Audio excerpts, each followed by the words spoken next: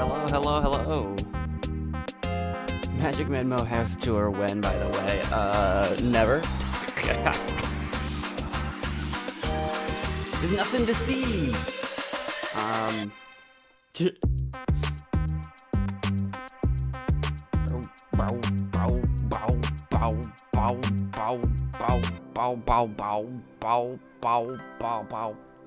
Hello. I figure since we're already chatting in the chat, I'll just switch over to here. I've moved some stuff around a little bit. I don't know if I like it yet. My microphone is over here instead of over here, which is weird because now the microphone's floating in mid-air, even though it's currently covered by this. But anyway, hi, morning. I'm sleepy. I'm just waking up. I feel like I have to lean into the microphone. I don't have to. I don't feel like I'm sleepy. I just woke up. Hello, well, good morning. Coffee time here. Derica just woke up as well. Good morning, Towering Tales, Timeaholic, and Derica. Good morning. Are you still? I am. I was up late. My sleep schedule is borked, so I stay up late and I sleep in late. So like I haven't had a lot of sleep because I was simply up too late.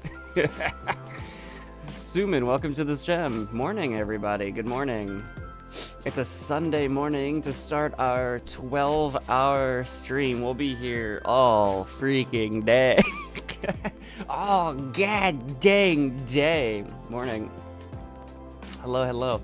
The house tour. I don't have anything. My house is a mess. No one wants to see that. Hello. Since this is a 12-hour stream, I suppose we will do a lot of stuff. So you would think that. You would think that, but you will recall that when we had our 8-hour stream, we had a similar notion of doing lots of stuff and did password game for half of it. You would think that 12-hour stream would mean a lot of stuff. It might be one thing for 12 hours, or it could be 12 things for an hour each, or who knows? You would think I would know. You would think, but I don't. I thought I knew with the 8-hour stream, and yet here we are. Your local psycho. Hi, good morning. Welcome to the stream. It's gonna be really fun, or not.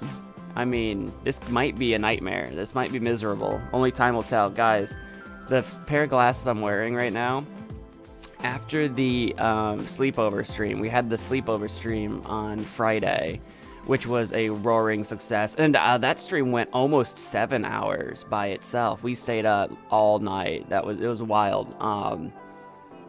And we kind of like hung out for most of it and played we did a little gaming, but for the most part we just kind of hung out. That was almost a 7-hour one. If you didn't catch the sleepover stream, if you missed parts of it, that was a long one. I was so tired by the end of that one. After that stream ended, this lens on my glasses popped out. We streamed so long my glasses fell apart. I fixed them myself, but it was super weird. It was super wild. I said we played 10 hours of Dress to Impress. About 2 hours of that game was about all I could possibly handle. I was running out of trend ideas. I was running out of costume ideas. I think that's about all I had in me. I don't know how to play that for much longer at a time. I won't be able to be here long because it's my birthday, but I get to stay until 4. Well, happy birthday, Psycho. Stay for however long you wish and enjoy your day. I will be here all day, so if you come and go, then whatever you gotta do. I don't expect anybody to be here for the whole thing. I don't expect anyone to be here from start to finish. That's a long, long stream. So, no worries there whatsoever. Happy birthday.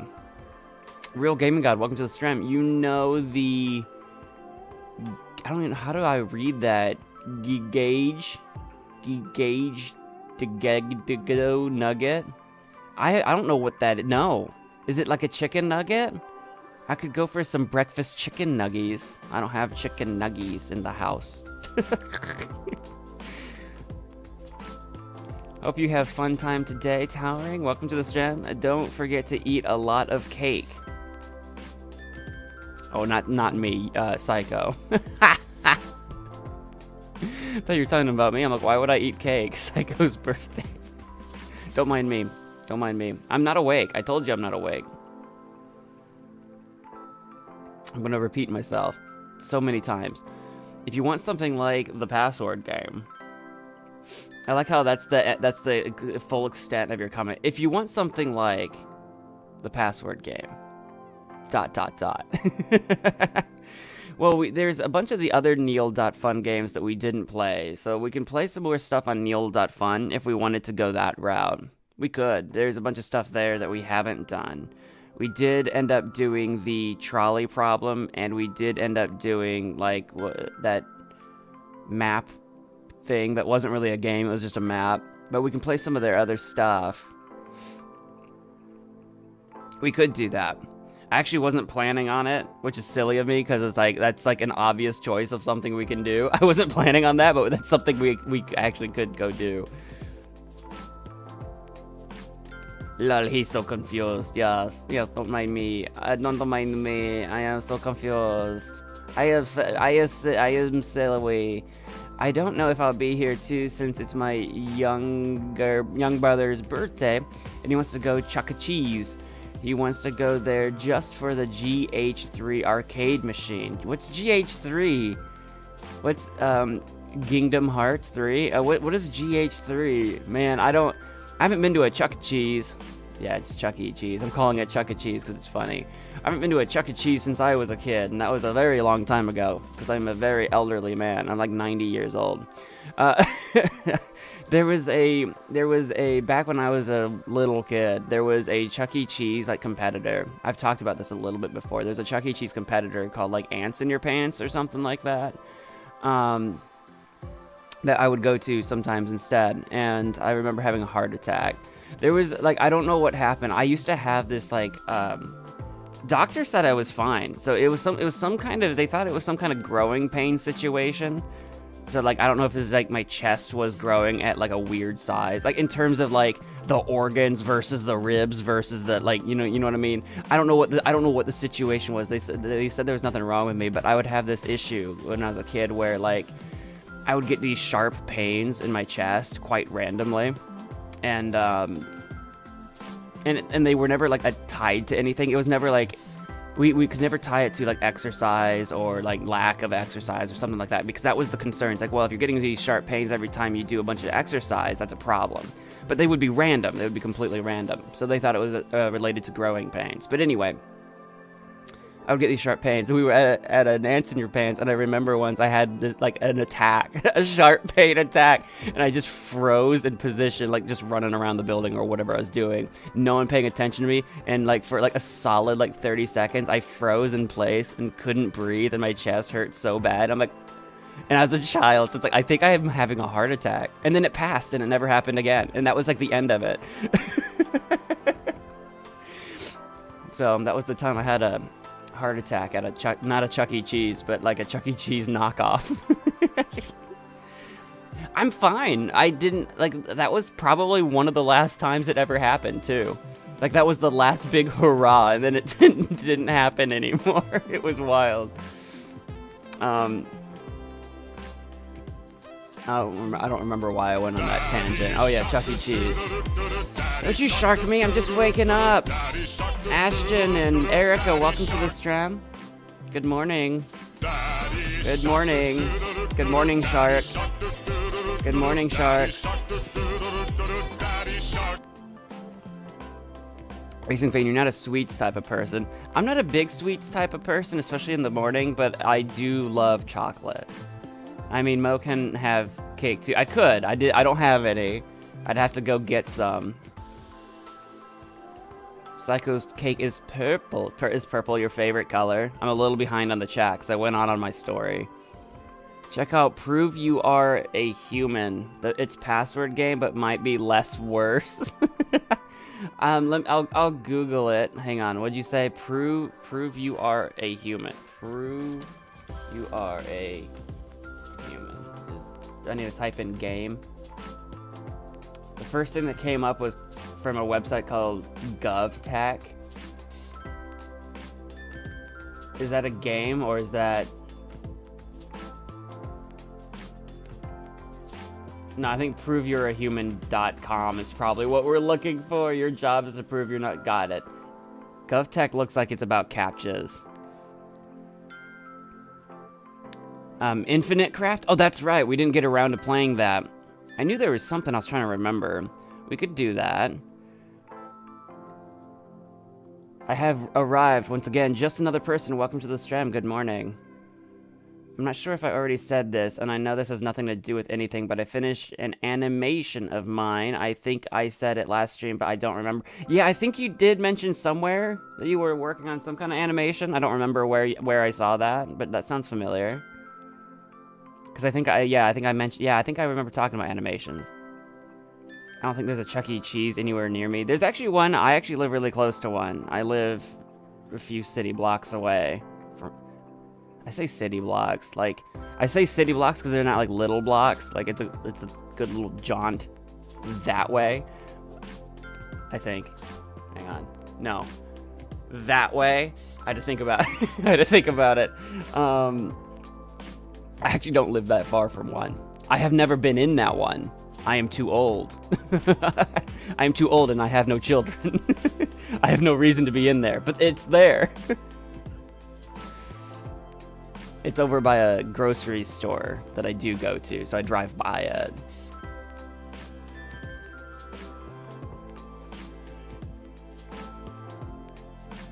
Mo, you should play this Roblox game I would play all the time. It's called In Plain Sight. I assume you mean In Plain Sight, but In Plain Sight. I don't know if we'll do Roblox today or not. We might. It wasn't one of my for sure plans, but maybe. I've had those experiences before. I went to the hospital as wellness. Yeah, so like I never really had to go to the hospital for my weird chest pain situations, but I mean like my doctor was aware of them because we brought them up at like checkups and stuff. Because I always had a yearly checkup. We had good health insurance, so I always had a yearly checkup. My dad worked for a university, so we got state insurance. It was good insurance. I was lucky. I was fortunate. I dreamt that this stream was canceled. I was running late. We started it like almost 20 minutes late. I was not awake. I dreamt that I was sleeping and then I woke up. Neil Fun. Yeah, we could do the Neil Fun stuff to start. We could do that.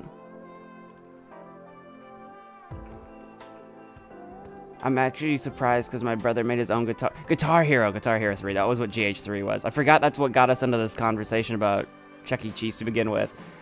Controller with a piece of plastic, nails, and a makey. What is a makey kit? And he's just 12 or 13. What is a makey kit? I do have a Guitar Hero guitar controller. Not here. It's in storage at my parents'. I've got a lot of stuff over at my parents' house. I haven't played Guitar Hero since Guitar Hero 4, I think. Was the last one I played.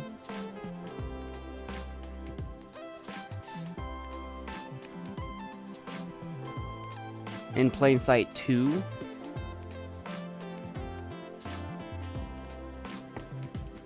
Play MM2DTI or Insomnia.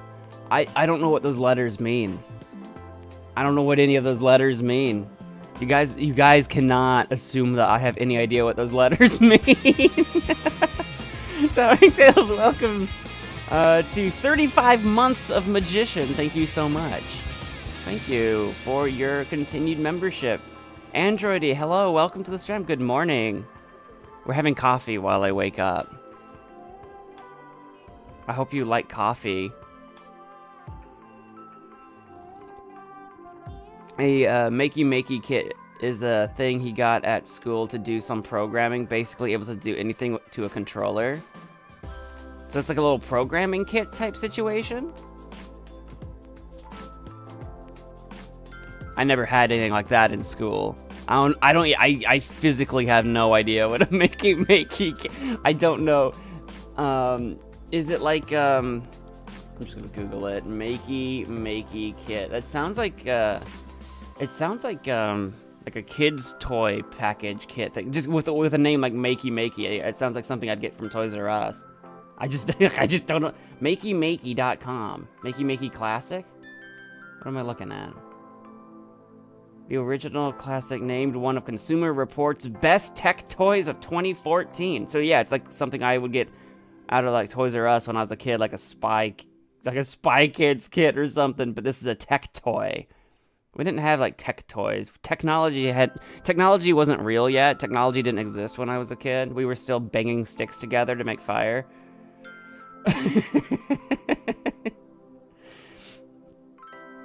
Thousands of possibilities. Draw your own game controller, sneak a cat selfie, and dance like never before. What do these things mean? What the heck does that mean? Just plug, clip, and play. Clip what? Like with like a clippy? Like a hair clip? I don't... What do you mean? I'm so fundamentally unsure. Oh, there is a video of someone plugging a bunch of like plugs into bananas. What am I looking at? Make anything. This is like, I'm looking at a fever dream. Someone's plugging like a computer chip into a banana and then playing like a knockoff Mario game.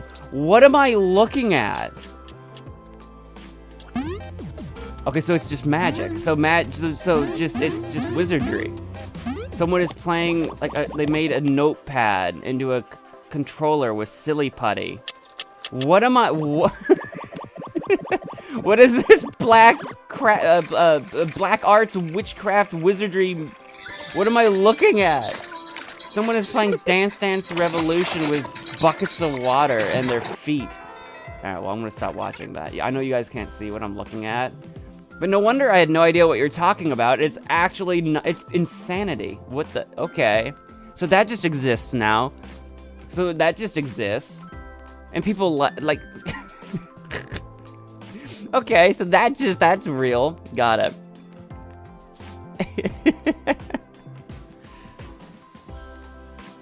I thought Derica was just speaking in tongues, but no, he was telling you were about as accurate to me about as possible. I just didn't. Oh, MM was Murder Mystery. Oh, I remember Murder Mystery. God, that's been a long time since we did that. I mean, it's been a long time since we did like Roblox, like, as its own stream. I know we did with Dress to Impress. Oh, that's DTI, Dress to Impress. Got it. I know we did that a couple days ago, but... It's 5:30 p.m. for you, Androidy. It's 10:33 a.m. my time. And I woke up, like, an hour ago or whatever. You'll be back, Timaholic? You better. I'm genuinely shocked how good he is at programming. Well, when you can create just straight up nonsense out of thin air, then yeah, there's an incentive. That sounds fun. He alone hacked our old Wii and ported like a dozen games. That sounds insanity to me. My name is Carrie. That reminds me of a song. Hang on. Hang on. Is it a Weezer song? No.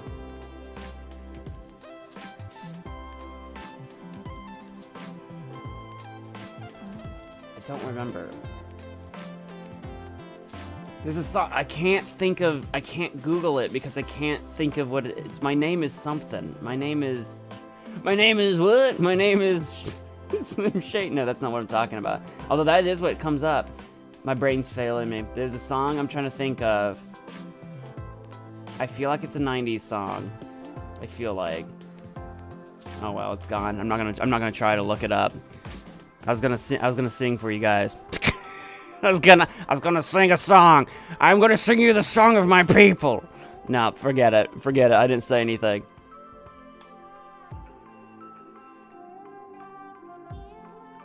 So where's the cake? I don't have cake. It's your local psycho's birthday. They have cake. They've got purple cake.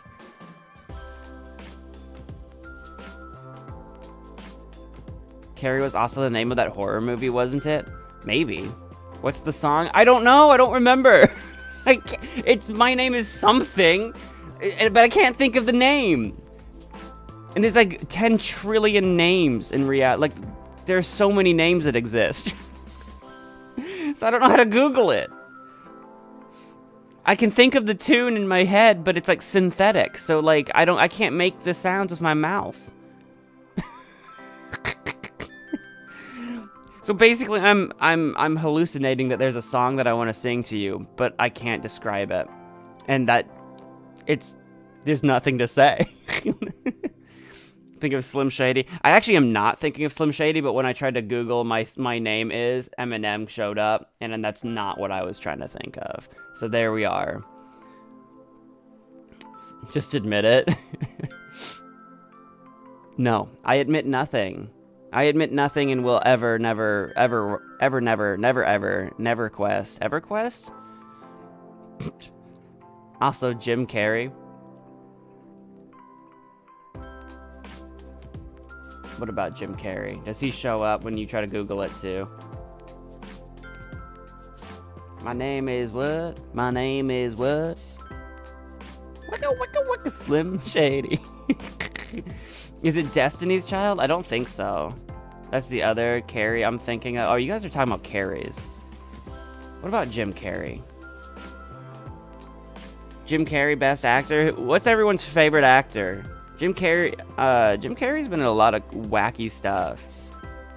What's the last thing Jim Carrey was in? What's the most recent Jim Carrey movie? Oh, I didn't click on the search bar.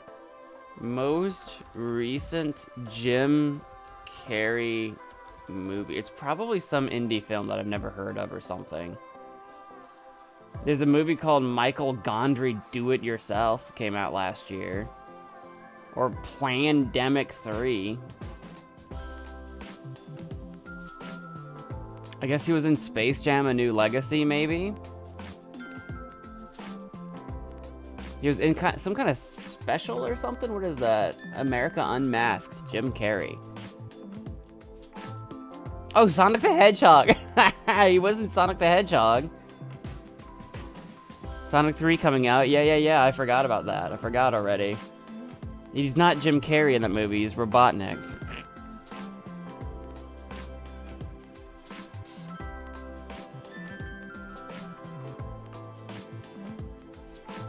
I'm between him, Adam Sandler, and Brendan Fraser. I assume that's what you meant when you said Brendad Fraser. God, what's the last thing Brendan Fraser was in? Adam Sandler is just always in Adam Sandler movies, but what was the last thing Brendan Fraser was in? Most recent Brendan Fraser. Isn't there an I in his name, or am I insane? No, there's no I. You spelled Fraser right. For some reason I was thinking he was in The Whale in 2022. A couple years ago. Because, yeah, I feel like I haven't seen anything he was in a long time. I feel like he wasn't doing movies for a long time. Like, everyone knows him from, like, The Mummy. Journey to the Center of the Earth. Oh, I forgot that movie existed. He was in George of the Jungle. I forgot he was George of the Jungle. Yeah, he was in a bunch of, like, old stuff that I have seen. But it's been so long, I feel like. He did The Whale. I never saw The Whale. David Tennant? Have I... Hang on, I gotta look up David Tennant movies, because I don't even know David Tennant movies. Have I even seen anything with him in it, like, ever? Or do I just know the name? I know that name, but have I even seen any of his movies? To be honest with you, I'm not sure that I have. Somehow. Jude, Bright Young Things, Quartermass. He was in So You Want to Be a Pirate. I think I've seen clips of that. I don't even know if I've seen a single David Tennant movie. Oh, apparently he was in How to Train Your Dragon. I've seen How to Train Your Dragon. Wait, did he play? What voice did he play in that? Was he the? Was he? What was the kid's name? Spoon or whatever? Hiccup? I think it was Hiccup. Spoon. What was his name? Spoon. Spoon. Oh my god. Doctor Who? Oh god, I don't remember which Doctor Who I would watch. I don't know. It wasn't David Tennant or anything. There was a Doctor Who that I've seen like 2 episodes out of. I've not really watched Doctor Who because like I don't really watch TV and it was never on a network I could watch. But I feel like I would love Doctor Who. What little I have seen of it, I'm like, oh, this seems like it'd be a fun show. Aaron Paul won a few Emmys. I need to look up Aaron Paul too, see what movies he's been in. The True Space Jam 2, Looney Tunes back in it. What do you mean the True Space Jams 2? Was there more than one Space Jam 2? Was there more than one Space Jam 2? I remember the OG Space Jam with Michael Jordan. That was the only Space Jam I've ever seen. I need to look up Aaron Paul here in a sec.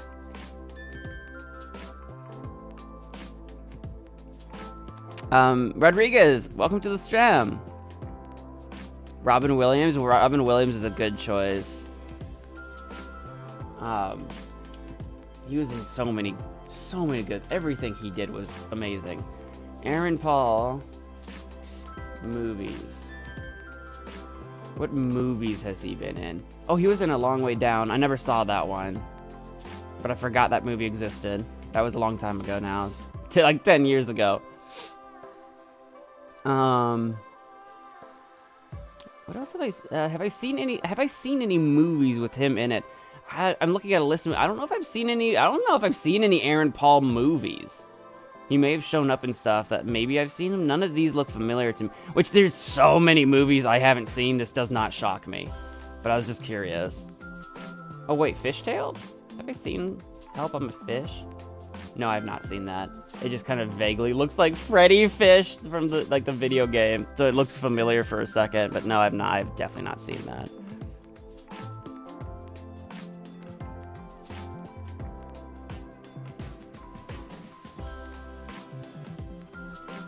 Robin Williams, wasn't he Zelda's father? That's one way to put it. Yes, he had a daughter named Zelda. Yes. I don't know what Zelda does. Is she an actress as well? I actually have no idea what she does. I have no idea. I love Back in Action. Back in Action that sounds familiar. I don't think I've seen it though. Oh, Looney Tunes Back in Action. Hold on, no, I do remember Looney Tunes Back in Action. They had a video game. I've seen the movie, forgot about it, but they also had a video game. I played the video game. I do remember Looney Tunes Back in Action. I do remember that. Oh, wow. Check TV shows. I'm only interested in movies. I refuse. You're gonna go help with the decorating? For sure, for sure. Aaron Paul and BoJack Horseman. Was Aaron Paul in BoJack Horseman? Wait, who did he play in BoJack Horseman? Did he play, what was the guy's name? Spoon? What was, BoJack's friend? Friend, Luke.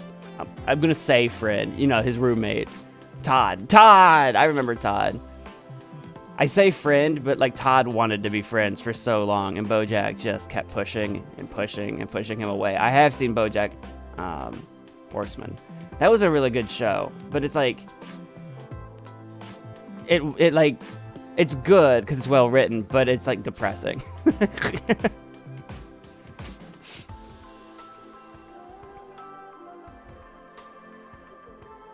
Favorite music artist or band? That one's hard.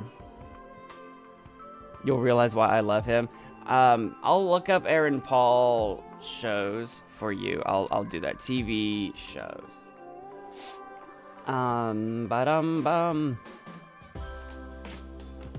People also search for, and it's like immediately Bryan Cranston. It's like, yeah, no duh. Yeah, because I know it's Breaking Bad and Better Call Saul. Yeah, I knew that. I didn't realize he voiced Todd in BoJack Horseman. Cause that one I've actually seen. I guess he was in Black Mirror. I've seen most Black Mirror. Right? I don't remember seeing him in it. That doesn't mean he wasn't. It just means I don't remember him. I guess he was in Bones. I never watched Bones.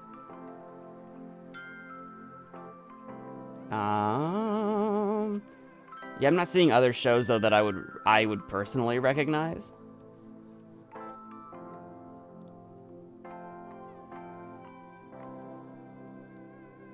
Todd Chavez. Is Todd your favorite character?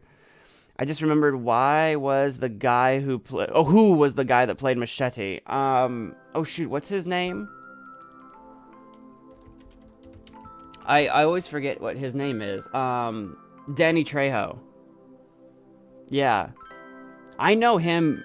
I've never seen Machete, but I know him for Spy Kids, when he was in Spy Kids. I've never seen Machete. I know what you're talking about, though. It's like, the guy that was in Machete. Oh, yeah, Danny Trejo.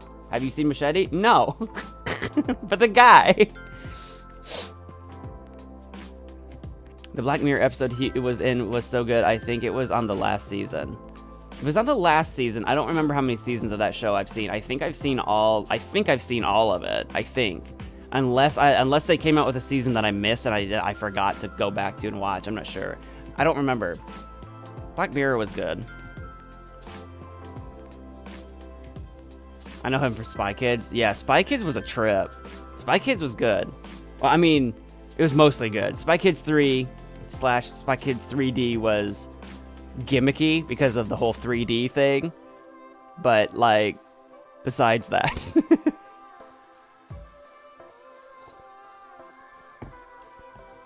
If we were doing favorite musician or favorite band, that one's really hard, though.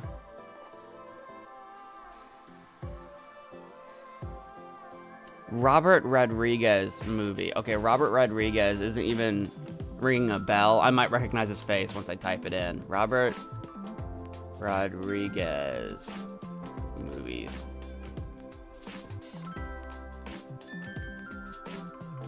Robert Rodriguez.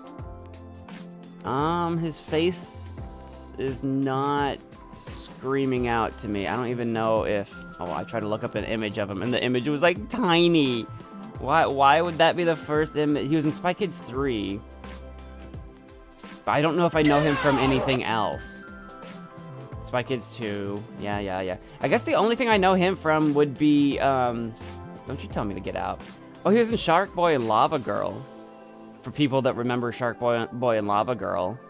He was in Alita more recently. I wanted to go see Alita, and I never did. Okay. He was in Sin City, but I never saw Sin City. That one's one of the older classic ones. I say older. It's like 2014 for the Sin City. A Dame to Kill For. I think it was like a classic-ish. I thought it got well reviewed critically. I thought, unless I'm thinking of something else, but. Yeah, I guess only Spy Kids. I guess only Spy Kids for Robert Rodriguez. Hey!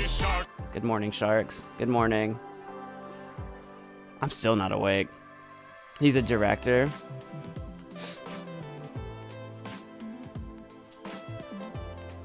I love the fact that Machete is actually canon in Spy Kids. Spy Kids was such a goofy show. Or, not show, series. Series of movies. It was goofy. I should watch more movies or shows. Suggestions. You're getting a bunch of them here, Towering. There's lots of suggestions here.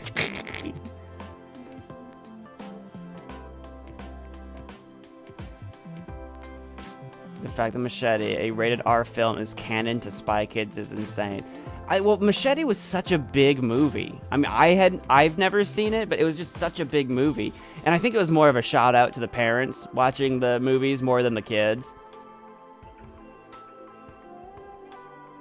The escape room movies. Shark Boy, that's where the shark came from. Shark Boy, shark. I don't think I've ever heard of the escape room movies either. Hang on. I gotta look this up. Escape room movies here. Escape room.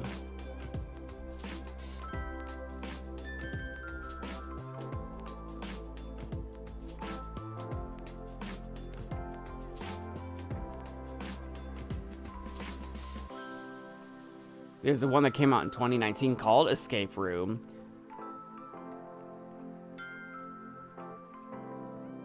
Might be something I have to look into. Especially if they're like kind of horror-esque, since we're coming into October for Spooky Month. The Belko Experiment. The Belko Experiment. That was in 2016. I see some dudes in ties. I'm trying to get like a synopsis here, but they're not making it. There we go. An ordinary day at the office becomes a horrific quest for survival, and 80 employees at the Belko Corp in Bogota, Colombia, learn that they are pawns in a deadly game. Ooh. Ooh. Or Velcro, you call it. Why? Why do you do that? Cliche, Lord of the Rings. I mean, classic, obviously. Lord of the Rings is an easy recommendation. At least the Lord of the Rings trilogy, I am not a fan of. I think we were talking about this on the recent stream. I'm not a big fan of the Hobbit trilogy. I say stay away from those, but the original Lord of the Rings trilogy is great, is fantastic. So, you got that. That's an easy recommendation, of course. Fortnite or Hunger Games in an office building, which I've been known to partake in a death games type show. That's like what the genre is like called. It's like death games. Is like the name of the genre. When you've got movies that are like that, where it's like, you know, you've got like a group of people that are in like an isolated situation, and they either have to kill each other or are otherwise avoiding death by some maniac or something. Which is actually a good, which makes me wonder if actually it's almost in more recent years that we've had so many movies that fit that definition, and it makes me wonder if technically the Saw movies fit in that definition. No one ever says so, but I guess technically.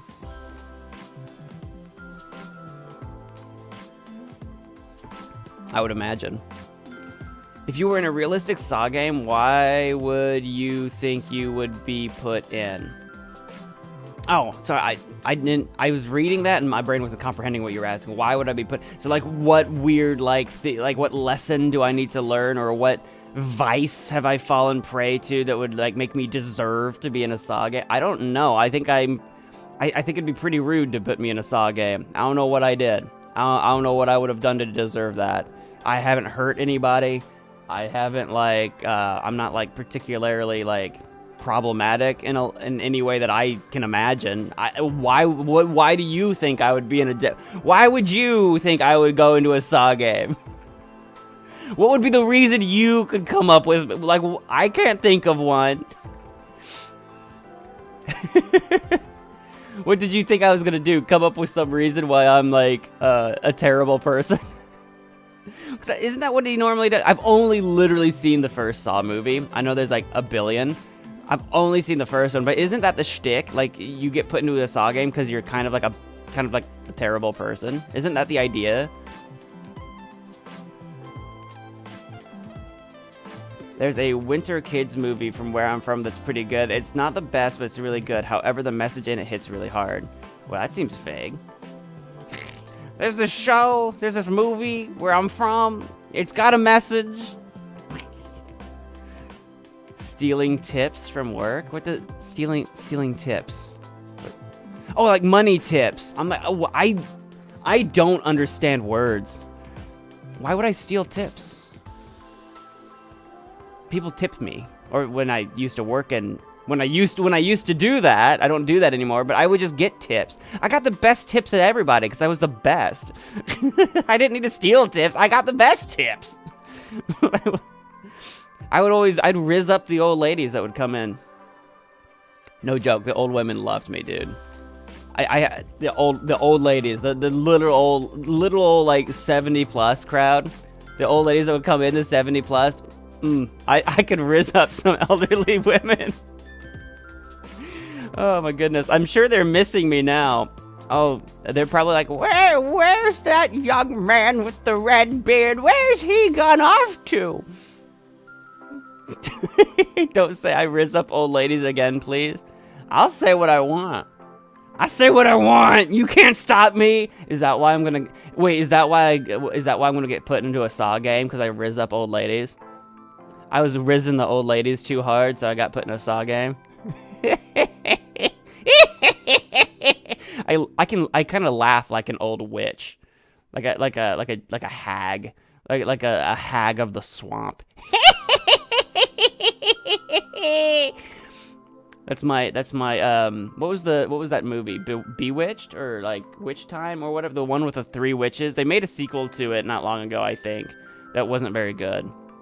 What was that movie called? I don't remember.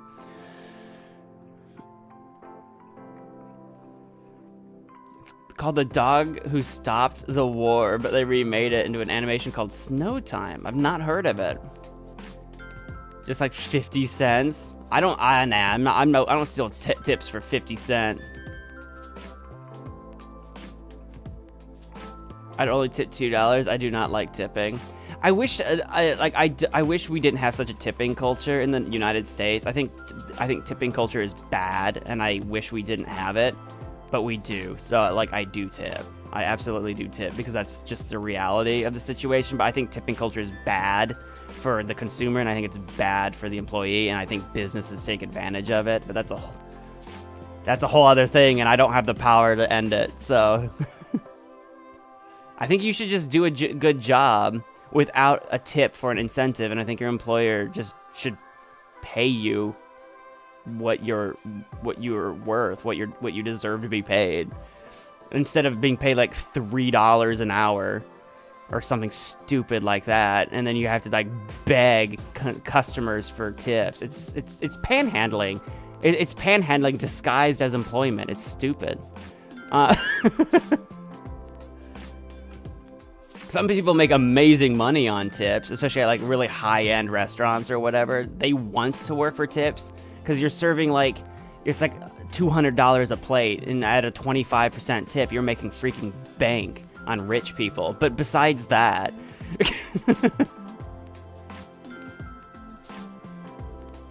I could recommend a movie, it'd be The Outsiders. It is one based on a book. I remember The Outsiders. Yeah. I never read the book, and I think I watched the movie like in school. I don't even remember anything about it. I think I spaced. I think I read a different book during the movie. I didn't actually care for it at the time, but I think maybe I didn't, but I don't remember a single thing about The Outsiders, and I feel like I've seen it, or maybe we were gonna see it or something. I don't remember. I know what you're talking about though. You're a ton, pal. Hocus Pocus! That was the movie I was trying to think of earlier. Hocus Pocus. That is what I was trying to think of.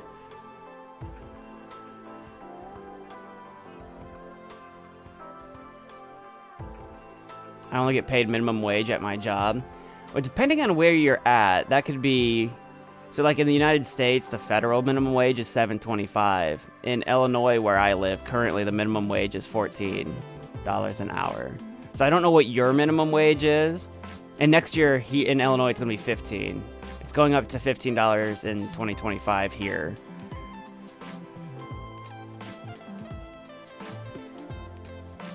Back when I started working, when I entered the workforce for the first time in Illinois, I think the minimum wage was $8.25. I was paid $8.25.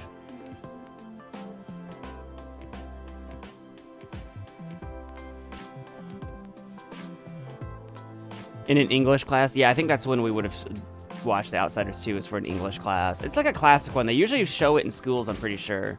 Was it based in Oklahoma? Something like that. It sounds about right. Let's get it started. Ashton, what do you think we're doing?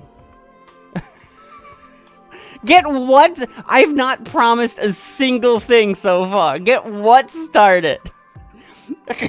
Let's get it started. This is 12 hours of stream. We started, my man. This is it. We will do many things, and one of them includes me sitting here, talking, drinking my first mug of coffee in the morning! There, I shouted, so now I'm awake. I was singing a song, old man. No, you weren't. You were just chatting. Let's get it started, question mark. If you're singing in a room by yourself where I can't hear you, that's beside the point. It's not a MagicManMo stream until I've screamed at Ashton at least once. At least.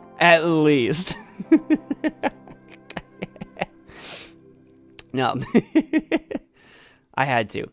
You're gonna take a break, Tyler? But don't take a break for too long. We're gonna actually play some game here soon because it is 11 o'clock now. So we'll jump into some Neil.fun to get started with gaming. To start our gaming. Hey, thank you for the $2. See, this is what happens. I yell at Ashton, and he gives me $2. This is a toxic relationship we have with one another, Ashton. I yell at you, and then you reward me for it. I abuse you and bully you, and then you reward me for it. It's very toxic. Like, it's really not healthy. Thank you. Maybe we get another game of Truth or Dare. We played that for a lot longer than I actually anticipated during the sleepover stream, which was fine. We played that for longer than I actually meant to. I had other stuff like that we could do, and we didn't get around to. I was enjoying myself, though. That was the point. The point was enjoying ourselves. Hey, Derica, thank you for the 50 as well. Thank you. No, young man. Derica, do I need to start abusing you now? Do I need to start yelling at you? It won't feel as authentic that I'm not yelling at Ashton, but do I need to start making fun of you? Derica! God darn it! You idiot! I need to have an abusive relationship with my best viewers. Hang on, we got a chair in the chat. We gotta say hello to the chair. We do have to say hello to the chair. Oh god, it's so hard for me to stand up. I don't know why I'm like broken this morning. Everyone take a moment to say my chair is currently, oopsie.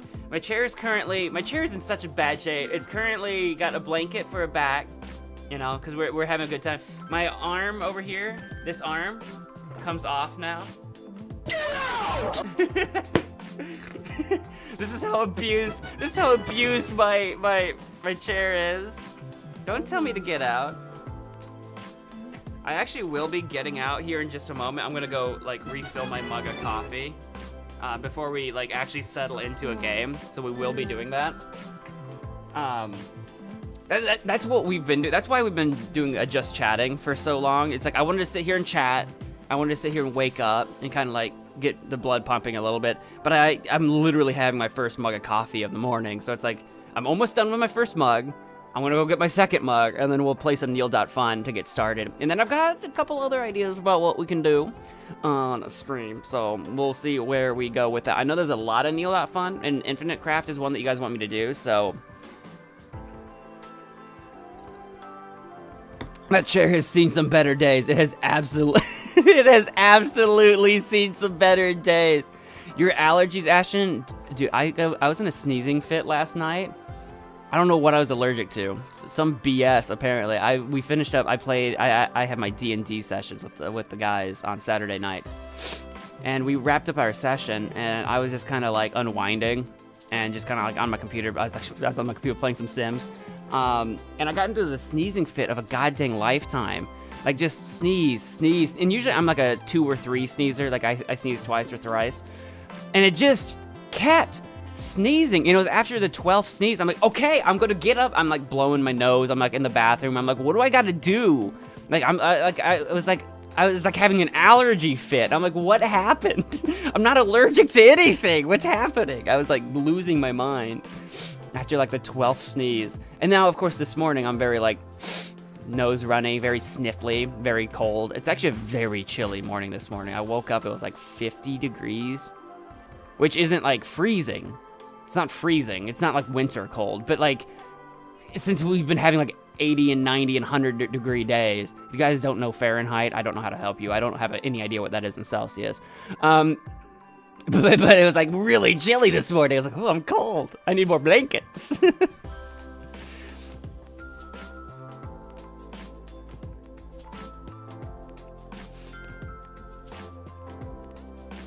Ashton, now give me money. I'm broke. Ashton, we can't give each other money back and forth. YouTube will just keep taking a slice away until like we're both broke. I was opposing Ashton. I help you and you spit me in the eye. That's what I do. I mean, why are you surprised? That's what I do. I don't pretend to be anybody else. That chair's seen some better days. Chair, blink twice if you need help. If it could blink, it absolutely would. You've sneezed like 30 times. What I do is that even if I don't feel like I have to blow my nose, I just go try. That's what I do to try to stop the sneezing, and that usually does it. That's usually what does it for me. That's the part where it's like, I'm just gonna go try to clean out whatever I could clean out, because something is triggering. That's what I do. It's so cold in Cheeseland. A little further north, I'm sure you're a little chillier than we are right here. And probably not by a lot, but a little bit. I'm going broke because of YouTube. Well, YouTube takes that cut. It has to take their cut of everything.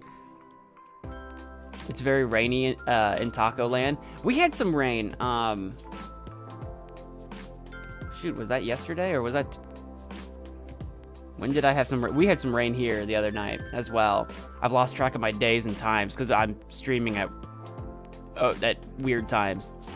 It's like, it's a Sunday. It doesn't feel like Sunday because we're streaming.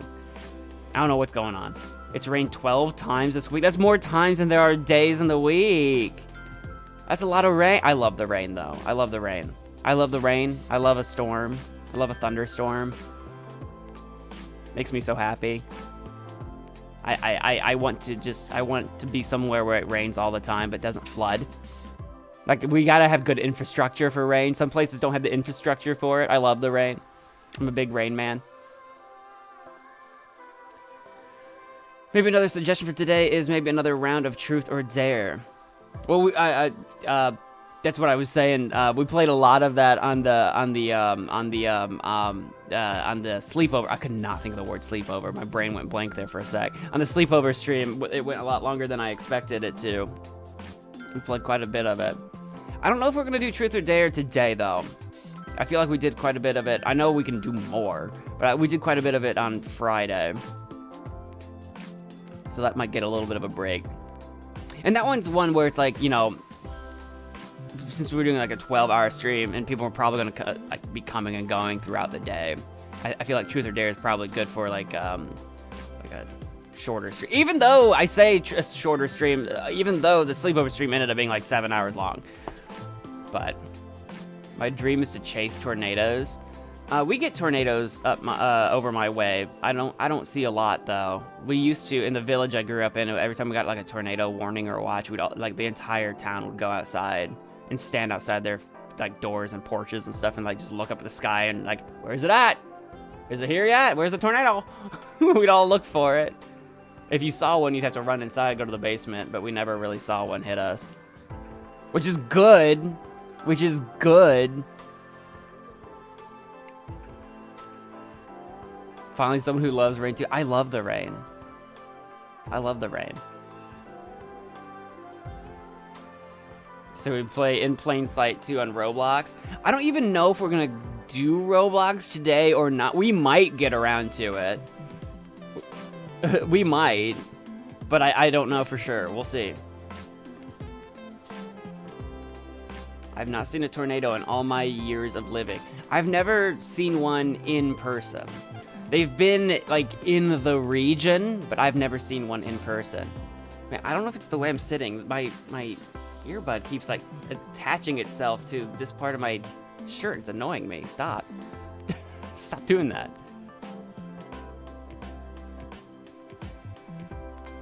What time have we got? 11:09? Okay. We've been streaming almost an hour already, so I think I'm gonna go get my second mug of coffee. I'll be back in a moment. So if everyone needs to go get their own coffee, tea, hot chocolate, whatever suits your fancy this morning, take a bathroom break, grab a snack, whatever you gotta do. I'm gonna probably be back in just like a minute or two. The state I live in is naturally protected from them, also from quakes. I feel like the town that I call it my hometown because I went to school there, but it's not when I say the village I grew up in, that's not the same place I went to school. But my hometown that I went to school in, I feel like is naturally protected against tornadoes too, because we've had lots of tornadoes around that place, but they never go towards it. It's like they go around it.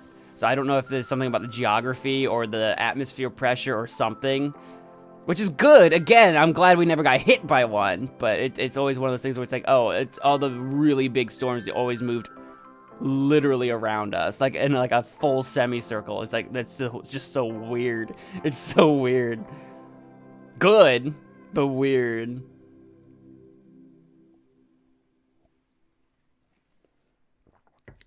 All right. I had to chug the last of that bit of coffee. Like I said, I'm gonna go refill up. We're gonna start with some Neil.fun. We can do the infinite craft to just start with.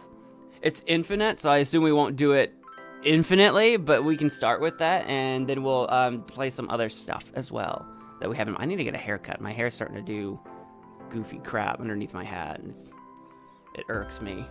It irks me. I shall be right back. I'll return in a moment.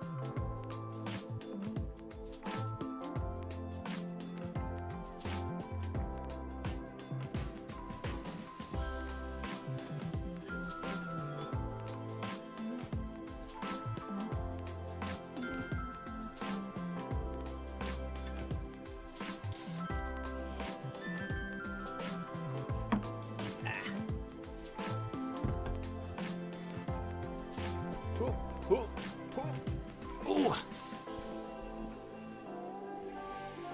Alrighty. I'm back. Are you guys still there? Is there anybody out there? Cause it's getting harder and harder to stream. No, I'm just... Is there anybody out there? I got my coffee. I did a little more than I said I would. I got my coffee. No, we all left. Fantastic. I got my coffee, and then I made toast. I have buttered toast.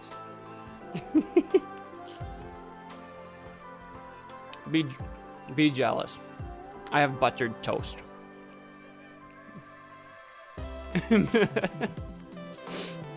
You should all be super jealous.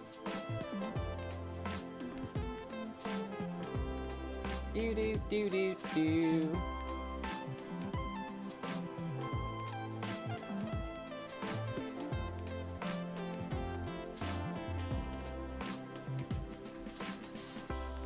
I need to move my stoof. Where'd it go? There it is. I need to move my stoof. My stoof needs moved. There we go. Do do do do do do do do. Oh, look, it's apparently, I don't know if that's about. I can capture more of the screen than that. I'm over here. Hey, you can see part of my room. my webcam setting is all goobered up. Hold on, I'm all goobered up from the sleepover stream. I'm all goobered. I'm all goober gabbered. And oh Jesus, I did not mean to move the chat. Well, actually, do I need to move the chat? Do I need to move me? The chat's normally over here, I think. Question mark. I will say, I do have a giant floating this out in the middle of nowhere now, which is definitely, certainly a thing. Do-ba-do-do. Do-ba-do-do. Hey, hey, hey. I've got that song stuck in my head right now. Goodbye. Rap-a-dop-bop. Rub-a-dope-dope. Dip-dip-dip. Dooby-dop. I don't know why it's really fighting me here. Here we go.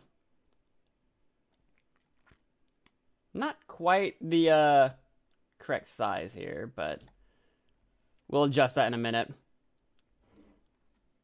Disembodied Mo.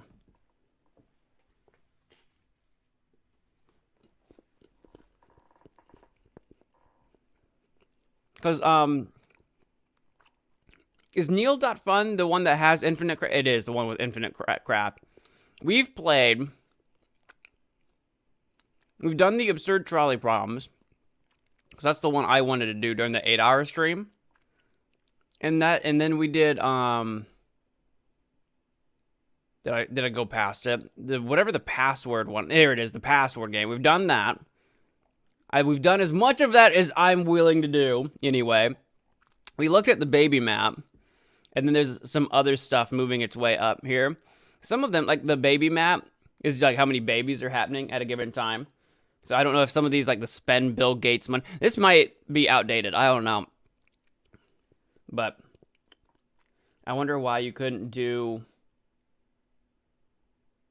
So I need to pop out chat because I can't read past the silly little heart. In the bottom corner there. Here we go. I need to stretch out my chat window. Why you couldn't do it on the 8-hour stream? What do you mean you wonder? Go watch it. Then you won't have to wonder anymore. Go watch it. Then you wouldn't have to wonder.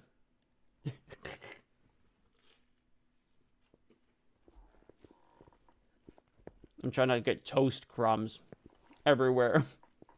But I want to eat toast. I was there, Mo. Were you? If you're sitting here wondering, Ashton insists we go from bottom to top. We have 12 hours. So we can do that. I want to get to Infinite Craft at least, since people have asked for that. But we'll look at a couple of these. We'll look at a couple of these. Like the spend Bill Gates money. $100 billion. What's Bill Gates actually worth now?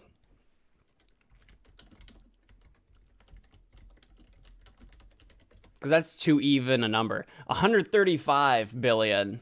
I don't know if you guys can see that, but 135 billion is what he's worth now. I like how they're like, I can buy a $15 book. I don't buy books for $15. I buy them on sale. I don't buy books for $15. That's a lot of dollars. I mean, if you can, God bless. But I'm going to try to like, sorry, I couldn't find my settings, but I'm going to try to, I don't like the black bar. I'm trying to stretch, that's the word. I'm going to try, there we go. I'd rather do that.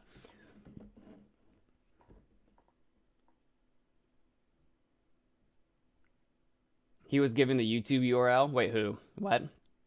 Get me 50 million Big Macs? I don't think I can click it 50 million times. That's too many times. $2 for a Big Mac. Yeah, this is wildly out of date.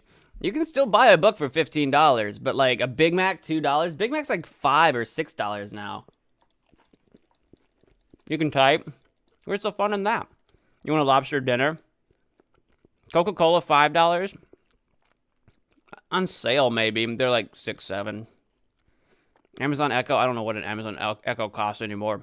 Smartphone for $700. They're more like $1,000 now.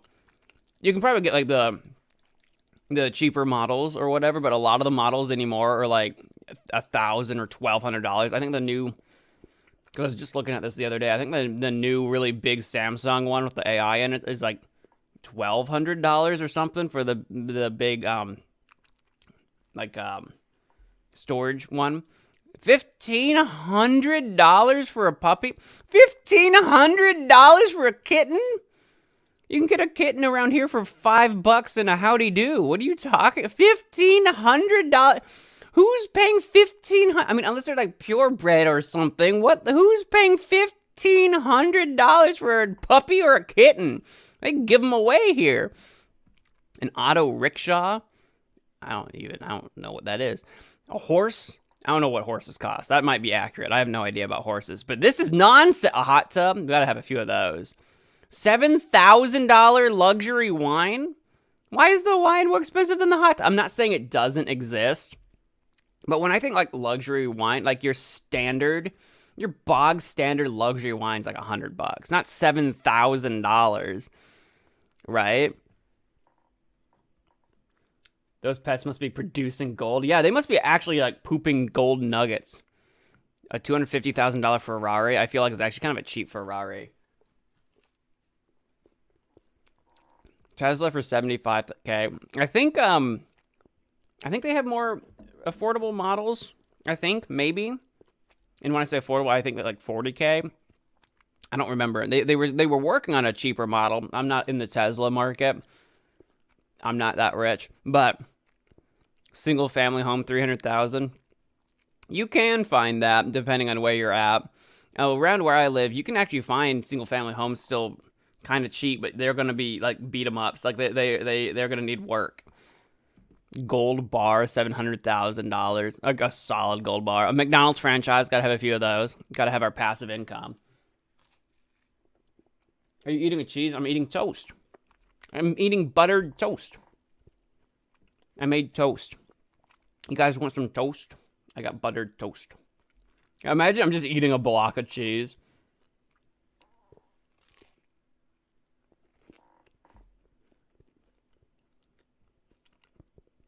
Buy 60 ads. Is an ad a thing? Super Bowl ad. I can buy a few of those. I bought 20 of them. 21. A Formula One car. A $45 million mansion. I mean, like, we haven't even busted a single $1 billion yet. I love eating blocks of cheese. Cruise ship? Yeah, we might as well buy a $1 billion cruise ship. Almost $1 billion. And $1 billion skyscraper. Might as well. For giggles. We gotta buy the skyscraper to put the cruise ship into, you know? The Mona Lisa. I don't know where they come up with that number. $780 million for the Mona Lisa. Is that something someone has actually offered to like buy it for? Because it's priceless. It's a French national treasure. It will never sell. $2 billion NBA team. We'll buy like 10 of those. We like own the NBA now. We have our own Big Ten network. Which even back in the Big Ten, I think when they started, they even like, it didn't take them very long to immediately have 11 teams in it. Should we buy with Jeff Bezos' money? I know. Bill Gates is worth $135 billion. What is Jeff Bezos? Bezos is worth $190 billion. Because Bill Gates used to be the richest man in the world.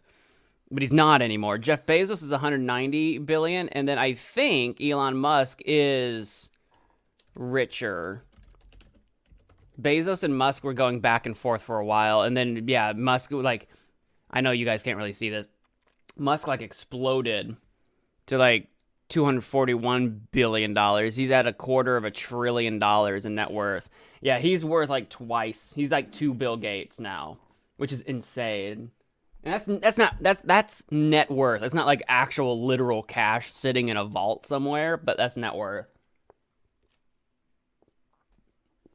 By all 30 NBA teams. There, I did it. Yeah, I can't even keep clicking. I can't click buy anymore. That spent most of our money. I'm going to buy a lot of cruise ships. I'm going to buy 30 cruise ships, one for each NBA team. There we go. Now we have but a measly $6.6 billion left. Was your just top background a squirrel? Yeah. There he is. Don't worry, it'll change too. The backgrounds change. It's my squirrel. It's just, this happened. What happened to Spyro? Remember when my computer exploded? It changed my backgrounds. And when I had to do a fresh Windows install, it changed my background to just a rotating like series of just different Windows backgrounds. And I just never fixed it. I just never got around to it because I'm just lazy.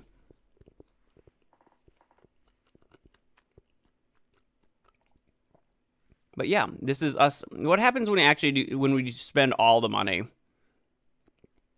What happens when we spend all the money? Anything? Like, can I get it down to literally exactly 0?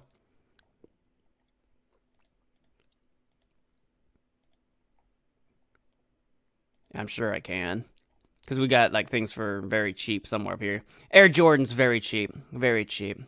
Very low class. Very poor. Very demure.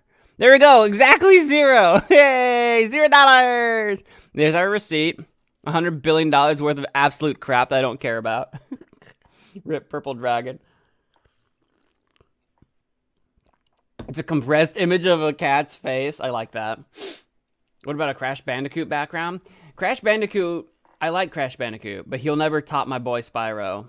Spyro's my boy. Spyro's my guy.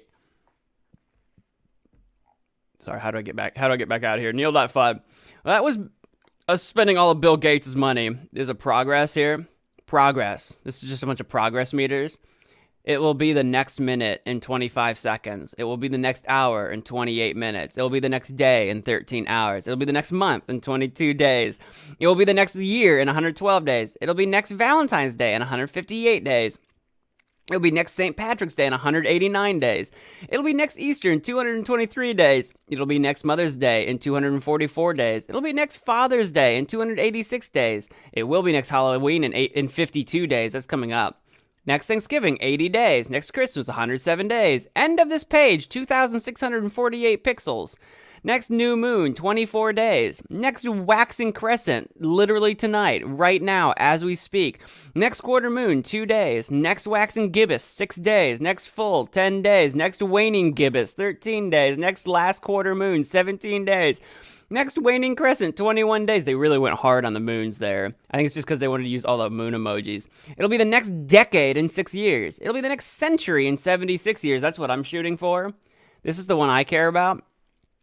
If I can make it to the next century, I was born in the 20th century. We're living in the 21st century. If I can make it to the 22nd century, I will have touched 3 centuries.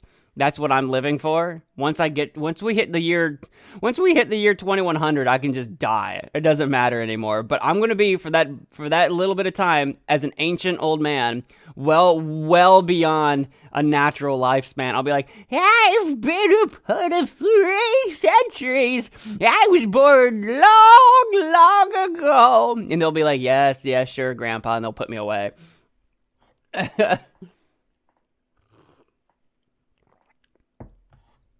Good luck, I guess. That's the plan. I'm gonna stay alive by pure coffee and spite.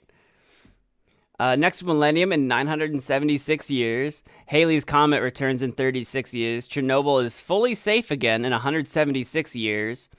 Voyager 1 reaches the Oort cloud in 286 years. The Milky Way collides with Andromeda in 4 billion years. And if we're still around, we'll not even notice, because it's not gonna crash into anything. The sun dies in 5 billion years. So what's the point of doing anything? We're all gonna explode. The heat death of the universe in 10 to the 100th power years left. We have a significant amount of time left on that one. We got some time on that one, but I will say we would probably, unless we invent multi-universal travel or something, we will be dead long before the heat death, because the heat death is when there's no energy in the system left. You get out! Things will be so stretched far apart from each other well before that, but heat death is the death of the universe. In theoretically. Heat death of the universe. Sako, welcome to the stream. 12 hours. Wow, yeah, we're doing 12 hours. Welcome. We might transcend and become little deities of our own and travel the multiverse. Who knows? Maybe that's possible. We got a lot of time to figure it out as a species. Or we'll die out and go extinct. Who knows? And anything in between. Draw logos from memory. Oh, that's not going to go well. Draw the McDonald's logo. Ba-da-ba-ba-ba. Double arches. This probably needs to go a little bit further down. Because technically, I know it looks like an M, but technically it's 2 golden arches. Yeah. Kind of imagine that the arches are actually 3D. They go backwards a little bit, and it's 2 arches that meet. It's actually not an M, but it's absolutely an M. So I needed to bring this down a little bit more, but yeah. It looks like Big Bird's toes. I don't see it. I have no idea what you're talking about. Draw the Nike logo. That's the just... Why did I click that? That's just do it, right? Nike, just do it. Yeah. I did more like a check mark instead of a swoosh. Look, I am not gonna be particularly artistic. What do I look like? I'm not using a drawing tablet here. You're gonna get what you're gonna get. Draw the Apple logo. Isn't that an apple with a bite taken out of it? Whoosh. And then there we go. And I don't remember honestly if it's got a stem and leaf or not. I kind of think it doesn't. I kind of think that leaf goes on the other side. No, there's no leaf. Or I guess the stem is leaf shaped. I was kind of thinking, I'm like, I knew this wasn't right, but I was like, I kind of feel like it does. It's because it's got like a leaf forest, where the stem would go. Okay, yeah, I tricked myself a little bit there. Take that, Apple, nerd. Take a bite out of it, nerd. 2036 is in 10 to the 100 power years. No. 2036 is not the heat death of the universe. It might be the end of the world, but it won't be the heat death of the universe. Man, it's gone to take a while to reach my 30s. What are you talking about? Click the circle under the logo to change the color you see. Yeah, well, I may or may not do. I was not gonna color in the apple. I wasn't gonna do that. I'm lazy. Draw the Starbucks logo. Oh, good freaking luck. Okay, we got a woman, and she's like, I don't know. We got like a woman here, and she's like a mermaid. So this is her mermaid tail going behind her or something. And aren't there like stripes or some nonsense? I remember the background being kind of intricate. I don't remember what she's wearing. She just here. It's a shirt of some kind. Maybe it's got buttons. It's a button-up shirt. You have to trust me. It's a woman. See, it's like a woman mermaid thing. Like you got like the mermaid tails. I thought it was on both sides. Oh, she's got like a crown, not stripes. That's what it is. A crown. I don't go to Starbucks. I do not spend much time looking at this logo. There is a Starbucks not very far from. I'm so close to a bunch of random things. There's a Starbucks not too far from me, but I make all my coffee at home. Such a beautiful perfection. Basically, it's the Mona Lisa.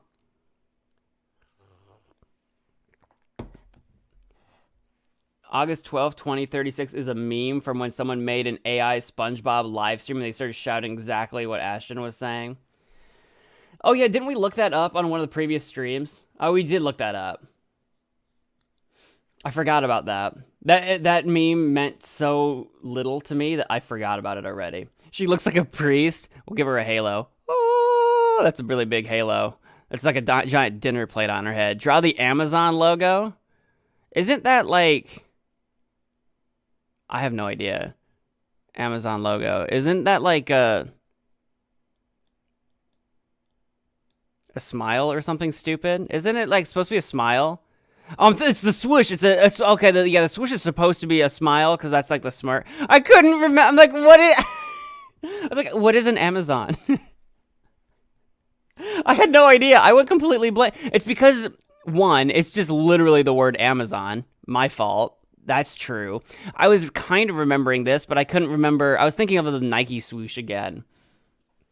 Was that you need two colors? You need two colors! I thought the logo was a goddamn smiley face. You think I'm gonna remember colors? I'm colorblind. You forgot the A to Z arrow? Yeah, I did. I really did. Well, I kind of remember that it was a thing, but I was more like... Because it's supposed to be an A to Z, like an arrow, but it's also supposed to be a smile. Because this is the little smirk at the edge of your mouth. There's a whole philosophy in their design. It's the A to Z, and I think A to Z because back in the day, before Amazon was Amazon, they were like A to Z Publishing or some nonsense. So they had a different name when they were founding the company, and then they had this like motto that had something to do with A to Z. They went through a couple of rebrands, then they settled on Amazon, then they needed the logo, then they were like, well, the A to Z point harkens back to the original Amazon, and then it's also a smile to make you subconsciously like Amazon more. There's actually a whole philosophy behind this.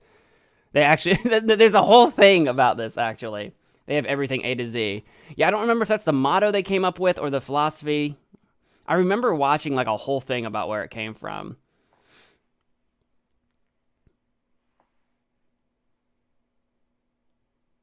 Young Gorgot.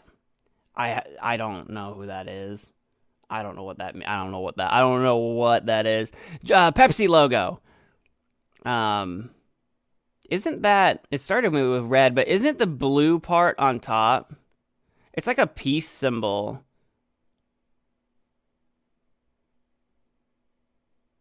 Kind of like that. Isn't it blue on top, though, I think? I feel like. If I had to, like, very carefully color this in... Here's the other thing about... Here's why I'm so lazy when it comes to drawing, too. It's like, I'm sitting here drawing... with one, a mouse, so it's not a tablet.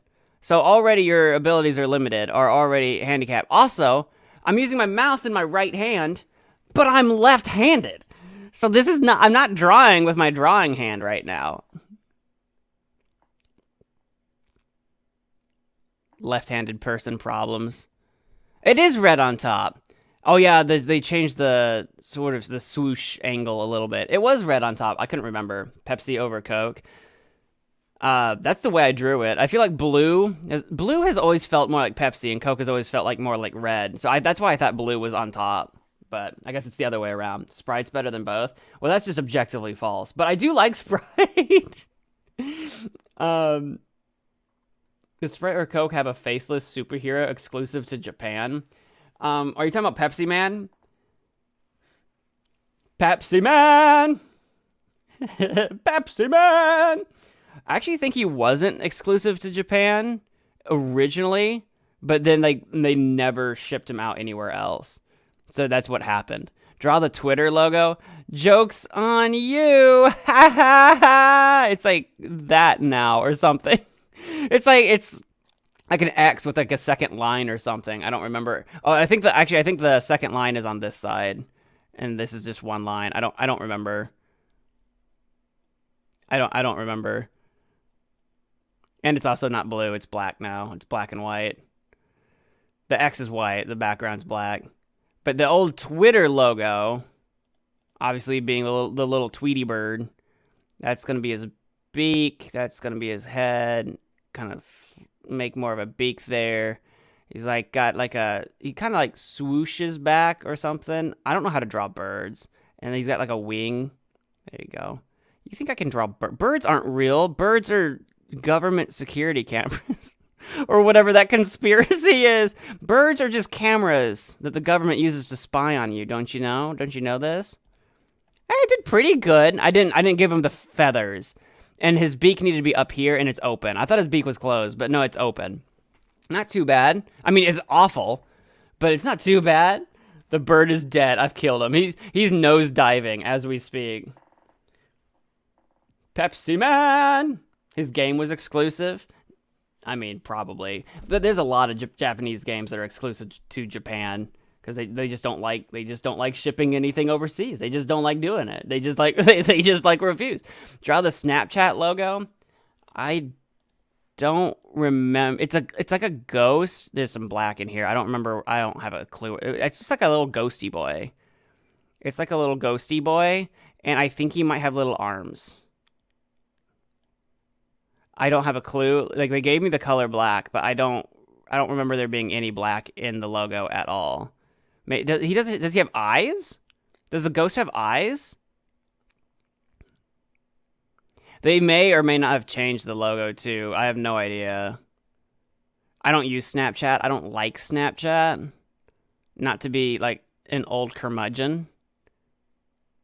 But all I ever got on that, I don't have friends that use Snapchat because I'm older than Snapchat and we don't use it. But like, all I ever got on Snapchat was random like scams and spams and stuff. I don't think he's got eyes, but I'm gonna give him eyes. Oh, the outline's black. I was wondering, they gave me the color black and I'm like, I don't remember there being any black in the logo. But yeah, the outline. Yeah, I wasn't gonna do that. Get out of town. Get out of town. Elon Musk stomped on my Twitter bird that basically, I can't reach that. I'm like sitting so weird. I'm all leaned over. He used to have eyes. Did he? Did he used to have eyes? I kind of wondered. Elon already cremated him. He roasted that bird. Yeah, he really did. NASA logo. Good Lord, no. Are they talking about do they really want me to? Shouldn't the background be blue? Because isn't it like with a white swoosh and like a red globe or some nonsense? I don't remember. It's like, hang on. I might be thinking of a completely different freaking thing, by the way. But I don't want to color the whole thing. I didn't mean to do that. There's not an undo button. Deal with it. Deal with it. Isn't it literally like whoosh? It's like a little Earth with like I think that's supposed to be like a satellite going around the Earth, and then in black it's just like freaking NASA or something. Hey, I was kind of right. Oh. Okay, no, there's the swoosh that I was thinking that was in orbit. It is a blue background. I usually see it as a blue background, not a blue circle. It's got a couple stars, and it's not the red orbit. It's a red swoosh. I don't know what the swoosh is about. Oh, okay. Yeah, no, I could not. I didn't remember. And the NASA goes down here in white. Okay. I kind of was there. I love NASC. It's not a Q. It's an A. This. Oops. Oh, I can't go down there. Shoot. I can't show. That's not a Q. Here. Now it's a Q. My favorite company, NASC. Draw the Google logo.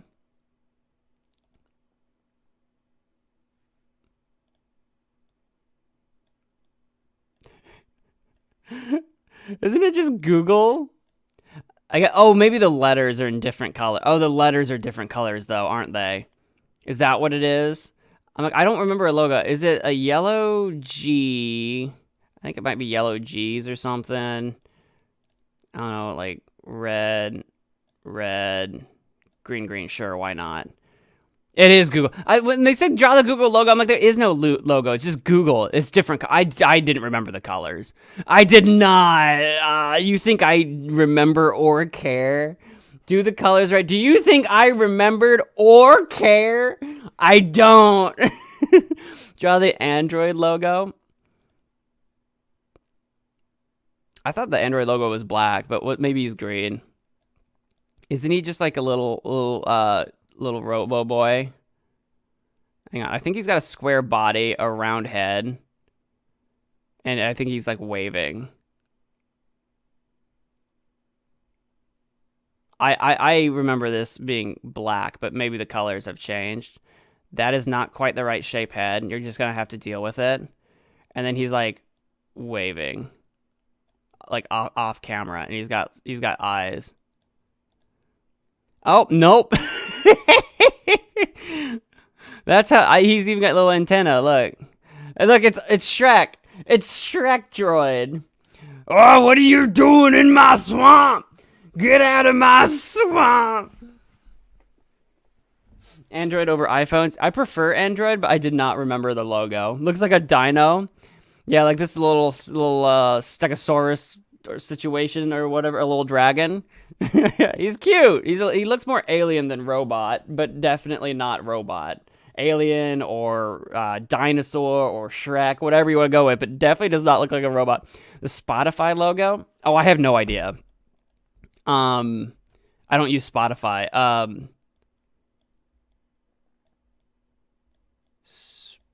Spoofy. Oh, that's right. The green circle. I remember. Okay, I do know that. I don't. I don't use Spotify. I never look at the. I had no idea. Yikes! I don't use Spotify. I use YouTube Music. I do upload the Profoundish podcast to Spotify, but Alex actually does all of the stuff over on Spotify. So I don't use it much at all. Yikes! You're yikes. I said draw it from memory. I didn't have a memory. All right, Neil.fun. All right, that was logos by memory. Paper. 0 fold. Oh, you can only fold paper like 7 times. You have a piece of paper. It is 1.1 millimeter thick. You can only fold it like one fold. Your paper is now 0.2 millimeters tall. The thickness of a strand of human hair. I already saw the picture. I'm like, what? Why do we have a woman walking through a garden? I thought we had paper. 2 folds. Your paper is now 0.4 millimeters tall, the width of a grain of sand. It is now 0.8 millimeters tall, the width of a pencil's tip. After 4 folds, it is now 1.6 millimeters tall, the thickness of a strand of spaghetti. Your paper is now 3.2 millimeters tall, the height of a ladybug. Your paper is now 6.4 millimeters tall, the thickness of a sunflower seed. Your paper is now 12.8 millimeters tall, the length of a coffee bean. 8 folds. Your paper is now 25.6 millimeters tall, the width of a penny. Your paper is now 51.2 millimeters tall, the height of a chicken egg. See, this is a little... Well, I guess if it's rectangular, it might be fine. Because you can't fold paper. There is a limit. You can't fold a paper more than it's not a big number. It's like 7 times. It can't do it. And it might be a square sheet of paper. I don't remember if it matters if it's rectangular, if you get more folds out of it or not. If you got a square sheet of paper and you fold it perfectly in half again and again and again, it's like 7 or 8 times. You no longer can do. Max I can do is 8. Yeah, you can't do more than, no matter how big a sheet of paper you get, no matter, the paper can cover an entire continent. It cannot be folded more than 7 or 8 times. It's not a big number. 10 folds, 10.2 centimeters tall. This is just doubling, we're just doubling the height. 20.5 centimeter tall, like a basketball. 41 centimeters is a bowling pin. 81.9 centimeters tall, the size of a cheetah. I mean, what this is showing us is that when you double things every single time, we went from a millimeter or whatever to a cheetah in 13 folds, which is impressive if you could do it. You could fold, in theory, a piece of paper 14 times and get a 1.6 meter tall human, the height of an average woman, apparently. I don't know meters. A meter is, roughly a yard. So, 1.6 is, 5'2" or something like that. Your paper is now 3.3 meters tall, the length of a Volkswagen Beetle. 16 folds at 6.6 meters tall, the height of a giraffe. See how wild that got out of control immediately? 13.1 meters tall, about the height of an oak tree. And then after 18 folds, you'd have 26.2 meters tall, the length, not the height, the length of a blue whale. And then we're already at a Boeing 747 after 19 folds. The Statue of Liberty in 20 folds. Gateway Arch in 21. Eiffel Tower in 22. Burj Khalifa, the tallest goddamn building we've ever built, in 23 folds. The length of the Kentucky... Now we're going back to length. This feels less impressive. 24 folds to get the length of the Kentucky Derby. 25 to be the length of Central Park, the length of the Vegas Strip, taller than Mount Everest. See, now we're back to being tall again. See, that feels more impressive in 27 folds in theory. But this is just doubling it. The Mariana Trench, as deep as it is, 28 folds. The length of Rhode Island, that feels weirdly specific. And then finally, after 30 folds, your paper would reach space. I'll go shower. I'll be right back. Good luck. Godspeed. Might you become squeaky clean in no time? I thought the Google Dino down there was smoking a fat blunt. Oh, down here? He's just breathing fire. Keep going. I don't know where it finally ends. The Suez Canal in 31. Grand Canyon in 32. The Indianapolis Motor Speedway, 500 laps around it in 33 folds. See, that's really esoteric. It's hard to imagine that. 34 folds is longer than California. 35 folds does not get you to Pluto, but it is longer than the diameter of Pluto. And then 36 folds for the diameter of Mars. 37 folds for the distance from New York to Sydney, which is kind of wild to imagine. Can I unfold it once? The diameter of Mars can fit in the distance between New York to Sydney. That's actually wilder to me. Is that true? That doesn't feel true. That feels that makes Mars feel smaller than I feel like it is. 38 folds, tall enough to wrap around the Earth. So that's the circumference of Earth, not the diameter. 39 folds, longer than the diameter, not the circumference, of Neptune.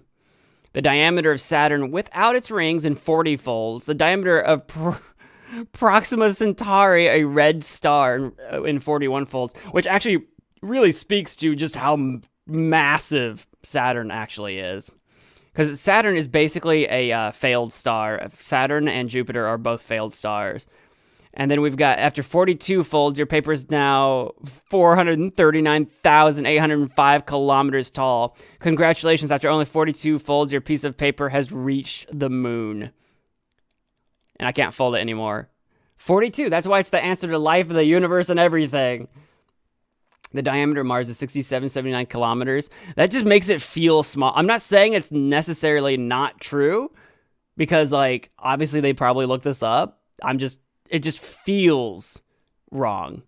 You know, it's one of those things where it's like your sense of, because it's such a massive space, your brain can't really comprehend physically how big that is. You can comprehend the number. A number is a number. You can do the number, but like trying to imagine it is just like, it feels wrong. You know what I mean? It's kind of like when you try to think about time, when you think about how long ago certain things were. We were talking about that on stream, but when we were talking about like those weird time things that you don't know, you don't really understand time. We were talking about, like Cleopatra being closer to smartphones than, pyramids and that kind of thing. It's one of those. What about Daya? What about Daya, Ashton? You tell me. I don't know. What do you want from me? Oh, you tell me. You tell me what about Daya. Is someone in the kitchen with her? Speed! How fast are you moving? It's been 3... I ain't moving anywhere. Tectonic plates travel at about 2 inches per year, meaning since opening this page, on average, you've traveled 18 nanometers. But wait, there's more! The Earth is spinning at about 1,000 miles per hour at the equator, meaning since you've opened this page, you've traveled about 6 miles.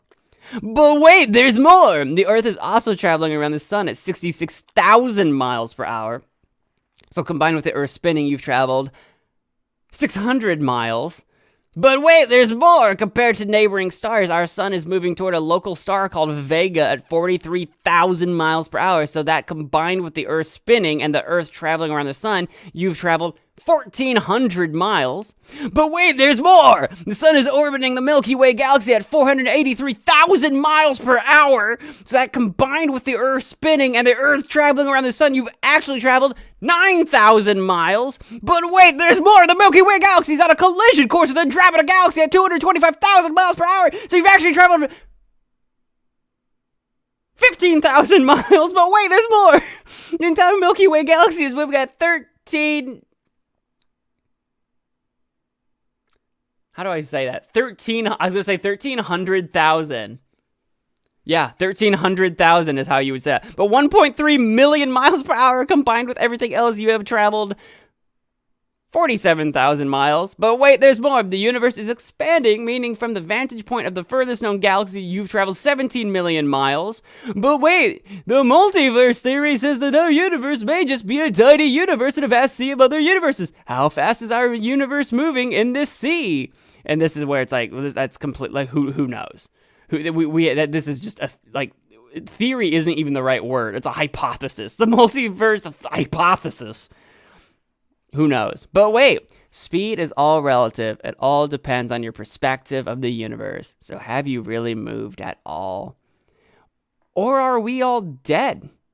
What if we're all just the figments of the imagination of a dreaming space eldritch monster that once it wakes up, we'll all just disappear?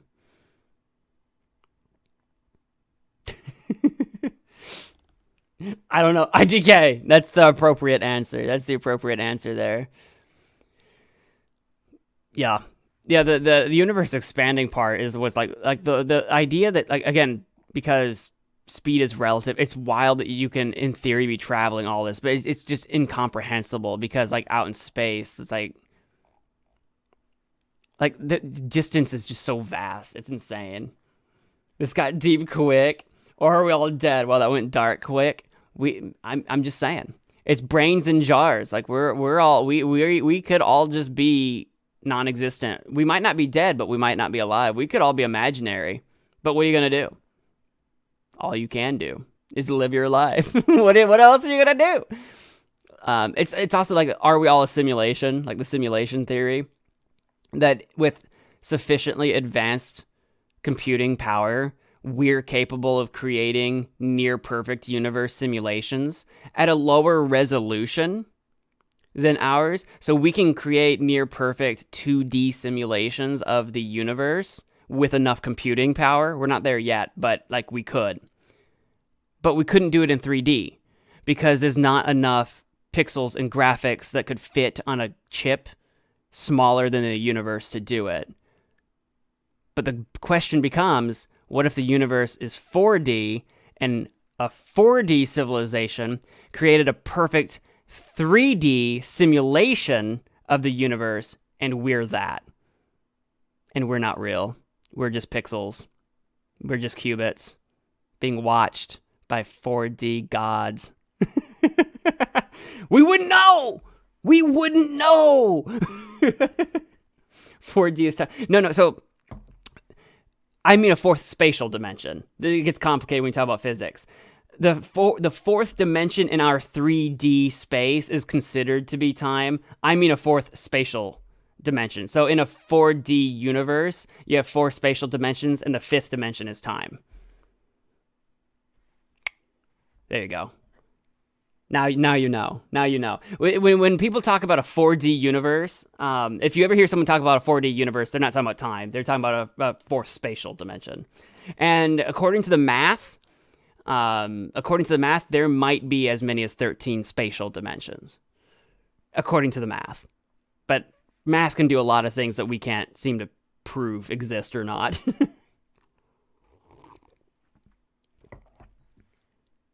Fun existentialism. That was speed. Let's do life checklist. Cool. Be born. Check. Done it. Take first steps. Done it. Say first words. Done it. Learn to read. Done it. Make a friend. Done it. Learn to ride a bike. Done it. Read a book. Done it. Learn to swim. Done it. Finish elementary school. Done it. Play a sport. Done it. Fly in a plane. Done it. Ride a boat. Done it. Ride a train. I've done that. Ride a helicopter. I had the chance. I could have. I was scared. I didn't want to. I had the chance. I didn't. See the ocean. I've done that. See snow. Yeah, every year. Make a snowman. Done it. Finish middle school. Yup. Go to a concert. Go camping. Yup. Ride a roller coaster. Sure have. Play an instrument. Trombone, baby. Get kissed. I'm just making out on camera over here. You did life checklist in the 30-hour strand, but let's do it. Did I really? I don't remember doing this. Did we do this already? Was I tired? I don't remember it. But I also have dementia, so who knows? Math is more like something we've discovered.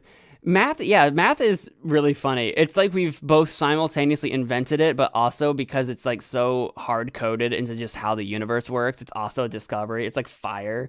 We didn't invent fire, we discovered it, we harnessed it, but like because of that, we've been able to invent so many other things that it's like kind of hand in hand.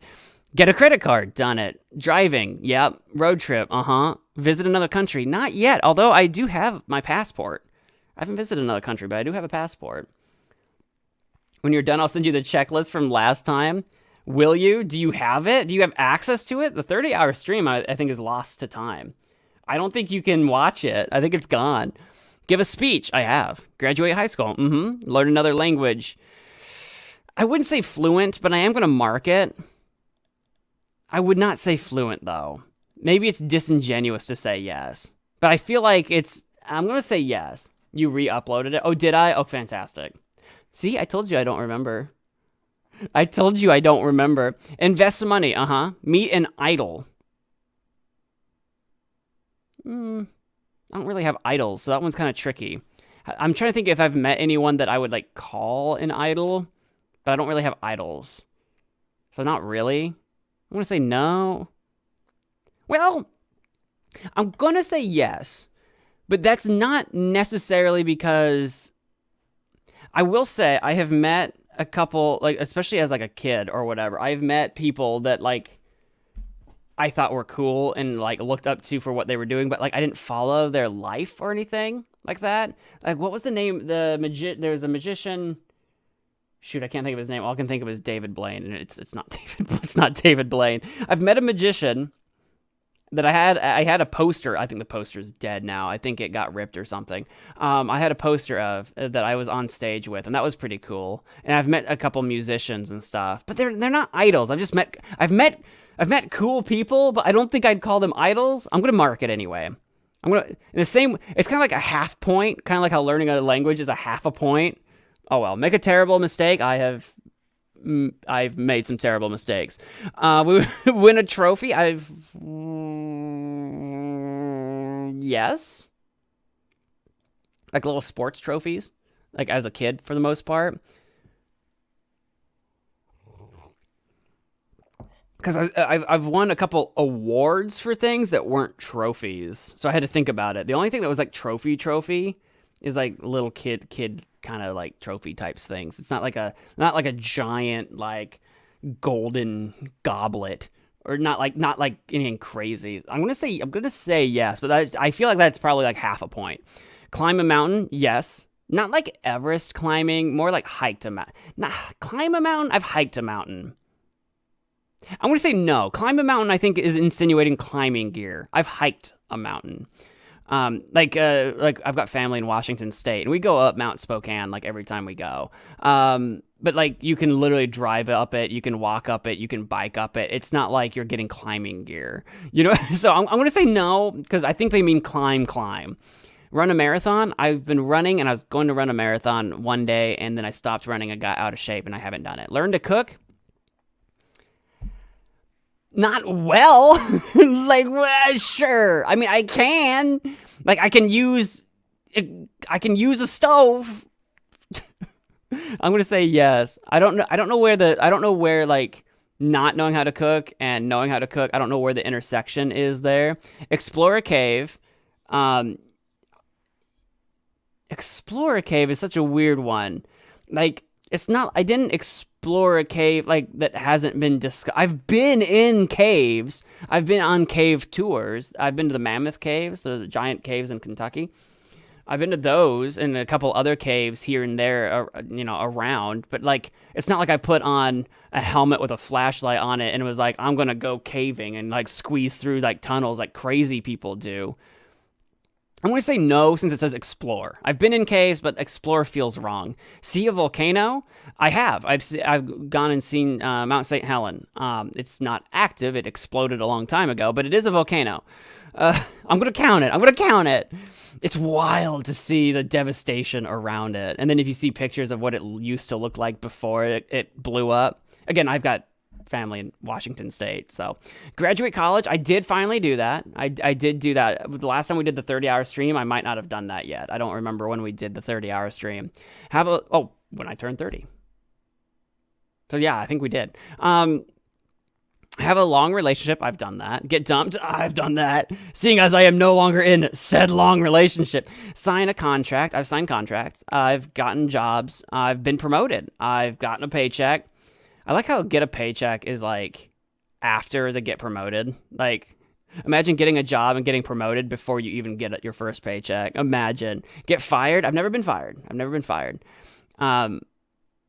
trying to think, is there any like technicality on getting fired? Like, is there anything I've done that is like not fired, but technically No, I can't think of anything. Get in the news. Not for me specifically. I've been listed in a newspaper before as a part of something. So I'm going to say yes. I have been in literally a newspaper, but not for anything I did. I was a part of a group. Voted in an election. I've done that. Switch careers. I've done that now. Buy a house. I've not bought a house. I rent. Get engaged? No. Get married? No. Have a kid? No. Teach your kid to walk? Again, no kid. Teach your kid to talk? Still no kid. Watch your kid graduate? Still no kid. Watch your kid get married? Still no kid. Become a grandparent? Still no kid. Retire? Yes. No, I'm just kidding. Tell your grandkid a story? Still no kid. See a solar eclipse? Yeah. Solar eclipse? Lunar eclipse? Wait, what's the difference? Is solar eclipse the one where the sun is in front of the moon? Isn't... Because it's got the picture of a moon here. I've seen an eclipse. They've got a picture of the moon. Because we had one of those not too long ago. I've seen an eclipse now. Plant a garden. I'm not really much of a garden. Well, I did plant flowers in a garden when I was a kid. My parents had a big vegetable garden. I had a little flower patch. But I didn't do anything to them and they all died. So I don't know if I'd count it. I've seen a solar eclipse, a partial eclipse, but still. Yeah, we didn't get...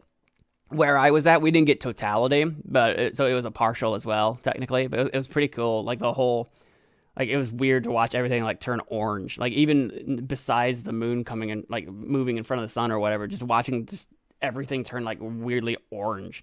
Travel the world. Still haven't left the country yet. Turn 100. Imagine I'm playing this game at 100 years old. Complete life checklist. Done. Oh, it won't even let me. I was gonna click it just for goofs. It doesn't let you. 45 out of 66-ish. Give or take, a couple of these were kind of half points because it's like the learn another language. I'm being very generous giving myself that one, but like so maybe if you take away like with the half points, maybe it's actually closer to like 43 or 44 or something. I sent it. What's the what was the total I had on it?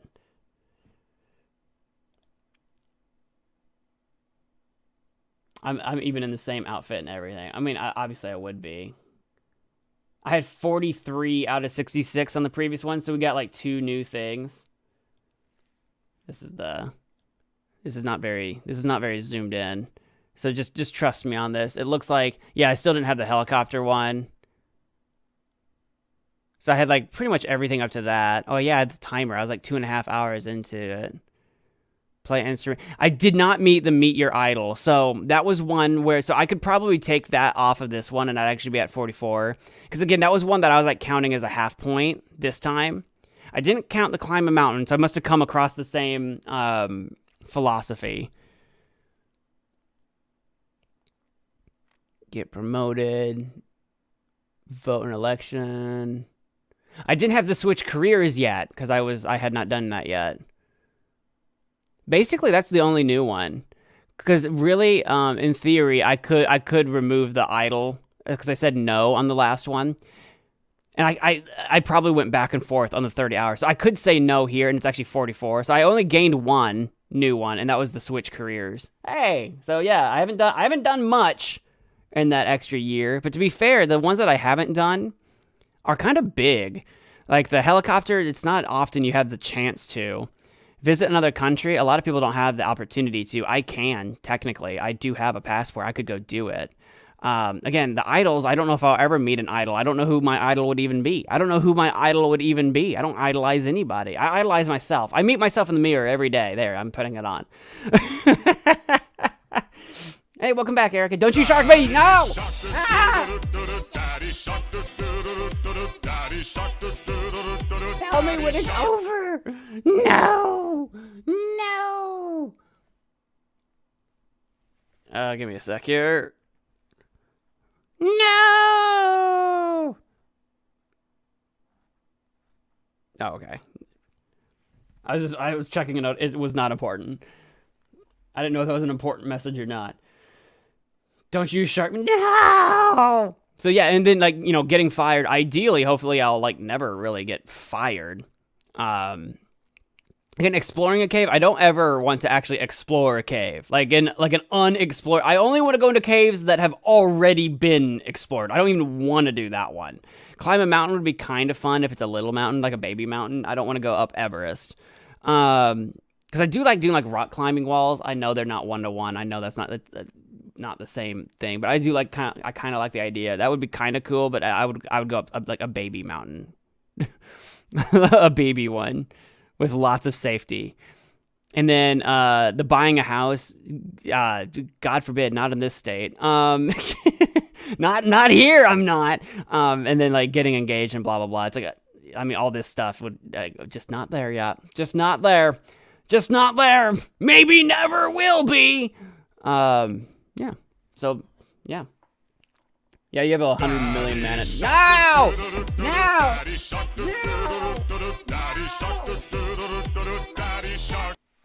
Is it over? Did we make it? Did I survive?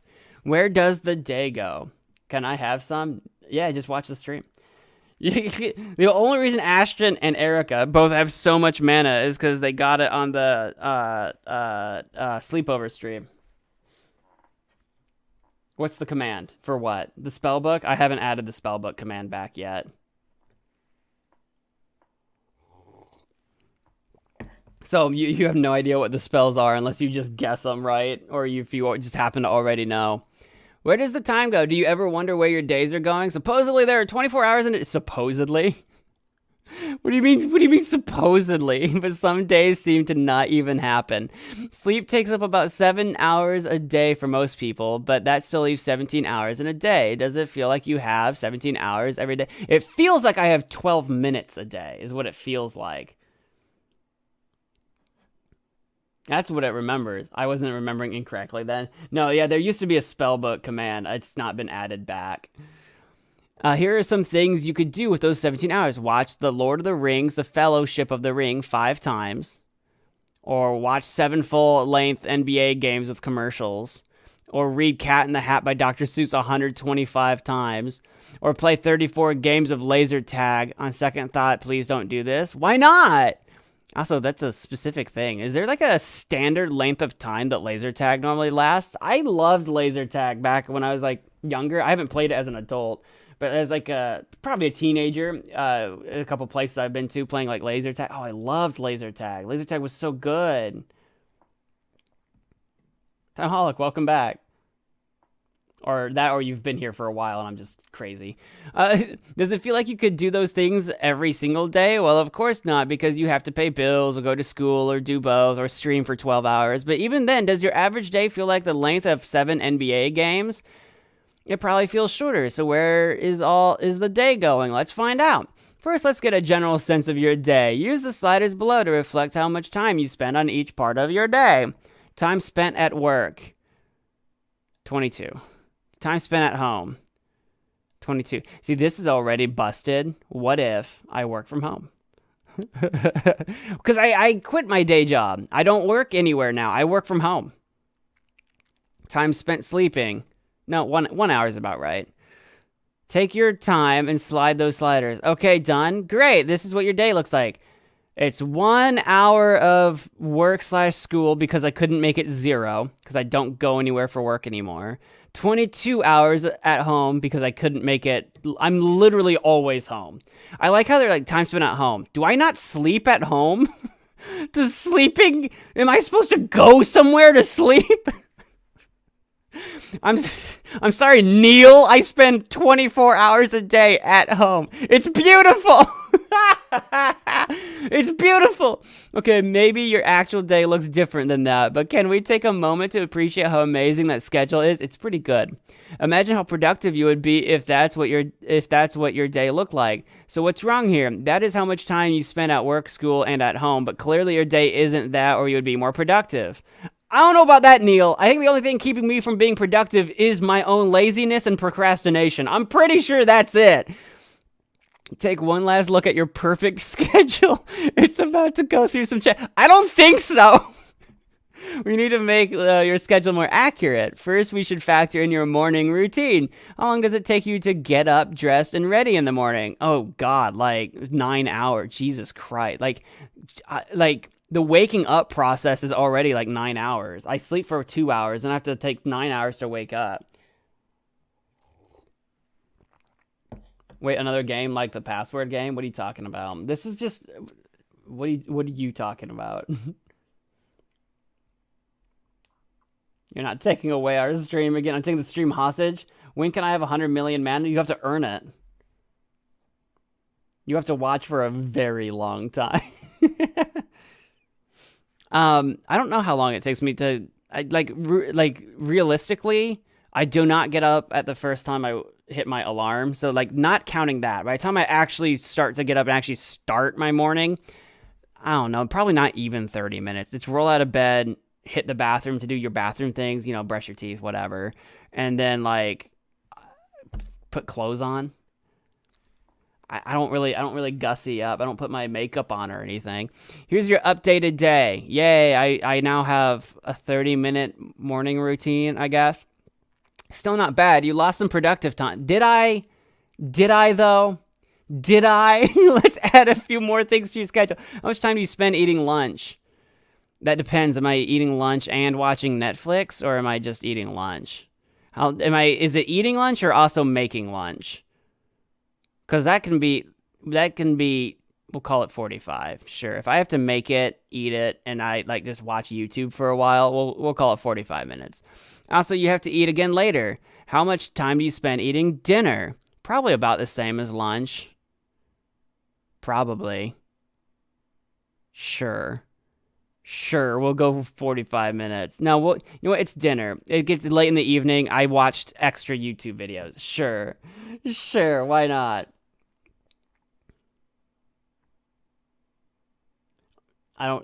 I'm trying to organize my day, and you think your petty little chat squabbles are going to catch my attention. Fight, fight, fight, fight. What about the hyphen? What's wrong with the hyphen here and there? I can hyphen too. Look, I can hyphen with the best of them. I can hyphen too. Yay. I also threw in a slash there by accident. Fight, fight, fight, fight. Maybe someday we'll be transporting anywhere we want instantly. I hope not, because that's literally murdering yourself and being put back together in a different place. You die every time you do that. But for now, most people use fast metal boxes to get around. How long does it take for you to get to work or school? Well, it used to take 30 minutes to 45 minutes one way. So it used to take, when I had a day job, an hour and a half every day was just driving. Now I go nowhere. No, commute, nice. I know, it's very nice. It saves on gas. It's very good. Simon does it 24/7? What? A hyphen at the end of his sentence? Do you get annoyed when people put periods at the end of their sentence? Timeaholic, you can use hyphens. No one cares except Ashton, apparently. What's wrong with a hyphen at the end of a sentence? What's the big deal? What? It's like, here's a bunch of hyphens. Wee! Wee! I'm allowed to do this. If you do what I'm doing right now, YouTube will probably think you're spamming. So I don't do what I'm doing in case YouTube flags you. It gives pick me energy. No, pick me. Pick me, Mom.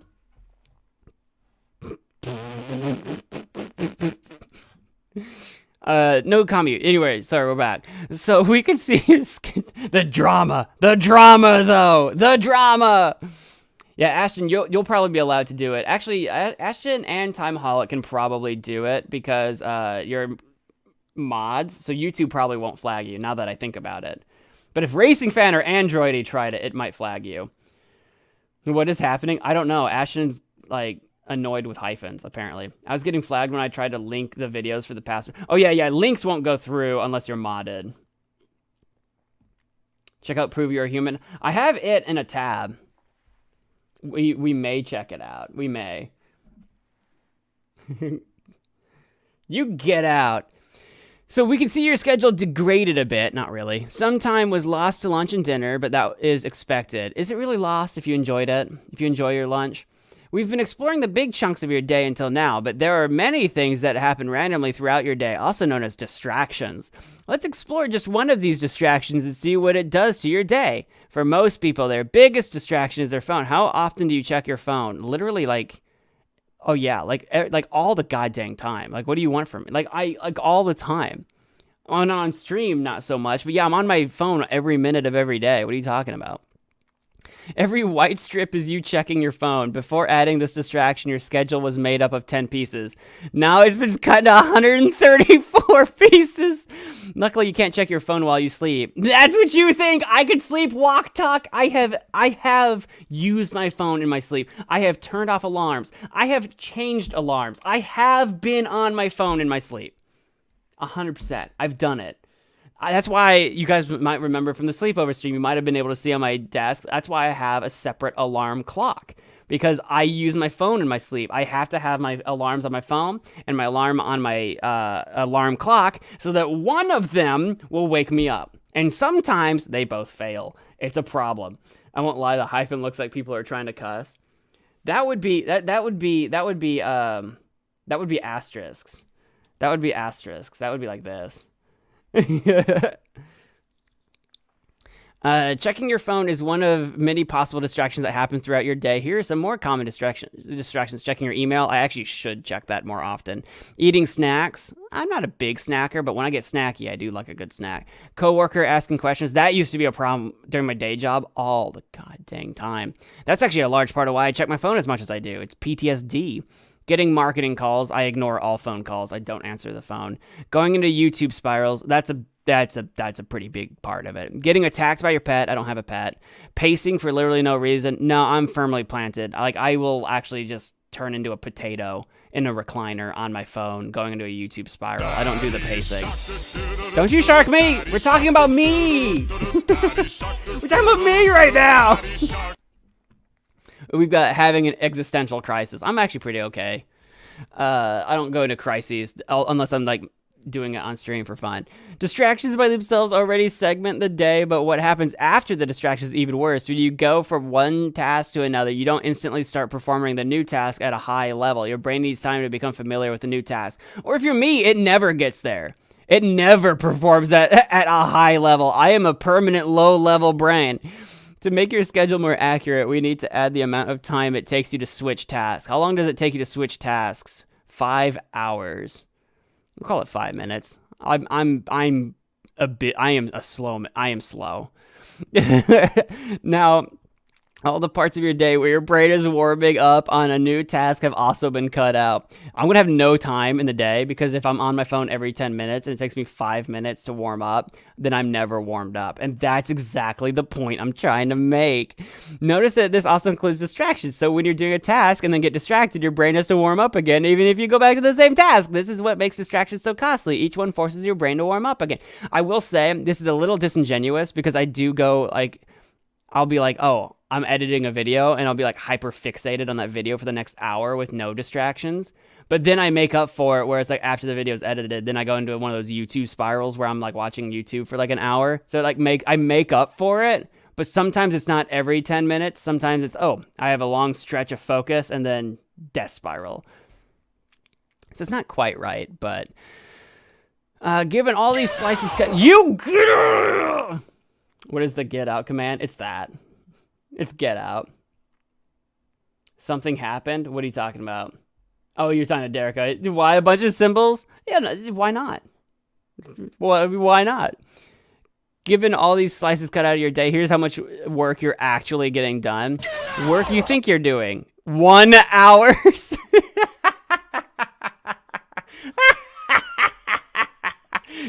I think I'm doing 1 hour of work. Work you're actually doing 0 hours. Accurate. In reality, it might be worse.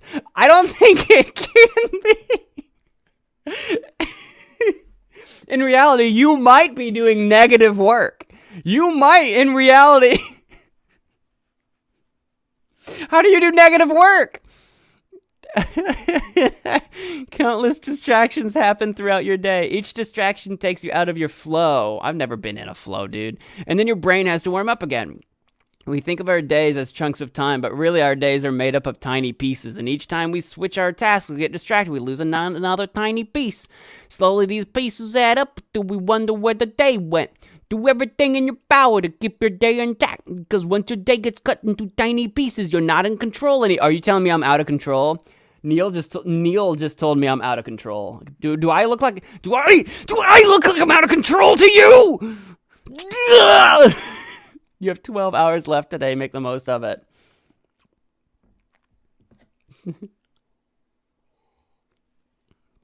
So when is prove you're here? I don't know. I'm doing Neil stuff right now. We got to get to at least Infinite Craft. We have quite a ways to go because we're right here at Who Was Alive. We have quite a ways to go. Ashton, take a deep breath. You're being trolled, my guy. Take a deep breath. You're reading chat too much. Stop looking at chat. Watch the stream or take a walk. Drink a coffee. Timahawk isn't even chatting remotely enough to be getting annoyed. You missed share this page? Oh, then we'll have to go back to it. Who was alive in 1800? Not me. We got Alexander Pushkin was a year old. Augustine Cauchy. I don't know who these people are. James Monroe. Hey, you were a president. That was a United States president right there. Yeah. We got Jean-Baptiste Lamarck. I don't know who that is, but it's a fun name. Jean-Baptiste Lamarck. Could there be unclaimed money in your name? That's an advertisement. That's not a thing. Okay, cool. Who was born? Oh, wait, what was that? George Washington? What did I see? I saw George somewhere. Oh, George Ohm. That's a different George. That's not the one I was looking for. Okay, cool. Who was alive in 1990? Hey, David Bowie's around. Stephen Hawking's around. Saddam Hussein. Oh, that's true. Charles Manson. Wow, we just have a lineup here. Umberto Eco. I don't know who that is. Muhammad Ali here. That's someone we can look at. We got Chuck Berry. Chuck Berry is 64. Isaac Asimov, 70 years old. Yeah, okay. I guess if you're really into like celebrity, if you actually are really into like knowing people, I don't know people. I don't. George Harrison. He's one of the Beatles. Neil Armstrong into the year. All right, well, this is not holding my attention. I'm sorry. I don't care who was alive and when. Which one did you say I skipped? Share this page. No, I didn't skip it. I'm going up. I'm going bottom right to left. So no, I didn't skip it. We're not there yet. Dark Patterns. Screw Chuck Berry. Oh, is he bad? Isn't he a musician? Do I not know who Chuck Berry is? I know that name, but I don't know why I know that name. I couldn't tell you. Who was alive in 2005? People. I don't know. Bright? Did we get flashbang? Did we have a bright screen? Dark Patterns. Websites on the internet are constantly trying to get you to complete actions, whether it's buying something, recommending a friend, or posting private information. There's a lot of value in getting you to perform specific actions.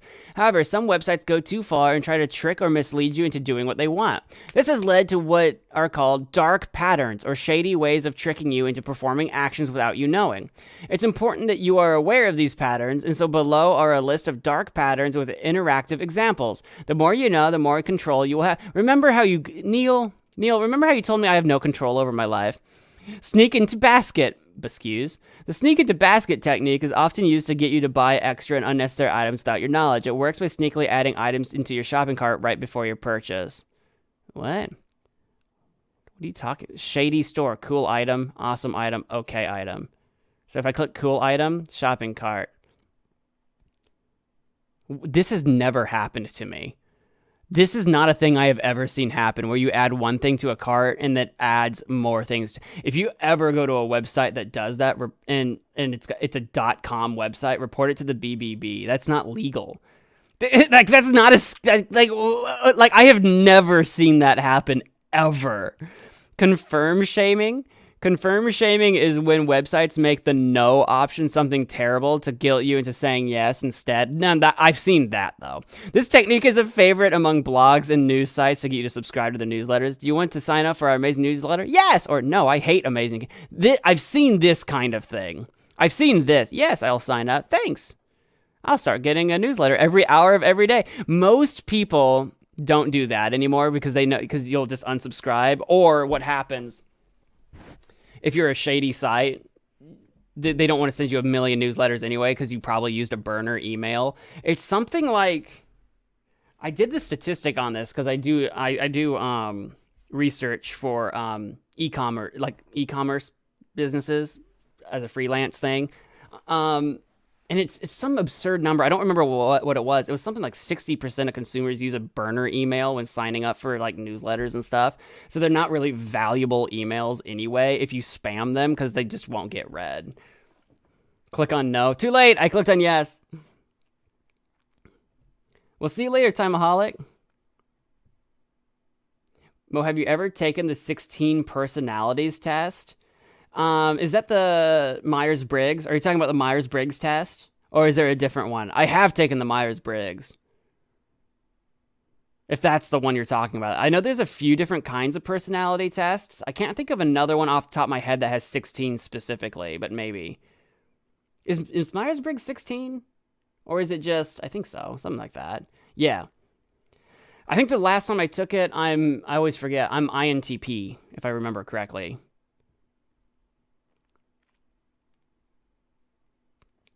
Oh, it gets so much worse if you click no. No, I hate amazing content. No, I hate cute dogs. No, I like eating babies. No, I think we need more global warming. No, equality is bad for society. No, I hate amazing... Okay, that's pretty good. Fake friend requests. Yeah, I mean, I've seen those. Social media sites use this technique to trick you into sending more... the social media sites use this technique to trick you into sending more friend requests. They do this by sending you fake friend requests, and when you accept them, you're actually sending a friend request instead. It's social media's way of influencing who you connect with. I don't know that the social media site usually does that. Usually you I don't know if the social media site does that, or I always assumed it was just random people, like hacking into people. I didn't know like Facebook was doing it. I don't accept friend requests, so that's really easy. Easy peasy. Fake notifications. Social media sites want you to get into the habit of checking your notifications regularly, and so some sites will send you fake notifications. These notifications are not relevant to you, but get you into the habit of checking them. I don't know how often that still actually happens anymore. So it's not like you're getting fake notifications, but you'll get like unnecessary notifications about things that you don't care about just to see if you'll check it. Or you'll be on Facebook and like at the top right corner on your phone, it says you've got like a messenger message, but you don't. That happens a lot. That happens. The people you might know. Yeah, well, they give you a list of people you might know, but if you friend those people, it doesn't automatically send out friend requests on your behalf. It doesn't do that. Hey, Tom Thompson, do you like eating babies? Maybe I do. Maybe I'm a cannibal. Maybe I'm what's a cannibal? What's a baby cannibal? A babinal. Segmented email list. Companies will often segment their email list into different groups. A shady company will use this to force you to unsubscribe from each individual group instead of from the email list as a whole. Oh, see, that's why I use a burner email. I don't even unsubscribe. Eventually, they unsubscribe from me because I just use I have one email. It's like the first email I ever made in high school. There was no such thing as school email back then. That wasn't a thing. So I had my own email in high school, and it had a goofy name, and I used it for all kinds of things. And now, as an adult, I don't use it because it's got a goofy name and it's not very professional. It's not inappropriate, it's just not professional. And I'm not telling you what it is because I still use it. So I'm not telling you what it is, but it's my email, my high school email, and I just use it for burner stuff if I'm signing up for stuff I don't care about, and then I just don't check it. Share the article. Oh, here, I'll hit unsubscribe. I forgot that this was interactive.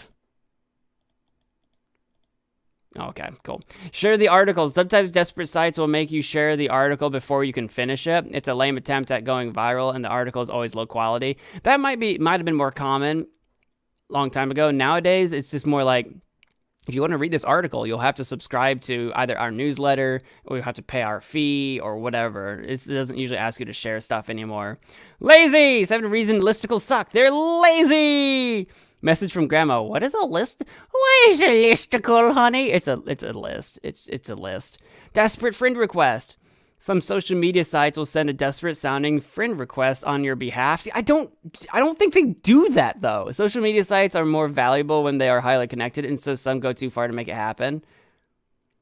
Send request. Message sent. Hello, Tom. Please add me as a friend immediately. I really need this. I'm nothing without you. Thank you for your time.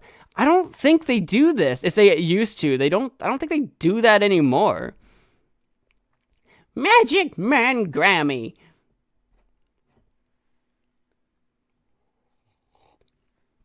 Yeah, Tom Thompson. That's their go-to guy. Tom Thompson sounds like an off-brand Peter Parker. What would Tom Thompson's Marvel superpower be? If who's the guy? The cartoonist. He was always cameoing in all the Marvel movies. Come on, brain. Come on, give it to me, brain. What's the Steve? Excelsior. Who's Excelsior guy? Stan Lee. I knew it was an S. I was like, Steve. Stan Lee. If Tom Thompson, my brain really did fail me just then. If Tom Thompson was a Stan Lee comic character, what would his superpower be? What would it be? Tom Thompson. What would he be able to do? UI switcheroo. Just when you're getting the hang of the UI layout, some websites will switch it up to trick you. This is usually done to get you to accept something by mistake. No, usually it's done because they've had a giant back end shift. They really don't do this. That's not what they do. Would you like to sign up for our newsletter? No. Would you like to send us your DNA? Yes. Can we please sell all your data? Absolutely. Would you like us to own your soul? I don't have one. Would you like to sign up for our newsletter? Yes. Now this is not change. So this is not changing This isn't changing the UI. This is actually just like a scam. Like this isn't changing the UI. It's just being having unconventional AI, knowing you will default to conventional AI. This is a little bit more sense. I thought they were talking about like, oh, you know, like how stores will change out like the layout of a store to get you to explore the store to find the item you're looking for. Grocery stores do this. Retail stores do this. Websites don't really do that for that reason. But this, yeah, scam sites would do that. But like I don't really see that happen anymore. Like this is a lot of like Web 1.0 stuff, I feel like. Agree, and most sites require you to agree to a TOS after signing up, and so people often check the agree box without reading it. Sites know this, and so some will use the agree button to include signing up for a newsletter and other shady things. Yeah, you want to be careful that you see what all your tick boxes are actually going to do. I agree to TOS and henceforth agree to sell my soul to a shady corp, forfeit my firstborn. The good news is, thank you for selling us your soul. I don't have one, you're fine. Please tell your friends about us. The good news is, fun fact, if you don't read the terms of service, you are not legally beholden to it. The company will tell you that you are, but if they can't prove that you read it, you're not beholden to this. This is not legally binding. The company will fight you. The company will try to sue you, but you're not legally bound to follow something. There's no proof you read. There's no proof you're the one that clicked this. This is not legally binding. Companies want you to think it is. It's not. Not even a little bit. Not even a little bit. I should say that I am legally encouraged to tell you that anything I say on the stream, though, is not legal advice. I should say that. That would be the responsible thing to tell you. Whatever I tell you on a stream is not legal advice. Contact spam. Some sites will gain the ability to message your contacts after signing up, social media contacts and or email contacts. They will abuse this access by messaging. See, sites don't really do this anymore because, like, it's bad for business. Friend one, join the site. It's me, your friend. Check out the site. Join the site or else. Like, I don't know. Like, what sites are you going to and signing up for?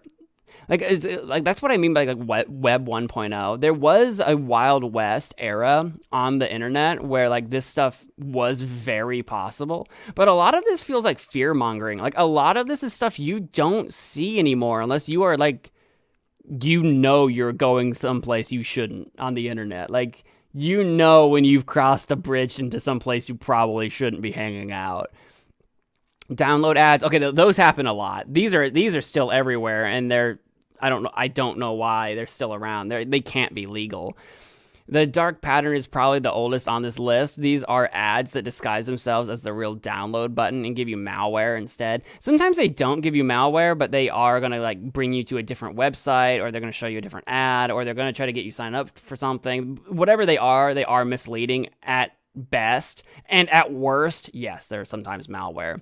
Any shady software site will have these. Yeah, these still exist. I don't know why these are still around. They can't be legal.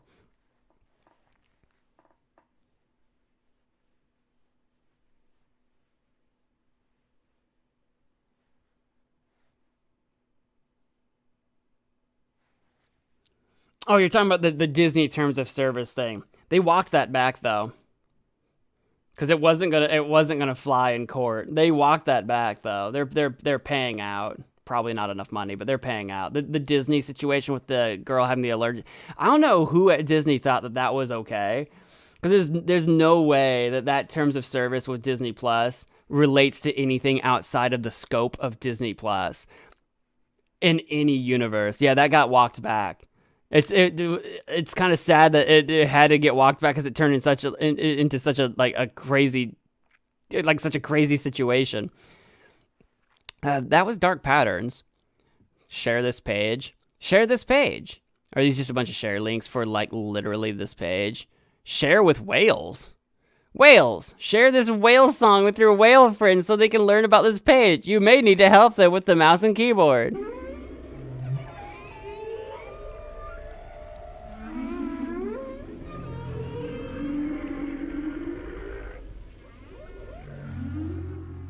Well, that was fun. I saw the share with links and Reddit and stuff. I saw all the normal stuff, and I was like, is this like literally gonna? And I scrolled down because I was just like, is this literally gonna be like a trillion different ways to share this page with people? And then I saw the whales. Is this gonna have goofy stuff? Share with link. Copy this link. So that's an actual link. Share with screenshot. I could download the screenshot. They say a picture's worth 1,000 words, and they're right. Share a screenshot. Share with a meme. Who did this? LOL. What a great meme. Belongs in our meme stream. Share with email.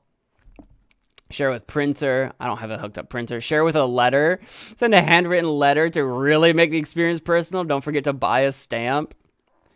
How do you share with Snapchat? Is it going to be that snap code? Take a selfie with this page and share it on Snapchat. They needed to have that like snap QR code situation. WordPress share, fair enough. I saw some other goofy stuff. Share with Santa. Next time you sit on Santa's lap, tell him you want this page for Christmas. Hieroglyphics. Trapped in ancient Egypt. Share with Braille. I don't think if I put my fingers on my screen, I'm going to be able to feel anything. Good eyesight isn't required for enjoying this page. Help your vision impaired friend find out. You can't. Your vision impaired friend can't touch this. They can't touch it. It's on a screen. Share with Jeff Bezos. Billionaires need entertainment too. To share with Mr. Bezos, just say, Alexa, have you heard of Neil.fun? If you don't have an Alexa-enabled device, click the link above to buy one. No, thank you. I do not. I've seen this symbol before, the Vkontakte or whatever it's called. Don't leave the Russians out. They need this page in their life too. Yeah. Share with art. Hang on, I want to see the art. Share this page by painting your own artistic masterpiece. Oh, it's one of these, like we were doing with the logos.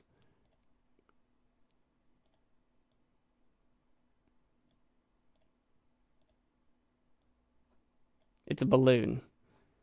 Kind of. I don't know why it's red. Share with the dead. Was there a share with... There's a share with God. Share this page by including it in your prayers. God will appreciate the quality content. Oh, there it is. Share with the dead. It's a Ouija board. Did you know most humans are dead? Don't leave them out of the fun. Did you know most people have passed away? Share with the NSA. Sharing with the NSA is fun and easy. Just look directly into your webcam and whisper the link to this page. Hi, NSA. Hello, are you watching the stream? We've also got to share with Satan. Hey, Satan, check out this Neil.fun page. Use this beautiful satanic text to share with Satan. How about aliens? Do I get lasers? Next time you get abducted by aliens. I haven't been abducted even once! Make sure to mention this page. The reason they're here is to find this page. Share with LinkedIn. Did I click that one earlier? I might not have. LinkedIn was up here somewhere, right? Oh, maybe not. Hang on. Where's LinkedIn? Here it is. It's important to grow your professional network and impress your future employers with a good eye for quality content. I need to do some LinkedIn stuff, but I just don't. I don't ever get on LinkedIn. Share with the future. Give your future self a surprise by sending this beautiful page. What does that do? Future me, write a letter to yourself. Oh, that's an actual thing. You can write a letter to yourself in the future. It probably emails you like later. Share with telemarketers. Tired of annoying telemarketers? Next time you get a call, I just don't answer the phone. I'll be honest. I just don't answer the phone. Sign language? Boop. Boop. Boop. Boop. Boop. Boop. Boop. I don't know what I'm saying. I don't know sign language. Hang on, what is this? Like this? And then again, and then that, and then that, and then Lord knows if I'm saying something I shouldn't right now. Imagine they're trolling me, and I'm saying some. I don't know if I'm using the right hand.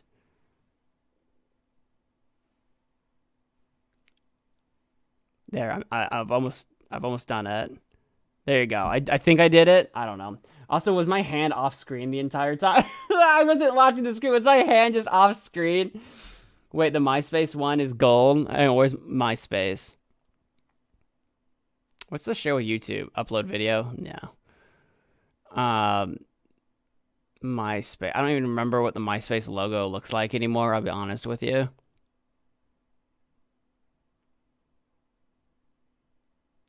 Share with sound. What's that? Sound is one. Oh, get close to another human. Move your throat in such a way that the sound comes out. Make sounds in the local language that convey the idea of this page. Become ecstatic that you made a new friend. Hi, friends! I still don't see MySpace. I might just be blind. I might have skipped it. Did I not see MySpace?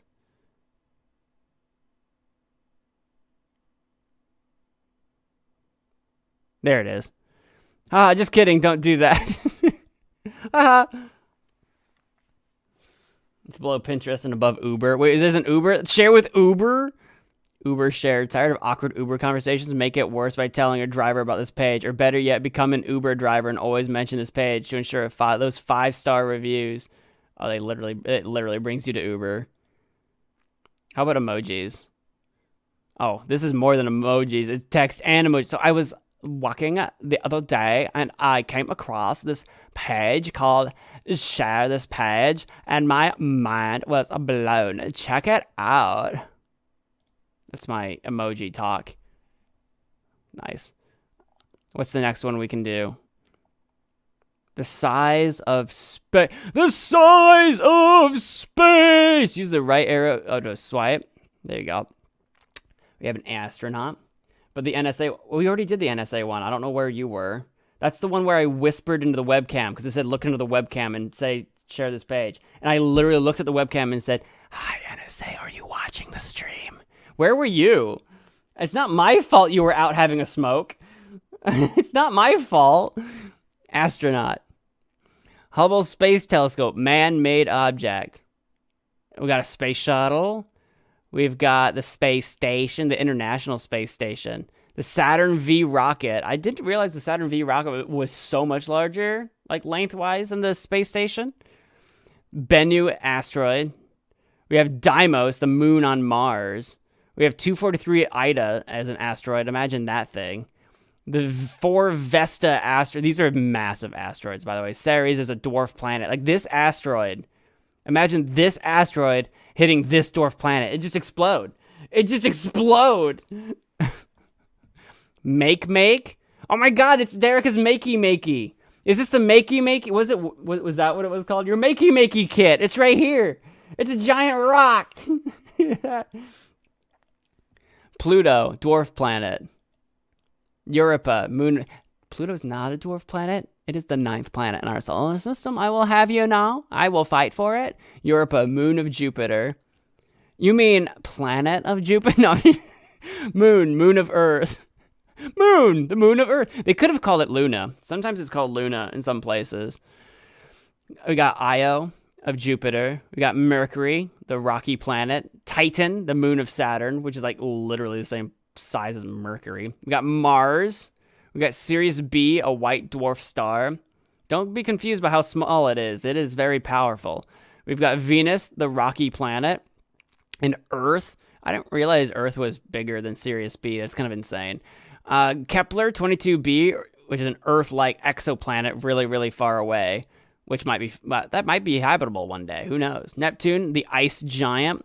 Uranus, as an ice giant. We got Saturn, the gas giant as well. Jupiter is massive. Just to put into perspective, like Earth was way down here, right? And then you've got like Jupiter is so, I know Saturn's big too, but everyone's always obsessed with the rings. Jupiter's massive. And then the sun. And then there's the sun. That's how massive Jupiter is it's like this like ball right next to the sun. It's actually kind of insane because then Earth is way down here, this little speck. Jupiter's big. Sirius A, a main sequence star. Our sun is actually a little bit like, it's like an average size star to smaller than average. It's like, it's not a crazy big sun, but then you've got like this. You got like Pollux, the red giant star just consume like that. Like our sun is like Jupiter to our, like Jupiter is to our sun is our sun to Pollux.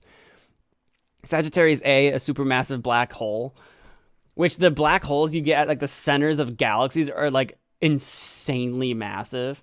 I do astrophotography, so I'm well familiar to all of this. Bun, welcome to the stream. Welcome.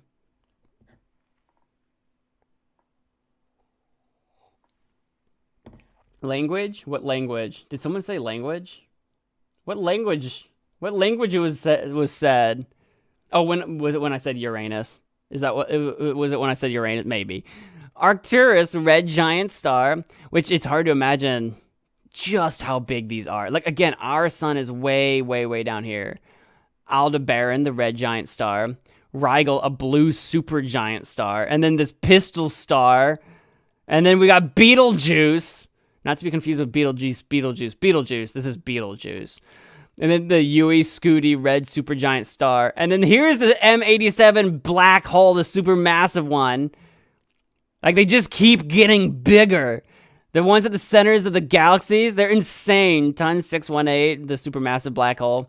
And then finally, this is how, like, the Cat's Eye Nebula. This is a whole nebula with, like, stars and gas and a whole goddamn nebula. This is one black hole.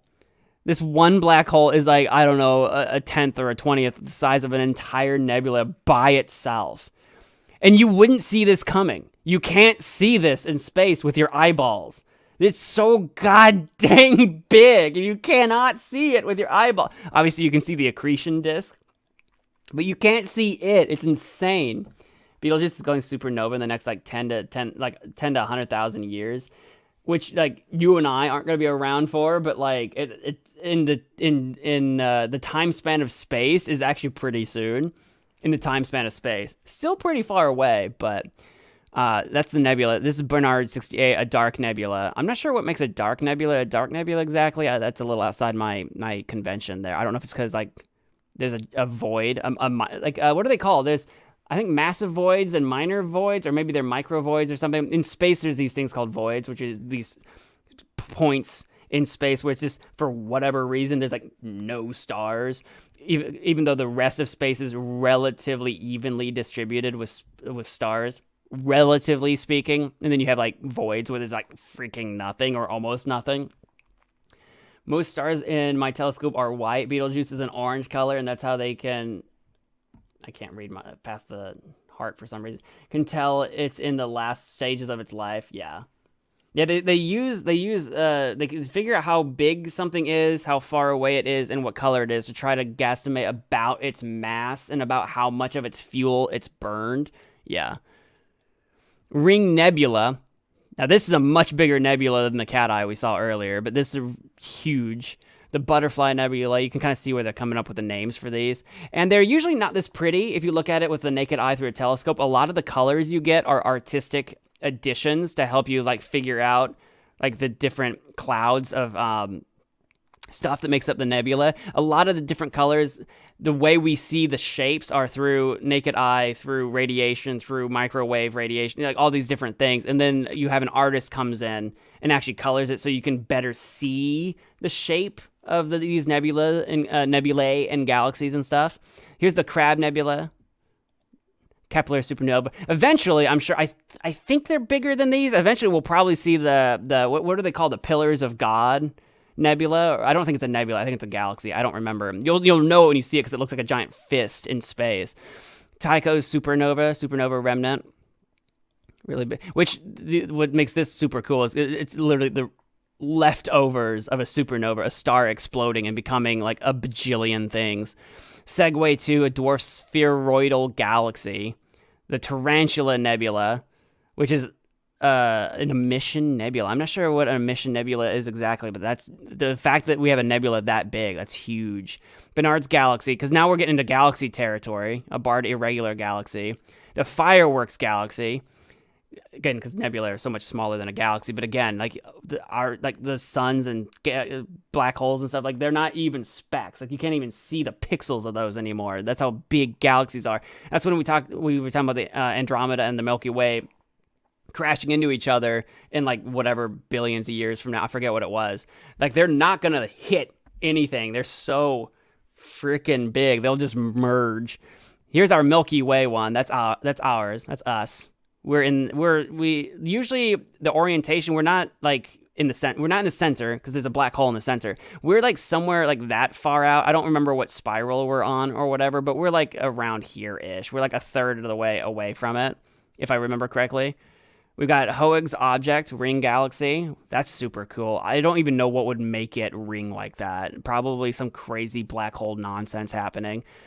Not that the ring is a black hole, but like just to make it spin that way, like the way it's probably like spread out. Like something had to consume a bunch of stuff that would have been closer. So a bunch of like gravity could have pulled stuff into the center, or there had to be a lot of collisions happening here that resulted in something exploding at some point in time. That's super cool. It's super weird that they formed that way. This is scary. It just keeps going. Dwarf? Yeah, we have a dwarf something somewhere. We are so not the only living human, only human living species, or human-like. For some reason, I thought the word "like" said living. Human-like. Who knows? Who knows if we would get other living things out there that are humanoid in our shape? Who knows? But this, like, the universe is so big, and each of these galaxies that we're looking at, these are just a few galaxies, right? There are trillions of galaxies. It's insane. You're shooting Andromeda as of last night. As a kid, I used to have a telescope. I didn't do anything crazy. You're probably doing a lot more work than I was doing. I used to have a telescope, though, and it was cool to just look up at space and see what we could find. It's like, oh, I can see Mars. You know, like really, like, you know, stuff you'd look for in the sky. The Cartwheel Galaxy, again, you've got that kind of like ring thing that we have, but it's a little bit more, you can see a lot of the different gases and particles, and not particles, because obviously this is literally stars and crap, but it looks like dust and stuff, which stars are made out of dust, essentially, which is hilarious. This is the Andromeda Galaxy. This is the Andromeda one that's going to, you know, crash into the Milky Way. See how much bigger Andromeda is to us? It's just going to like whoosh, and then Andromeda is going to be most of our combined galaxy, and it's going to be called the, what are they calling it? The Milkdromeda or something like that is what they're going to call the combined one. This is the IC 1101 supergiant elliptical galaxy. Look at how that dwarfs Andromeda. This galaxy is absurd. It's absolutely absurd. This is the local group. Groupings are groupings of galaxies that, like, seem to interact with each other more than those outside of a group, but it's just something we label in the universe. So this is a local group. This is the Virgo supercluster. Once you go from our local group, now you're going into superclusters, where you've got clusters of groups. And then you've got the Laniaca supercluster, which is just absolutely, like, beyond the scale of, like, imagination. Like, these, like, bright specks or whatever, these are not stars. These are galaxies. These are entire galaxies, not stars. And each galaxy has trillions of stars. Or, you know, millions to trillions, depending on how big the galaxy is. Huge LQG, large quasar group. Can't even begin to describe what you're looking at here. This is the observable universe. So, like, if we were at the very center of it, which in the observable universe, we're roughly at literally the exact center, because observable is like we're looking out in every direction all at once as far as you can. Not that we're looking out, it's actually light coming in and we're seeing the light, but you get the idea. So you're looking out as far as you can. It's not that that's all there is, it's that this is as far as you can see, because that's as far as light has traveled for us to be capable of seeing. And then there you go. That's as far as you can go. We don't know what's beyond the observable universe because we can't observe it. we can't observe it. It's not been observed. Somewhere, something incredible is waiting to be known. Carl Sagan. If we ever... This is the thing, because the universe, because space is expanding, if you traveled at the speed of light, which you can't, but if you did... you would still never get to the edge of the observable universe, because it's expanding faster than the speed of light because of weird, crazy quantum nonsense. So, like, you even at the speed of light, you could never get beyond the observable universe. So you would have to be faster than the speed of light somehow to make that happen. So you could talk about, like, wormholes, or, you know, things that, like, get around needing to break the speed of light, things where you can actually travel through space in weird ways to make it happen. But yeah, there you go. That was the size of space. I've seen something like that. It might have been this literal exact website like a billion years ago, or I've seen something like this. I've seen stuff like this before, and it's just super cool. And if there's another website, probably, and maybe there's one on Neil.fun. There's another website too that does it the other way. You start with like a person, and you start going down, like how small things get. Like if you thought this was wild, how big things can get, it's the same the other way around. Like the same scale, like going down to like a pico unit, or not, is that what it is? No, a plank, not pico. I knew that was wrong as soon as I said it. A plank length, Going down to that is like the same scale as going from us to the observable universe. It's insane. It's insane. Let's do it with the ocean. Oh, we can, like, the ocean is just such a small part. What I love about the LQG is that it shows if you look at everything from one point, it'll all look like a giant web shape with giant holes in the middle, but everything is connected with lines. It's wild. And what to me, it's like not even the lines that connect everything that makes sense to me. It's the gaps in between that are inconceivably large, where there's like relatively nothing. There's not nothing, but basically nothing. And it's like, wow, why is there nothing? Just absolutely nothing. It's crazy. Crazy stuff. Hi, welcome back, Suman. We just explored the universe. Oh, the deep sea is actually one of them. The deep sea, made by Neil. Is this how do I do it? Do I click and drag? What do you want? Do I scroll? Oh, I scroll. You had to like click and drag with the space one. I wasn't sure what I needed to do. So this is stuff at different like levels of sea.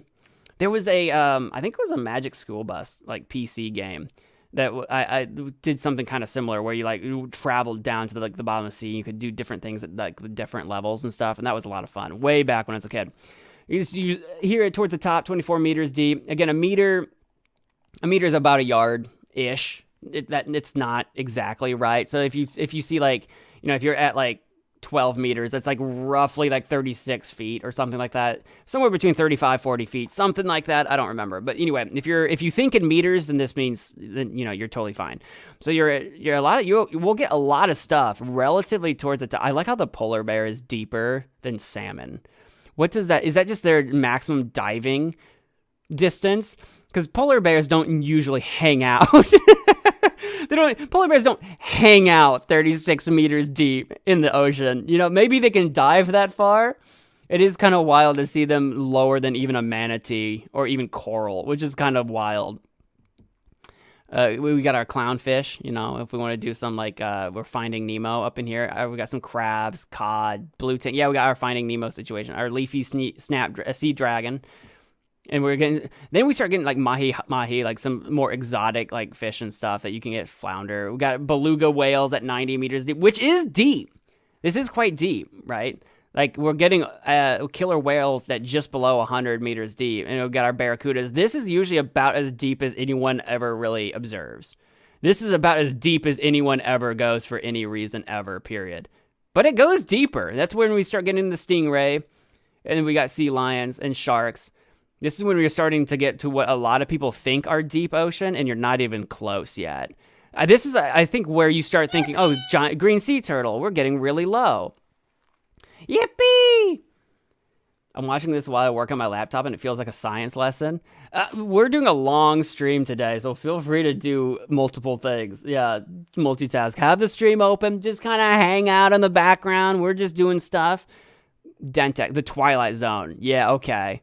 This is, okay, the thick-billed mer dive. I say these penguins don't normally dive this deep. Like, they don't have to. This is probably just as deep as they can dive, probably. Like, there's no, like, we're going so far away from most life at this point. We're getting into eel territory. When you get into eel territory, things start getting weird.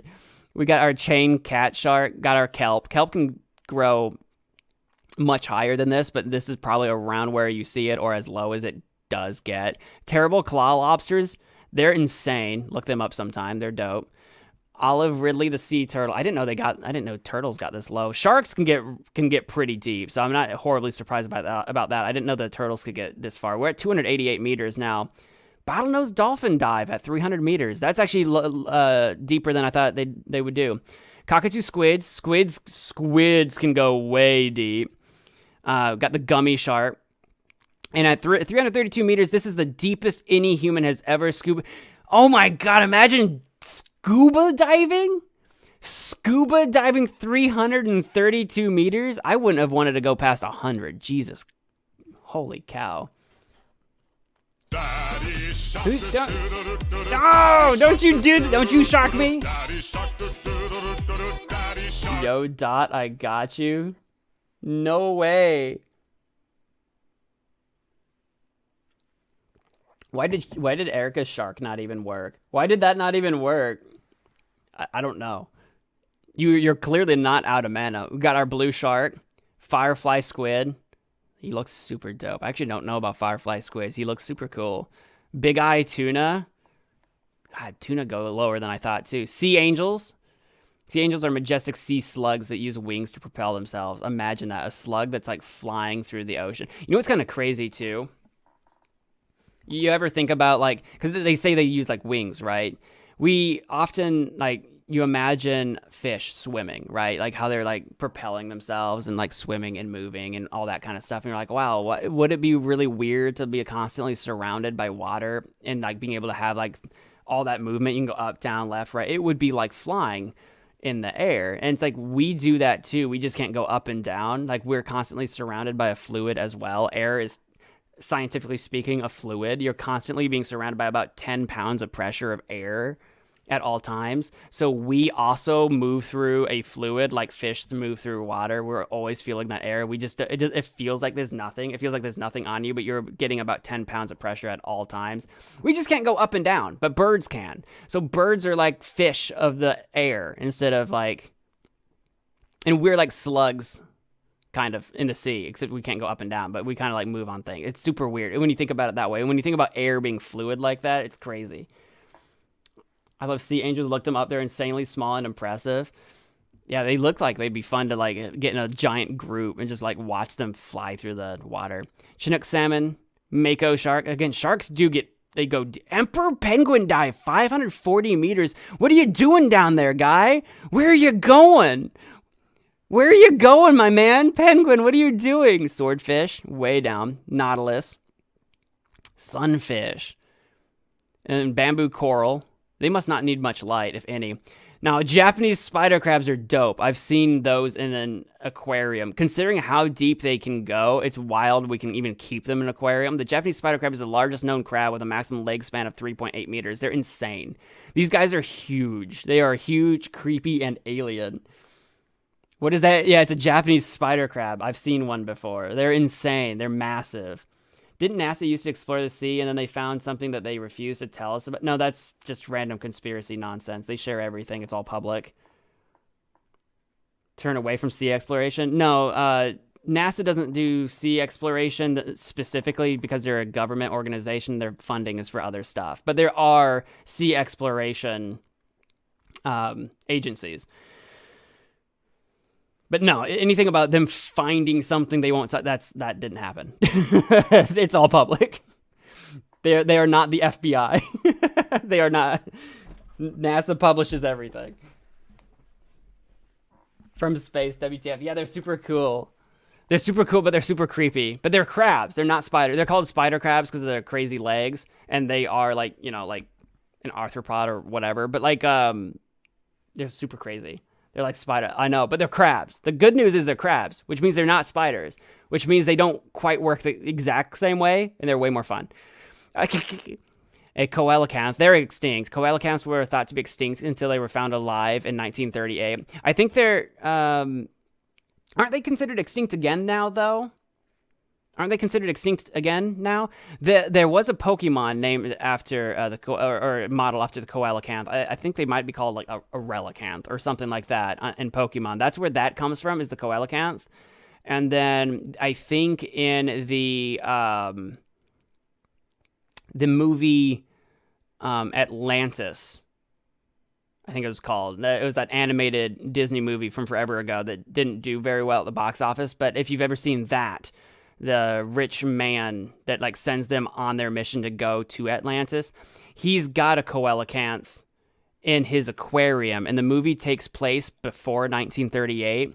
So the idea is that he had an extinct fish, a fish thought to be extinct in his aquarium. It's like a little Easter egg that like if you know, then you know that he's like actually keeping it secret that they're still alive for his own personal gain. So that way you know he's a villain in the movie from the very beginning, if you happen to know about coelacanths for some reason. Anyway, king crab at 744 meters. I actually didn't know king crabs dove deeper than the spider crab. I'm surprised. Giant octopus, 786 meters. That movie is good. It's really good. Yeah, imagine them walking towards you, right? The giant octopus, This is where we get into like Kraken territory, where it's like this is the like giant squid, which we haven't gotten to the giant squid yet, but giant octopus and giant squid are the reason why we believe in a Kraken myth. They're like the only cryptid that is real. Now, the Kraken as it's depicted in movies and stuff, maybe not. But when you talk about old sailor stories about a giant squid thing attacking a ship, it's like the only cryptid that actually is real. Is like we haven't found the Kraken, but it's literally giant squid. Giant oarfish can grow to be 11 meters long. These guys are massive. 11 meters. I mean, that's like imagine 30 to 35 foot long fish. Not a whale, a fish. We got the monkfish, Pacific cod. Oh God, they go way down. Mara's orthicana. I'm not sure what that is. We're 900 meters now, and we're finally at the weird worm things. Like we're gonna start getting life that's just like their existence. Like this worm doesn't even know of an existence on land. Its entire universe is the ocean. Sperm whale dive. They go way deep. I actually did know that sperm whales go way crazy low. I don't know why. I don't know why they do it. It's gotta be lonely as heck down here. Leatherback sea turtle, 966 meters. Really, really. I mean, the light does not come down this far. Leatherback sea turtles are the oldest sea turtle species. That must be why. That must be why they are just built different. Baird's beaked whale. I actually don't know the Baird's beaked whale. I'm unfamiliar with that one. The midnight zone. No sunlight is able to reach this. Okay, so I was a little bit premature. I guess the faintest, itziest, bitsiest light comes this far. Now we're at the midnight zone. There is no light. No sunlight reaches this depth. None. Many deep sea creatures cope by creating light themselves, also known as bioluminescence. That's where you get like the famous anglerfish. We all know the anglefish. Turtle, why are you all the way down there? I know, what's he doing down here? There's not a lot of food. Anglerfish have a large bioluminescent lure used to attract prey in the darkness. Again, it's so hard to come by food down here that isn't like bacterial. Maybe photoplankton and phytoplankton come down here. Maybe, I'm not sure. We haven't seen them on our list yet. But like that's why like you have to like lure stuff to you because you're not going to bump into it randomly, not easily. I'm not sure what Phronema are. They look like maybe a little shrimpy dude. Looks like maybe like a little shrimpy guy. I'm not sure. Orange Ruffy. Orange Ruffy can live up to 200 years. Deep sea life often have elongated lifespans. And I don't know why that is. Biologically speaking, I don't know why things that live at the bottom of the ocean can live hundreds of years just easily. I don't know if it's just because like they have like a different metabolism that's like slow because again, it's so hard to come by food. And I don't know if like the cold and the pressure keeps them alive. I have no idea. The blobfish, I think the blobfish are a little bit further down. I think, maybe. I'm not sure where they're at. But I think they are, like, midnight zone. I think. Got the, yep, there he is, blobfish. Got the Venus flytrap sea anemone. We've got the blobfish. They actually look like real fish when they're at this pressure. The reason they look blobby and ugly and terrifying and like disgusting on land is because they are not built for land pressure. They are built for deep sea pressure. Frilled shark. Look at this guy. He's a straight up dinosaur. I mean, like all sharks are. Sharks have been around since before dinosaurs, but goblin shark, there he is. Goblin sharks are known as living fossils because they're the only living species of a lineage that has existed for 125 million years. So what that means is this species of goblin shark has existed basically unchanged for 125 million years. Bubblegum coral, the hatchet fish, dragonfish. We got the big red jellyfish. Many deep sea species use the color red as camouflage since it's the first color to leave the spectrum as you dive deeper. That's kind of wild. The Greenland halibut. There's a Greenland shark. I don't know how deep they go. I don't think we saw them on this list yet. I don't know if that's because they are even deeper than this or if they're just not on the list. Giant tube worm. Giant tube worms get their nutrients from hydrothermal vents. Yeah, I mean, yeah, we're at the point where it's like you have to get your nutrients from like not normal means at this point. Hydrothermal vents are formed from seawater passing through extremely hot volcanic rocks. They release heavy metals that are toxic to most animals. Most, but not giant tube worms. They eat it up. But even those extreme conditions, specialized life finds a way to survive. We're at 1,600 meters deep. The Yeti crab. The Yeti crabs live on hydrothermal vents. I've seen a picture of a Yeti crab. I don't know anything about them, so I did not know that they lived this far. I had no idea. There's the six-gill shark. I love how he just looks like a regular shark, but he's 1,700 meters deep. What are you doing down here, guy? Six-gill sharks spend the day in deep waters and the night in shallow waters. They can be found all over the world. They dive this far deep, but then when it's like day, what? During the day, they go this deep, and then at night, they're like, I'll float back up to the top and get something to eat, because there's nothing down here for any more sharks to be eating. There's not a lot of life. Deepest dive of a narwhal. What were you doing down here, narwhal? Narwhals dive to this depth up to 15 times a day and search for food. You went too far. You went too far. You don't need to be this. Here's the jewel squid. We don't have any idea what these squids are doing down here, man. They just have to be for pressure reasons or something. Almost 2,000 meters rather deep. Sea pen. Telescope octopus. Telescope octopus are almost completely transparent and have unique protruding eyes. Giant isopod. Meals are rare in the deep sea. That's what I'm saying. Deep sea creatures have adapted to this. One giant isopod in captivity went 5 years without eating. Like, yeah, the food is so scarce. That's why I was like, what are you, like with the narwhal and the sharks, it's like, what are you doing down here? You're not getting meals very often. There he is. There's the Greenland shark. They're the longest lived sharks. They're the longest. They can live like 1,000 years. They're insane. And there's the colossal squid. We got there. Colossal squid are the largest known squid species. They can reach a length of 10 meters and weigh up to 700 kilograms. They're like massive. They're huge. Barrel eye fish have transparent head that allow their eyes to collect more light. Somehow, I don't know how that makes any sense. There's like no light down here. Elephant seal? An elephant seal can go 2,400. Why? Why? What are you doing down here? What are you doing down here? You don't eat any of this. You don't eat any of this. Why would you ever, elephant seal? Seals are mammals. What are you doing down here? No mammal needs to be down here. What are you doing? Gigantactus? I don't know how gigantic they are. It's got gigantic in the name. Chimeras. You know you've got some messed up life when you start calling an animal just straight up a chimera. Like, we don't know what you are. Just let him be. Bro, like, that seal, what are you doing? Squid worm. Is it a squid or a worm? It's a worm, yeah. You can't fool me. I can see where the shape kind of gives you that squid impression, though. Just an FYI, this is the deepest we've ever found these creatures go. They might be able to go deeper. I don't know why you would, though. I don't know why you would. Black swallower. Yeah, when you just start calling an animal, we don't know what to call it. It swallows. It just eats.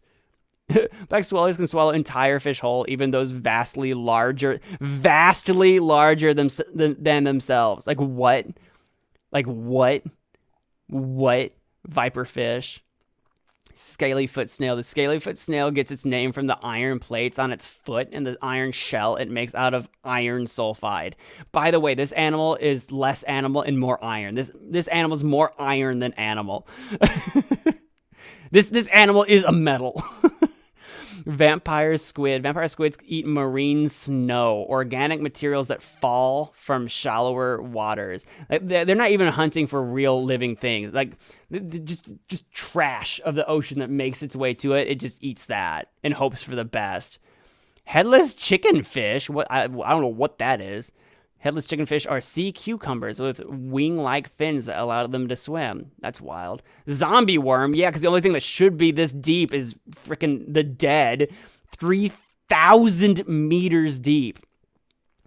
The Cuvier's beaked whale dive. Cuvier's beaked whales are the deepest diving mammals. I was going to say whales are mammals too. I was already talking about the seal. I don't know what this whale is doing down here. I don't know what you're looking for. You don't need to be here, man. Glass sponge. The gulper eel.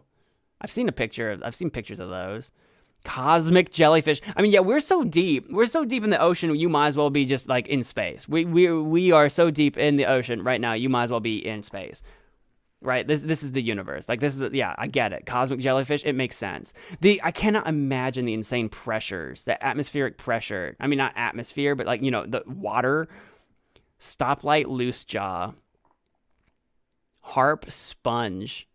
And we've built things to be able to dive this far to discover these things. We've built things, but it is very difficult. Cookie cutter shark. This shark takes cookie-shaped chunks out of its prey. Because when I say we've built it, we had to create technology. But these things are organic. This is organic, biological, living things somehow making a life down here. Lizardfish.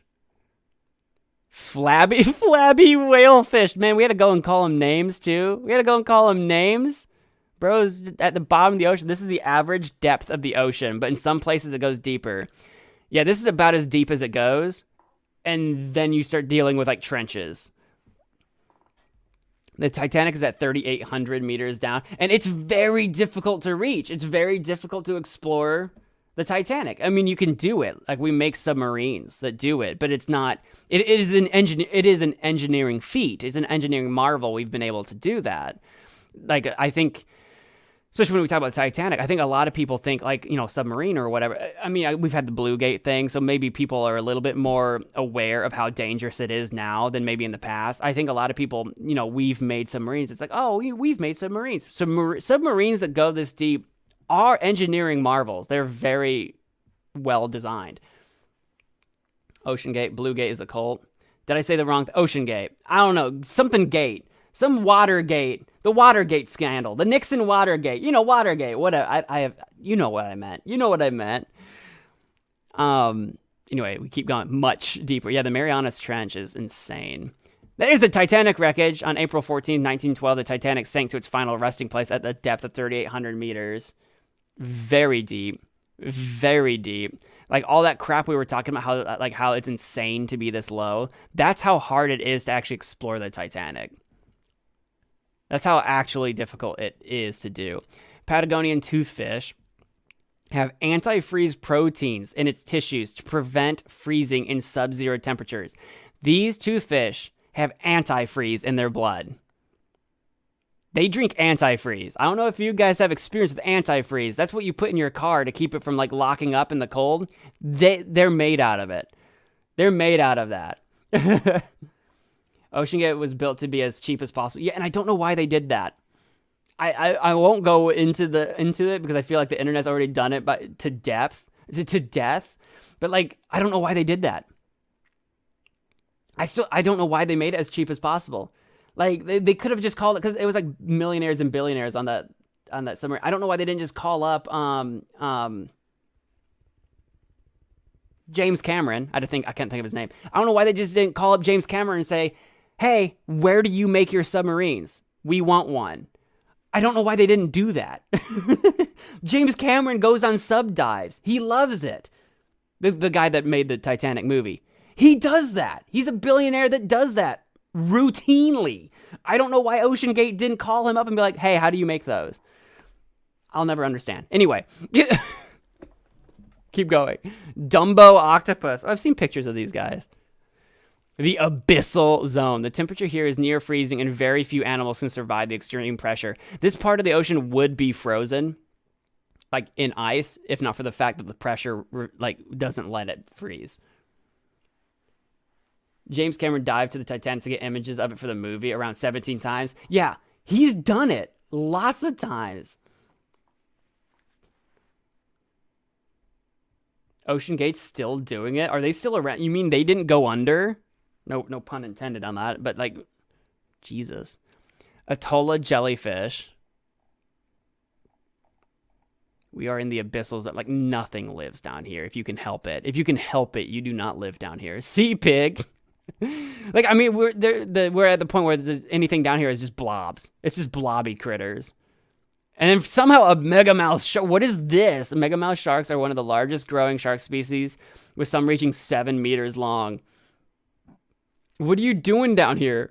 You're eating all the sea pigs. Megamouth is down here eating all the sea pigs. Here's the fang tooth. Kind of looks like the anglerfish, but without the little lamp. Tripod fish. The Corridea. Faceless fish. There's straight up a fish down here with no face. Because why would you need one? Why would you need one? Other than a mouth to eat or just some way to consume, why would you need a face?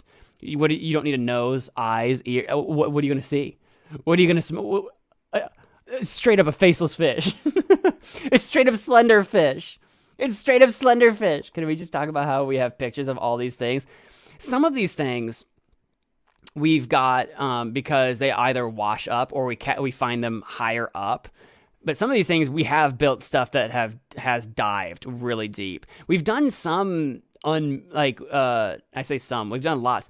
We're getting to the point where like there's a lot of submarines that we send down for exploration that aren't even manned. They're manned by like robotics and cameras and stuff, so that if something went wrong, no one dies.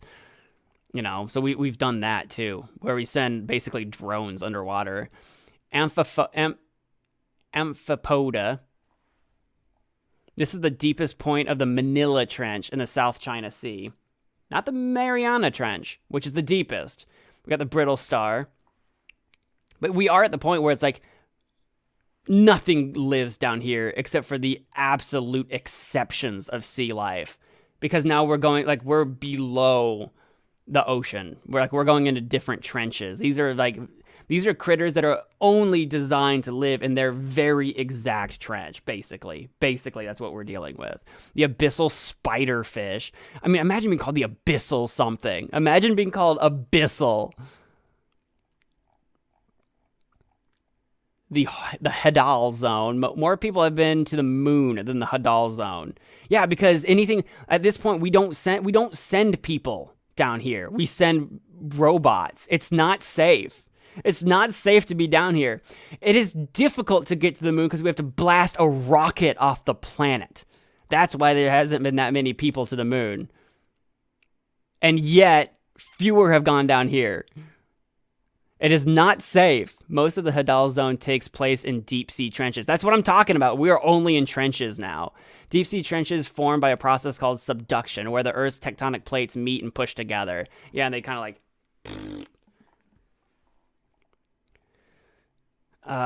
the USS Johnston shipwreck. The USS Johnston sank in World War II and is the deepest shipwreck ever found. There might be other shipwrecks still at the bottom of the ocean that, are impossible to find at this point, but this is the oldest found. That's insane. The deep sea can be a lonely place. Yeah, no kidding. Nothing should be down here. This place isn't natural. Life here is sparse. The extreme conditions make survival difficult, but still not impossible. Few things are impossible. Grenadier, what are you? I mean, yeah, he's just like a little chitin. I don't even know what I'm looking at here. I don't even know the scale of this thing. This is like a little bug in the ocean. So little is known about life in these deep environments. Almost every expedition uncovers something new. But it is difficult to send an expedition. Every expedition finds some weird new tiny thing that shouldn't exist, but it is hard to send these expeditions. It should be admired. Comb jelly. Comb jellies have been around for 500 million years. Despite looking like jellyfish, they are not closely related. Which I'm not surprised, because they probably are related, but just insanely distantly because their common ancestors split like so long ago. Like so insanely long ago. This is the deepest point of the Java Trench in the Indian Ocean. 7,500 meters. I actually don't know off the top of my head how deep the Marianas Trench is. I just know it's the deepest. I don't know off the top of my head. One of you guys out there might know. What's impressive is that we sent more people to a place far from our planet without the technology to do it yet. We haven't sent many that deep down the ocean. No, we sent people far away with the technology to do it. Like, we had the technology to go to the moon, and we did it. Mariana, I believe, is 11,000 meters. Screw look for aliens in space. The ocean has the real aliens. Statistically, no. I don't know if statistically is the right word. Everything on this planet is not an alien. It's from here. I mean, unless you're talking about panspermia, where like all life on the planet came from a comet that crash landed on Earth like forever ago. So unless you're like talking about that, but There's the Hadal snailfish. I like how the Hadal snailfish has dived deeper than Hadal actually goes. The cusk eel. Eels are mysterious. Eels are already weird enough. This is the lowest point of the Puerto Rico Trench.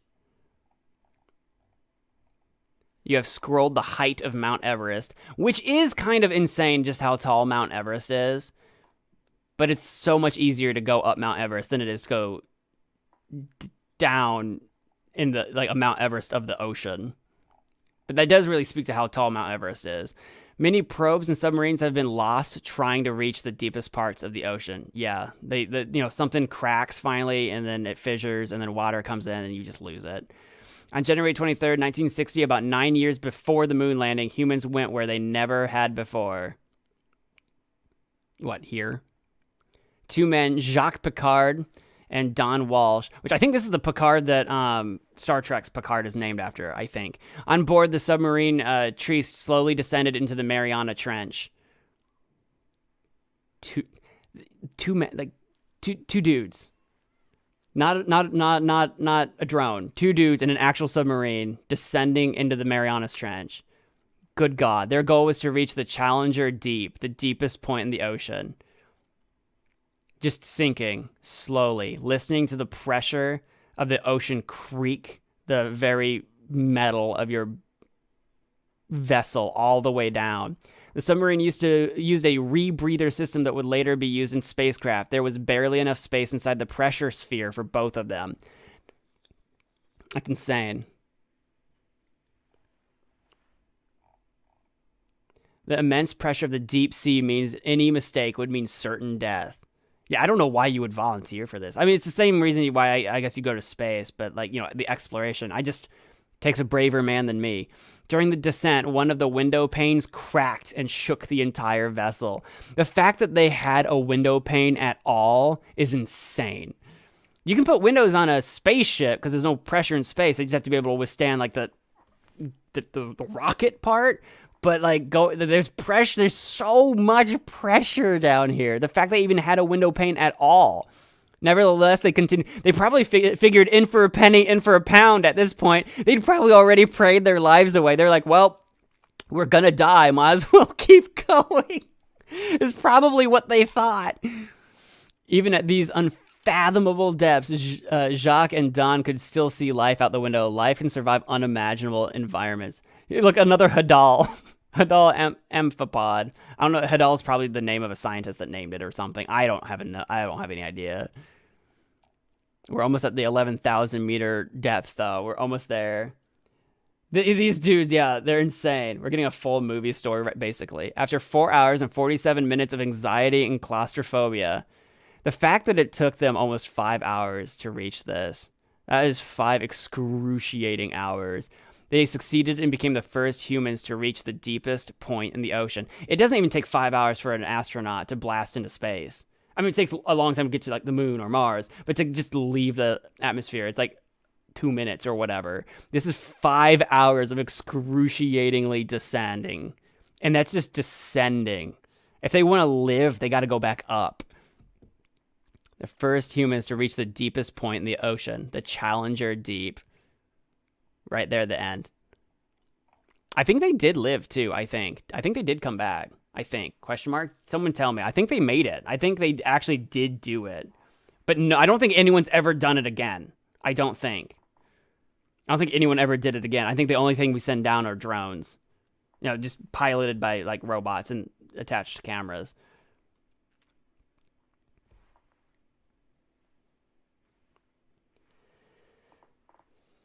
We had the bare minimum of technology to send people to the moon. We had the bare minimum technology to get people down this far. We didn't know with certainty if our technology during the space race could get us to the moon. That's what I meant. We didn't know with certainty a lot of things.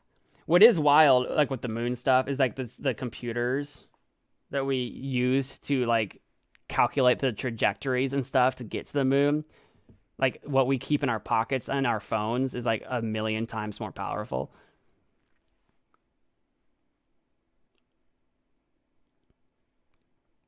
James Cameron is the third and last person to make it to the bottom of the Marianas Trench in 2012. Did he actually do that? I knew he dove a lot. I wasn't sure if he'd made it to the bottom of the Marianas Trench or not. So it was those two. It was Picard and Don here, and then James Cameron's done it. I would believe James Cameron being nuts, being crazy enough to try it. I believe that.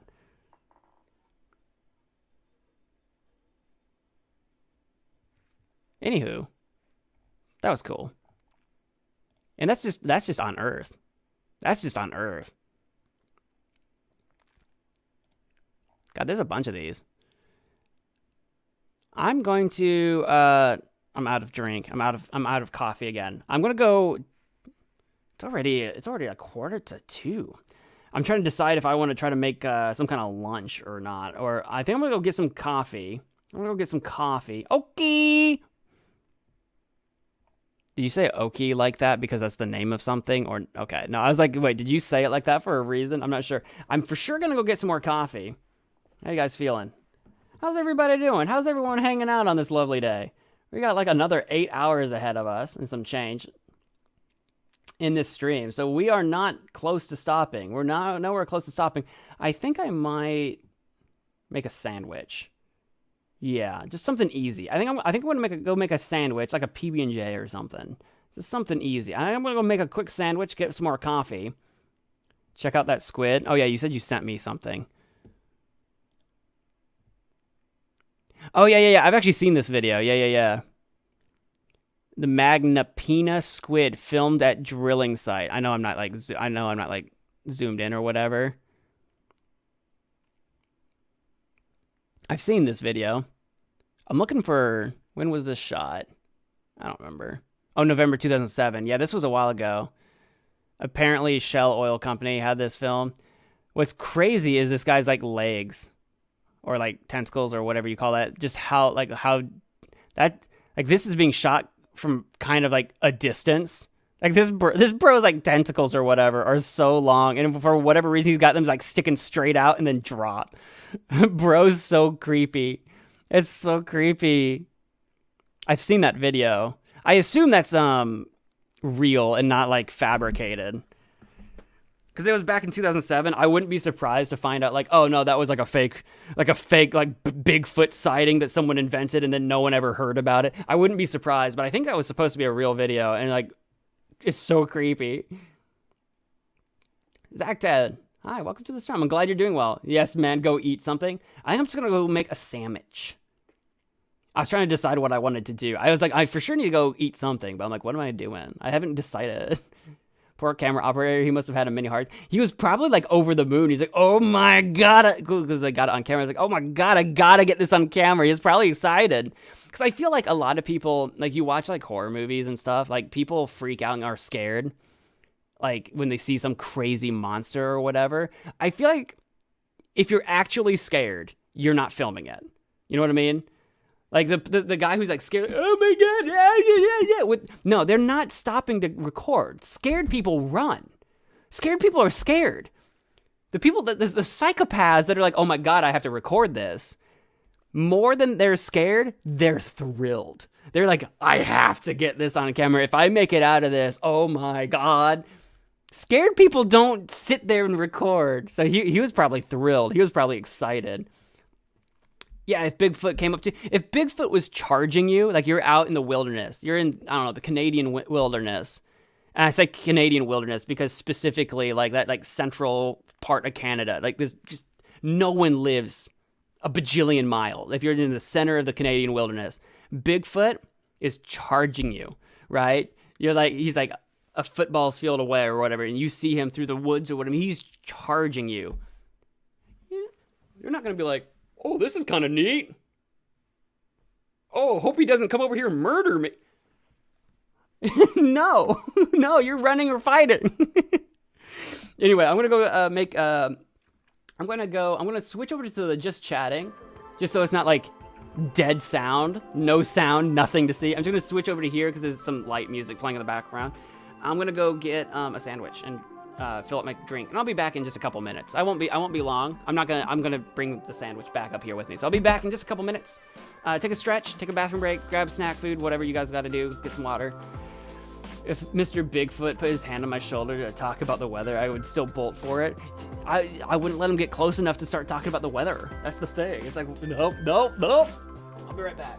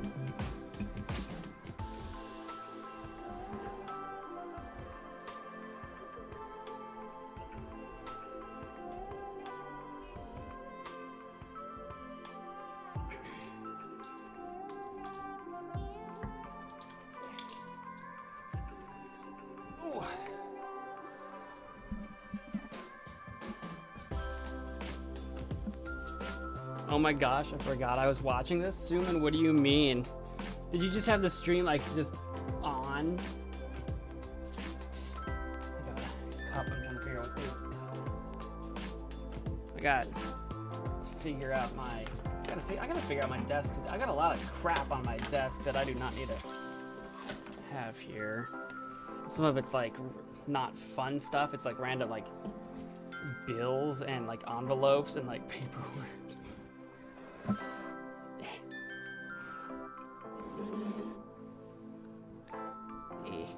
got my coffee. Save. Yeah, I had it on silent. You had it on silent? You need to leave it on like 1% volume. So that like every now and again you just get the teensiest, like when I like scream at somebody, probably Ashton, you just get like the teensiest like ah!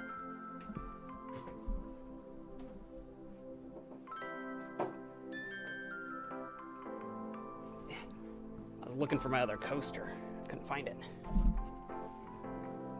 Get out! You get out. I was already out. I'm back. Can I have some? I've got 2 tickets to paradise. I've got my PB&J sandwich. PB&J. And I've got, what's going on over here? What is it? Oh, it's my desk. I was like, what is it? What's showing up in the green screen? Hey, Monica. Hey, hey, Monica. Hey, hey, Monica. I've got my coffee.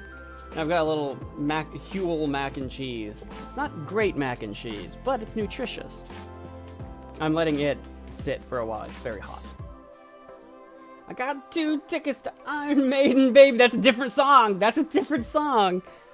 I know that one too. Napkins. Oh, of course they're over there.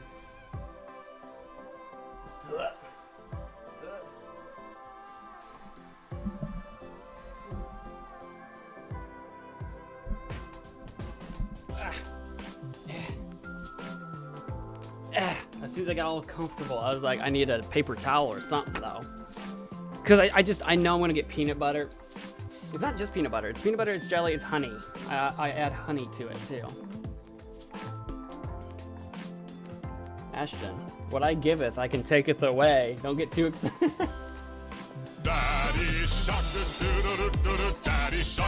No sharks. We're not in the ocean, remember? We're not in the ocean anymore, remember? No more sharks. Banned. No.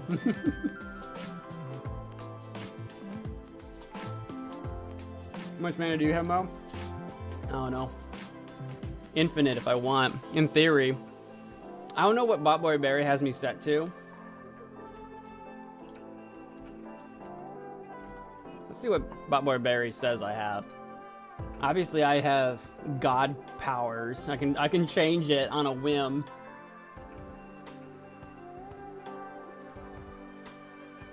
$40.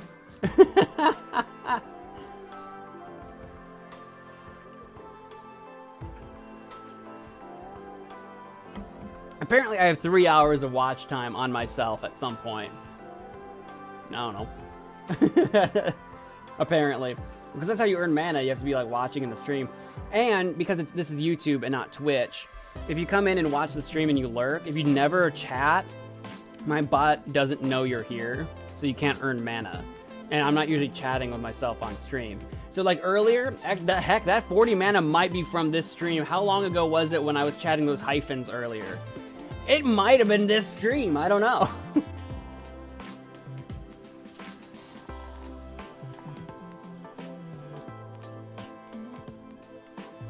Was it 3 hours ago? That might be it. That might be it.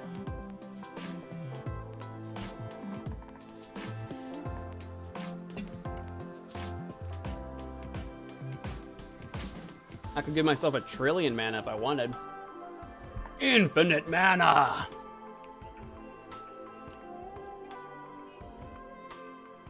You guys having lunch? I forget what time zone it is for everyone. Who else is out there having lunch with me? If you're having lunch, what are you eating? What you got?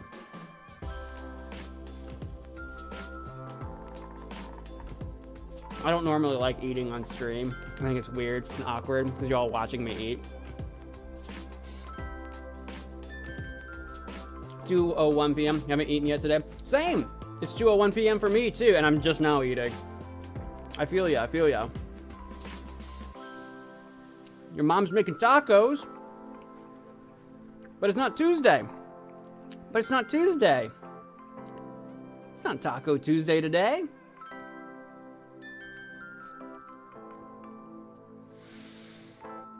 It's 3 for you. You gotta get those tacos soon. Some homemade gnocchi. I always don't know if I'm saying that right. Gnocchi? Gnocchi? Gnocchi? That is not a dish I grew up having. The first time I ever heard of gnocchi, I think is how you say it. Correct me if I'm wrong. The first time I ever saw that word exist was in a Sims game. I forget which one. It might have been Sims 2. I think it was in Sims 2.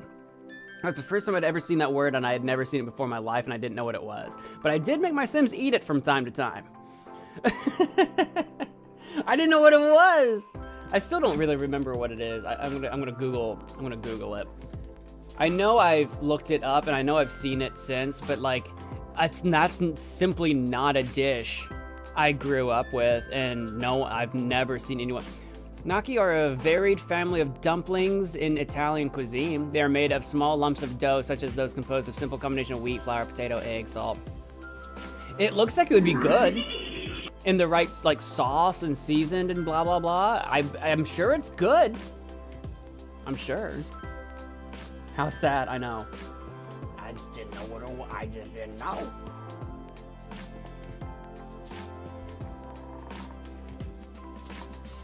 You want fried chicken? I can always go for fried chicken.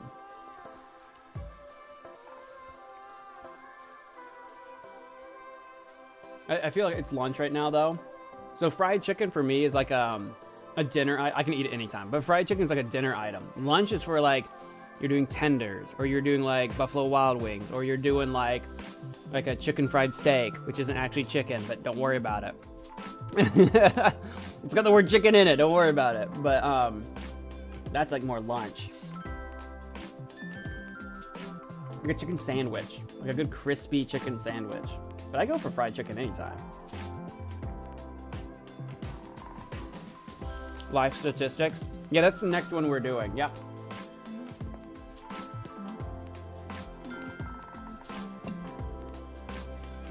I wanted to get some bites of my sandwich in, because I know as soon as I start this, and I start talking, I got a thing in front of me, I will forget that I have food. Was that the 8-hour stream, or was that different? I think it was during the 8-hour stream. I was doing the 8-hour stream last week, and you guys will remember I made popcorn, and I had popcorn sitting over here. I forgot it was there. I had like a quarter of my popcorn, forgot it was there, and when I ended the stream, it was right here, right next to me. I forgot it was there, and I wasn't eating it anymore. And I ended the stream, and I was like, why am I so hungry? I thought I made popcorn, and I did. It was right there. So once I start getting like busy doing something, I forget to eat. I forget.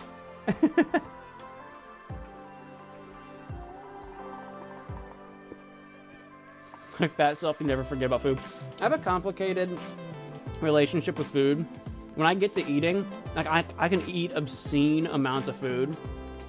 Like I can do like a buffet style like mukbang and just go nuts over here on food. I can eat so much food, but I can also go so long without eating and not even realize it.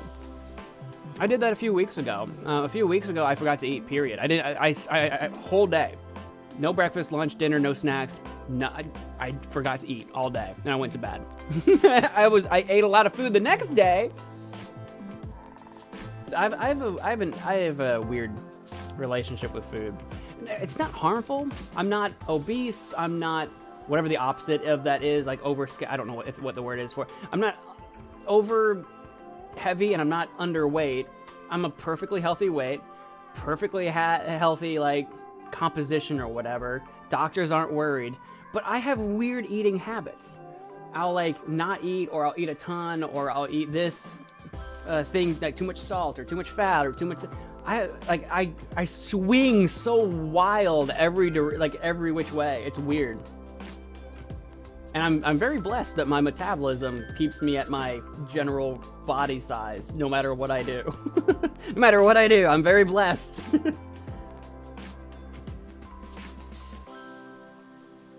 Getting chicken and waffles. Chicken and waffles was never a combination I really it's not a combination I really crave. It's not one that I ever like sort of grew up eating. I will say there's a place not far from where I live that it's a buffet for pizza and fried chicken. That's the two items they do. They have a few sides. They have a couple sides. They have some sides with their like chicken that's like potatoes and carrots and corn or something like that go with the chicken. And they have dessert pizzas. So they have pizzas, they have some breadsticks, and they have some dessert pizzas too. But that's their two big ticket items. There's a buffet not too far from me. That's what they do. They do pizza, fried chicken. I know that's not waffles, but that's what that made me think of. It's like when you're combining like two things specifically. That's what they do. It's not like a full buffet. You can't go there and get a steak. You can't go there and get or a burger or something. You can't go there and get like a salad. There is literally no salad. Like that is what you get. They might have a side salad. I can't remember. They might have a really teeny tiny salad bar, but it's not. It's like lettuce and tomato or something. You know what I mean? Like Caesar salad.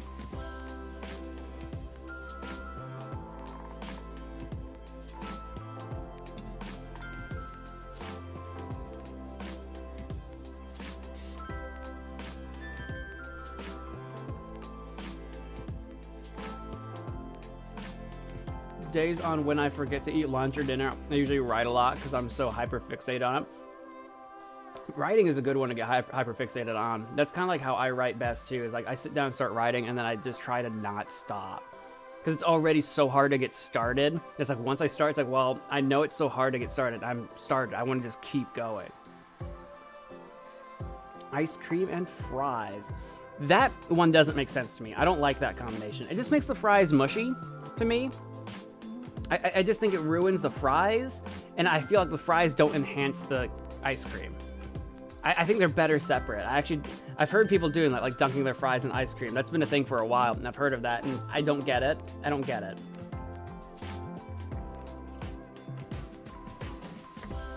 Sorry, I tabbed out for a second to do something. Have you checked out my space pictures I posted on the Discord? No, I think I forgot that they were there. I can, though. But I think I got so busy chatting that I think I forgot all about them. Hold on. It's a good thing you came back and said something. Bun had some space pictures he wanted to show show to us. Can I open it? Can I zoom? Open in browser, mate. Oh God. Zoom out. There we go. There's one. You can inform us in the chat what all of these are, because I'm not going to remember what you said from earlier. But we've got some kind of nebula galaxy something going on here, which looks super cool. We've got, I think this will open separate tabs so I can go back and forth. I've got like the moon. I think that's the moon. We got the moon. I think we got another moon too. I've got the moon, and I've got. Don't worry, I'm gonna flip through these. I'm just getting them tabbed open. I'm gonna zoom in on this one a little bit, but it looks like it's super far away. So we've got. Oh, it says Orion Nebula. Did you say it's the Orion Nebula? This is the Orion Nebula. Oop, I need to zoom out again a little bit on this one. Orion Nebula, on this one.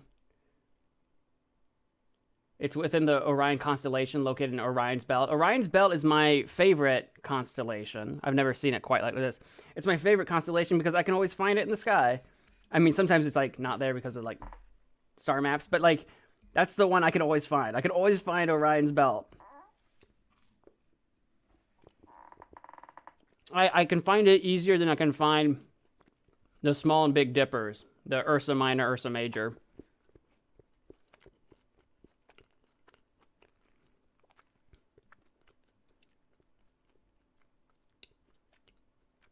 This is just a moon with added saturation, which is called a mineral moon. This is a good shot of the moon. I like it. I always thought like these like strands and specks make it look like they're like little cities lit up all over it. Very like always in my brain growing up, shots like this of the moon made me think of like Coruscant from Star Wars. I was a Star Wars kid. I was a nerd. And then we got one here that looks a lot less like Coruscant, more like a moon. A moon. And then you said this other one was Jupiter. The one from like this one really far away here. I would zoom in, but you know, we'll lose some of the definition if I do, so it doesn't help a lot. My weirdest food combo is ranch or ketchup on normal chips. Dude, I've done that. And ranch slaps. Tortilla chips and ranch? I mean, I'll put tortilla chips in about anything.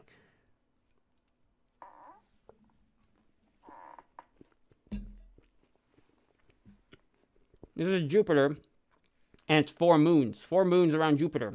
This guy's a little faded, but it's there.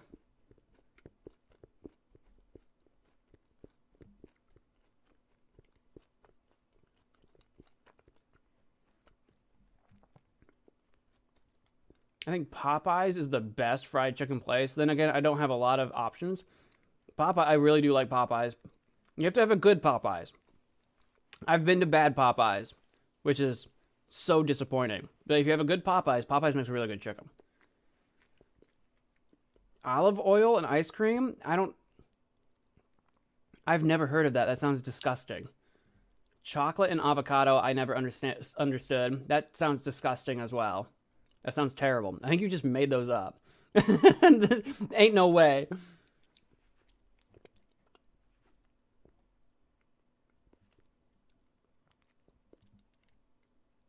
Yeah, these are cool. So I'm catching up on my chat because I wasn't watching the chat when I was opening these. I'm just seeing if I missed anything. But yeah, these are cool shots.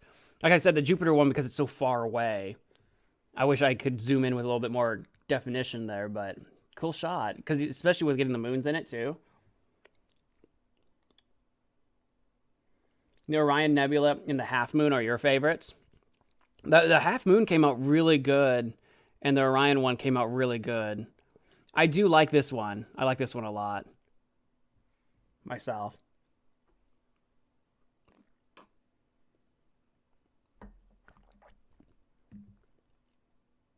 Orion's only visible during wintertime around November to February. That's probably the only times I'm really looking at the sky then, apparently. Because Orion's the one that, like I say, that's the one I always can find. I don't know if, like, specifically where I'm at in the States, if I'm any more or less likely to see it. I don't know the star map. I don't know. So.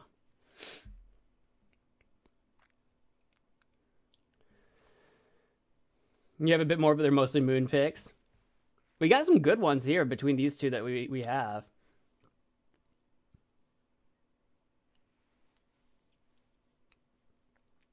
Coca-Cola and chicken sounds weird.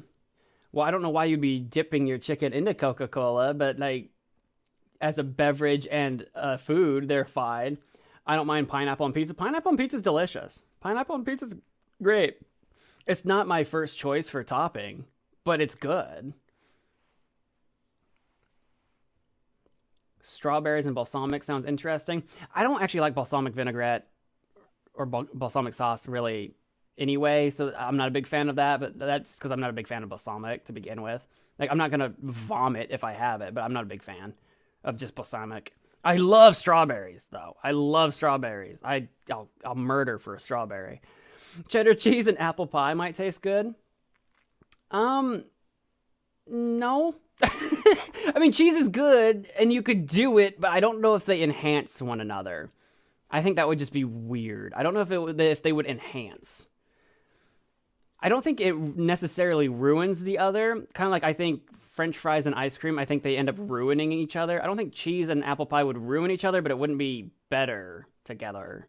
That doesn't sound great. Peanut butter and burger looks gross. Yeah, I don't know why you would do that. I think that just makes the peanut butter worse. That's just weird. Chocolate and chips is great though. Chocolate can go on a lot of things and make it good. I think depending on the chips a little bit, maybe. You ever had KCF fries? I'm gonna assume you meant KFC fries since we're talking about chicken. KFC fries dipped in their gravy? Yes. And, or if not KFC too, if you like Dairy Queen as well. I know they're not a chicken place, but they do gravy as well. Or at least mine do. I dip my fries in Dairy Queen gravy. And KFC, I don't go to a KFC very often because it's so sad. I'm close to a KFC, and actually I think they just closed down. I drove by and I think they're closed finally. It was a really bad KFC. I don't know how they stayed in business as long as they did. So I don't have a KFC near me anymore because I think they finally closed. And then the Popeyes that I'm close to isn't a good Popeyes, so it's disappointing. So I don't really get to go to KFC very much anymore unless I actually travel, which is kind of funny. Ketchup and ranch, cranch is disgusting. I can get down with some ketchup and ranch, but I also love ranch. I love ranch. I'm a Midwesterner. What do you want from me? Cheddar cheese should be nowhere near a dessert. Yeah, unless it's like maybe some kind of hard pastry type dessert or something that maybe you can construe something. I don't know. There might be an exception out there. I hate to speak in absolutes because there might be something out there, but yeah, cheese doesn't need to be added to dessert items. I don't think they enhance. Hear me out, banana and bacon. I like both those things separately. I don't see why those things would be bad together. They're definitely different flavors. I've actually done a peanut butter and pickle sandwich before. It wasn't great. It was weird. The best food combo has got to be pasta and cheese. Well, I mean, yeah. I mean, that's mac and cheese. That's just macaroni and cheese. I mean, if you don't do a macaroni noodle, that's fine. But pasta and cheese is literally the entire concept of macaroni and cheese. That's the entire concept. Yeah. You can still do a different noodle. You can do bow tie noodles are really good with cheese. You can do the or the elbow noodles. But you could even go with like a linguine or spaghetti or something like that if you wanted. I mean, shoot, why not? And lasagna, you put cheese on lasagna. So, yeah. Absolutely, because lasagna is a pasta. So, yeah, no, cheese and pasta, absolutely.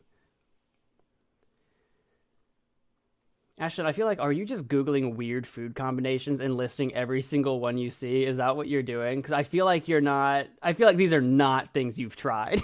You've listed like a zillion. Are you just giving me like Mojo's top 10 weirdest food combinations here on Watch Food Joe? Is that what's happening right now?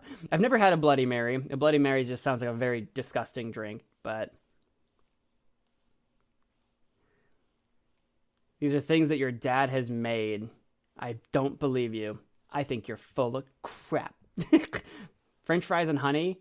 I could see that kind of like a honey drizzle over your fries. The thing that puts me off about that isn't even the taste. It would be like, depending on how you're eating your fries, that would be sticky. That would be really sticky. That would be exceptionally sticky. I always find a way, like even when I was eating my sandwich there, I always find a way to get honey on me, and it's like sticky.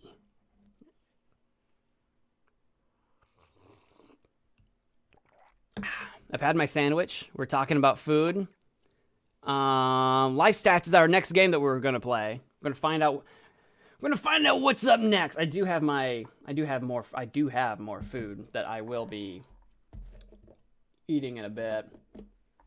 I'm letting my mac and cheese marinate itself. I'll put hot sauce on a mac and cheese. I don't know about hot sauce on an ice cream. What's the point of putting hot sauce on an ice cream? I feel like that's just what's the flavor to that?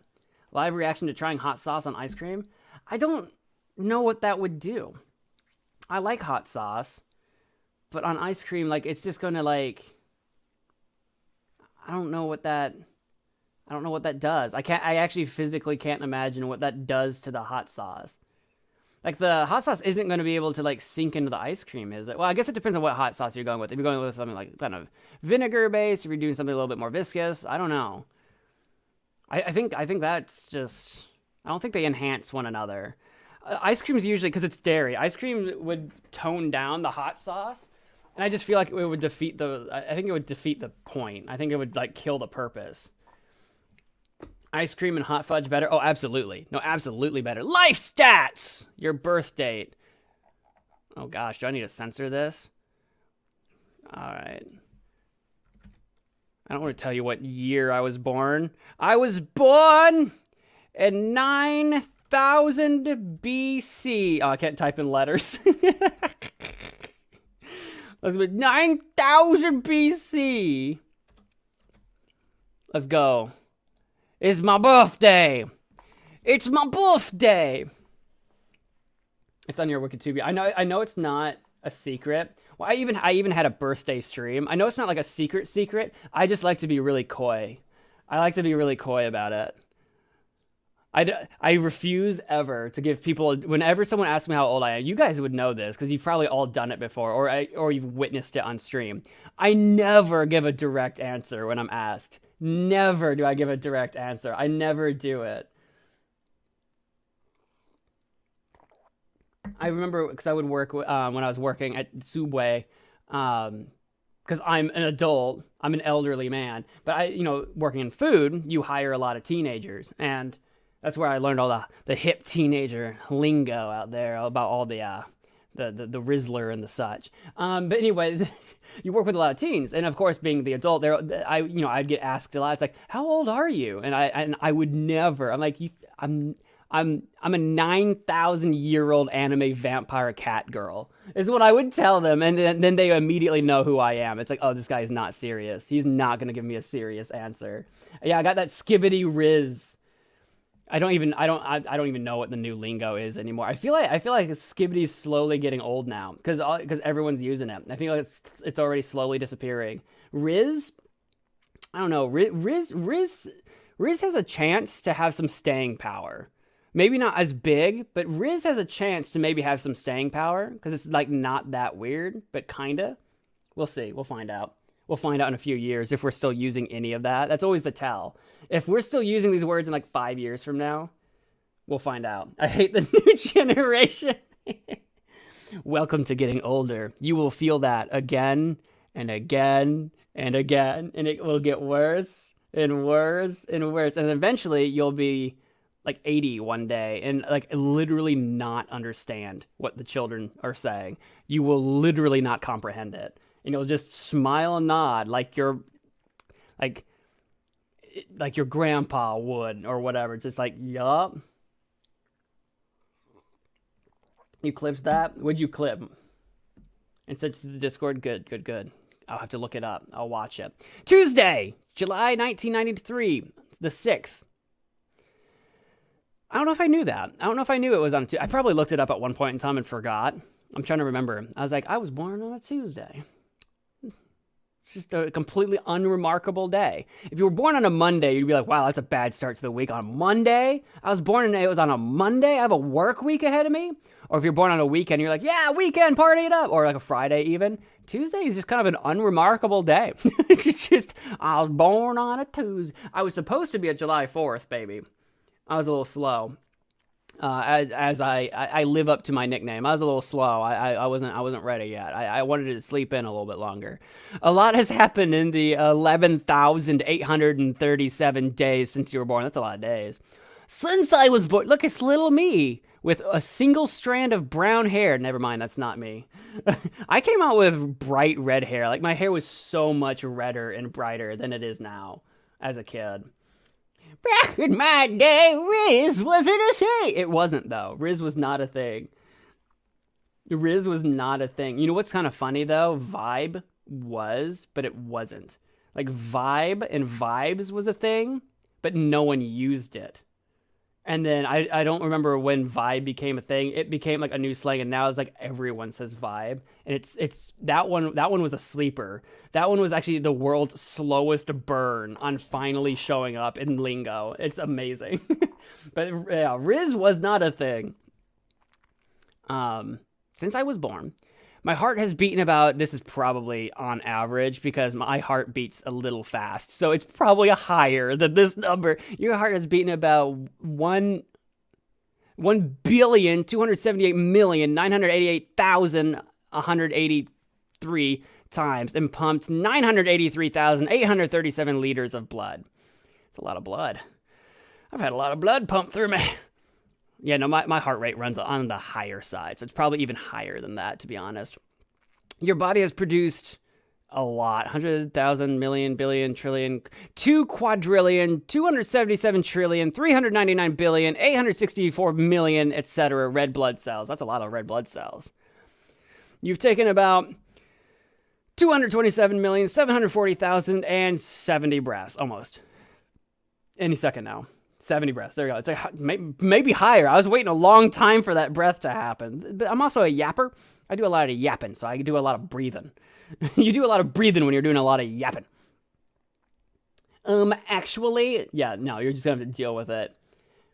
You know, we got that vibe, baby. I don't know what song you're singing off the top of my head. That one's not ringing a bell in my brain. You've blinked about 245,959,283 times. False. I don't blink. Proceeds to stare in the camera for like 10 minutes straight. I still haven't blinked since I said I don't. I'm still staring. My eyes are getting dry. I probably am going to blink. It's my right eye. My right eye is betraying me. My right eye is dry. No, don't blink. Don't do it. I didn't prepare myself. You've spent 3,795 days of your life asleep. Yikes. Considering I've only been alive for 11,000 something. Yikes. You're not the only thing that's changed. The world is a different place. Oh, no, I know. Does the world seem more crowded now? I mean, it should because there's more people, but not really. It feels about the same, I think. It's not just in your head. There are 2,293,368,134 more people on Earth. And oh, that's true, isn't it? That's true, isn't it? Because aren't we at 8 billion people on the planet now? Or 9? How many people are there now? Yeah, because I kind of remember at one point in time it was 6 billion. That was in my lifetime. Oh, you're right. That's crazy. That's a lot of people. Yeah, 8 billion. Google's estimation is just shy of 8 billion, but I think that was as of 2022. Yeah, as of 2022, Google's estimation was 7.951 billion. I think I've seen estimations that now we have passed 8 billion. It's really hard to count people. It's really hard to do that. But yeah. That's crazy. That's true. Not 9, yeah, 8. It's called Vibe by Tae Yang featuring Jimin from BTS. Yeah, that one's not ringing a bell for me. The new generation of words makes me want to vomit. I'm not joking. Outside of Vibe, that one is all right. Well, what about bussin'? God, the first time I started using bussin' at work, the teams I was working with, this was years ago. Now, I think that was that pre-COVID? I think it might have been. I don't remember when that was a thing. But the first time bussin' became a thing, and I just started using it at work, and all the teams I was working with were dying. It's please, God, stop. I'm no, I relish this too much, watching all of you squirm. Not bussin'. It was such a stupid word. There is 17% more CO2 in the atmosphere than when you were born. Fantastic. Love that. And I have been anti-CO2 since I was a child. Let's go nuclear power. Hi-ho. $1 doesn't buy what it used to. Oh, I know. $1 in 1993 is equivalent to $2.05 today. I'm not even entirely sure that's true. Right now, with our inflation rate as it is right now, I think it's probably more. Hang on. Because I don't know how this thing tracks its stats, if this is accurate. Well, it's so recent. I'm not gonna try to look this up. I'm just gonna accept it. Basically, our money is worth half what it used to.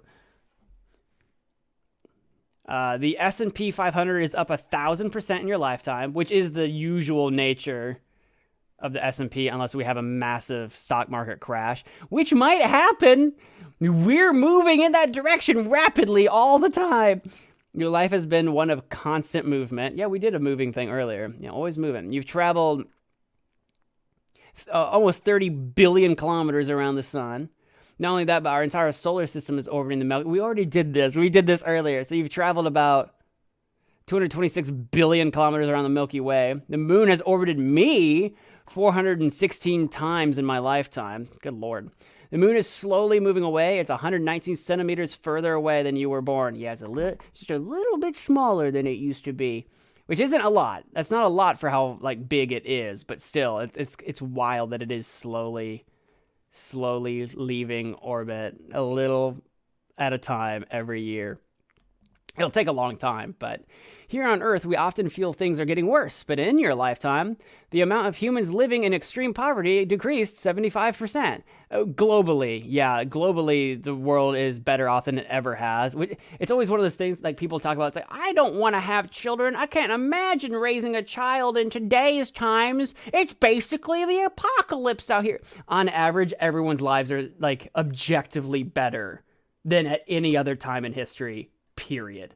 Now, your specific situation might be different, but in terms of like the world now, on average, we are all better off today than at any other point in history. On average, when you're talking about like medical care, when you're talking about financial stability, it doesn't feel like it right now because things are bumpy, but like on average, the world literacy rate went from 83% to 87%, which this is coming into question. There's actually a big concern that the new generation of kids are like illiterate. Like literacy rates are like dropping. There's a concern. There's a more recent concern. I heard an old woman compare this year to the Holocaust. Yeah, so the thing is, like, people need to stop making Holocaust and Nazi comparisons. I'm not going to get into it too much because I don't want to start talking about this and then YouTube, like, the transcription's like, oh, they're talking about Nazis, and then put a, like, stamp down on the algorithm, because that does happen. So I don't want to talk about it too much. But when people constantly compare things to, like, those atrocious World War II events, you're making those events seem so much less bad than they were. They were so bad. And when you go around saying, we're in a Holocaust right now, it's like you are not making this situation that we're in right now feel bad. You're making the bad thing seem like it wasn't that bad. Stop doing that. But anyway, good night, Androidy. Thank you for hanging out. It's the same thing when people are like, oh my God, this person's just like Hitler. Don't do that. Like, he was really bad. And when you go around calling just anybody you don't like Hitler, then it's like you're making Hitler seem like he wasn't that bad. He was pretty freaking bad. For real. So it's like, yeah, we need to be careful about how we because that's the other thing too. That's how we create this perception that the world is in like this horrible burning down state, is because we all use this hyperbolic language to describe our current situation when it's not the level of bad we're comparing it to. I'm not saying we live in roses and sunshine all the time. I'm just saying, like, we're making comparisons that aren't fair. I don't really care for politics. Yeah, don't worry. We're not going to talk politics. Don't worry. I'm more focused on like the words we use in everyday language, right? So don't worry. We're not going to get political. Those are two things that come up a lot because it's like, we're in such bad times. It's like the insert whatever other like horrible thing that happened in history. It's like, let's not get ahead of ourselves right now. We're in a recession. Things are political. There is conflict in the world. Correct. But it's not the apocalypse yet. It's certainly not the apocalypse yet. That's all. I am old enough to vote now. Congrats. Are you gonna? You need to. You should. Exercise your right to vote. Anyway, where were we? Life expectancy went up 8 years for all people. I don't know when this website was made. Life expectancy did a little bit of a dippage after the 2020 situation, but 23% more people have access to electricity. You're one of the lucky ones. 6% of people born in 1993 didn't make it to 2024. Don't say it like that. I mean, to be fair, that is a significant gap of time for people to get sick, for people to be in accidents. To be fair, but don't say it like that. I hate it because 6 is like my favorite number. It's like, don't say it like that. And you still have a long way to go. You don't know if I have a long way to go. Next year, I might be the 7% of people that didn't make it to 2025. Don't say this statistic. Don't say this and then say, you still got a long ways to go. It's like, bro, 6% of people didn't. What the frick? What the frick? Who knows what else will happen in your lifetime? Oh, yeah, Lord knows. Oh, this was one of the shorter ones. This was a shorter one. Okay. Like that was that was disturbing. That was a disturbing way to end it. Printing money. Are we gonna print some money? Printing money. Cool. Oh, I see what's happening. I see what's happening. I gotta switch which leg I'm sitting on. Lil Peep, Mac Miller, and Cameron Boyce were born in 93. I don't know who those people are. Mac Miller sounds familiar, though. Is that a musician? Mac Miller sounds familiar.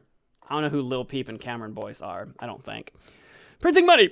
Minimum wage, $7.25 an hour. We actually talked about that a little bit earlier. That is the national minimum wage here in the United States. Teachers, I guess, I'm going to say these are probably averages. I don't think this is a teacher's minimum. So this maybe is a teacher's average is $16 an hour, which I was making more than that at Subway.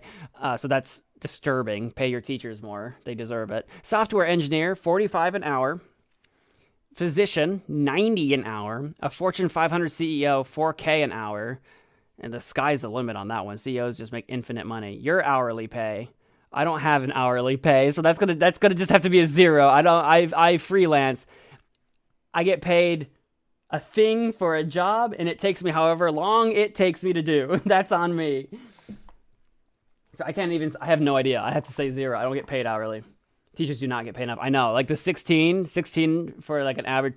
Like I said, I made more money than that at Subway, so that's depressing for teachers. And I went to school for teaching, and going to school to teach requires you to get a college education. Getting college education costs lots of money. So you go into debt to become a teacher, to get paid less than you would at Subway that you don't need an education to do and can just do for free. You just have to fill out an application. It's depressing. How about when you did do Subway?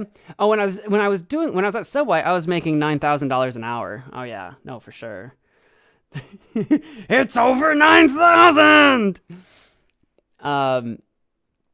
Twitter revenue is making $350,000 an hour. I'm not going to say what I was paid at Subway because some people that I worked with might still watch this, so I'm not going to say. You know what else costs money? Food. Yeah. Well, but we all pay for that. Yeah. Twitter revenue, $350,000 an hour. This is old because it's not Twitter anymore. It's X. NASA spending $2.5 million an hour. We're not really getting the speed out of this conveyor belt that I would have loved to see because it's like 4 bands across instead of just the one. That's a lot to be spending an hour. I don't know what their like overall total budget is, but that's crazy that they get $2.5 million an hour. Now, I'm saying that Facebook's revenue at $8 million an hour is obscene. That's what Facebook's making $8 million every hour selling your personal data to advertisers.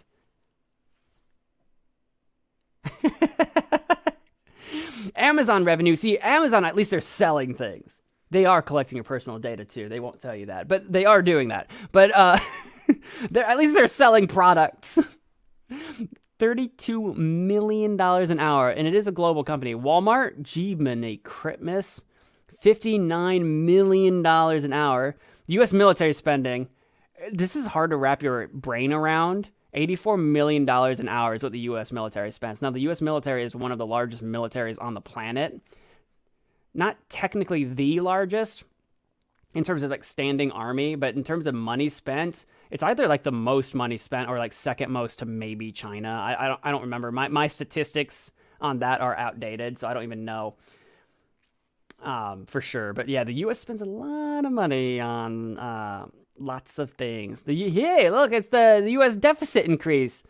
The United States is going into debt, $125 million every hour. That number's actually higher now. We're not going to get political, but like this last term, like over Biden's term from 2020 to 2024. Again, I'm not going to get political. This is just on average. Usually when you have a Democrat in office, usually spending tends to go up. When you have a Republican, spending tends to go down. So when you compare that to 8 years ago versus the last 4 years, and then couple that with we're in a post-COVID world, so we had a bunch of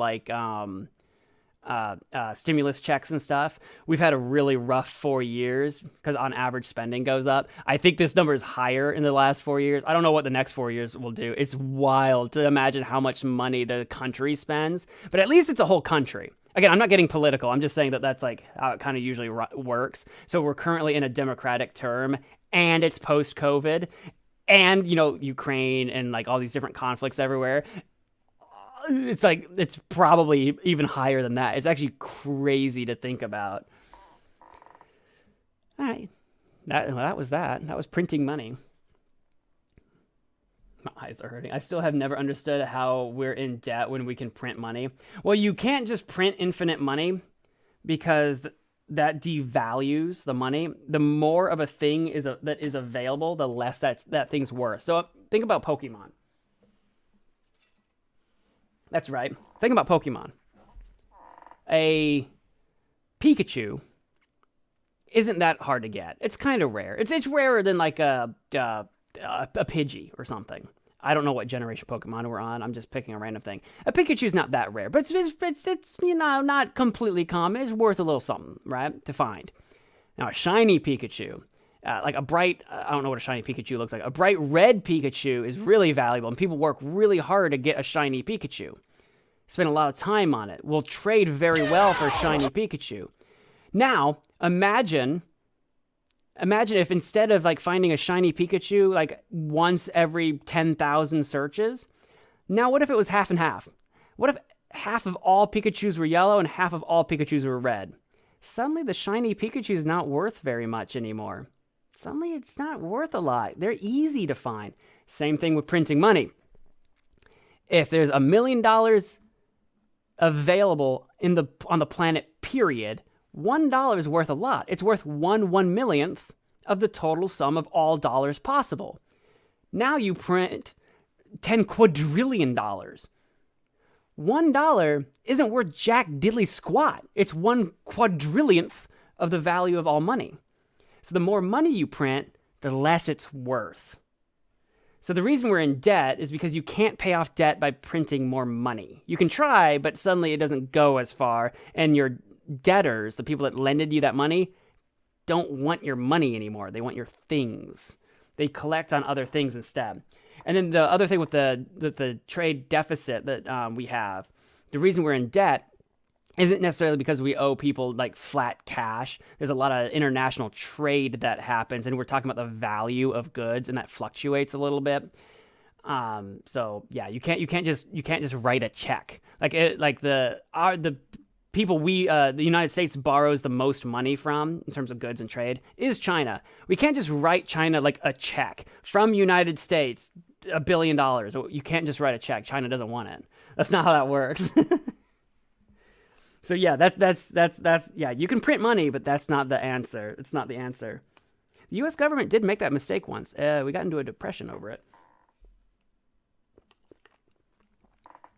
Russia famously did that after World War I, I think. After World War I, it might have been two, but I think it was World War I. Their economy was so like busted. They printed a bunch of money to try to pay off a bunch of debt, and it made their ruble so worthless. People had to buy a gallon of milk, you had to like wheelbarrow in the money. And if you had a wheelbarrow worth of rubles, it was more valuable to dump the money because it was too heavy. It was more valuable to dump the money and keep the wheelbarrow and sell the wheelbarrow. Like, so printing more money is not the answer.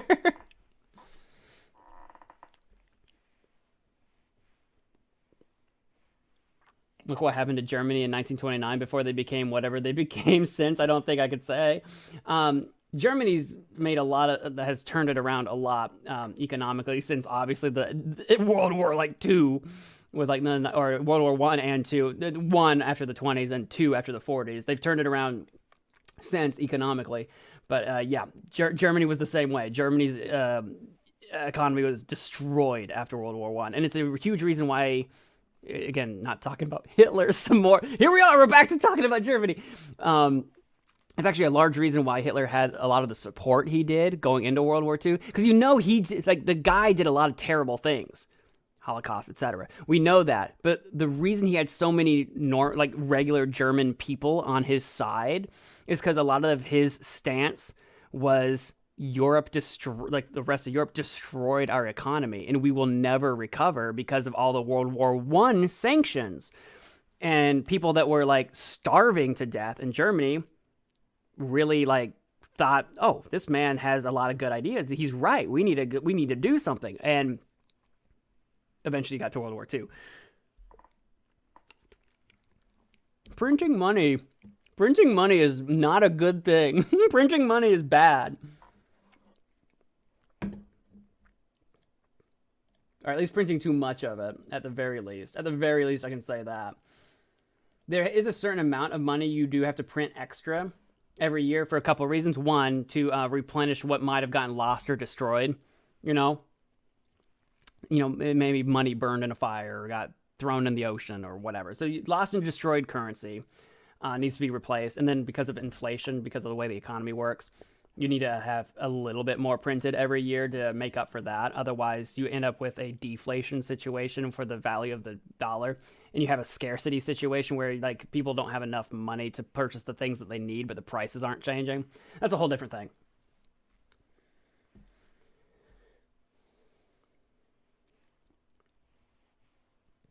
If Mustache Guy didn't do what he did, he was on track to become one of the greatest world leaders of all time. I wouldn't say that. I wouldn't go that far.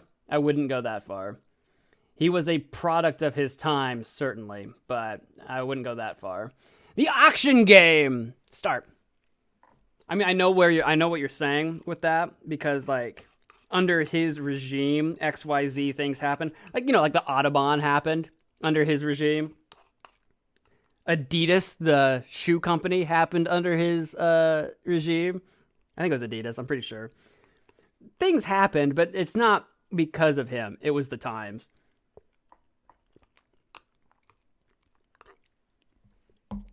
Because it would be like saying, well, if it wasn't for the Germans, we wouldn't have had Winston Churchill be such a great English prime minister. It's like, it's not how that. It's not. Anyway, round 1 out of 9. Surprised woman. What are we doing? What do we play? Oh, auction. Guess the auction price on Surprised Woman. Viola Frey, 1986. I don't know. I'm gonna assume $1 million. I feel like we're at a really fancy auction thing. Your history buff. He did some, and then he showed his real colors. Again, he didn't really do good things. He was just in charge of Germany. It's one of those things. It's like you don't want to. The reason I'm being resistant to that idea is like you have to be very careful that you don't become like a Hitler apologist. Because some people go down a rabbit hole and it becomes a problem where it's like, that's why he still has such a cult following to this day. I know you're not defending him, but as like the guy sitting here on camera, it's like, I can't, I cannot, we cannot attribute to him the things that engineers that happened to be alive while he was in charge, what those engineers invented underneath him.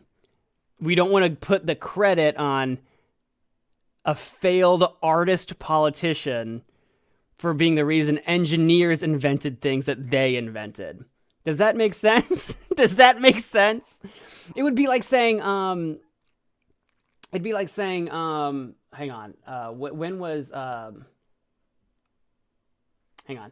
I can't think of what year this was. Hold on. I'm going somewhere with this.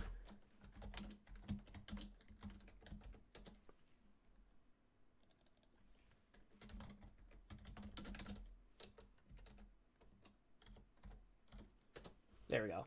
It would be like saying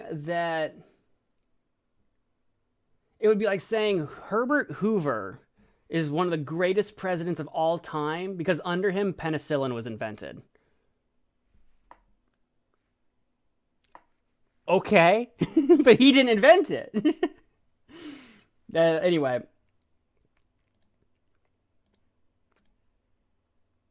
I had to look that up. Surprised Woman, did it go for $1 million? No, it went for $75K. You were gonna go $900K. I almost said $10,000, but then I was like, I that has to be lowball, and it was lowballing it. But then I overcorrected by way too much apparently.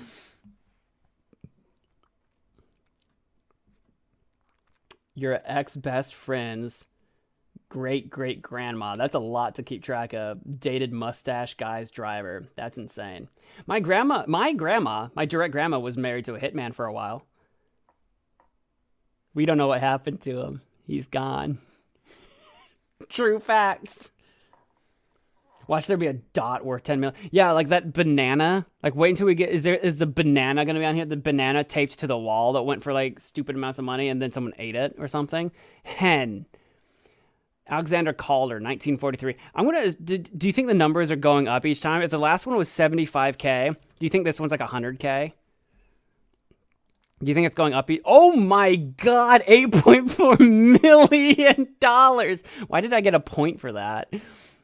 Maybe because I didn't go over. Maybe that's what it is.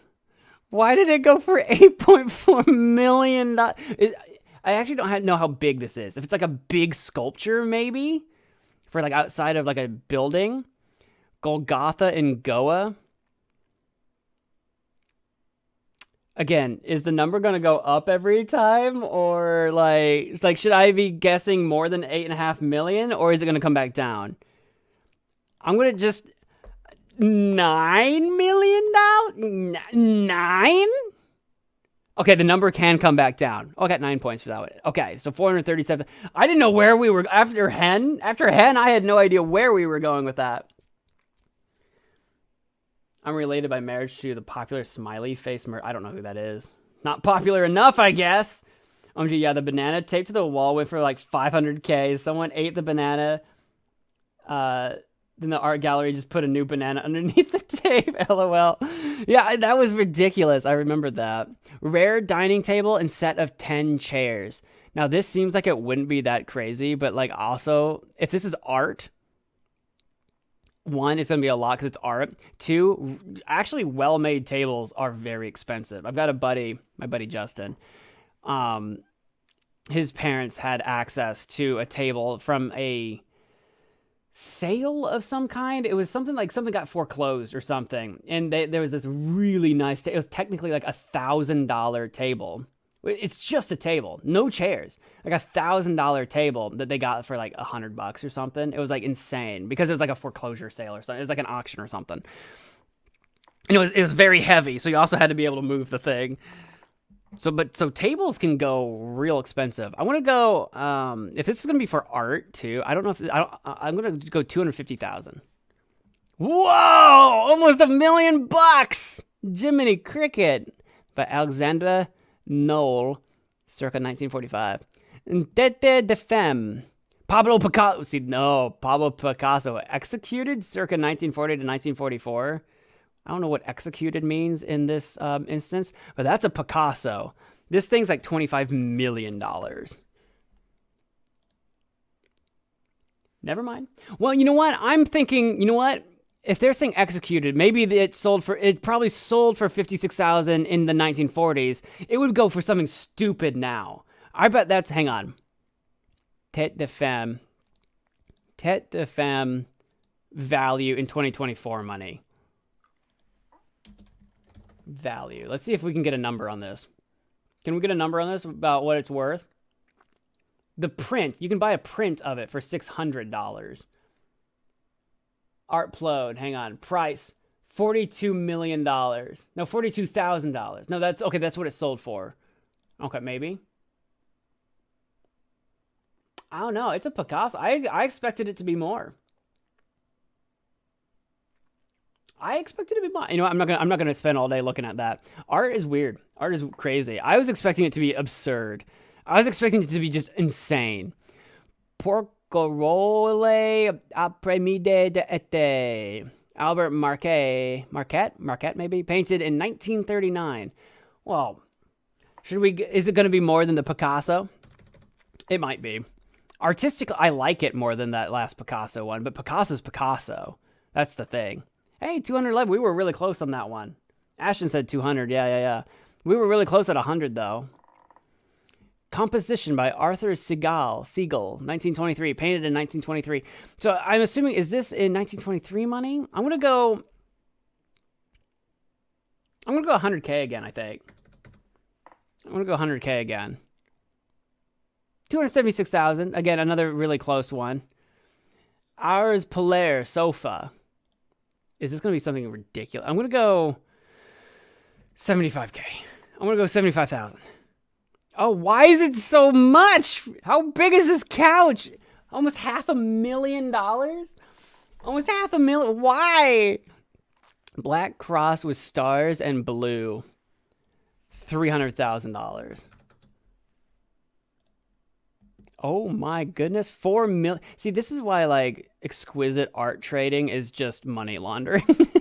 That's why. That was the auction game. I got 1,200 points for that. Oh, you can play again, and it gives you different. It gives you different different art. That's fun. I don't want to like hang out there for too long because we still have lots to go through. But like, that's fun. You can keep doing different things. Let's stop circling back to World War II. I know. That was our World War II history lesson. I should say, history is not my area of expertise. English is. And so I'm not a historian. And certainly not an expert in World War II history. So maybe some of the stuff I was saying earlier is insane. I don't know. Maybe I'm wrong, but that was the auction. We're doing universe forecast next.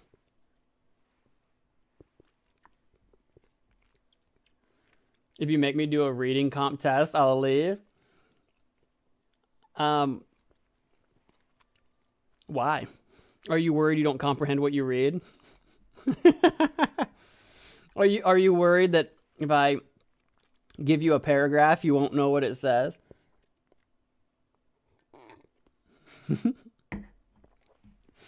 Universe forecast. I hate those types of tests. All it is you read a thing, and then I ask you about what it said. Me no English. Never did well on them either. I was an English nerd. I was always very good about it. I was a good reader. Which is funny, because now, on stream, I can't read. It's hilarious. I think it's screens. I think it's because I'm getting older, and it's harder to read computer screens. I think that's the problem. I think it's my eyesight. I'll be full blind by the time I'm like 50. I'll be full blind. It's going to be bad. Anyway. Universe forecast. What is the future of the universe? Well, using some science, we can make a few predictions. In 2061, Halley's Comet will return once again. In 2178, Pluto will complete its first orbit since discovery. It's taken a long time for Pluto to orbit the sun. After traveling billions of kilometers, Voyager 1 will finally reach the Oort cloud, which isn't quite outside of our solar system yet. In 50,000 years, the star VY Canis Majoris will explode in a supernova. The explosion will outshine the rest of the Milky Way. That's because supernovae are insane. And that's in 50,000 years. In 75,000 years, a new Hawaiian island will surface. I don't know how we know that. I guess just tectonically, maybe just like an inch a year or whatever, it's going to shoot up. Because a lot of the Hawaiian islands were made because of volcanic activity. In 100,000 years, many of today's constellations will be unrecognizable, which is kind of insane. I guess people in 100,000 years will just have new constellations. I guess we'll have to make up new ones. It's kind of wild to think that, like, we look up at the sky and we think that, oh, we're seeing like the same sky that our ancestors looked up at, and it's like it's not true. Like if people were looking up at the sky like a million years ago, it's like it might have been a little bit different. It's kind of crazy. Depending on how far back you go, when I say ancestors, you know, if you're talking about like Egyptians in 5000 BC, I mean that was only like 7,000 years ago. That's not bad. They were looking at pretty much the same sky. But yeah, depending on what you consider ancestor. But in 1 million years, two of Uranus's moons will collide. The planet can't catch a break. I don't know how many moons Uranus has. Uranus. I don't know how many moons they have. So I don't know if that's just an inevitability. And it'll probably, if they collide, it'll probably give Uranus rings. They'll probably get rings like Saturn. In 50 million years, the Martian moon Phobos will slowly break up, so Mars will get its own ring. Yeah, there you go. See, like Mars will get a ring. In 100 million years, as Mars gains a ring, Saturn will slowly lose them. Oddly, Saturn will spend most of its life without rings. It's just a phase. Yeah, because all the dust and stuff that used to be moons that like fell apart, just like Mars is getting one. It'll all like finally crash into Saturn and finally just be a giant gassy planet. In 180 million years, the moon continues gradually slowing down the Earth. Days become 25 hours long. Hopefully work hours don't also increase. In 180 million years, we may not even be around anymore, or we might not even be working. We might be uploaded robots to a cloud. In 600 million years, the last total solar eclipse happens. Since the moon is further away, total solar eclipses will no longer be possible. Don't forget your glasses. This is one you don't want to miss. That's right. As the moon gets further away from Earth, it'll be too small to actually eclipse the sun. That's true. How many? 600 million. We got time. 600 million years, though. In 800 million years, as the sun becomes brighter, photosynthesis is no longer possible on Earth. Why would it not be possible? Like, do you think plant life wouldn't be able to adapt to that? Maybe not. I'm not sure. Without plant life, all animals go extinct, and single-cell organisms dominate the Earth once again. Yeah, but single-cell life would still be metabolizing somehow. Plant life might be able, in 800 million years, might be able to adapt. Photosynthesis might work differently, maybe? Unless there's something chemically that they're saying that the sun would be so bright that the UV something wouldn't work. I'm not sure. I don't know the chemical science behind that. 1.1 billion years, the sun will be 10% brighter. The average temperature on Earth will reach 47 C or 116 Fahrenheit, which is just untenable. And so the oceans will evaporate. But on the bright side, Mars will enter the habitable zone and could provide a new home. See, this is why we gotta go to Mars. We gotta go to Mars, because in a billion years, Earth won't be habitable. A billion years is still a long time. A billion years is still a very long time.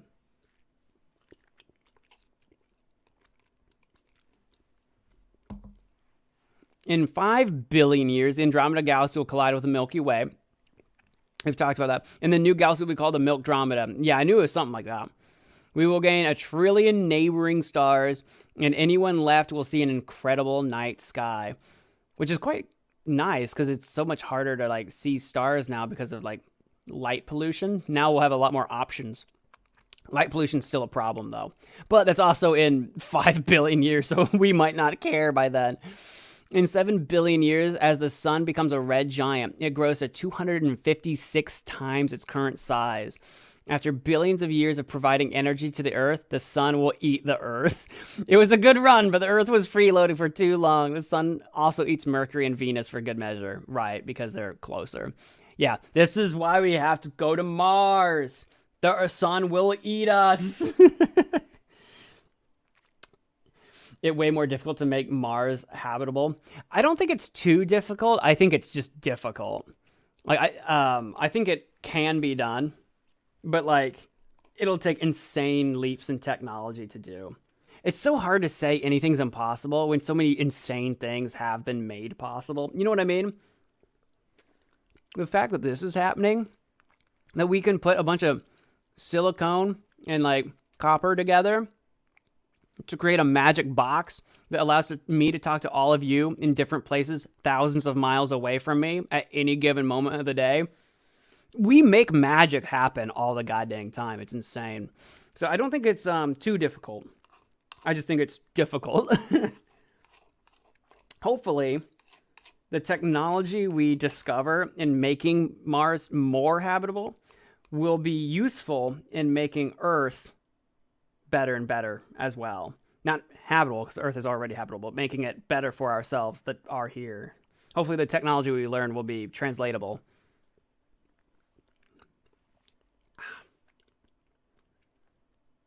Earth has a hot core, which means it rotates quite fast. Mars has a cold one, which means it rotates quite slowly due to the Earth.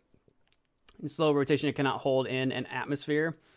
Yeah, you're talking about the magnetosphere that the iron core of Earth creates. Yeah. So yeah, it's which makes it way more difficult. Makes it more difficult. I just think it's not too difficult. He's just hungry. The sun, he's just a hungry boy. Currently, I don't think we have the technology to create an atmosphere over top Mars and hold it in.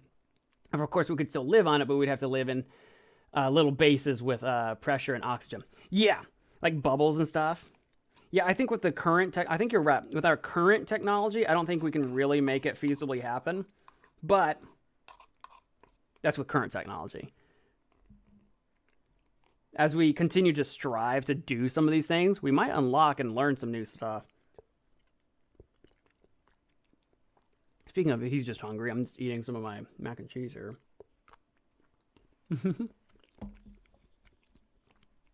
Yeah, I don't know how you fix the core problem, but we might be able to create some kind of artificial atmosphere somehow, doing some crazy thing. In 8 billion years after the sun's rampage, it cools down and becomes a white dwarf star. Any remaining life will need to get a lot closer to stay warm. That's why we have to put thrusters on Mars. So when we all move to Mars to survive the expansion of the sun, we can put thrusters on Mars and get closer to the sun again. They did a Mars simulation for a year. Their idea of making a base on Mars is to drill into the side of hills and build pressurized room within the walls. I mean, that's better than actual like bubbles probably for protection. There's a few ideas floating around for sure. In 450 billion years, the 50 plus galaxies in the local group merge, which we learned about the local group. They'll all merge. The group is back together. The group is back together again. That'll be terrifying. In 1 trillion years, radiation left over from the Big Bang becomes undetectable, making it harder for future civilizations to learn about the universe, which is kind of insane. Imagine all the stuff we've been able to learn by just staring at the sky will be completely unlearnable. It's crazy that we've learned as much as we have, honestly. Like we're in the Goldilocks zone of like learning things that we shouldn't be able to. What you sharking me for? What do you want from me? What you sharking me for? What you want?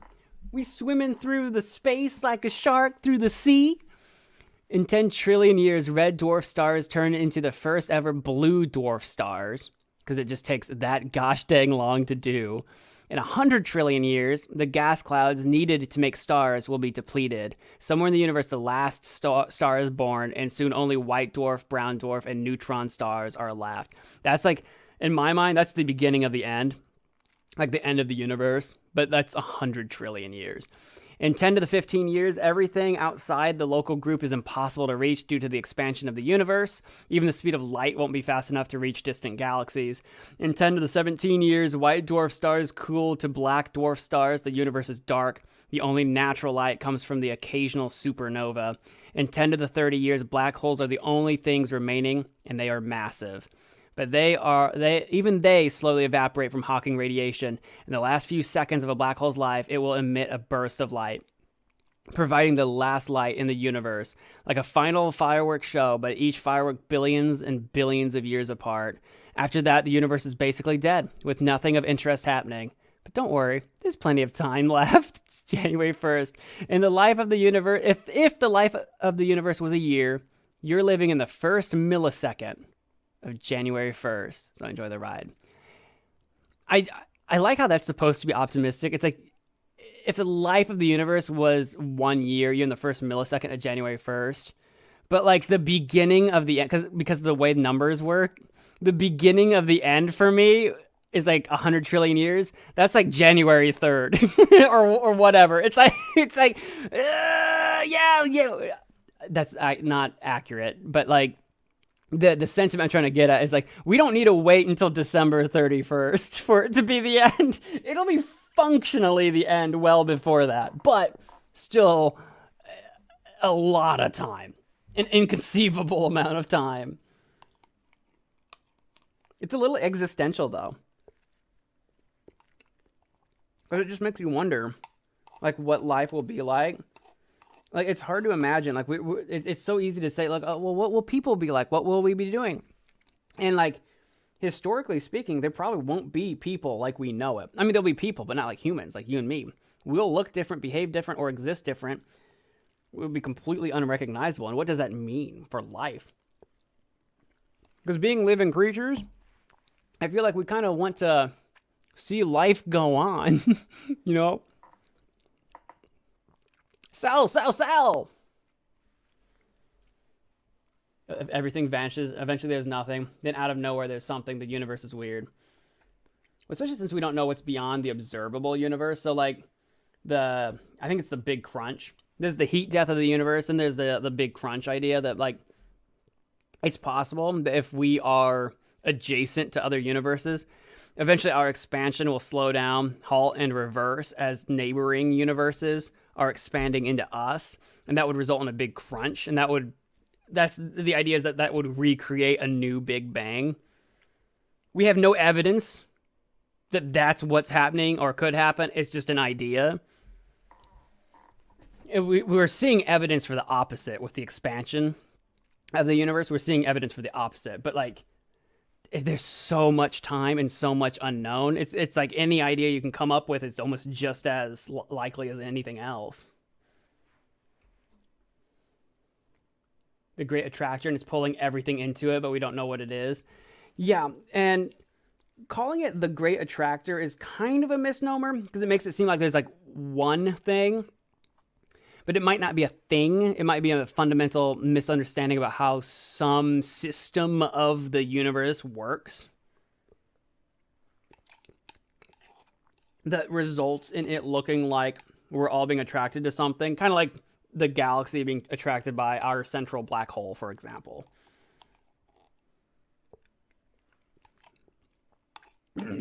But the Great Attractor might not be a thing like a black hole is. It might be a concept or a misunderstanding about how things work on such a macro scale, and we just don't know.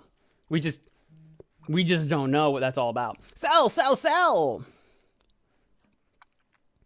Capitalism ramped up in the 21st century. What do you mean ramped up? It didn't stop. And if you're not selling, you're losing. Here are some products that won capitalism. Toyota is the king of the automobile world with 11 million cars sold per year. They make good cars. I drive a Toyota. I'm not sponsored by them, but they're good cars. 20 Toyotas sold every minute. That is kind of insane, though. That's insane, though. First released in 2009, Minecraft is still one of the best-selling video games. 45 copies of Minecraft are sold every minute. Yeah, I've seen that statistic actually kind of recently, too. I've seen a statistic like that, and it's actually like absurd how many copies of Minecraft get sold. This image is a little bit of a misnomer because it's not like it's just the Xbox or even the console edition. It's like you've got all the console editions, you've got the PC editions, you've got the mobile editions. Like, there's so much Minecraft. Samsung sells over 40 million TVs a year, which is 81 Samsung TVs sold a minute. That's actually shocking to me. Like, how are they selling so many TVs? Are people breaking that many TVs or throwing out that many? Like, how many TVs do we need to make before everyone has one? 81 a minute. Because it's not like Samsung's the only people that make TVs. You know what I mean? That's a lot of TVs. That's crazy. Remember when everyone was making fun of AirPods? Whoops. I still think they're kind of dumb, but I'm not an Apple guy. 114 AirPods sold per minute. I'm not against wireless, like Bluetooth earbuds. I just know that because they just kind of like hang in your ear. I just know they wouldn't work for me because like I've never had an earbud like that work for me. I usually have to get the ones that actually run like around your ear if I'm traveling. The reason I can wear these on my microphone right now, even these ones, I wouldn't want to run with or walk with because they'll fall out of my ear eventually because I'm moving around. But if I'm just sitting here, it's not so bad. Welcome back, Towering. You're tired before we took a shower and you feel much better? I'm jealous of people who can take a shower and feel energized after. I take a shower and I want to sleep for a decade.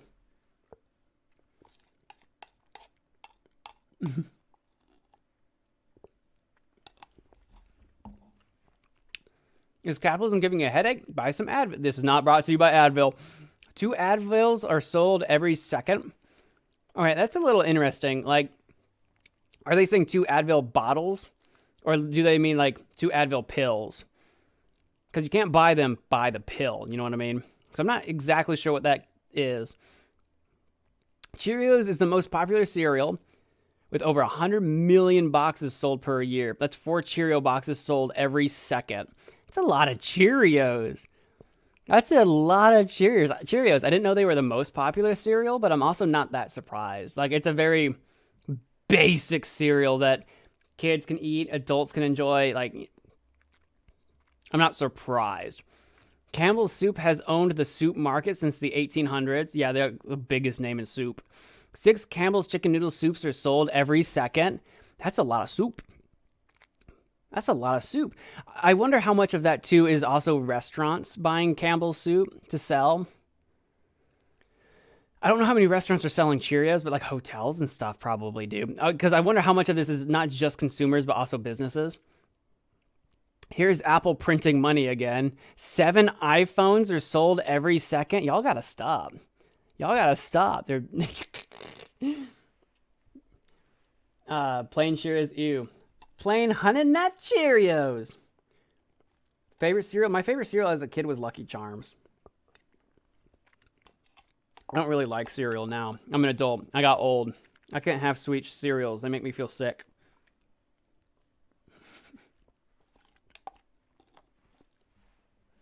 Yours was Golden Grams or Pops? Did I ever have Golden Grams? I've had Pops. I don't think I cared for Pops as much. Adidas, hey, we were talking about them earlier, produces more than 400 million shoes a year. 14 pairs of Adidas are sold per second. That's 14 pairs. That's not even 14 shoes. That's 14 pairs. That's 28 shoes that they have to actually make. Honestly, despise iPhone. I'll stick with my Android. Yeah, I just couldn't ever get into any Apple product. I don't do iPhone. I don't do Macs. Domino's. The world really loves Domino's pizza. They're happy to oblige. That's a lot of pizza. 34 Domino's pizzas are sold every second. And I bet most of those are American. We go through a lot of pizza. Domino's is very popular. And what's huge about Domino's is delivery. They've been doing the most successful pizza delivery business ever, long before like Uber Eats or any of that stuff was a thing, you know, way before even any of that was a thing or possible or whatever. Tastes like cardboard. Yeah, I don't think they're the best pizza. They're far from my favorite pizza. I will still happily eat a Domino's, though. I will still very happily eat a Domino's, but they're far from my favorite pizza. But people love him. I have watched people do pizza tier lists, and Domino's always gets rated very highly, and I'm not entirely sure why. But, I mean, whatever. Wow, the pizzas don't look healthy. At least that's the worst thing we consume. No, oh my God. 75 McDonald's burgers sold per second. That doesn't, cause this is kind of like mesmerizing. This is kind of mesmerizing, isn't it? This is kind of fun to look at. That's a lot of burgers. That's a lot of burgers. Well, when you consider a McDonald's burger could include like the basic thin regular cheeseburger, I'm not surprised. It's not like this number of burgers and they're like giganto monster burgers or anything. It's just like a zillion thin patties. Ba-da-da-da-da. I'm borging it. You can't out Pizza the Hut. I do like pizza. I miss 90s Pizza Hut.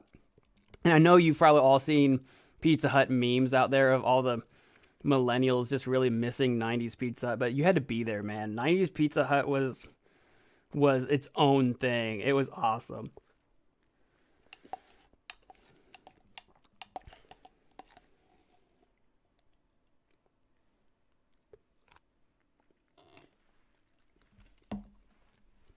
Where was I? Oh well. Anyway, what is Bezos' face doing down here? I haven't got that far. Those are some of the products that have won Kaival. Congratulations to the winners. Wait, what's that? Oh no. Oh, Amazon packages. Oh, good Lord. Oh, God. It's still scrolling. 222 packages are delivered every second. Again, not surprised though. Like, it is international. It's like freaking everywhere. And especially in a post-COVID world where people shop online more than ever. I think COVID, because everyone's locked inside and, you know, businesses shut down, that accelerated online shopping. Even if it's not Amazon, just online shopping in general. I mean, it was already on the rise. It's even crazier now, though. Yeah. Like I said, I look into e-commerce a little bit for freelance, and yeah, it's That like I do e-commerce research for non-Amazon companies, and that's pretty big. Then there's Amazon, and it's like insane. What's the name of the song? Which one? The one that Ashton's singing? Take a look at my girlfriend. She's the only one I got. Ba-da-da-da, ba-da-da-da. I know what you're doing. It's not the McDonald's ba-da-da-da-da. It's the ba-da-da-da, ba-da-da-da. Who does sing that? I can't remember. It's a really sad song about a guy who's completely delusional. He's like in love with like a celebrity, basically, just some random person, and she doesn't know who he is.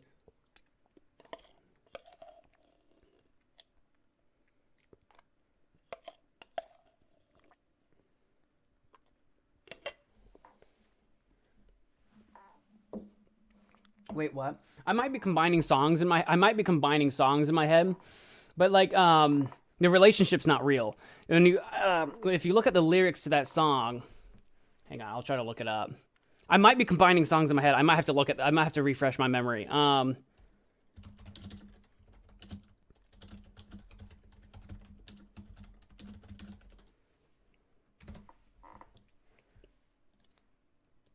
might be combining songs in my head, but take a look at this. Song analysis time.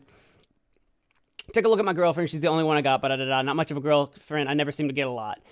There's a reason for that. And what he means by that is that there's not much of a reciprocal relationship happening right here.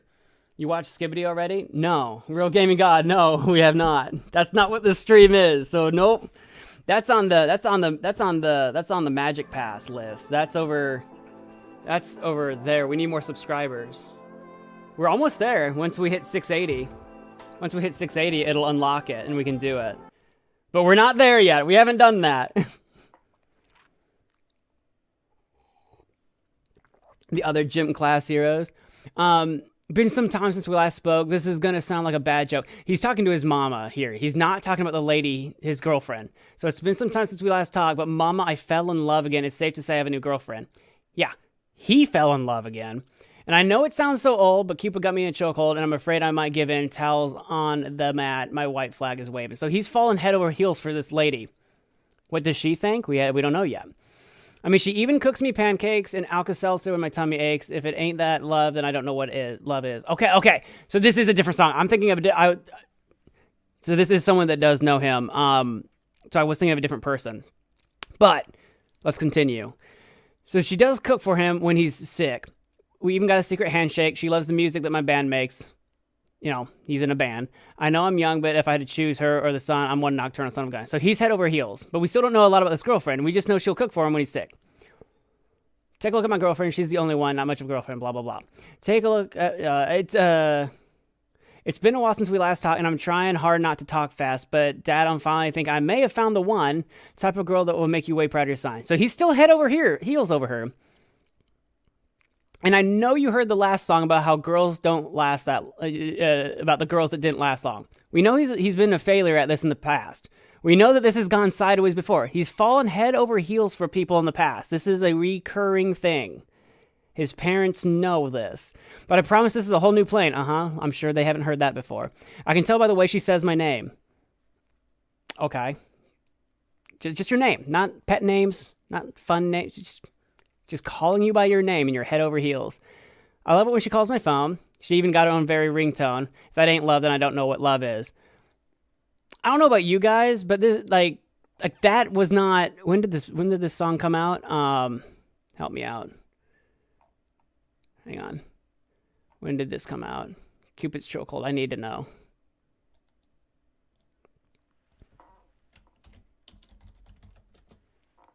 Uh, 2006, 2007, 2005.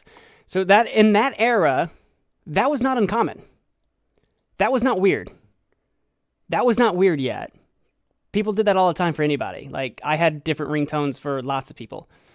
That was back when I actually would answer a phone call. So in 2005, that wasn't a weird thing to do. It's going to be a long drive home, but I know as soon as I arrive home and I open the door and take off my coat, throw my bag on the floor, she'll be back in my arms once more. All right, cool. So they're probably living together, but nothing weird so far. Not much of a girlfriend. I never seem to seem to get a lot. That's the thing that he repeats. That's the chorus. You're looking at all this. She cooks for him when he's sick, has a ringtone. They must be living together. Sounds really great. I never seem to get a lot. Why is that repeated? Why is that in the chorus? She's got a smile that would make the most senile, annoying old man bite his tongue.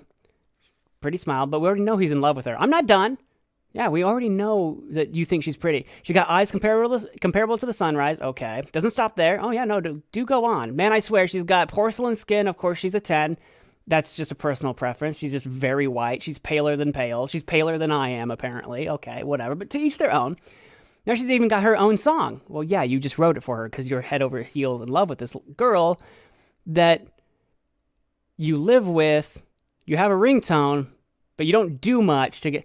Is it starting to sound like maybe you are roommates with your best friend? Do you see where I'm going with this? But moving on, she's got the cutest laugh I ever heard. Yeah.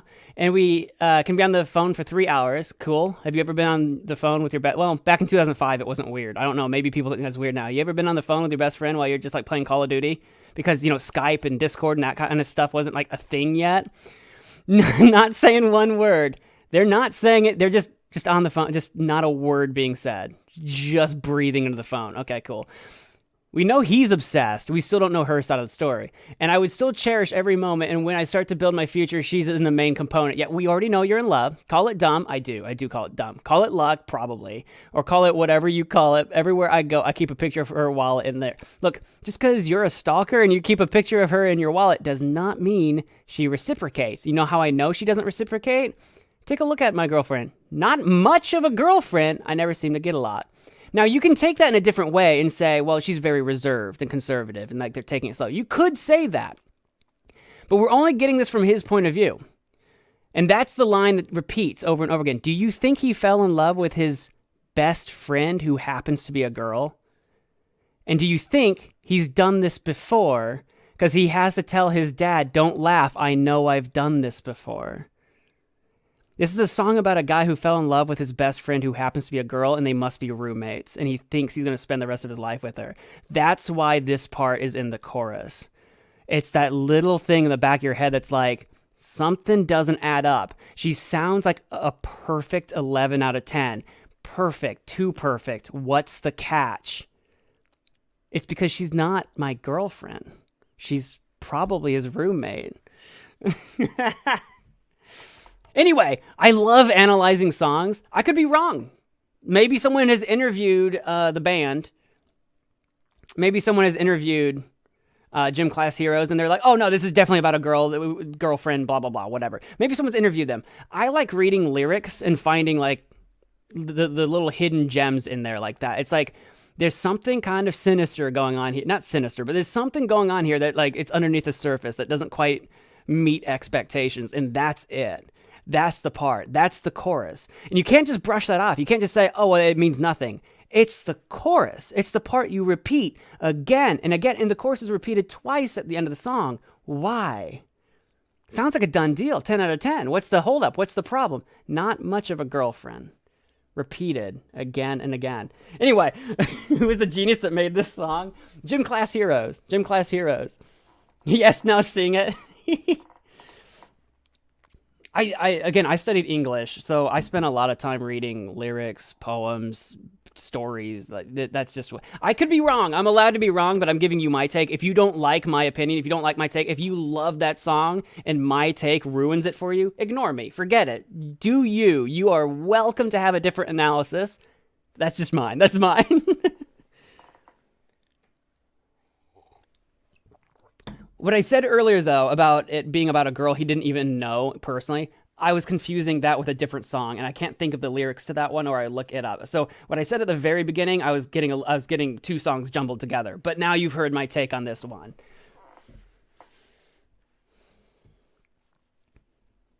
Me and my girlfriend love this song, and you are welcome to love that song. I hope, because that's what's really fun about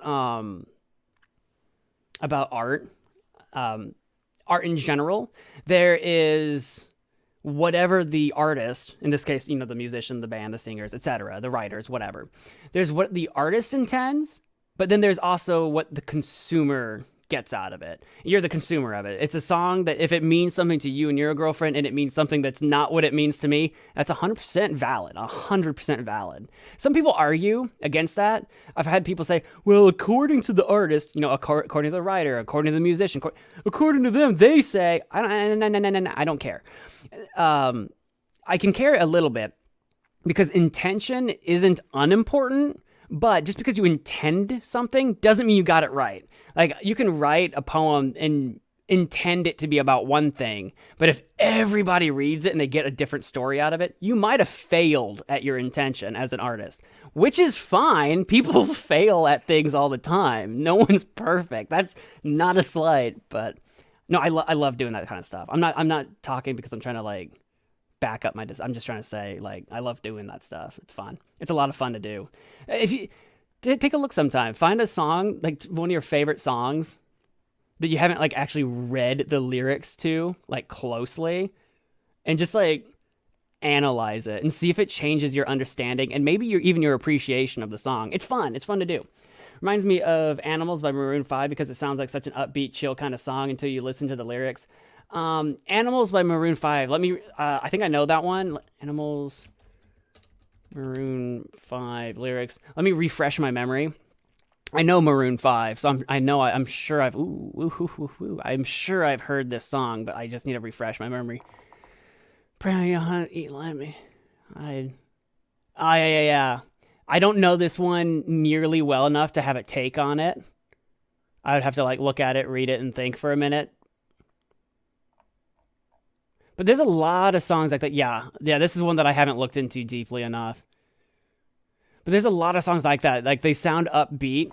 They sound really upbeat and really positive. Then you look at the lyrics and you're like, oh no.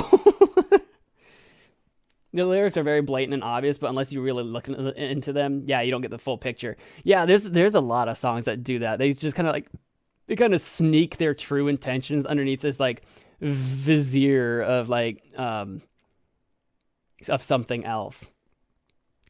What about some rocks? Hey, you guys want to play with some rocks? Hey! Oh, look, there's a rock. Got some rocks here. Is that what this one is? I hate how when I like let go, it doesn't like fling. It just stops immediately. I don't like that. There's like no physics other than the falling physics. Well, neat. Do I make a little pyramid? Here, this can be a base. This guy can be like right there. This guy can go right there.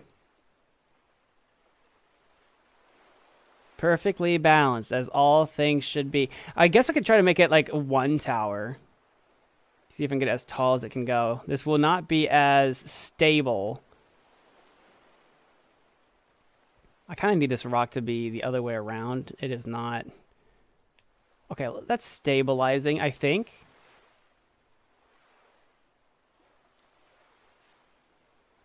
Easy does it. Easy does it. A little bit over. A little bit over. That should stabilize. Fantastic. Now this guy. Uh-oh. A little bit over. A little bit over. A little bit over. A little bit over. A little bit over. A little bit over. A little bit over. A little bit over. A little bit over. No, we got this. We got this. No. I said we got this. God darn it. There's no point to any of this. I'm just trying to create.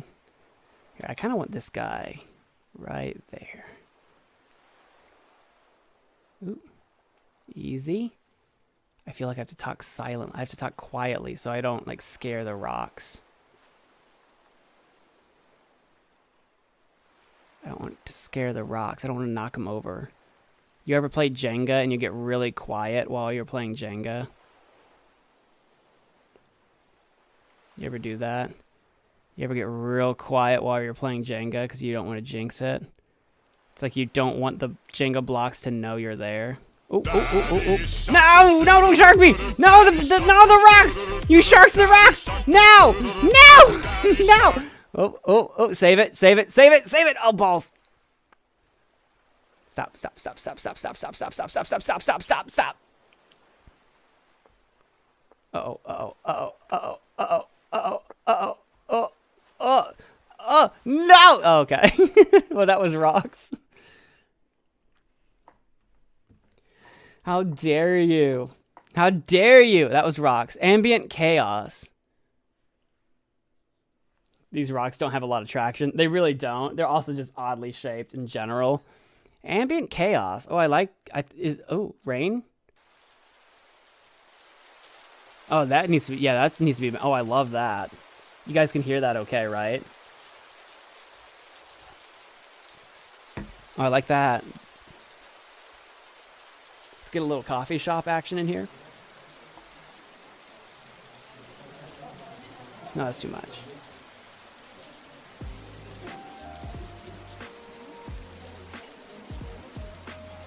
Yeah.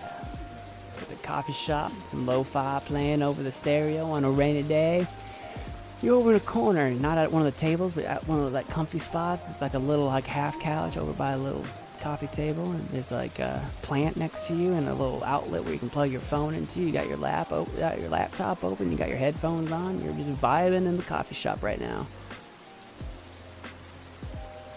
Galactic Orion, it has been a long time. Welcome to the stream. Where you been, my guy? I normally always have rain sounds playing in the background quietly while I watch YouTube or play games. I keep, do you use Rainy Mood? They're a website. I bought the app. I use, if it's shown, I use Rainy Mood. You can see that I use Rainy Mood on my phone for rain sounds. They've got a few different sets. Ooh.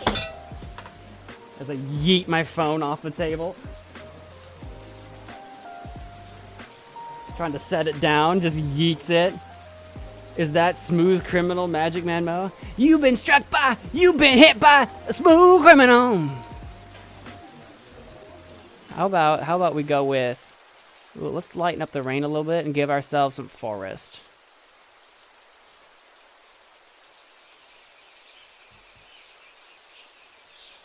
Let's make it a little stormy.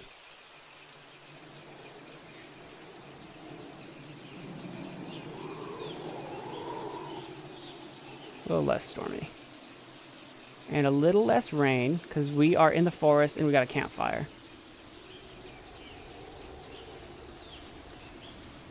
The forest kind of sounds too much like it's morning. I want it to be evening.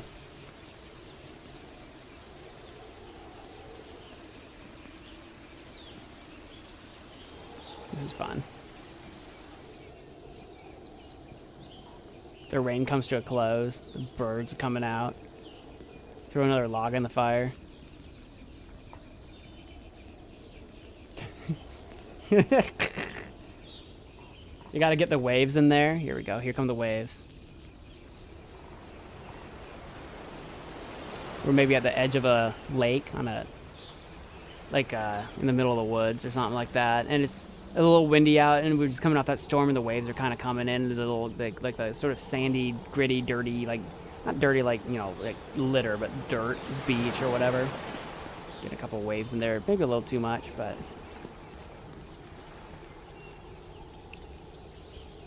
A smooth criminal. I just use YouTube and find a 5-hour-long rain video. I like Rainy Mood because it's like an infinite like basic loop or whatever.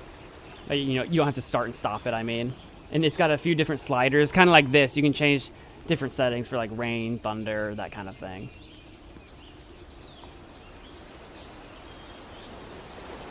Occupied with your studies, got your master degree, and now I'm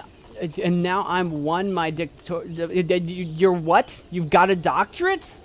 Are you telling me you're a genius and you watch my stream? I am honored by your presence. And also, congratulations. Why am I so small to see? I'm in a corner. Everybody puts Mo in a corner. Gotta get the evil city sounds. Where are they at? I got the train station. I got a highway. That's what train station sounds like. What's highway sound like? We can turn down the waves a little bit and up the wind because of the highway.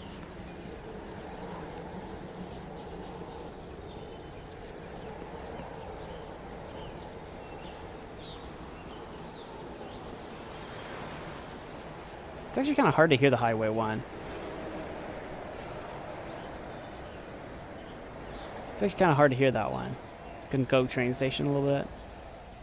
What if we go pure chaos and maximize everything?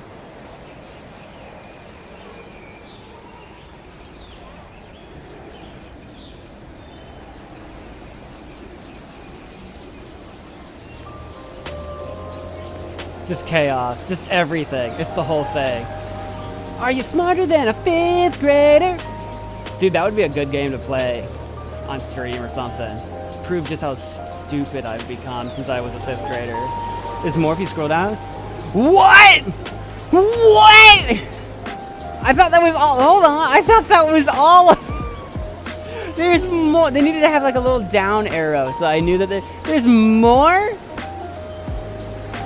Well, hold on. Hang on. Calm down for a second. Calm down for a second. We gotta leave the rain on a little bit just because I like rain. Let's go explore these other things. Hold on. What?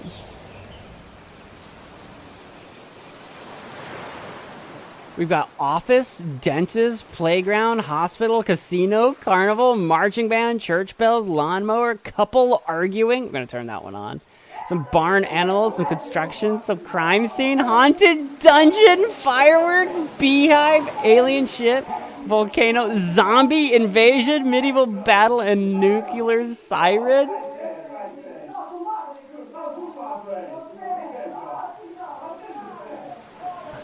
I like how couple arguing is like childhood trauma simulator 101. Let's do I want some fireworks maybe.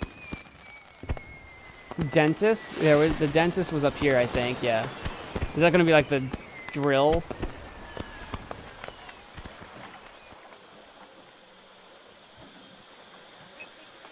Yeah.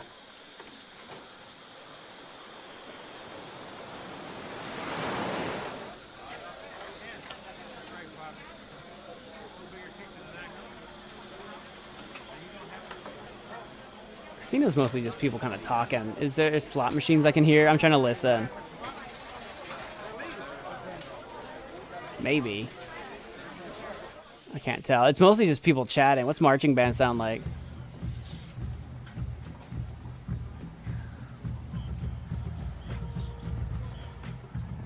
Not enough.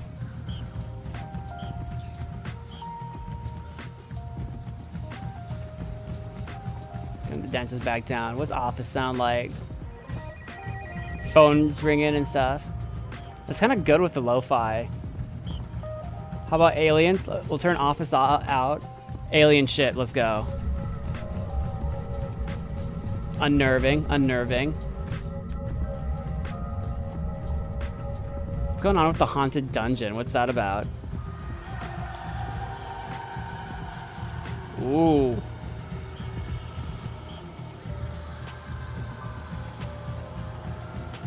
With the weird like marching band and the lo-fi, there's like a weird sort of it's like where you've gotten to Act 2 of Baldur's Gate 3 and it's just like you can hear the screams of like the danged and like at the same time the marching the marching drums of like the goblin armies descending upon their victims, but it's lo-fi. What's zombie invasion all about?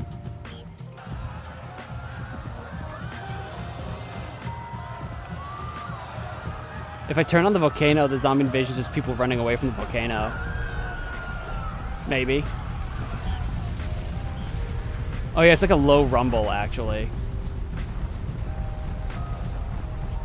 I'm gonna turn the volcano low, as in like just a backdrop. What's beehive? There we go. Lo-fi girl, but her house is straight up a horror movie. amongst other things. There's also like, imagine we turn on zombie invasion, haunted dungeon, crime scene, couple arguing. It's like the worst possible stuff. It's literally people having the worst time.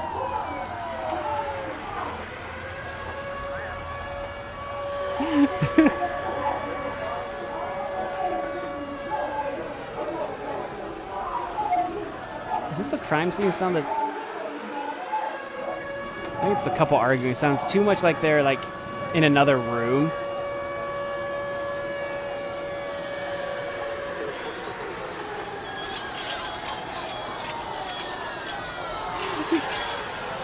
I don't know what's happening. People are having a medieval battle with swords and horses. They're attacking each other while zombies and nukes are going off. It's perfect.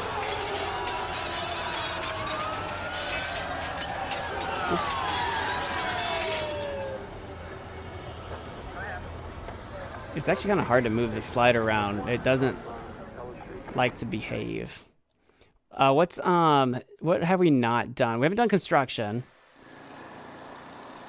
Or barn animals. I just want to hear what these things sound like. It's like geese and stuff. Got some church bell situation. Oh, that would have been good with the zombies and stuff too, actually. And we got lawnmower. Sounds about right. We got carnival.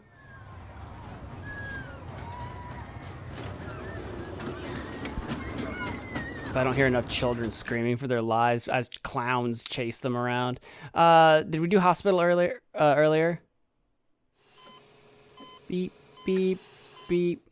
Got a playground. There's the children. Now I could put the carnival on. Now it's like, then it seems like a theme park or something. You said you liked The Office. Imagine Office with lo-fi. Right here. Lo-fi Office.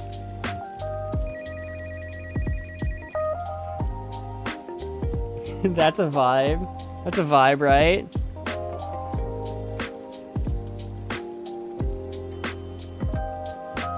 This is peace.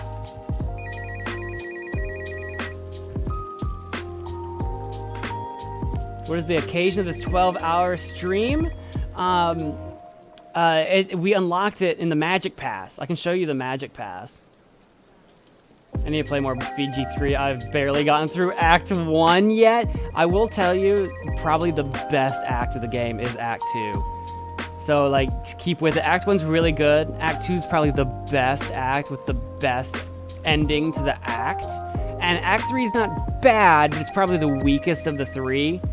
You'll understand why when you play it. I don't think it's bad. It's just kind of like one of those, like, you'll understand it when you get there. I'm not saying it's bad, but like, get through Act 1. Act 1's good and it introduces you to the world and the characters and it's great. Act 2 is so good.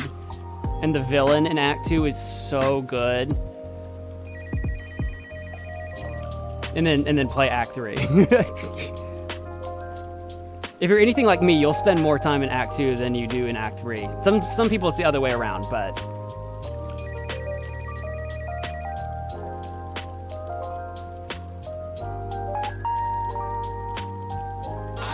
I'm gonna tell you, congratulations, it's a celebration. Just to answer Orion's question, we're gonna step away from the lo-fi for a sec, but we've got a Magic Pass up here, which are a series of milestones for reaching a certain subscriber milestones, super chat milestones, and membership milestones. There's different tiers. If we get all three in a tier, I also have a tiers milestone on the bottom there.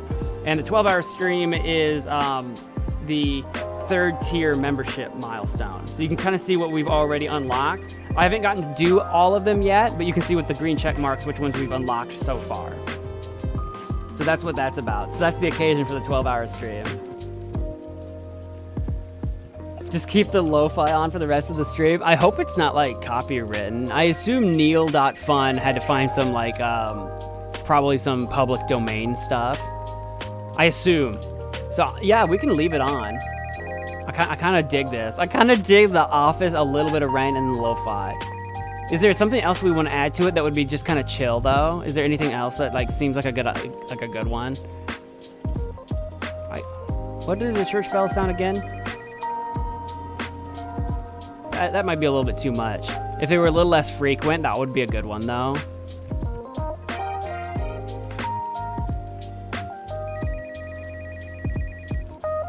If I still play, heck yeah. Oh, you had your fried chicken and came back, got it. He calls out people who steals his websites, really? A nuclear siren? I don't know if we want nuclear siren playing for the entire time. Do we want very soft bird calls?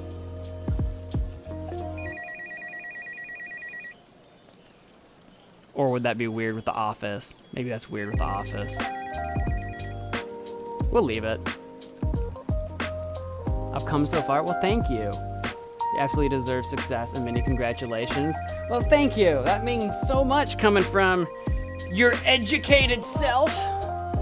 Congratulations yourself. I just play games. I'm just a little guy. I'm just a little guy playing games and stuff. I don't. Thank you for the compliment. But now, forget that. It's time to settle this.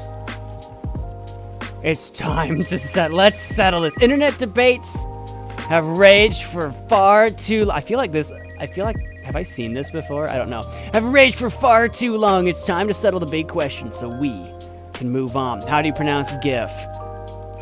GIF. I pronounce it GIF because that's what it. Apparently, if you're really into computer science, if you're a computer science insider, you work with code and tech and stuff. Apparently, they pronounce it GIF pretty much on purpose, so they know if you're like the in crowd. But come on, GIF is like one letter T away from being gift. So of course it's GIF. Oh, but the inventor calls it GIF. I don't care if the inventor speaks Portuguese. It does. I don't care how the inventor pronounces it. Like, you know what I mean? Like, you know what I mean? We did this in the 30-hour stream. Did we? This one actually looks familiar.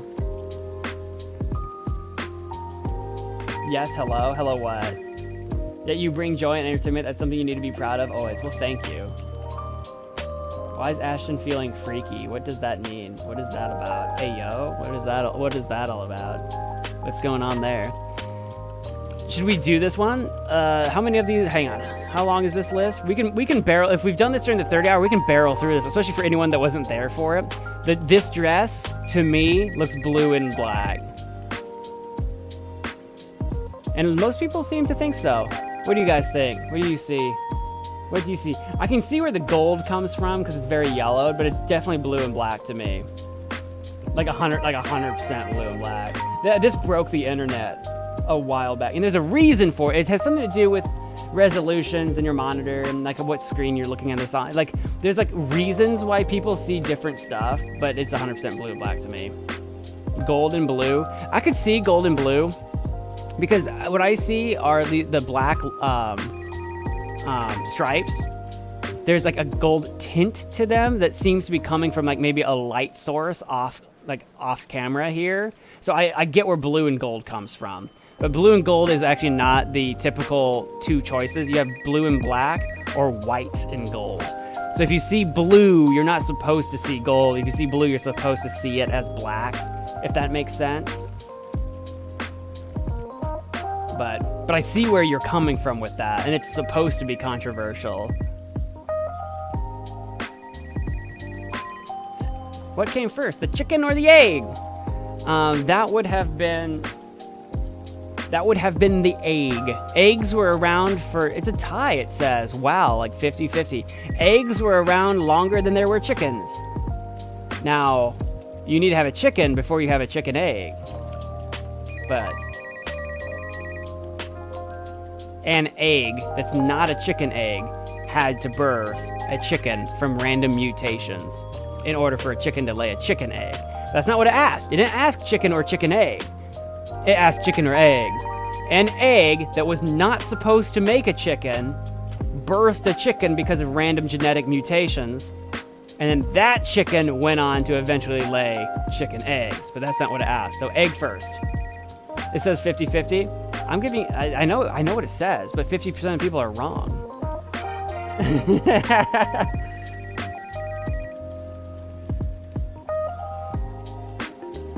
It says 50. Oh, you said 50-60. I can't read. No, it says 50-50. The fives are just really... The font on the 5 is really close. It's definitely chicken first. It's like saying who's first, baby or mother. It's not like saying that. It's actually not.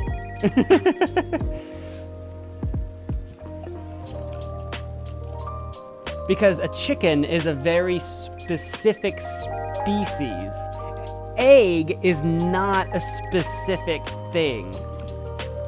So it's like saying which came first, baby or my Aunt Phyllis or my Grandma Agnes. Babies were around way before Aunt Margaret or Uncle Steve. Babies have been along way before that. Chicken or egg? Chicken, specific species. Egg, chickens lay eggs, pigeons lay eggs, lizards lay eggs. An egg genetically mutated, created a chicken. And then chickens laid chicken eggs. And I will die on that hill. I will actually die on that hill. No, listen, Jim, you don't get paid until the 12th of September. Just because you've been working from home for the last 2 months, but that doesn't mean you get your paycheck early. What? Racing fan? All right, what are you, is this your, what are you, are you writing a story right now? What are you talking about? That makes sense. Yeah, Galactic Orion, what you were saying, I think a lot of, at least half of everybody probably, they hear chicken or egg, they assume chicken and chicken egg. And then I know where you're coming from. A chicken has to lay a chicken egg. But an egg that was supposed to be something else, a dodo bird or something, was like, had a genetic mutation, completely screwed up, failed to make the dodo, and came out with a chicken. Whatever the ancestor to a chicken was. I don't know what in the lineage came before a chicken, species-wise. Kind of like at one point in time, some random monkey thing, some kind of great ape thing had to give birth to a thing that gave birth to a thing that gave birth to a thing to eventually have random humans. Unless, I mean, if you're going with the creationist side of things, I know that argument doesn't hold up. If you go with like the way, you know, which came first, if you're going with an evolutionary argument, that's where that comes from. You get out. The phone is driving me nuts. You don't like the phone? You don't like the phone? Should I turn it off? What do you guys think about the phone?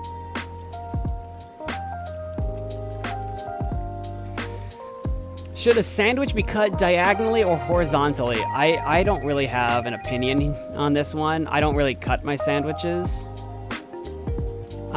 Growing up, though, if like my parents cut our sandwiches, they were always diagonally. But I don't cut my sandwiches anymore, so... Vertically? I feel like vertically is like not...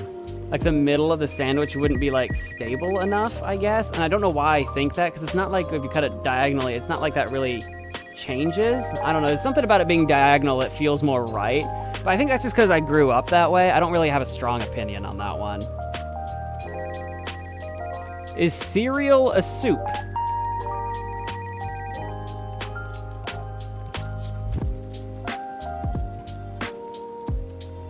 It would have to be a cold soup.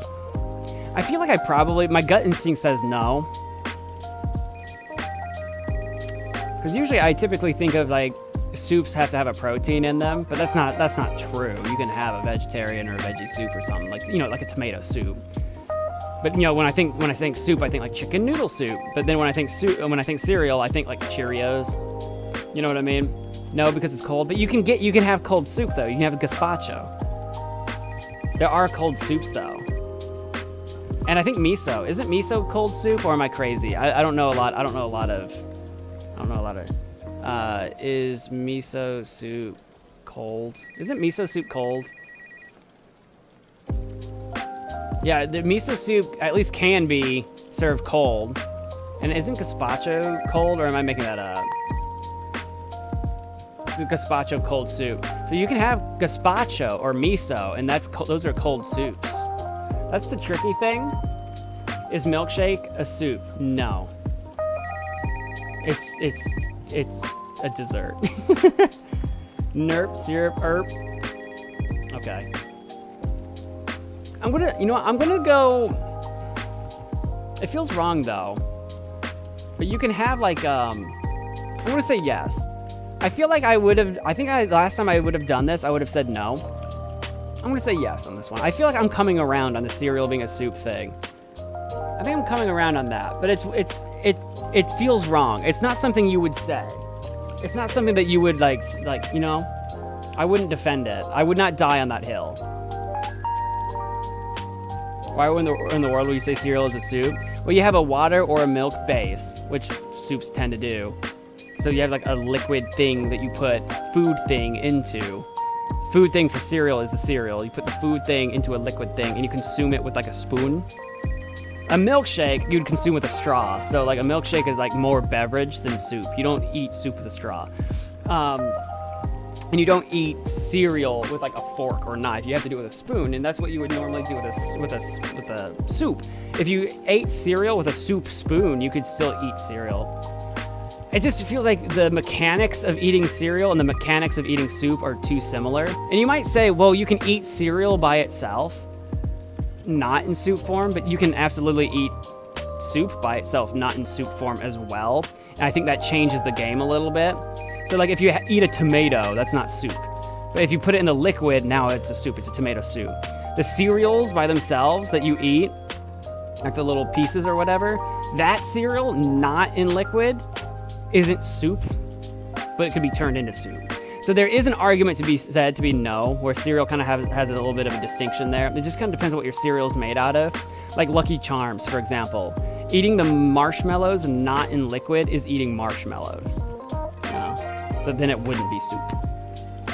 So there's room there. Toilet paper over or under? There's only one answer, over. Anyone that says under, you're a psychopath.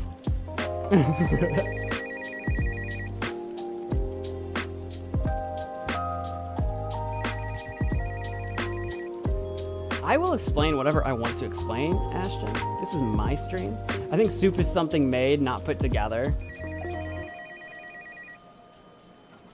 I mean,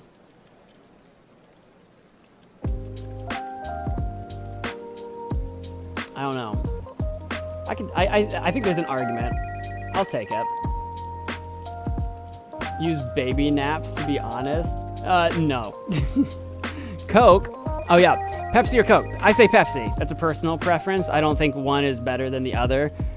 Most people prefer Coke. Coke is the #1 like soda in the world or whatever. I think Dr. Pepper actually recently beat out Pepsi in polls. I'm a Pepsi guy though. Pepsi's too Pepsi. We're doing Coke right now. I like Coke. I like Coke just fine. But I was always a Pepsi guy. Coke Zero. Actually, I prefer Coke Zero of the Cokes now. Coke Zero has been a game changer. Coke Zero has been a massive game changer for me. But I do like Pepsi. Cherry Pepsi was always my go-to. I can't decide if I like we need a good Pepsi Zero, like a good Pepsi Zero. I think they do. Do they make a Pepsi Zero now? I don't see any of my grocery stores stocking it, but I think they do make it now. Cherry Coke, Cherry Dr. Pepper. Cherry Coke, like the spicy Cherry Coke, is pretty good too. Is pineapple on pizza good? Yes. Again, like, yes. It just is. Maybe you don't like it, but it is good. I like that it says is pineapple on pizza good, not does pineapple belong on pizza, because belong makes it sound like it's inclusive or exclusive.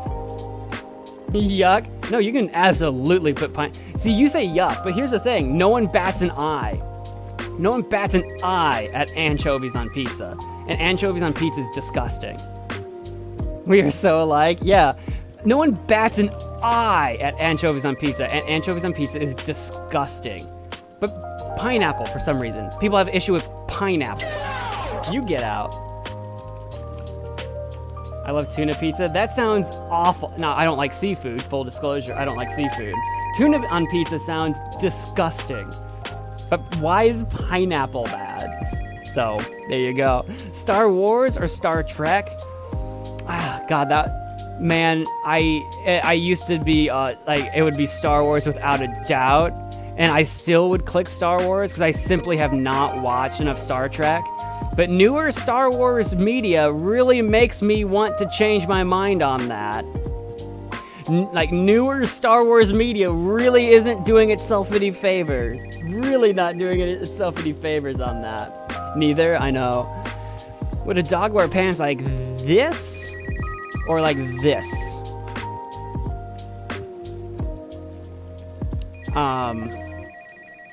That would have to be, to me, it would have to be like this. But this is kind of tricky because I kind of have I'm kind of two minds of that, and I can explain them. But I'm leaning more towards this guy right here. Yeah, more people seem to do that. The first method, the problem with the first method as they have it depicted, the pants don't even cover the butt. Like, the whole point of pants is to cover your butt, right? This doesn't even cover the butt, just the legs. Like, like it does, like the tail is completely open. You know what I mean? So like, this is just not the point. Whereas this accomplishes it. But like, it's weird because like, really, dogs shouldn't have pants and shirts. Dogs should be in onesies, if you think about it. Because like, they don't have legs and arms. They just have legs. They just need to be in a onesie. That would make the most sense to me.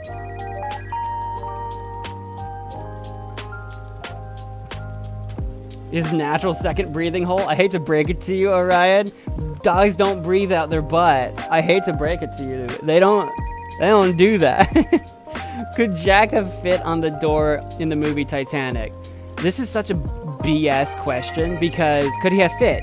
Yes. Would they have survived? No. It has nothing to do with them fitting. Yes, he could have fit.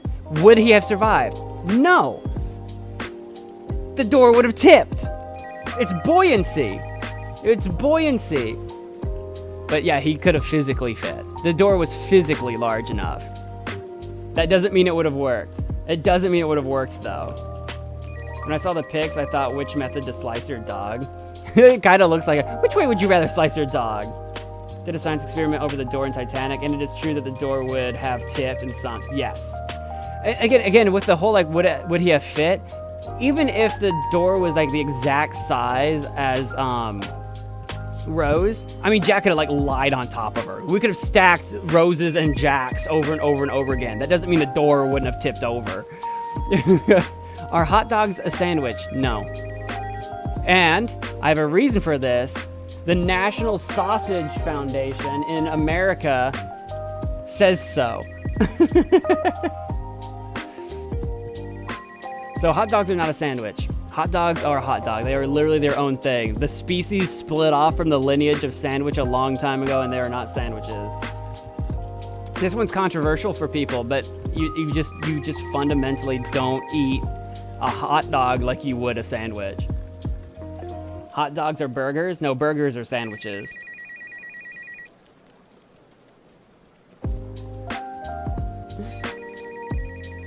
A hot dog is not a sandwich. It's not. It's its own thing. And there's a nationally recognized, I say nationally recognized, there's a national organization that says so.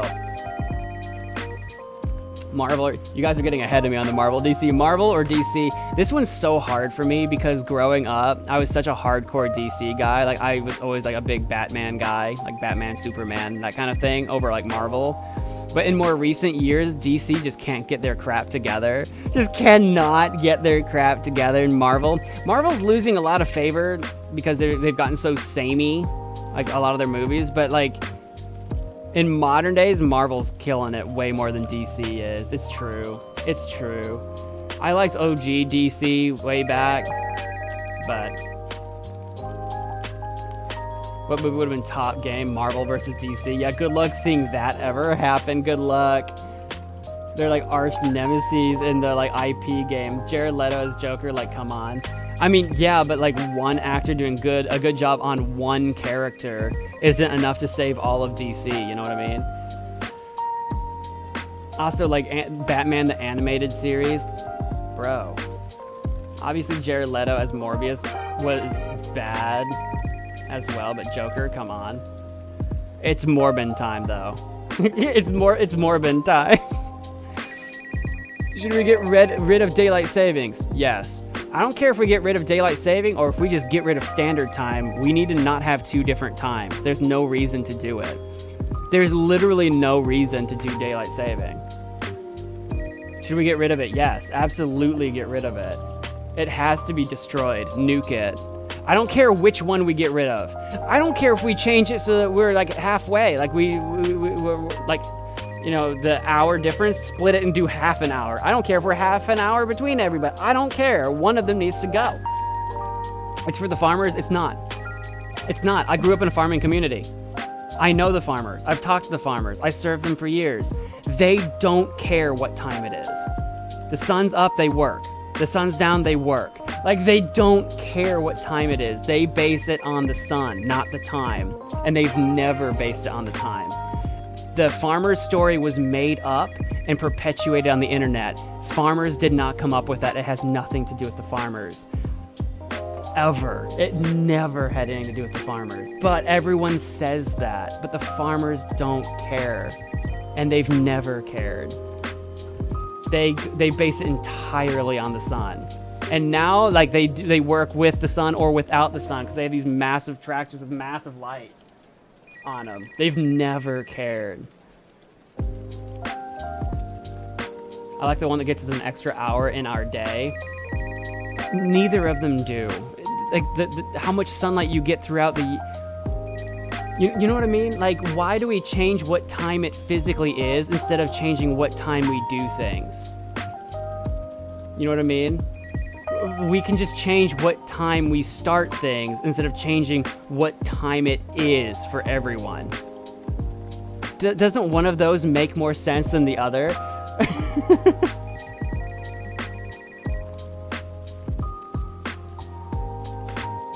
Just get better, I guess.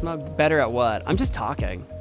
Better at what? Talking? I'm the best at time. Xbox or PlayStation? I'm a PlayStation kid.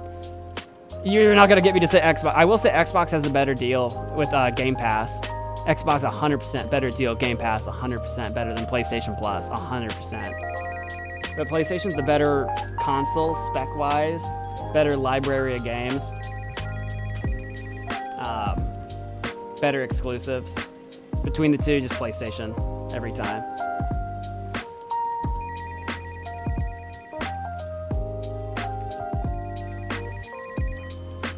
But I mean, if you like Xbox, I'm not like such a big fanboy that I'm going to come after you or whatever. I grew up with PlayStation. It makes more sense to me. Are we living in a simulation? We actually talked about that earlier today. Are we living in a simulation? I go with no. I go with no. It's set to a tie. We wouldn't ever know if we're living in a simulation, but I feel like we don't have a firm understanding of what it would feel like to be a digital consciousness for us to be able to adequately say that we could conceivably be living in a simulation, but it's a fun thought experiment. I think it's a fun thought experiment, though. PlayStation is losing a lot of their exclusives, so is Xbox. Xbox is losing theirs, too. They're giving them away to PC and even Sony in some instances, especially their older games. They're both losing exclusives because games by themselves make so much more money than consoles by themselves do. Oh no, they're both losing them.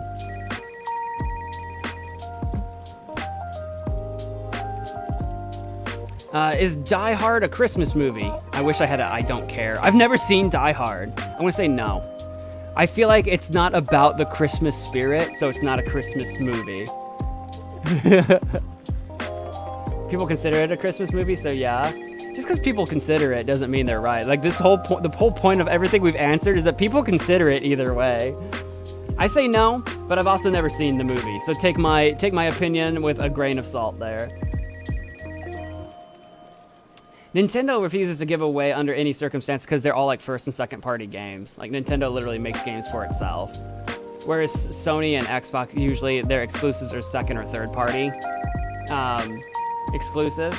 So they sign contracts, but the actual studios themselves, once they're out of those contracts, they can change their mind and do something else. Whereas Nintendo, when they're like, we made Mario, we will never give away Mario because Mario's literally ours. Never watched it, too scary. Yeah, I've never seen it. Middle brownie piece or edge piece? This comes down to whether or not you like crunchy or soft. I like crunchy. I'm an edge guy. I'm an edge guy 100%. But either way, no matter what you do, a brownie is a brownie. No matter what you do, like, it's still a brownie. Edge piece, yeah. It's a little split. It's a little split. Got some middles. I'm an edge. Bun's an edge. I'm an edge guy on that one. I like the crispy. I like the crispy parts. Soft. I think a lot of people. I'm actually surprised that this is 52% edge and 48% middle. I'm surprised. I'm not surprised that it's close, but I'm surprised that edge is the one that's winning. Actually, most people seem to prefer soft. In my anecdotal experience. I prefer the crisp, but most people that I talk to are like soft people. Soft people. Sock, shoe, or sock, shoe. I mean, it's 100% sock, shoe. Put on both your socks and you put on both your shoes. You don't put on one sock, then one shoe, then one sock, then one shoe.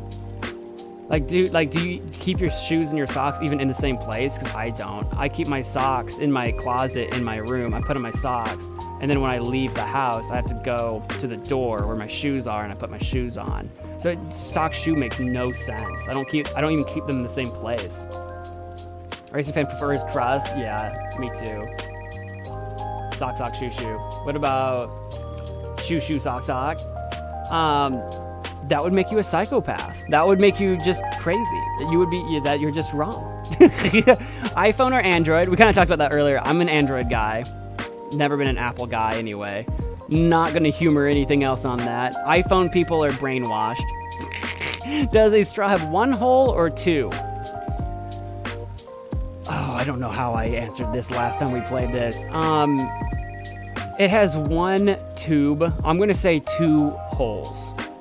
Because I feel like if you say one hole, you get into a problem where like you start expanding the problem from straw all the way to like cave systems. It's like a cave system with multiple entrances. Do they only have one hole? It gets really complicated if you say one. A straw, like I see why you would say one, but like there's 2 ways to get into that hole, so I'm gonna call it 2 holes. 2 holes, 1 tube. That's what I'm gonna say. Like a slide, like a water slide. I'm gonna say that's 2 holes, 1 tube. Because I just think when you expand the problem to things that would be like 3, 4, 5, 7, 12 holes, when you start expanding the problem, it gets too stupid. It could be 1 hole like a container. Yeah, like if you had like my coffee mug has 1 hole, but if I put a hole down here, like if I stabbed a small hole into it and it was leaking, it's got 2 holes. The intended hole and then the stabbed hole. You know what I mean?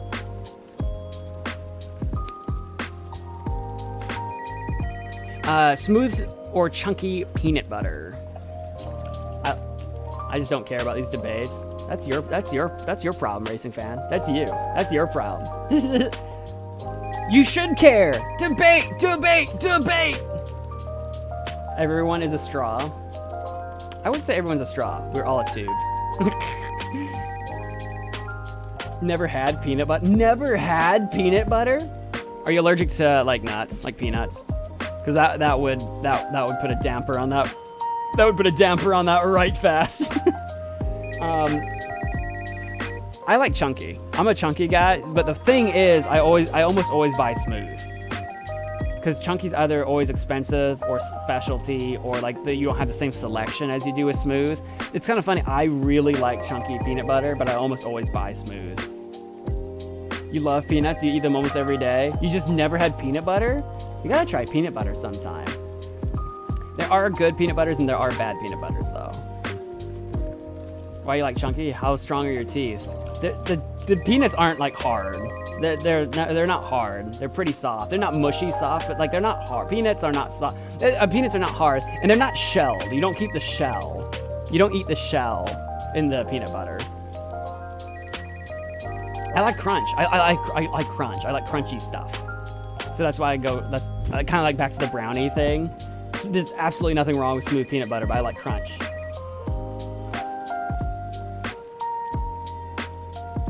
Chunky butter. Chunky peanut butter. You've never had peanut butter before? Eating peanut butter is nothing like eating like butter. Like butter or margarine. They're not the same.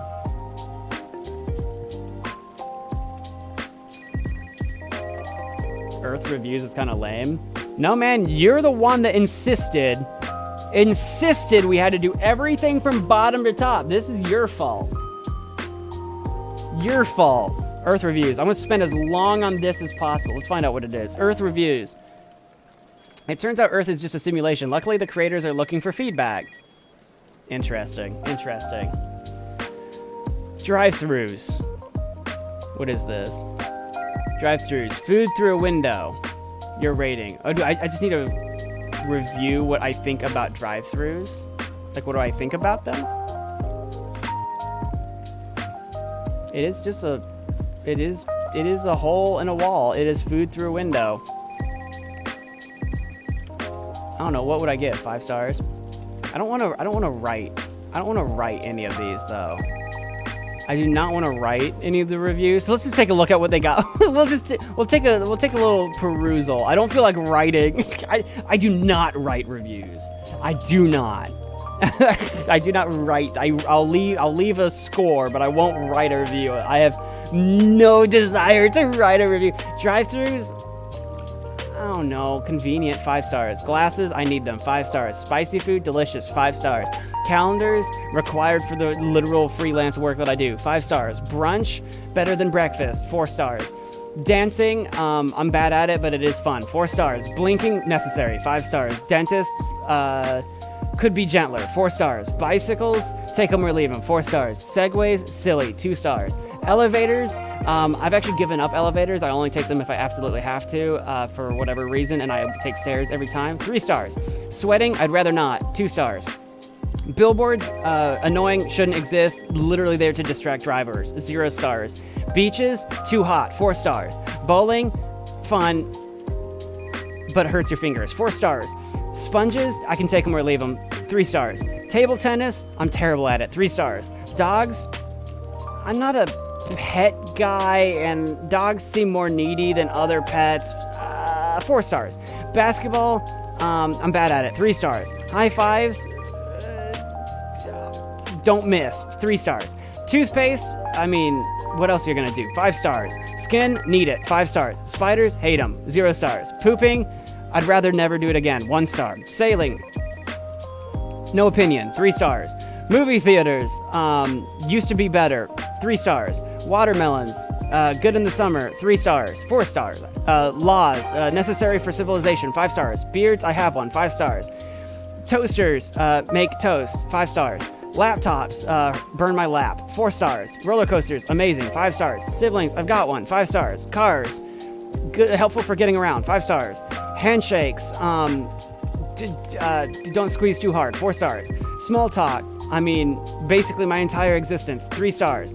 Doors, otherwise we would have holes in walls, 5 stars. Summer, too hot, 3 stars. Yawning, rather not, 3 stars. College, I've got a degree, 5 stars. Apartments, rent's too high, 2 stars. Grandmothers, love them, 5 stars. Sunsets, better than sunrises, 5 stars. Chocolate, delicious, 5 stars. Bees, survival, 5 stars. Swimming, an instinctual desire to survive, 2 stars. Trophies, 3 stars, don't care. Food trucks, 2 stars, they weird me out, but sometimes I partake. Snakes, 4 stars, they're just little guys. Ants, 2 stars, they get everywhere. Solar eclipses, I can take them or leave them, 1 star. Banks, I mean, we need them, don't we? 5 stars. Tag, I'm an old man now, 3 stars. Rain, love it, 5 stars. Consciousness, need it, 5 stars. Caves, very chill, don't get lost, 3 stars. Sliced bread, useful for sandwiches, 5 stars. Speed bumps, I hate them, 1 star. Mailboxes, I mean, like, we need them, 3 stars. Fingernails, need them, 5 stars. Bears, if not friend, why friend shaped, 5 stars.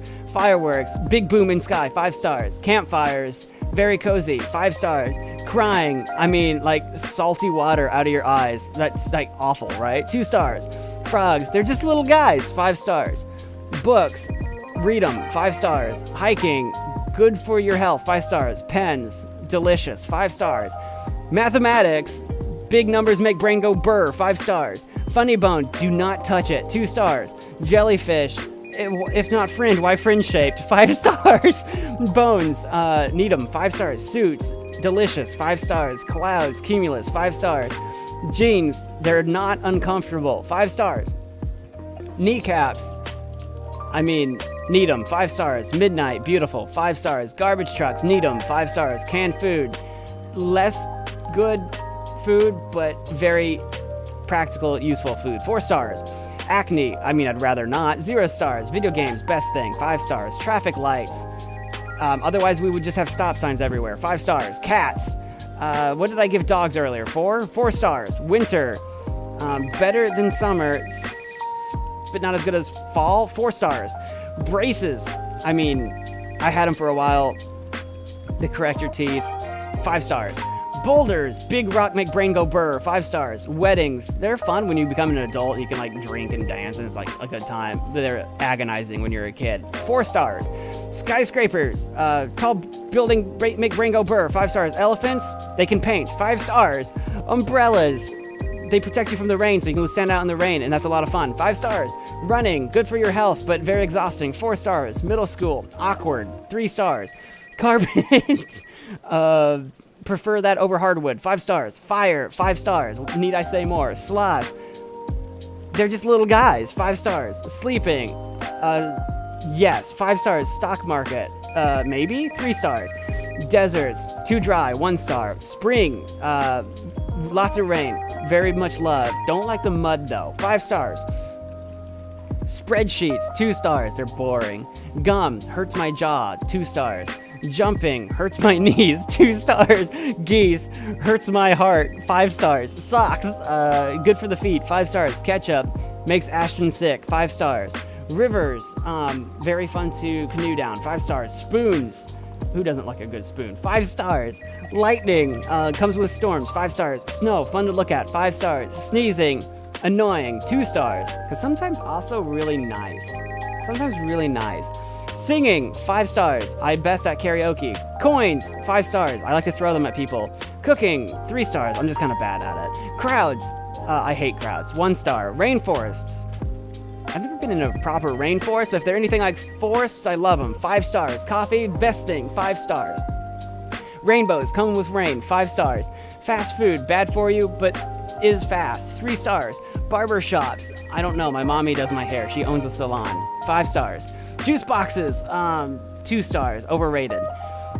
Fall, perhaps best temperature, 5 stars. Trees, love them, 5 stars. Hiccups, annoying, 1 star. Babies, not a big baby guy, 2 stars. Airplanes, I ate 3 stars. Lakes, very fun, 4 stars. Volcanoes, never seen an active one, but have been to one before, but it already blown up. So like, I don't know, 3 stars. Are you sharking me? I speed ran this. Printers, never work, 1 star. Queues, annoying, 0 stars. Skiing, never tried, 3 stars. There we go, I did it. I did it.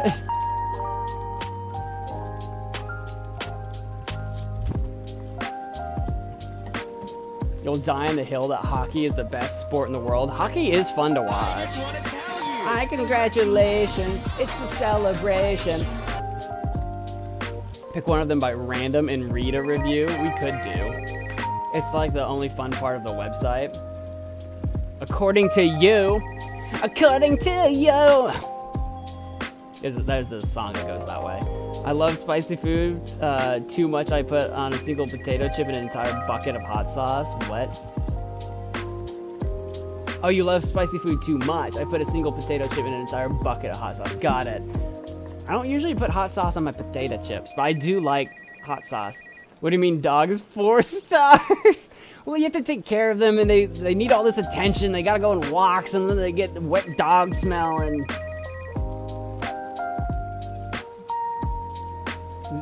0 for dogs, 5 for cats. I am impartial.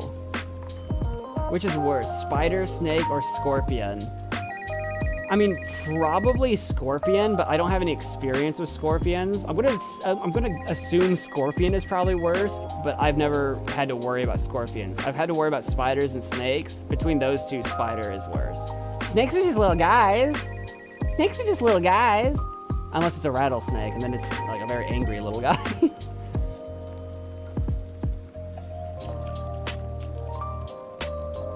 I've got like my issue with spiders. Like I've got some kind of arachnophobia. Like I become too fixated on them, and I can't can't move on.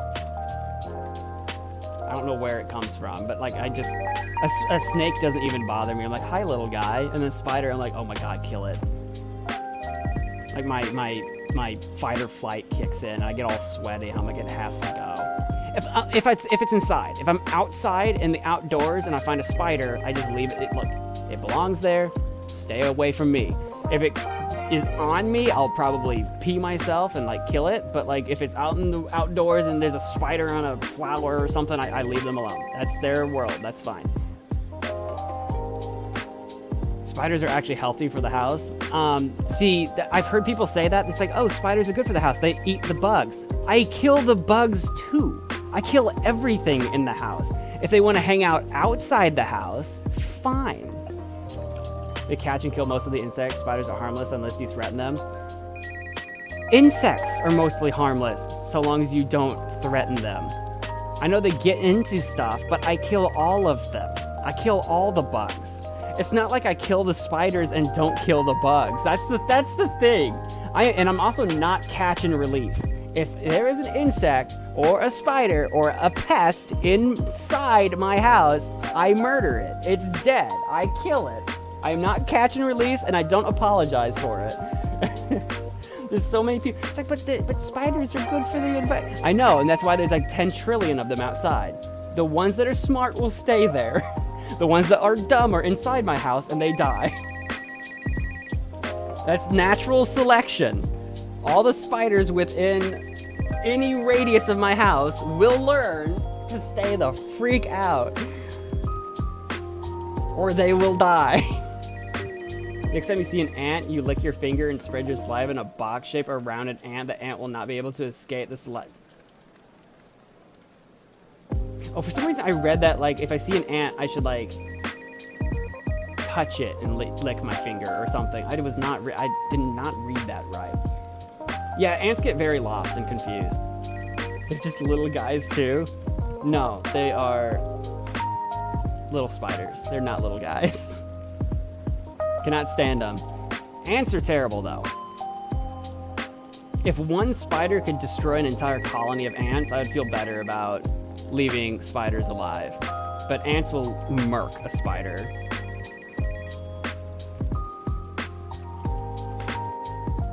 I think my messages about sponges keeps getting blocked and not showing in the stream chat, and it's very unfortunate. Yeah, I haven't seen a single message about a sponge.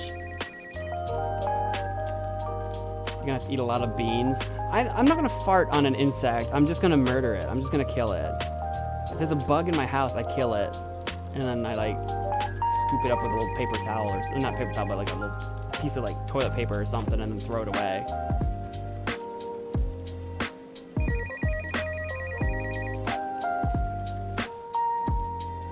Pick a random one and read a review. Should I read a review on...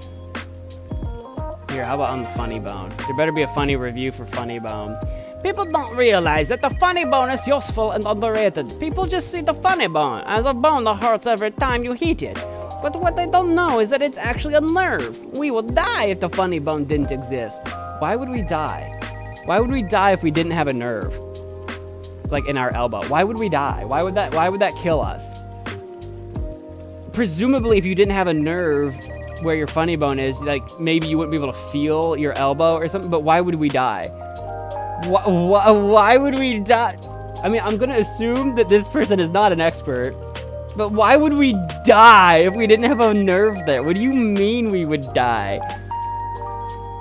I think there's a glitch in the Matrix where if you hit... I think there is a glitch in the Matrix where if you hit the funny bone, it hurts instead of making you laugh. Is this just my avatar or a server-wide issue? You laugh because when you laugh, you can't scream for help or criticize the developers while you're suffering one of the worst pains in the universe. These two people think we live in a simulation. Bob's cats, human named Bob. This thing is very painful when you hit it on something, but I know why the devs named it the funny bone. When someone hits theirs, all the NPCs laugh. Why is it everyone that... Why are we in the simulation right now? funny. Is it really a bone or someone just teasing you every time you hit your elbow? Your dad who went to get milk. Ladies and gents, and all outside the binary, I have simply 8 words to say. This glitch sucks, so get rid of it. Why is everyone a simulation person? It's great. It's so weird. It's so random.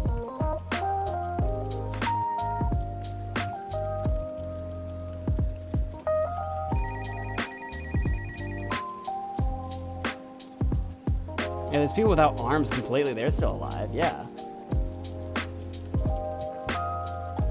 You all act as if this is a game. They're not acting as if this is a game. They're acting like all of the universe is a simulation. Read the top message again? No. I'm gonna just flat out ignore you. Just flat out no.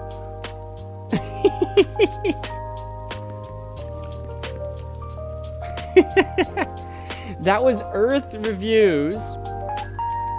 We've already done the trolley problem on our 8-hour stream. Design the next iPhone. All right, how do I break this thing? How do I break it? You anchor me 0 stars. Good, good. We're gonna add, how does this work? Pro camera. We're gonna add a pro camera. We're gonna add a pro camera. We're gonna add a pro camera. I'm gonna add a pro camera. And before I forget, we need to add a pro camera. That, like, if we had another pro camera, we could add a pro camera. And then I'll have a pro camera. And we should probably have a place to put the power button for the pro camera that goes right there. And then we'll have a pro camera. It really kind of fills in the pro camera. And then on the other side, where the screen is, an Android logo.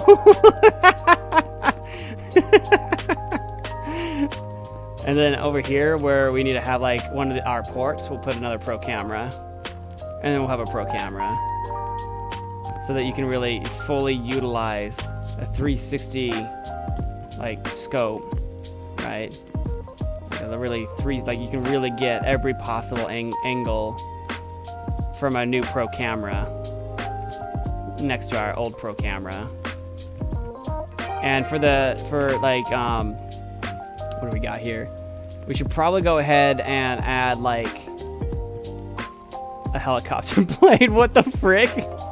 Yes, right here, right there, and right there, so that you can have it like flying, right? Like so that you can get, hang on, I'm trying to get this to turn. It's not turning the way I want it to. There we go.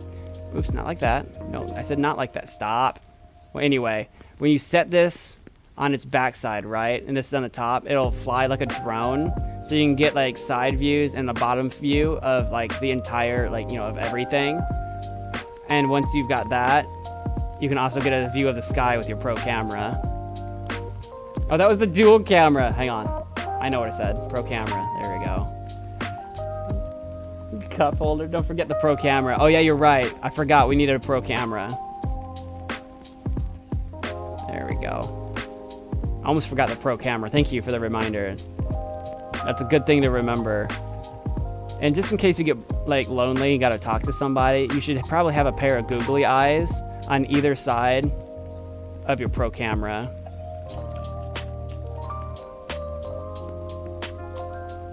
A rotary phone. Yeah, heck yeah. We'll put that right here on the rotary blades so that they can call people for you while you're taking pictures with your pro camera. And don't forget, on the left side of your phone, a cup holder so that you can specifically hold your pro camera. There you go. It's beautiful. It's beautiful. It's gorgeous. The steering wheel to control the pro camera. Oh my god, you're right. Hold on, you're right. I forgot that it won't operate without a steering wheel. There you go. To operate the pro camera. Pro camera. I just activated Siri. Hey Siri, activate the pro camera. You do realize millions of Pro cameras on the screen? You mean millions will be buying our Apple Pro camera? I think they replaced the god-awful display of Pro cameras. Right, like we used to have like an HK OLED, like high resolution display. Now we have Pro camera.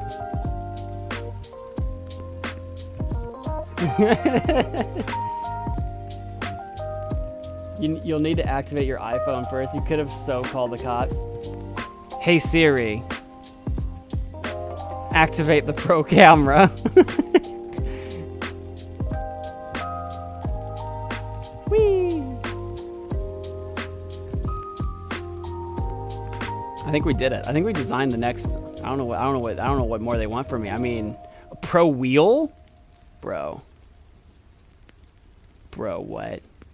Pro wheel on the Pro cam, not even on the phone, on the Pro camera. Vroom vroom. OMG, it actually did it. Yes! Do we name this thing? Present. The all-new iPhone, starting at $9,975. We are calling it the new iPro camera. The Pro handle is useful too. That will have to come as a separate package. Was that Steve Jobs? It might have been. It was a guy. We don't talk about him. He's not a Pro camera, and all we care about is the Pro camera.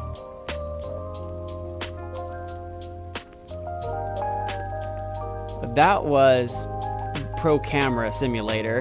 Days since incident. Day since earthquake. Last magnitude 0.8 earthquake 35 kilometers northwest of Beatty, Nevada, about 16 minutes ago. Oh, God. Okay, so, well, there was an earthquake today. Oh, okay. These are the magnitudes. So it was really weak. It was a 0.8, which doesn't even, like, that's underneath the 1 on the scale. Like, no one noticed. No one noticed or cared. A separate package for starting at $399.99? Absolutely. 0 days. Days since solar flare. There was a class M 1.5 solar flare about 6 hours ago. Is that scary? Minor degradation of high frequency radio. Okay, it didn't do much. It goes all the way to 20 plus. Satellite navigation errors and a complete high frequency radio blackout for many hours. We're supposed to be due for some like crazy flare, like pretty much literally any time. And then we got a day since magnitude 6.0 earthquake. Was there one yesterday? About 23 hours ago in Oonua, Tonga. I'm not sure where that is. Oh, God. Okay, well, that was going to tell me where that was, so that checks out. Magnitude 6. Oh, my goodness. That's like a moderate. That's a moderate earthquake. Day since interplanetary shock 4. What is that? Interplanetary shocks are disturbances in solar wind often caused by coronal mass ejections from the sun. Large shocks can cause geomagnetic storms on Earth. Oh, maybe this is the one I'm talking about. Like, we're expecting like some massive one based just on the sun at some point, I think.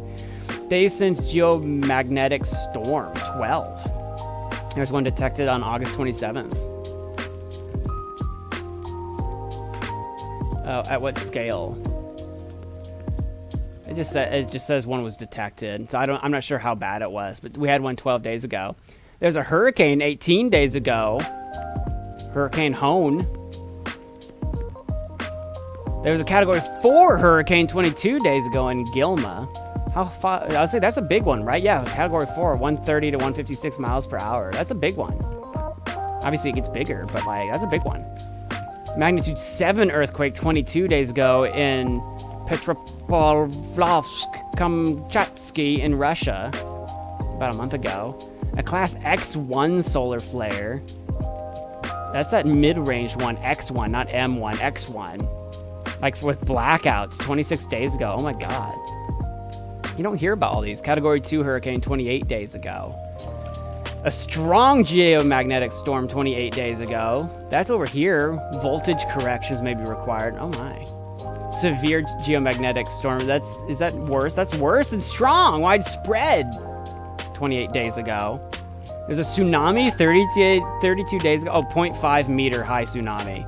which is like still kind of spooky. Could do damage right at the coast, but not like meters and meters tall tsunami. But still, 32 days ago, tsunami. 10-meter high tsunami 32 days ago. 17-meter high tsunami in Peterson Lagoon, Arkansas? Where's AK? Where's that at? Where is that? Aftermath of a landslide triggered tsunami. Okay. In the USA? Okay. Apparently, yeah. Peterson Lagoon, Arkansas. They can get tsunamis? Where is that? Give me a map. Oh, Alaska. AK is Alaska. Sorry, I'm stupid. What's Arkansas then? Is that AR? Alaska makes significantly more sense. Got it. I'm just an idiot. Hang on. Arkansas. Label. Come on. You know what I mean, Google. You know what I mean. Arkansas. AR. Arkansas's AR. Alaska's AK. That's my fault. That's my bad. I was confused about how we were getting a tsunami in Arkansas. I was like, man, I don't know how that even begins.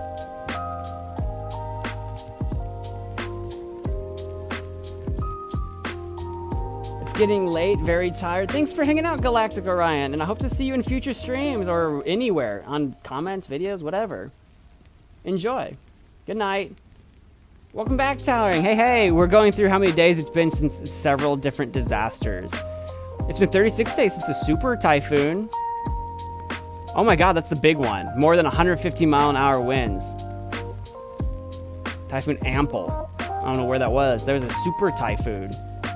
When 1 kiloton asteroid impact. There's a 5.1 kiloton asteroid impact 50 days ago. It doesn't say where. I could probably click on it and it'll give us like a location maybe.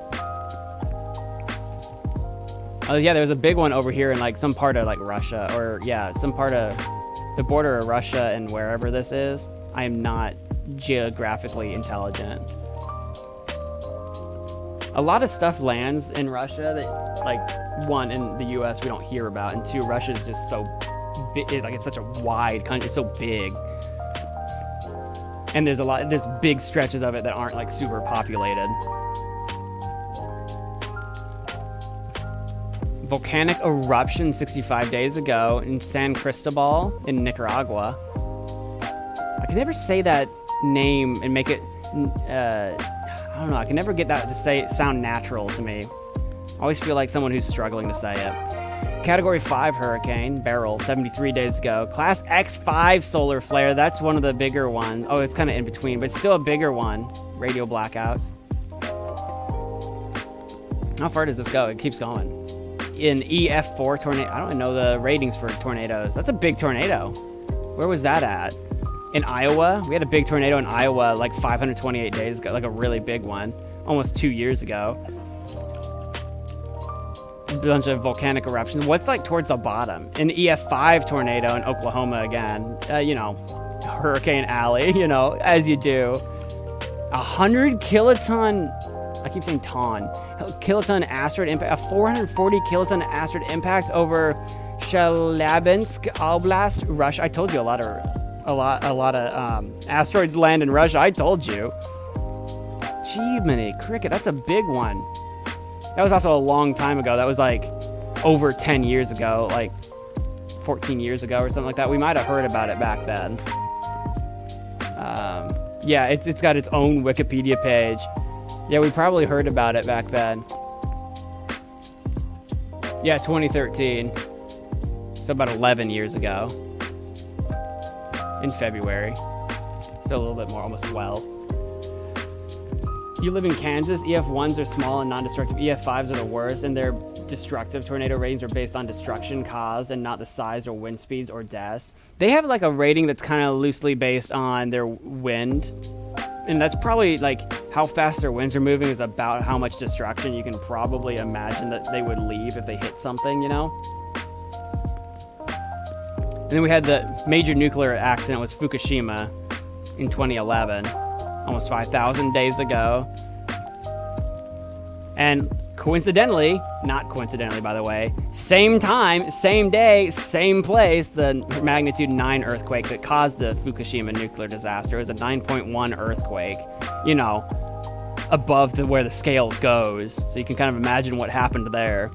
Colossal volcanic eruption 12,000 days ago it was Pinatubo eruption in the Philippines in 1991. I'm not familiar with that one. That was a little bit before my time. Nuclear weapon loss. 2 Soviet nuclear warheads lost near Bear Island on April 6, 1989. Soviet Union, why are you going losing your warheads? I mean, it was a long time ago. What was that? Gia, thank you for subscribing. Welcome.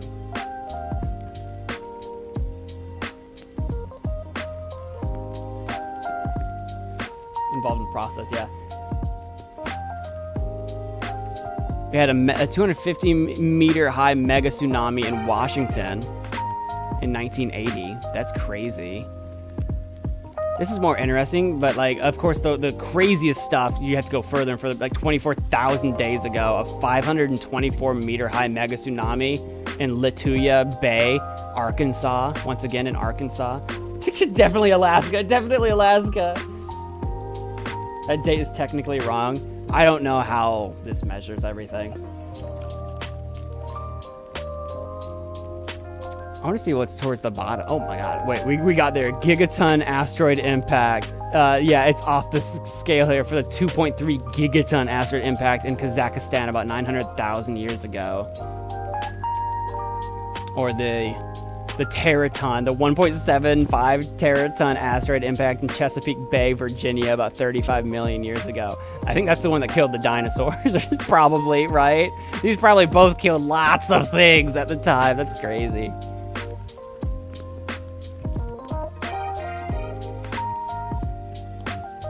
I like how it's just 9s. Just 9s all the way across. May 31st. I wonder if there's like just a difference where like wherever this website pulled the information has like a wrong date listed or something. I don't know. Well, that was terrifying. Wonders of Street View. What is this? Wonders of Street View. Cheese Cave in Lucerne, Switzerland. Why do we even have a street view of a cheese archive? A cheesery? What is that? Why is there a viewport? What is that? Where am I? Go back. What's back there? We're underground. We're literally underground in a tunnel somewhere. Like, it's not walls. That's like stone, I think. What are we looking at? Can I go this way? This looks like it's off limits. I cannot go that way. Is that the exit? Dude. We're in the cheese cave. I know that's literally what it's called, but we're in the cheese cave. Why can't I go towards the exit? I can go back or right, but I can't go that way. You tell me this guy didn't fully explore the cheese cave? When do we get our next horror game about you being like chased around by like the cheese head murderer or something in the cheese cave, where you're running up and down alleys like filled with possibly sentient cheeses trying to murder you? When do we get that game? When do we get that murder game? Found our dungeon. I want to be in the cheese cave. I think I found my way out of the cheese cave. It points that way, but I don't think that's the entrance. That's just a rock wall. I'm like in a meeting room of some kind. Maybe this is where they just talk about the cheese caves, like history, and then you go on a tour or something. Okay. We're on an adventure now. We're on a cheese adventure. Gonna be a cheese hunt. We're in the gift shop, the cheese gift shop. Oh, there's the exit. We're heading out. We're in Switzerland now. We are no longer in the cheese cave. We're in the Switzerland. Kaltbach, Switzerland. It won't let me go any further in that direction. I guess this is it. That was the exploration of the cheese cave. Random. What the frick? The Dark Knight, Hamina, Finland. I clicked random and we got a Batman. Where are we? Is it zoomed in? Oh, we're zoomed in. Why? Why? Where are we? Is this a...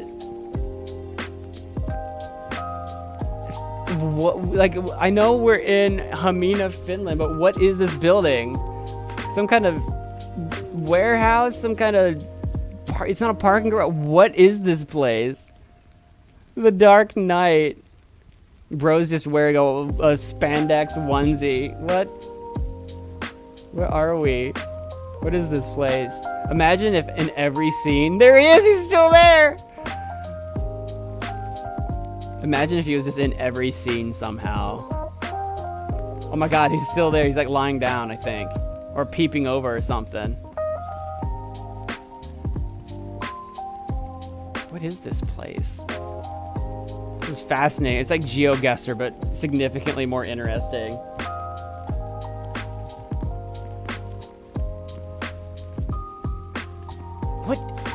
What is... They got signs. So if you get lost, there's health and stuff. Is this like a terraformer? What am I looking at here? Potentially, you might be stepping in poop, and you might be slipping on pee. This is the world's weirdest, biggest bathroom. Warning, floor level obstacle, warning, slip hazard. That is literally it. Like, that would be... Like, is that a vat of bathroom? Is that a bathroom vat? This is where they collect the bathroom? Welcome to the bathrooms. You've heard of the back rooms. Welcome to the bathrooms. All these doors go to the bathrooms, I promise. That's 100% what they are. It's an electrical bathroom. It zaps. This game looks like Exit 8. What's Exit 8? It looks like a backrooms game. I'm scared.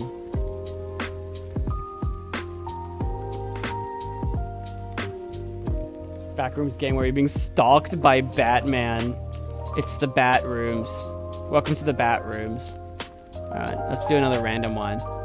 Hello? We've got a bunch of, like, children, either middle or high school age, being censored out. You know, for privacy. We're at some kind of school. Salute. In Slovenska Bystrica, Slovenia. Yeah, this is just at, I guess, a school. Like, this is like a gym building or something. Maybe that's part of the school, too, because we've got a long parking lot over here. I like the view. It's a good view. You got, like, some, like, mountains. I mean, like, really low mountains. They probably call them hills. I'm from Illinois. That's a mountain. That's like a low mountain to me. That is definitely... I like the streets. They're cute. Like, these are itty-bitty streets. Like, you could drive a golf cart down this, and that's it. This is not a street that can fit a Ford F-150. This is not, this is not a street made for real American cars. This is made for Slovenian cars. Or maybe bicycles or something. Like, look at this itty-bitty car. You're so cute.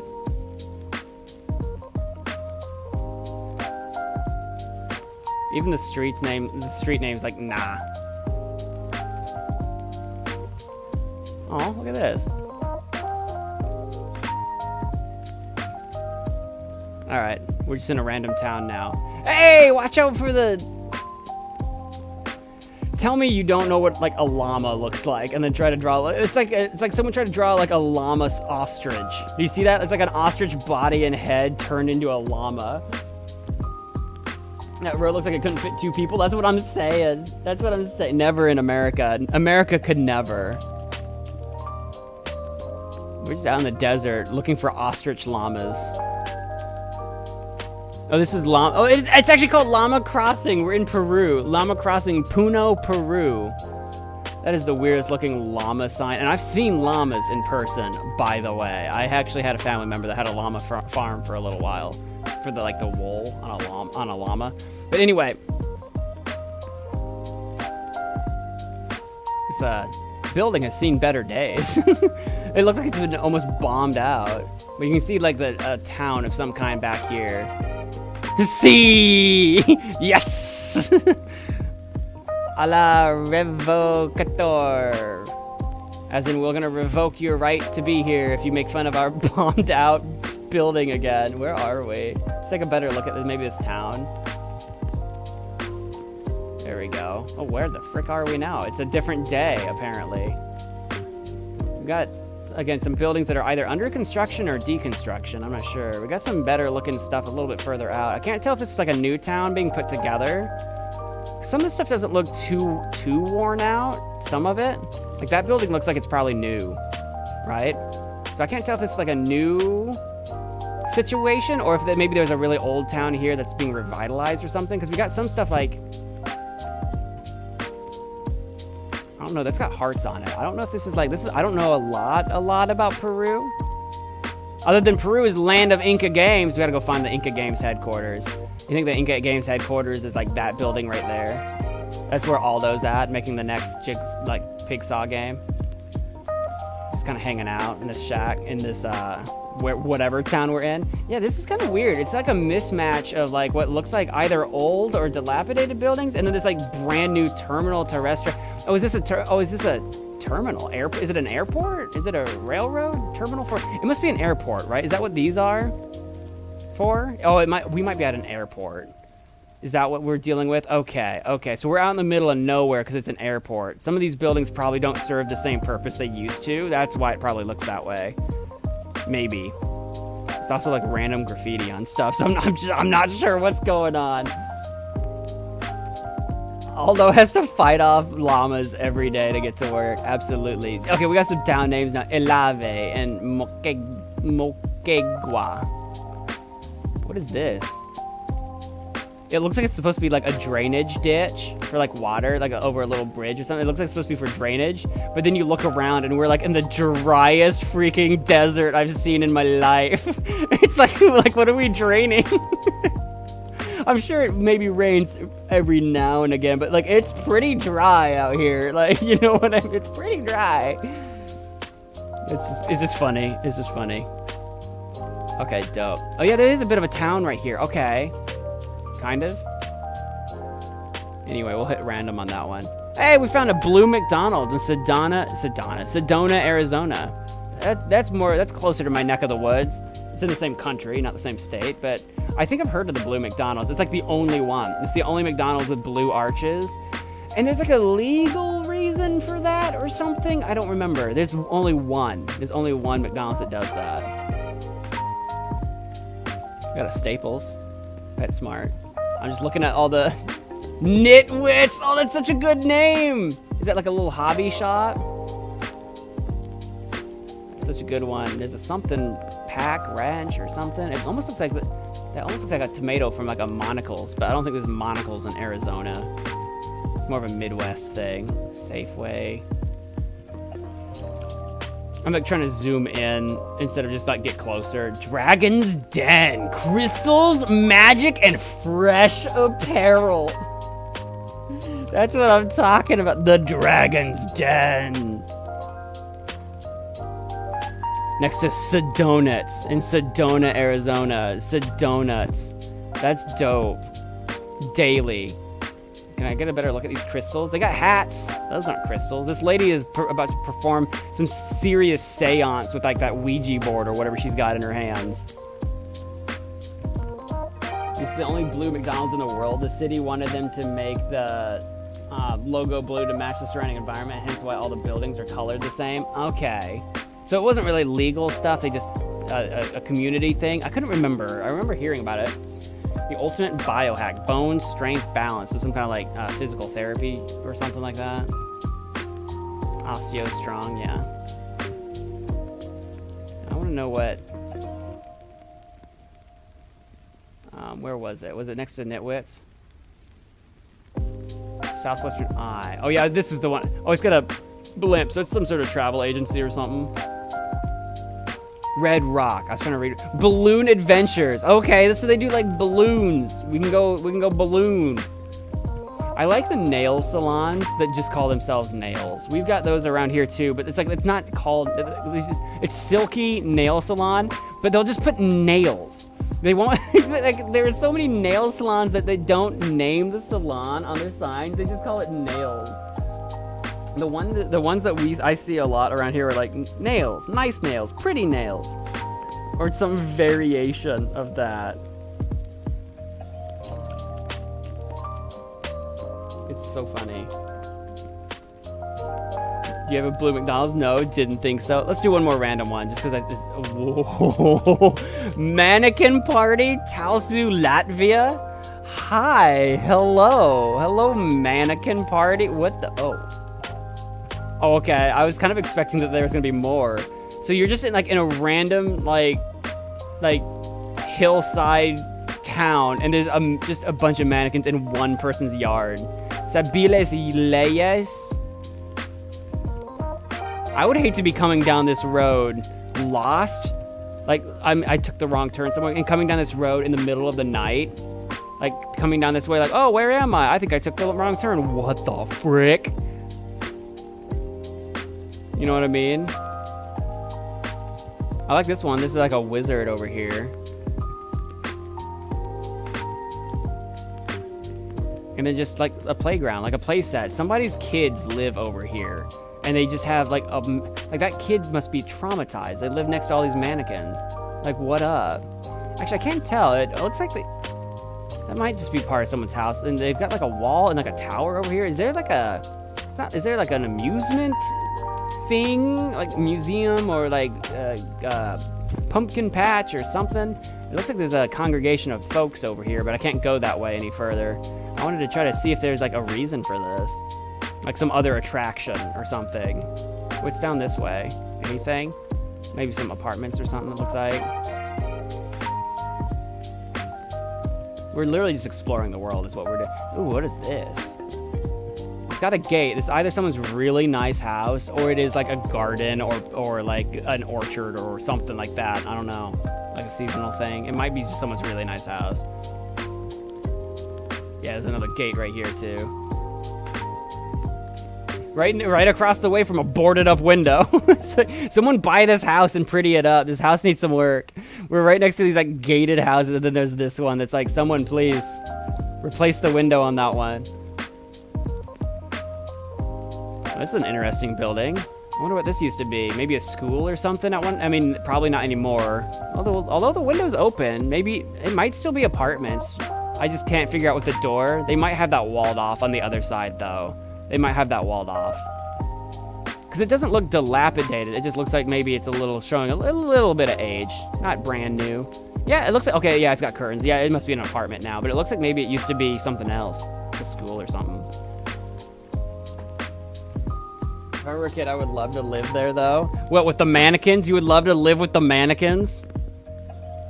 They would just be creepy at night. Like, imagine you're living next to the mannequins. How far away did I walk away from the mannequins? Here we are. Imagine like you're in bed in this house and you're like, you look out your window, it's at night, you can see the mannequin party, all these mannequins, and say you just like see this one's like head slowly turn and look back up at you in the window. You know what I mean? This house back here looks cool. I don't know what's going on with this. This looks dilapidated and scary. Like, it just looks like, it's mostly this window that looks the worst. But, like, this looks scary, but the house looks cool. I don't know, it just looks like something you'd see in, like, an Outlast game. That house specifically. Another one, it feels like you'd try to go on a walk at night and they will all jump you. I know, I'd be scared. And I think there is a car over here. I don't know if that car just stays there permanently. It looks like, because the door is open, there's a thing on top. I don't know if someone's like setting up the mannequins right now, literally. Oh my God, the coffee shop in Austin, Texas? What am I looking at here? We had a meetup of some kind? I just love how this guy's face was just immediately looking back at me when we started. We are in a coffee shop. We got some board games. There's like a printer down there if you need to print something. What kind of games do we got? We're in Texas. I might know these. Yeah, I know Fact or Crap, Apples to Apples, Catchphrase, some puzzles, Risk. I know why. I don't know why the camera's acting weird on me. Cranium, some Monopoly. Okay. Can I actually go further this way and check out what's going on here? Oh, they're playing. Is that Monopoly? What kind of Monopoly is that? It's Monopoly. Whitacolopoly with a dot. What am I looking at? Whitetail. Oh, it's deer. Whitetail-opoly. I just couldn't read it. Okay. I was like, what Monopoly are you playing? Oh. I like her tats. I like your tattoos. You got a full sleeve there. She's got like a woman on her fist. I don't know who it's supposed to be, but you got tats too. Did you guys get matching tats? Did you guys get drunk at a party and get matching tats? And not only did you not get like a little tat, you got full matching arm sleeves. Oh, I got closer. Where'd they go? I got closer and these two vanished. Look, if I back up again, look, they're there. They're gone. What happened? Did they escape? Did they run out the door? Did we scare them away? What up?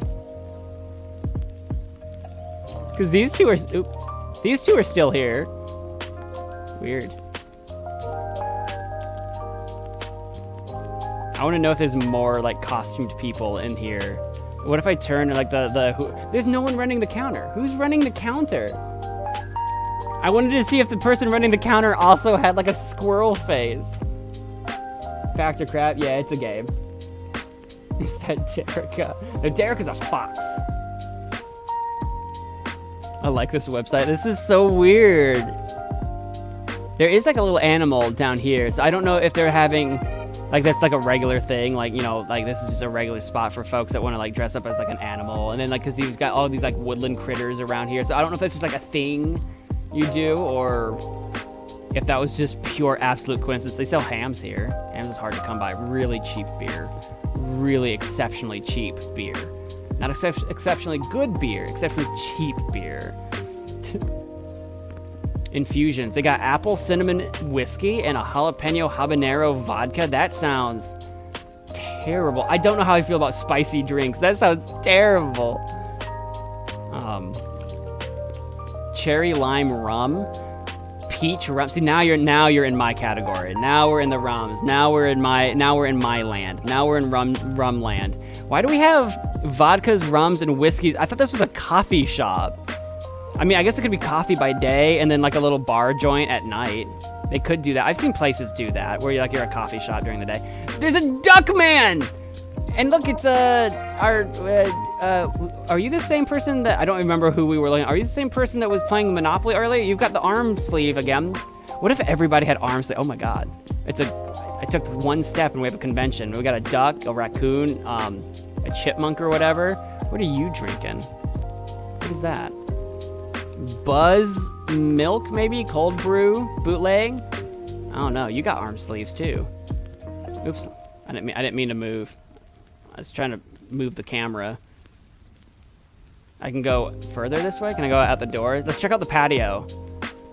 I don't know why we're at a little furry animal convention situation, but like it's kind of funny that they're all hanging out, just getting their picture taken by whoever's doing this website, this. Oh my God, look at his mouth. This is terrifying. Why are you in a permanent scream? What is this place? The Buzz Mill. Okay.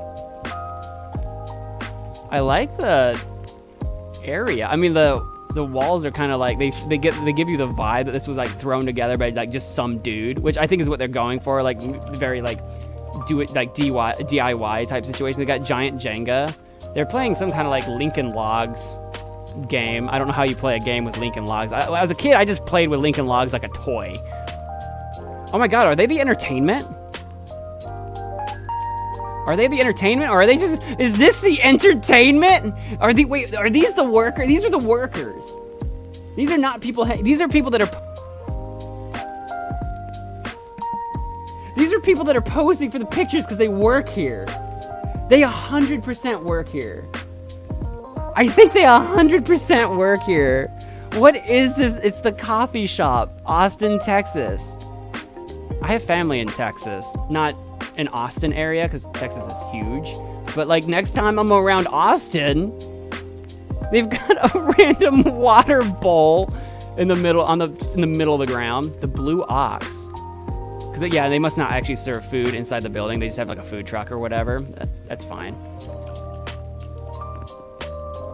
What is this place? We got another shot. We got another shot of the staff playing skee ball or whatever it's called. Do we have a menu?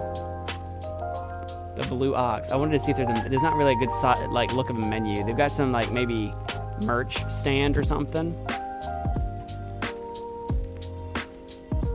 This place is wild. We got an ashtray. I guess smoking must still be allowed here. We got ashtrays. I don't know Texas's laws about smoking. In Illinois, you can't smoke within like, it's something crazy, like 60 feet of like a building or something, or like a restaurant or something. It might not be 60. I can't remember. It's just, in Illinois, it's rare to see ashtrays anymore because it's just not legal to do it anywhere near a restaurant. Amazing. No, the staff, no, this is their home.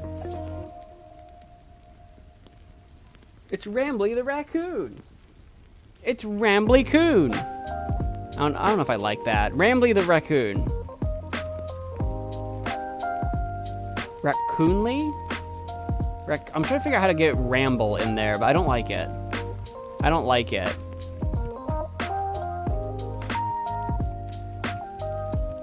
Alright, let's do another one. I haven't played Indigo Park, my good sir. I have not. I have not. I've heard it. Someone suggested it to me. It might have been you. Someone has suggested it to me, but I have not played it. No. Where are we? The Red Boat, Svalbard, Norway. I was gonna say, we do be just out in the middle of nowhere, huh?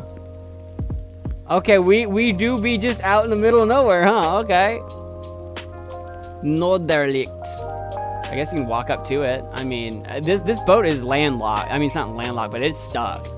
It ain't going anywhere. We must be on one of these skis too. I don't know if we can get a good look at it because of the way these cameras work. No, it's completely gone. But I think we're on one of these like ski things like these guys are on. I'm hoping we can get to the boat. Are we just going around the boat? Can I get to the boat? We're just kind of going around it. Is this private property? Or are we not allowed on the boat? I want to be on the boat. Why is there a boat here? How long has it been here? What the heck is the story? Yeah, we're just circling the boat. No, get on the boat. Who's gonna stop you? Is there any private security? We're in the middle of nowhere. There's no law out here. This is the Wild West of Norway. What are you talking about? Get on the boat. Maybe it's dangerous. Like if you get too close to the boat, the ice will just explode.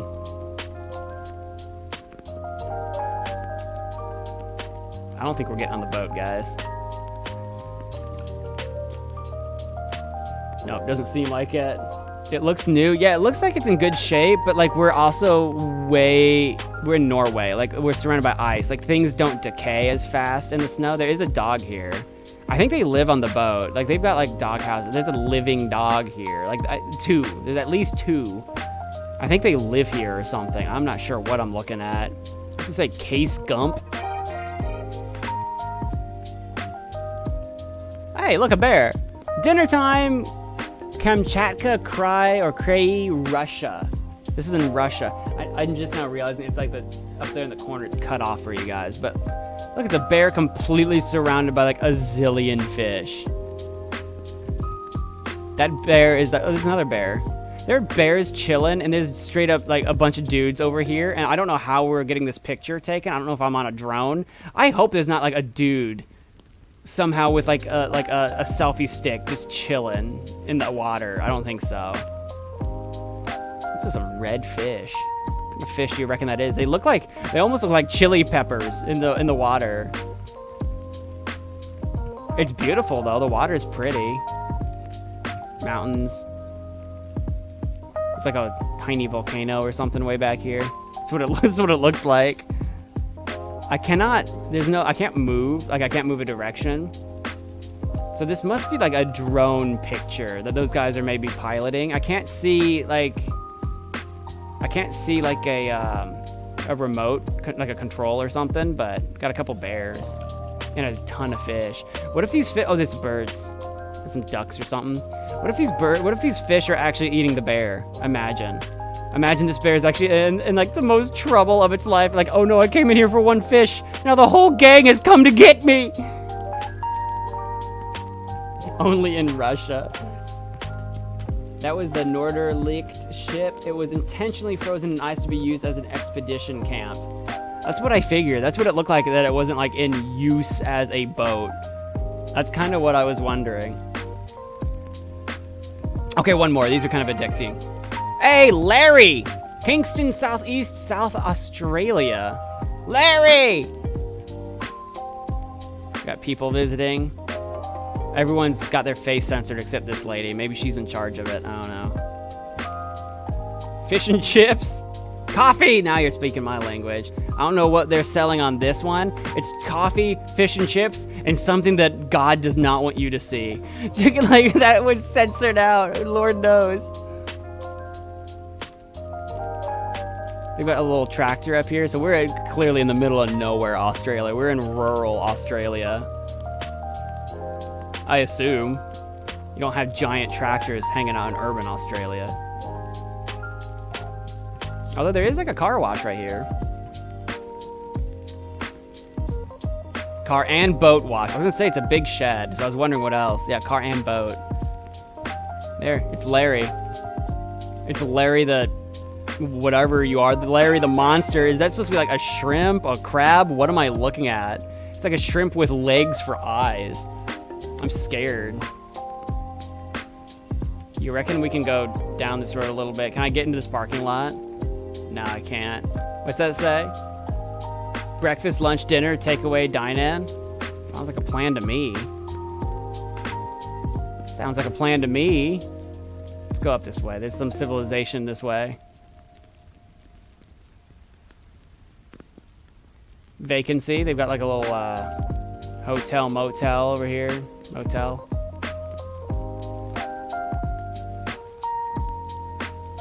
Is there anything else to see, or is it just Larry?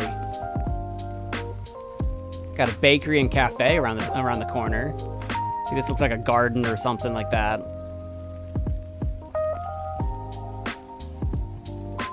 Nara Court, Mount Gambier.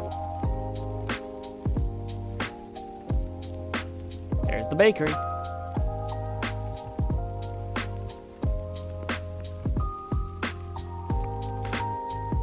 Oh, here we go. We got a sign. The Big Lobster. He is supposed to be a lobster. Oh, there's his eyes. Okay. It's very confused. Janet's Takeaway. Nice. Every winter they get it frozen in place for Arctic expeditions, and when the ice melts, they use it as a tour boat, from what I've read. Okay. And the boat originates from 1910. Where the Germans used it as a light sailing vessel for the Imperial German Navy. And we're back to Germany, baby! Pre-World War I Germany, haha! You got a first-person view of a proposal? That's kind of wild. Let's head back to Neil.fun. Let's draw a perfect circle. Can you draw a perfect circle? Go. Draw a circle around this. Do I have to click and hold? 86.7% perfect. Hey, new best score. Ah, that wasn't quite as good. It was very similar, though. Does the green tell you that you're on the... Ooh. Wrong way. Okay, I see. I think the green helps tell you that you're, like, on track. Balls. Oh, wait, okay, so if you take too long... Okay, I'm working on it.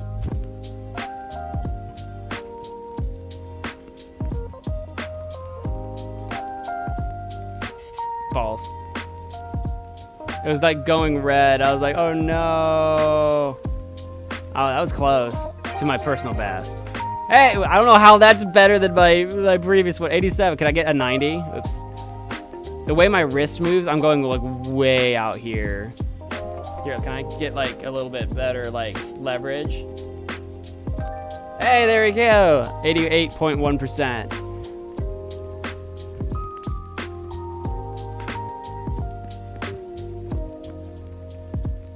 He bought this one off another fun website, vol.wtf. Weird. Asteroid launcher! Oh god. Oh no. Oh no, we can just drop an asteroid somewhere? Let's zoom out. That's New York. Do we want to drop an asteroid on New York? I feel like that would be rude because I'm from Illinois. We should explode Chicago. Right? It's only fair. We'll do here, yeah. Select an impact location right there. Launch it. Boom! 5.6 mile wide crater. We just blew up all of Chicago. Look, this is what the crater would look like. Right away from Orland Park there. The crater was 1,800 feet deep. That is a massive crater. An estimated 40,000 people would be vaporized. Your asteroid impacted the ground at 37,000 miles per hour. The impact is equivalent to 9 gigatons of TNT. More energy was released than a hurricane releases in a day. An impact this size happens on average every 134,000 years. 8.3 mile wide fireball. Oh my god, I gotta zoom out a little bit. Oh my god. 50% fatalities within this. 3rd degree burns this far out. 2nd degree that far out. Oh my lord. An estimated almost 5 million people would die from the fireball. I mean, I did just drop it on Chicago. That's true. An estimated 324,000 people would receive 3rd degree burns. An estimated 526,000 people would receive 2nd degree burns. Trees would catch fire within 71 miles of the impact. 241 decibel shockwave. That's the shockwave. Homes would be collapsing. Oh.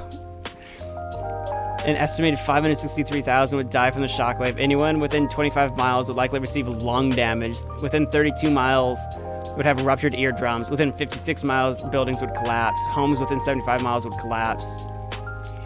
8,560 mile per hour peak wind speed. 1.3 million people die from the wind blast.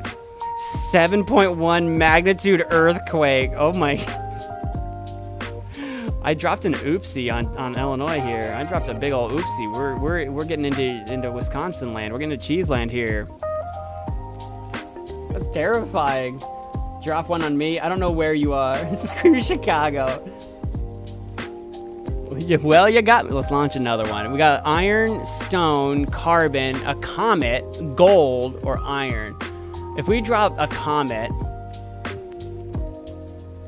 of 1 mile across, just to be stupid, flying it at 100,000 miles per hour at a literal 90-degree angle. Like, it is actually right, like, straight down. Like, straight down, no angle here. Let's just drop it, yeah, let's just drop it right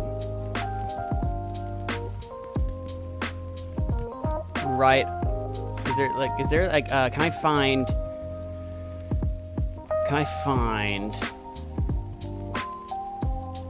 Gray Harbor, Whitting, Lake Calumet, right on Hyde Park. Don't ask me why, there's no reason. Or maybe, can we find something more interesting? We could go to the harbor. I've been to the harbor. There's the South Loop, Goose Island. Oh, on Old Town. We could drop it right on poor Old Town. Poor Old Town. There's Graceland West.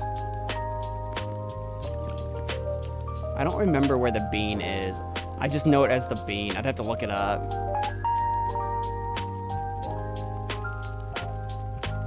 There's Cicero. Here, we'll drop it right on the Chicago lawn. Why not? Chicago too big. Poor Old Town. Launch it. This is a comet, so it should also drop a bunch of water.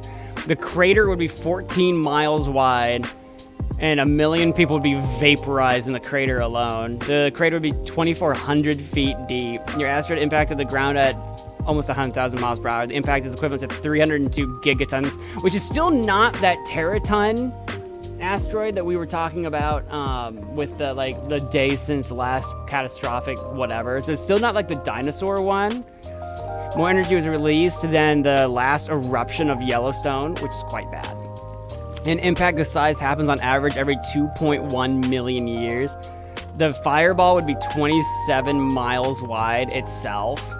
Good lord. Look at how big this would be. Just how, like, it's apocalyptic. It's like all of, it's the entirety of Illinois. Not quite. Like a tip of southern Illinois is okay. This is like, it's the entirety of Illinois is just blown up. An estimated 7 million people would die from the fireball. An estimated 1.5 million people would receive third-degree burns. 3 million would get second-degree burns. Clothes would catch fire within 136 miles of the impact. Trees would catch fire within 224 miles. Just imagine your clothes just setting fire 100 miles away. 247 decibel shock wave. It's crazy. 11,700 mile per hour winds. Knocking trees. It would knock trees down as far as Kentucky. Which one is this? Where's this? Where are we at? Name this town for me. What is this?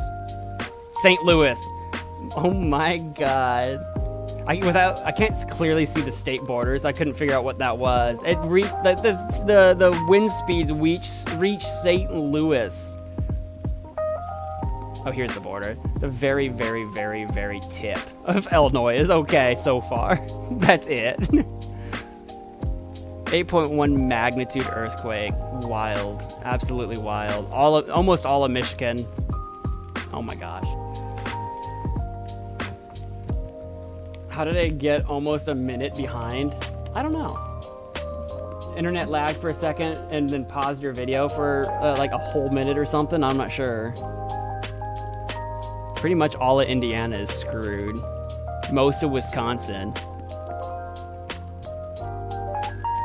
And that's all from a crater that, like if I zoom out, it's a crater that big, causes damage that far out. It's wild. All right, that was neat. It was neat. I hate to say fun. We watched people just get exploded.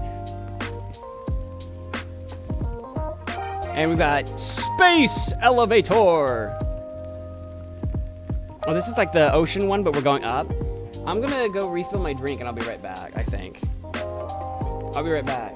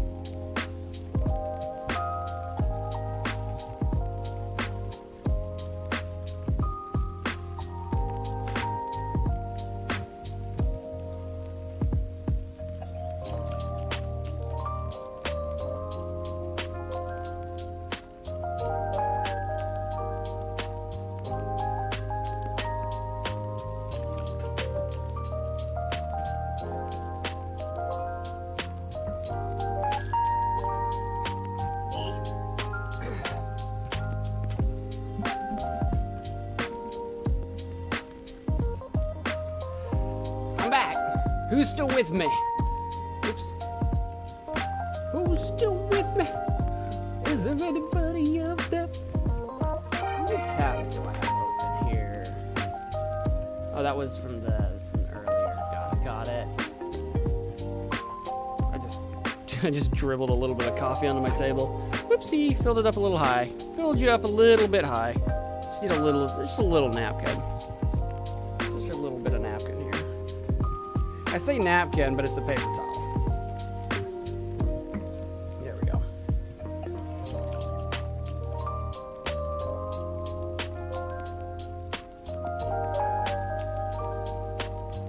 Cute background.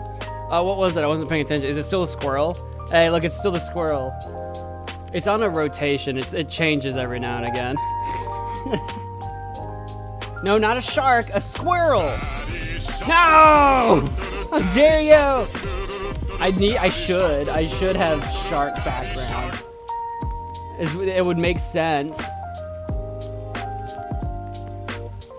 There's a little man over here in the corner next to me. I think he's the one going up the elevator.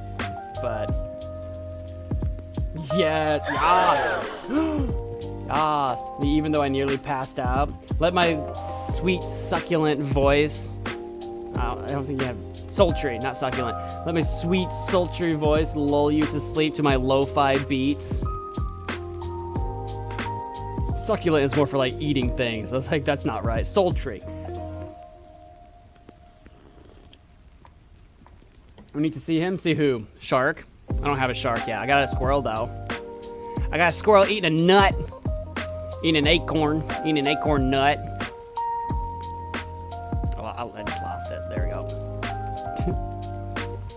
I think Neil really likes space. I think so. I think he does. No, the elevator guy? Oh, you need to see the elevator guy. I thought you meant Shark Man.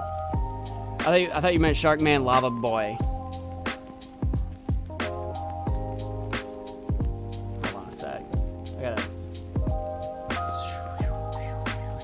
How much of the screen am I missing? Oh, I can go out about that far. Let me reorganize my screen usage here a little bit, and then I can shove over a little bit. There you go. Now you can see him a little bit better. I am covering this hummingbird, but don't worry. You can see the man.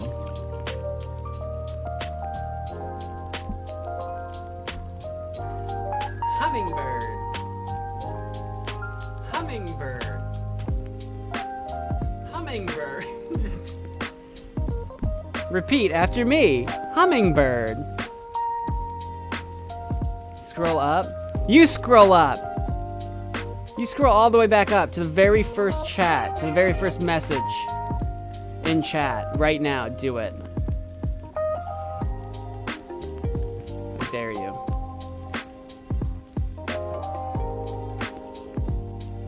Okay, I'm ready. Sorry, I was looking at stuff. I wasn't ready yet. Space elevator. Welcome to the space elevator. The only elevator that goes to space. We got hummingbird, and we got some fireworks. It's actually kind of wild. Is there a it says 59 degrees Fahrenheit up here in the corner. I don't have a height yet. It says fireworks, but like what? Like how many? Like is that like 200 feet or what are we at? Got the mallard. That's the mallard migration altitude. We got hot air balloons get about this high.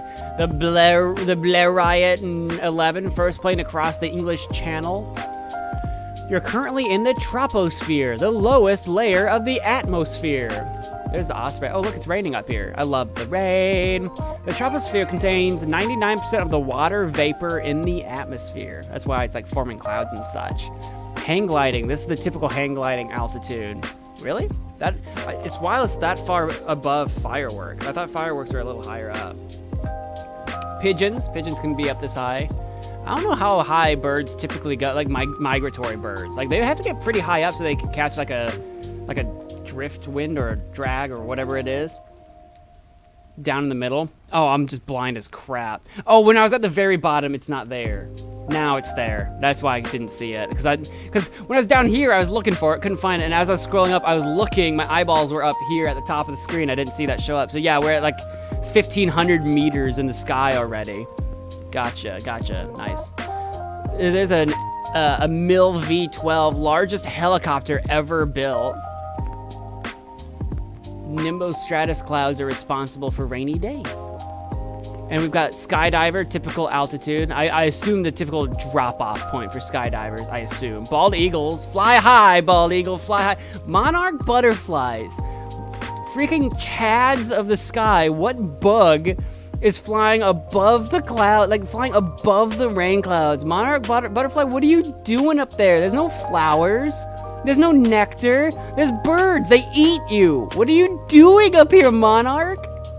Monarchs actually do migrate, though. Monarchs migrate, so that must be why. Butterfly, why are you up there? They do. Monarchs actually have a pretty large migratory area. Shockingly. Alpine chough, I'm not sure how I say that, but another alpine bird up here. As you climb, the temperature will continue to drop. Yeah, we're already at 24 degrees Fahrenheit. We started, oopsie, I scrolled up, I meant scroll down. We started at 59, so it's already a chilly day. I don't know why it started at 59, which is 15 Celsius for those of you that care. Is that how cold it is today? Is it reading my, like, computer temperature? No, it's 70 degrees right now. Okay. It was like that cool this morning, but I haven't been outside. I've been sitting in front of this computer this entire time. Box kite, highest flying kite. That's way up there. That's way up there. Mountain goat? Well, mountain goats aren't in the sky. They're on mountains, and mountains reach into the sky. Mountain goat, why are you up there? What are you doing, my guy? It's a bit chilly. Pick a scarf to stay warm. I want the red one. I want the red scarf for my elevator man. We got the Vega 5B. The Vega boys are coming. It's not Vega, it's Venga, but the Vega boys are coming. Amelia Earhart's plane, way up there. Got the white stork. The Cessna 172. Cumulonimbus are tall, towering clouds that can produce lightning, tornadoes, and hail.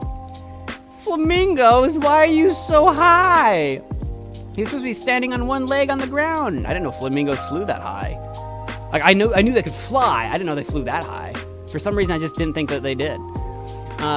Me 8. It's a helicopter, not the largest ever built, but it's a helicopter. Pterodactyl. I don't even know how we know that. How can we know how high? I mean, maybe just by the physics of their wingspans and stuff. Maybe. Zeppelin. God, imagine the age. Imagine if Zeppelins ever actually took off in popularity. Imagine if they ever actually became like a regular common thing. How wild it would be to look up in the sky and see giant Zeppelins. I know there's not very many. There's a few for advertising, but there's only like, it's actually crazy. How many Zeppelins are left? It's not a lot. It's like less than 10.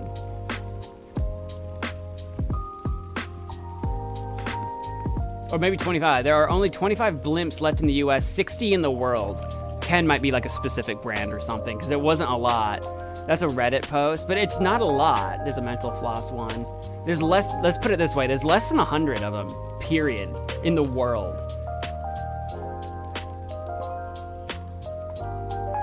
Wild yak, what are you doing up there? Why not? Yakety yak, don't talk back. The elevator needs some ride music. Play elevator music? Sure. I'm already playing lo-fi, but let's see what happens. You can't even hear it over the lo-fi. Don't worry about it. We got Leolamus lizard, highest dwelling reptile. Again, from a mountain. It's not like they're actually flying. Which makes me wonder, why is Bumblebee up here? What do you do? Highest observed flight. Is that from a mountaintop, or is that from like literally a bumblebee? How did you observe a bumblebee at 5,500 meters? It must have been from a mountaintop. There ain't no way someone was flying like this, like a Sopwith Camel World War II fighter, flying through the sky at 5,500 meters and saw a freaking bumblebee in the sky. What are you doing up there? Bumblebee in the sky with diamonds. Bumblebee, what the F are you doing up there? Bell 47, first helicopter to fly over the Alps. It's a little guy. Bar-tailed godwit. Godwit is such a fun name for birds. Have some fun names. We got a flycatcher sandwort, Himalayan flowering plant. But again, from probably being on a mountain. I wish they didn't have the mountain ones, or if they did, that they stipulated, like, as seen from a mountain, not from, like, literally the sky. Like this Andean condor, I assume can fly that high, not because it just lives on Everest or something. Or the Himalayas even, because like we've got the Himalayan jumping spider, highest dwelling spider. I assume that's them just dwelling and not floating, although there are spiders that do float. They basically fly. They fly on air currents across the ocean. We actually just, over the summer, when was it? Maybe it was before the summer. Maybe it was coming into the summer. I think it was into the summer. We had like several million flying spiders reach the east coast of the United States, and they were just coming like from the sky, landing on the east coast. Sounds absolutely horrifying. The bumblebee really wanted to sting someone. No kidding. They were out to go get somebody. Everest is at 8,000 meters, so if there's any animals above that height that aren't birds, then something's up. We'll find out. We'll get up there, like 9,000 meters in the sky. Mountain goat. Like, Billy Goat, what are you doing up here? Yellow rumped leaf-eared mouse. Wow, they really went all in on making fun of this poor little mouse. Yellow rumped leaf-eared. Yeah, screw your butt and your ears too. Highest dwelling mammal. That's the highest dwelling mammal. There you go. We shouldn't see any goats above this point. Cirrus clouds are wispy clouds made of ice crystals. I see a lot of those, which I'm in central Illinois. Like, it's just flat land. So, like, just bright, big, blue, open skies. And you can see all kinds of clouds, and then we see these a lot. Douglas DC-3, big old plane. Bearded vulture. Paratrooper, max altitude for paratrooper. I don't know if that's because any higher the parachute won't really work. There's not enough air to catch it. Above this altitude is known as the death zone because there isn't enough oxygen for human life. Obviously, though, like if you're like a paratrooper, in theory, you could wear an oxygen mask because we are at minus 33 degrees Fahrenheit right now, which is a very chilly minus 36 degrees Celsius. We do have the whooper swan, though. The whooper swan doesn't care if humans can't breathe. It can breathe. Here's the Mount Everest peak. We're at 86, I don't know where 50 came from, 8,600 meters here. The bar-headed goose.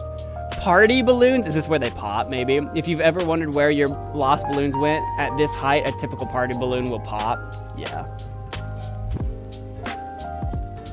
I think that has something to do because it gets like so cold that the material that makes up balloons get too frigid, where the pressure inside the balloon and the lack of pressure outside the balloon causes it to expand and pop.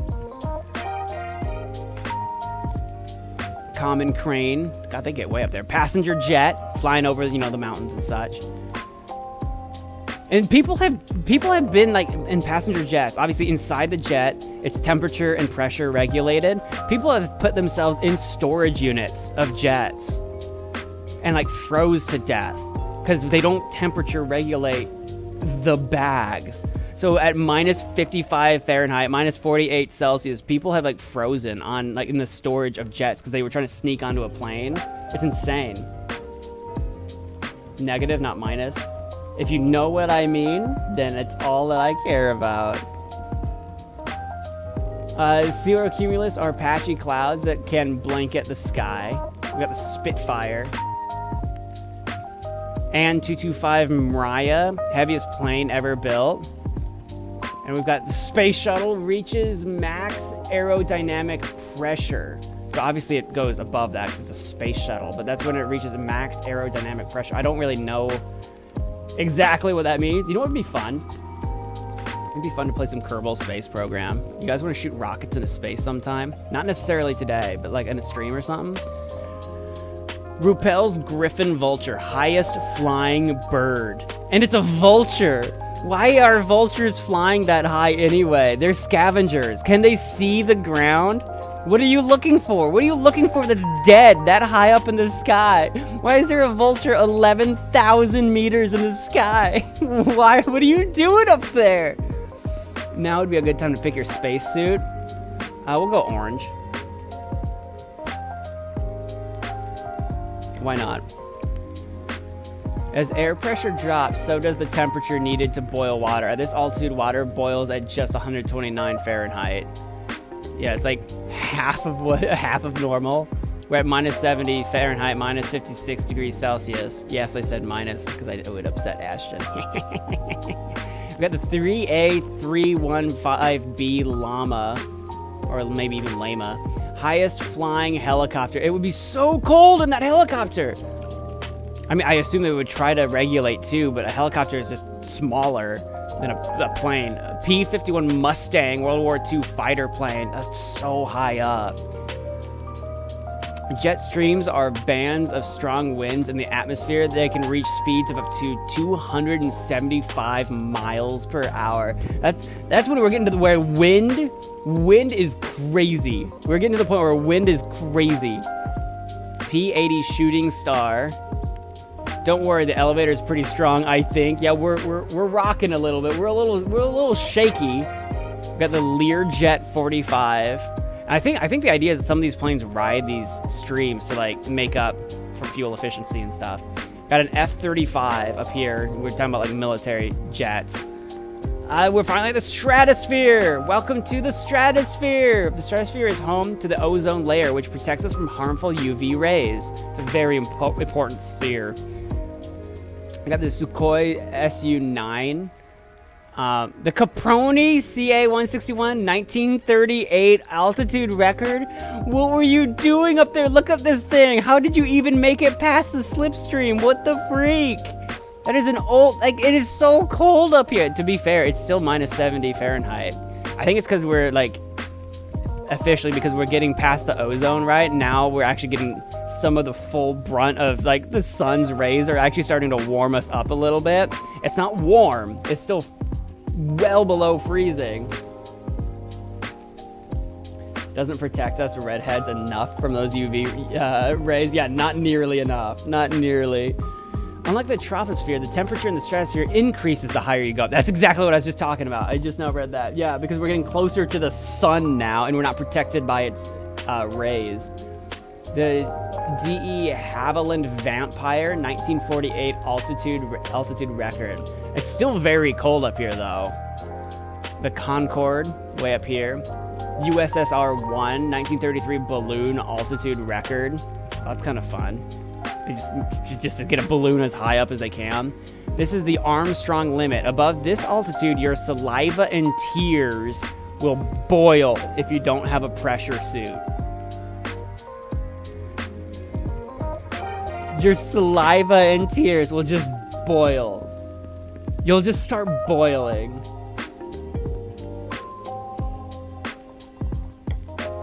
That's insane. Nutcraeus clouds are rare clouds found in polar regions. They are made of small ice particles that scatter light in colorful ways. I wonder if that's the Northern Lights situation, maybe? I think those are usually from like solar flare type stuff, but maybe not. I don't know. Bell X-1, first aircraft to break the sound barrier. Oh, it's way up there. Yeah, it's finally actually getting warmer. It's still minus 67 Fahrenheit. Explorer 2, 1935 balloon altitude record. Another balloon. The Airbus Zephyr, high altitude platform station. I don't know what that does. As the air gets thinner, there are fewer molecules to scatter light, so the sky starts getting darker. Perlin 2, highest altitude glider. Yeah, it can glide a long time up there. Highest aircraft ejection? God, I hope he was wearing his pressure suit at 23,840 meters. God, imagine ejecting yourself from here. Again, remember the paratrooper limit? He's got to just free fall for like another like 12,000 meters or something before he can even parachute at minus 63 degrees Fahrenheit. Why y'all still on Neil? Why not? We still had stuff to do. What do you mean? What do you mean why? What do you mean why? What do you mean why? We're actually on Neil.fun round 3 right now. We already did everything once. We're doing it again now. It's been 7 hours, yeah. Well, there was a lot to do. And I also had to go get lunch. U-2 spy plane. It takes a long time when you sit here and also talk. I've been talking to you guys the whole time too. Great question. Is it a great question? Should I lead? Do you guys hate me? Do you hate this? Are you bored? Do you hate everything about this? It's fine if you do, because I'm not gonna stop. I've been I left for like 5 of them and you're still on the same page. There was a lot to do! We also enjoyed that like weird GeoGuessr one. U-2 spy plane, that's cool. Douglas Skyrocket, first aircraft to reach Mach 2. Really? This high up too. The SR-71 Blackboard, 1976 altitude record. Imagine, it's 1976 and they're 25,000 meters in the air. The SR-71 is one of the fastest planes ever made. It can fly at over 3 times the speed of sound. And it's crazy. At least I didn't miss much. Oh, you missed like, yeah, you missed like so much. You don't know what you missed. SudQuest Trident 2, 1958 rocket plane altitude record. 1958. They were really flying up to space. F-104 Starfighter. Like they said, like the sky turns more and more like black as there's no light, there's no particle for light to scatter in. NASA Helios HPO-1 winged aircraft altitude record. It doesn't even look like a winged aircraft. NASA X-43 experimental hypersonic aircraft. Project Excelsior 1960 skydive altitude record. Jesus, jumping from 30,840 meters. With nothing but a duct-taped pressure suit, Joseph Kittinger jumped from an open gondola and set a record that would last more than 50 years. Wait, did they break it? They broke the record though? It lasts for more than... Or do they just mean like, maybe this website was made in like 2010 or something? The duct-taped pressure suit, amazing. Weather balloon, AKA UFOs, AKA UFOs. The ash cloud from the eruption that destroyed Pompeii reached this height, 33,000 meters. That's insane. Highest paper airplane flight? Excuse me, how? How? That needs the story. Launched from a balloon, this is the highest a paper airplane has flown. That's so silly. That's so silly. Felix Freefall. Felix Baumgartner was the first person to break the sound barrier in freefall. He reached a top speed of 843 miles per hour. Imagine falling so fast that like you actually create a sonic boom. Like he would have sonic boomed if you broke the sound barrier. Like what Sonic the Hedgehog does. He would have sonic boomed on his way down. Congratulations, you have made it 0.01% to the moon. To the moon! Bell X2. The mushroom cloud from the Castle Bravo nuclear test reached this altitude. It's crazy that those explosions could reach this high up. Because then they could travel the globe. Alan Eustace's skydive, current record for highest skydive. Good lord. It's so far. Space elevators are actually a possible idea being considered by scientists. Possible, just not practical. They could potentially offer a cheaper and safer way of getting to space. Yeah, maybe. If they can be built, they'd have to be built out of like carbon nanotubes. They have to be such and such size, and it's a massive engineering feat. The hard part is making a strong enough cable and finding enough elevator music. Oh, finding enough music is not a problem. There's a lot of music out there. Muzak. Chelyabinsk meteor airburst altitude. Space shuttle boosters eject at this level. That's where they finally eject. Sutter's Mill meteor. This is the breakup of Sutter's Mill. Ooh, blue jets are a rare form of lightning that arc upward in a brilliant blue flash. That'd be terrifying to see on your way up. The mesosphere, or mesosphere. Congratulations, you have reached the mesosphere and are now halfway to space. We're halfway there, whoa!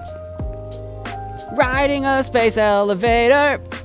The air in the mesosphere is very thin. It has less than 1% of the pressure as the air at sea level. We are at 25 degrees Fahrenheit and minus 4 degrees Celsius. We're almost above freezing again. We're almost above freezing. MagicManMo, the king of taking jokes way too seriously. Haha, haha. Ashton, the king of taking MagicManMo's taking things seriously, seriously, too seriously, seriously. Jokes, jokes, seriously.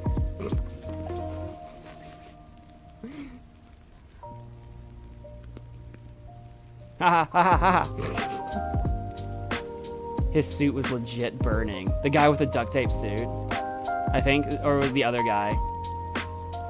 I mean, it would on the way down with the, even though there's not a lot of air, the friction, like with the sonic boom, the guy like falling or whatever, like you'd be moving so fast that like the molecules around your suit would like be rubbing, like the friction would, yeah, I could imagine. BU-60 high altitude balloon record. You guys ever watch Tom Scott's video of sending a lasagna to space?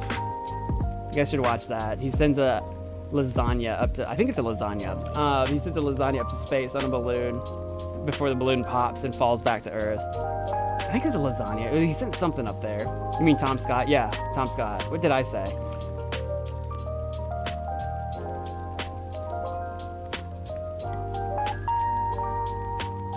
Tomska? No, Tom Scott. I don't even know who Tomska is. You probably didn't hear the T because of my wild Central Illinois accent, where I don't pronounce half my letters. Tomska. Who is the, Tomska? Who does, what does Tomska, Tomska, what does he do? He's done something, I'm sure, that I've seen. I've seen that name before, but Tom Scott. The whole. Oh, I think he did he do the I know what he did. I have seen some of his stuff. I don't know why I always forget who he is. I always forget who he is, but I do know that name. I do know that name. Got it. I had to look it up real quick. I was like, I know that name. ASDF movie. Yeah. I always forget who does that. I always forget that. I don't know why. Yeah. But no, Tom Scott. With sending, like, I think a lasagna to space. The world's fastest elevator travels at 46 miles per hour. A space elevator with the same speed would take 80 minutes to reach space, which is still actually not a very long time to just, like, it's a long time to wait, but the fact that you can just, like, be in an elevator for an hour and a half and then be in space is kind of wild. Sounding rocket. Since weather balloons can't reach this height, rockets with sensors are used to learn more about the atmosphere. To blast a rocket up here. Saturn V, first stage separation. Saturn V. The mushroom cloud from the largest ever nuclear test, the Tsar Bomba, reached this altitude. That's insane. Oh, we're back to being like, the temperature's going down again, by the way, because now we're actually going, we're like going into space now. Oh my god, what is this? Sprites are a rare form of lightning spotted over thunderstorms that last a fraction of a second. What the frick? That's terrifying. A fraction of a second. While normal lightning is around 4 kilometers long, sprites can reach lengths of up to 50 kilometers. That's the Matrix, like, burning out. Like, that's like gaps in the space-time continuum. Space shuttle re-entry, maximum heat at this point. Since the speed of sound depends on the temperature, sound travels 15% slower up here. Oh, that's weird. 15%, it would be enough to notice. If it weren't for the fact that it's like minus almost 100 degrees Fahrenheit and it's cold as shoot. Noctilucent clouds are the highest altitude clouds in the atmosphere. They are only visible at night and at higher latitudes. So I've probably never seen them before. Hey, shooting star. Most meteors burn up in the mesosphere. It's estimated that over 48 tons of meteors hit the atmosphere every day. That's actually kind of terrifying. V2 rocket peak altitude. The Falcon 9 first stage separation. This is the coldest part of Earth's atmosphere at minus 119 Fahrenheit, also known as minus 84 Celsius. And now we're in the thermosphere. Welcome to the thermosphere, the final layer on our journey to space. At 100 kilometers high, the Kármán line is usually accepted as the start of outer space. Yeah, so we're almost there. Temperatures in the thermosphere can reach 4,500 degrees Fahrenheit, but molecules are so far apart that you wouldn't even feel it. That's insane. Like, you wouldn't even feel 4,500 degrees Fahrenheit. VSS Unity, the Vostok 1 on the way to space. As particles from the sun hit the atmosphere, they excite the atoms in the air. These excited atoms start to glow, creating brilliant displays of light called auroras. There they are. These are the northern lights, auroras. Highest flying rocket plane. It's actually crazy that the auroras are this high up, because that means when you see them in the sky, they're absolutely massive. You're about to reach a place fewer than 1,000 humans have ever been, which 1,000 is still a lot, considering. Now leaving Earth. The Kármán line, we're in space! We made it to space.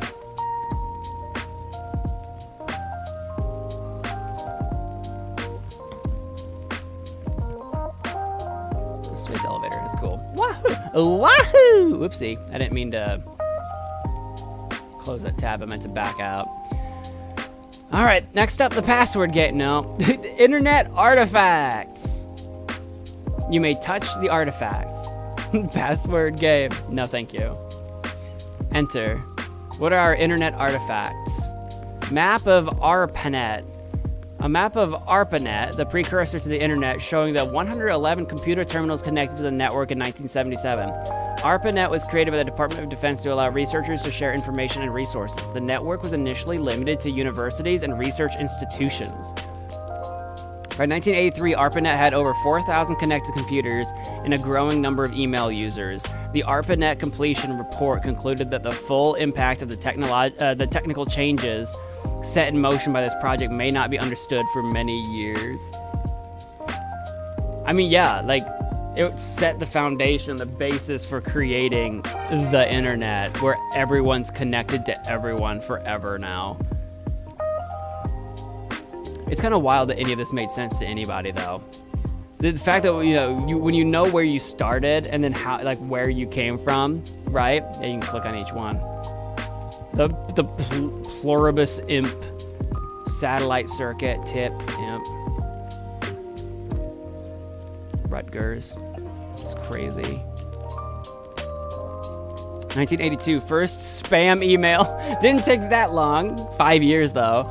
The first spam email was sent by Gary Thurk, a marketing manager for the Digital Equipment Corporation. Thurk sent the email to 320 recipients on ARPANET. Just 320 people, and he still spammed them. Advertising a product presentation of the new DEC System 20 mainframe computers. The reaction to the email was overwhelmingly negative. One user claimed it broke his computer system, and the U.S. Defense Communications Agency called his company to complain. Thurk claims he sold $13 to $14 million worth of mainframe computers through the campaign. What? It worked. The term spam would not be used until years later, after being inspired by a Monty Python sketch. Is that where spam comes from? Is from Monty Python? I didn't even know. Mail from DEC Marlboro, which we know from cigarettes. RCVD at 3rd May 1978, May 1st. Oh my goodness. Digital will be giving a product presentation of the newest members of the DEC System 20 family, the DEC System 2020, 2020T, 2060, and 2060T. Family computers evolved from the 10X operating system. We invite you to come see the 2020 and hear about the DEC System 20 family at the 2 product presentations we will be giving in California this month. Locations will be Tuesday, May 9th, 1978, 2 p.m. Hyatt House near the LA Airport, Los Angeles, California. And then another one. It's crazy. Internet's older than you thought. It's not older than I thought. It's just it still fills me with like wonder that we even got to where we are. Like when I kind of mentioned this earlier, I don't remember what we were talking about, but I mentioned like the fact that we're communicating through basically a magic box is hilarious. It's insane. And it started with this nonsense, right? First smiley, first recorded use of a smiley, which is you can see right here. And there's a frowny over here on the internet came in 1982 when computer scientist Scott Fahlman proposed the issue of the smiley. I like how the first use of smiley was with the nose, and then the frowny with the nose as well, to distinguish between jokes and serious posts online. The proposal came in response to a post on the Carnegie Mellon University bulletin board. I like how he had to propose as an idea. Like, I propose that from henceforth, if I present you with a smiley face in my text, it will indicate that I am joking. They had to present it. Where a student joked that there was a mercury spill in the physics department's elevator. Other students missed context for the joke and thought a spill actually occurred. The smileys were slowly adopted throughout Carnegie Mellon and later to the broader internet. Because now, when you're joking, you say like LOL.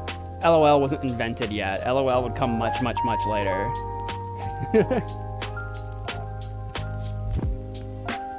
That's funny though. How about using asterisk for good jokes and percent for bad jokes? We could even use asterisk percent for jokes that are so bad they're funny. I propose that the following character sequence for joke markers. Smiley, read it sideways. Actually, it is probably more economical to mark things that are not jokes, given current trends. For this, use frown. That's hilarious.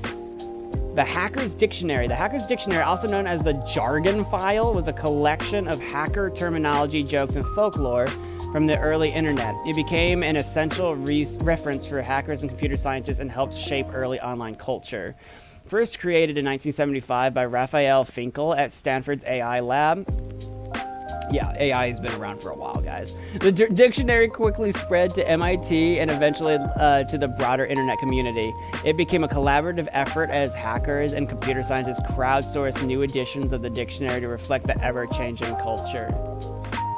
Arby's ads? I could go for an Arby's right now. At begin, primarily CMU, and used humorously in writing to indicate a context or to remark on surrounding text. Got angle brackets. AOS, ARG, Automagically. That's where the Automagically comes from, really.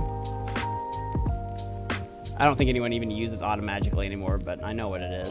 Bagbiter, bang, bar, barf. There's barf, from the layman slang meaning vomit. Choke as on input. Big nums. Bells and whistles. Line 1 of 229. Can I actually go further down? Oh, I can. Oh, there's like a zillion.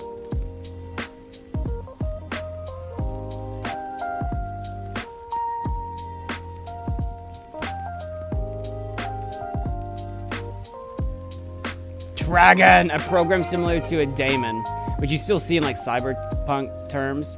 You'll hear it demon or daemon. I always call him daemon because that way I know what I'm talking about. Except that it is not invoked at all, but is instead used by the system to perform various secondary tasks. Name Dragon Phantom. It would be cool to learn some of this stuff. Like I've heard some of these words, but I'm not a hacker. And I don't know how much of this stuff even still actually applies. Grok! Twitter introduced an AI chatbot named Grok from the novel Stranger in a Strange Land by Robert Heinlein, where it is a Martian word meaning roughly to be one with, to understand, usually in a global sense. So that's where that comes from. Okay. That's weird. Yeah, welcome back, Erica. Welcome. Grungy, gun, hack, hacker, hackish hair. I'm just looking for anything that kind of like jumps out at me in particular. I'm not going to go through all of them. Hey, magic! As yet unexplained or too complicated to explain. Yeah, that sounds about right. Patch. Patch is still obviously used a lot. randomness. You actually had to define randomness. Saga, Sav, Slop, SOS, Spaz, Splat.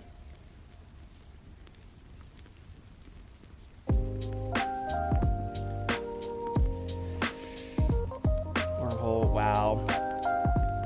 Okay. I'm not gonna go through all of those because it's like, again, like I said, a zillion of them. But the fact that they had to make like a hacker's dictionary of what you might encounter in lingo. It makes sense though. It makes sense.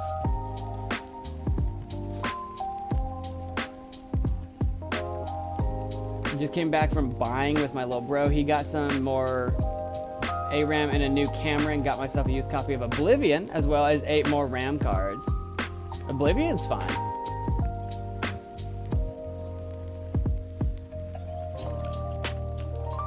Usenet news groups developed by Tom Truscott and Jim Ellis. Usenet was dubbed the poor man's ARPANET because it was more accessible to the average person. The network allowed users to post messages and articles in different topic-specific news groups.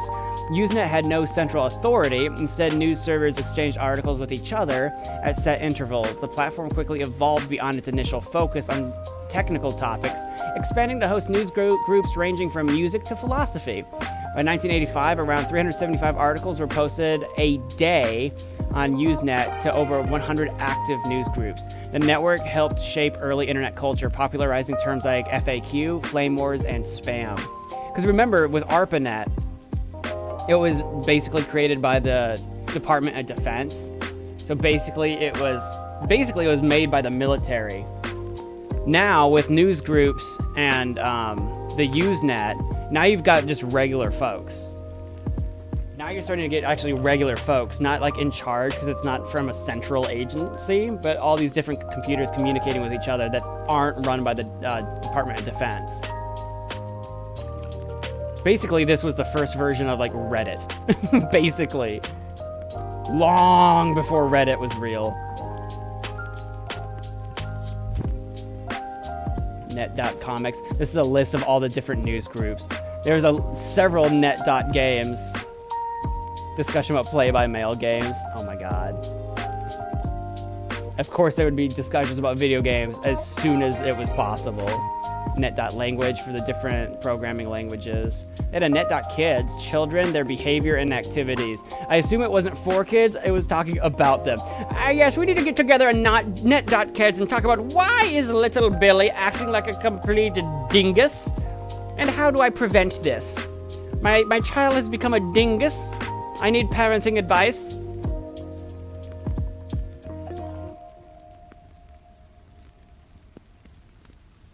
Lots of stuff here.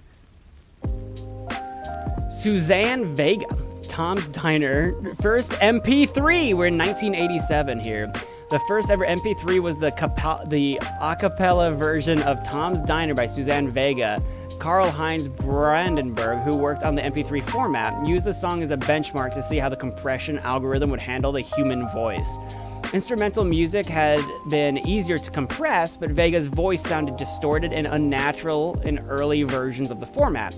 Brandenburg would end up making hundreds of tweaks to the MP3 compression algorithm to make Vega's voice clearer. He would later even get to meet Suzanne Vega and hear the song performed live. Hang on, we cannot. We cannot hear it. The diner on the corner, I am waiting at the counter for the man to pour the coffee, and he fills it only halfway, and before I even argue, he is looking out the window at somebody coming in. That's amazing. It is always nice because it's literally just her, because they were messing with the voice algorithm. It's not the music, it's literally just her. Come in, she is shaking her umbrella, and I look the other way as they are. The song was sampled by Fall Out Boy for centuries. Pretending not to see them, and instead I pour the milk. I'll go ahead and put a pause in there. I don't know that I'm gonna get copywritten for that, but I'll put in a little stop there. I love this song. It's so good. 1988, the Morris worm. On November 2nd, 1988, a computer worm was released onto the internet, created by Robert Tappan Morris, a 23-year-old Cornell University graduate student. It was designed as an experiment to measure the internet's size, but a programming error caused it to propagate wildly. Within 24 hours, close to 10% of the 88,000 computers on the internet were disabled. That's right. There were only 88,000 computers connected to the internet, but it was only in 1988.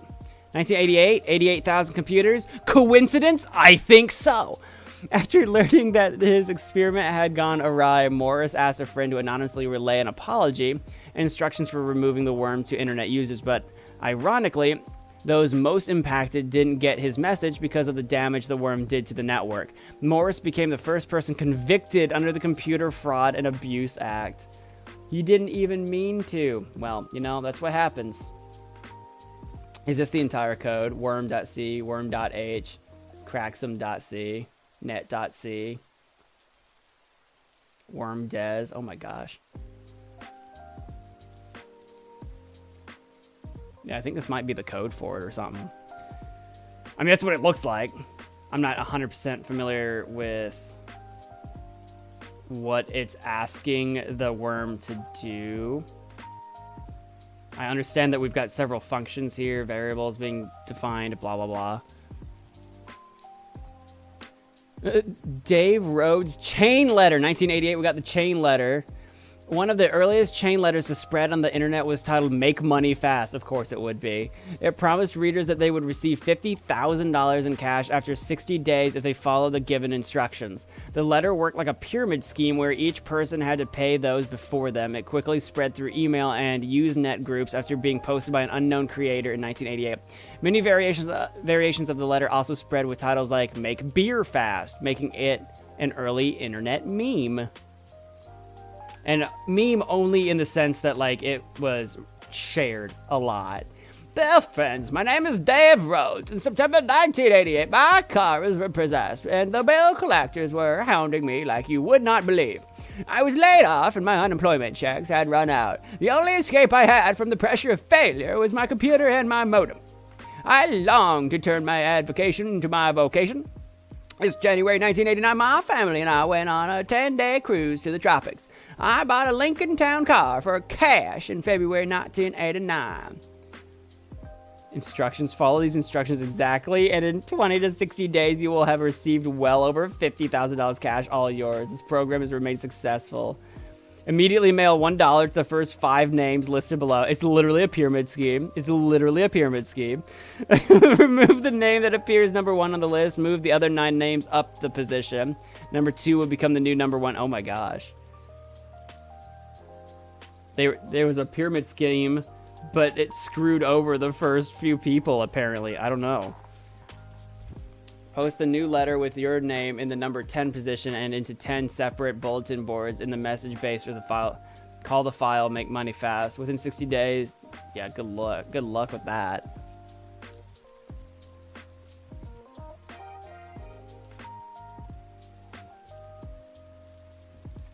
Internet relay chat created by Jarkko. Oh god, it got bigger.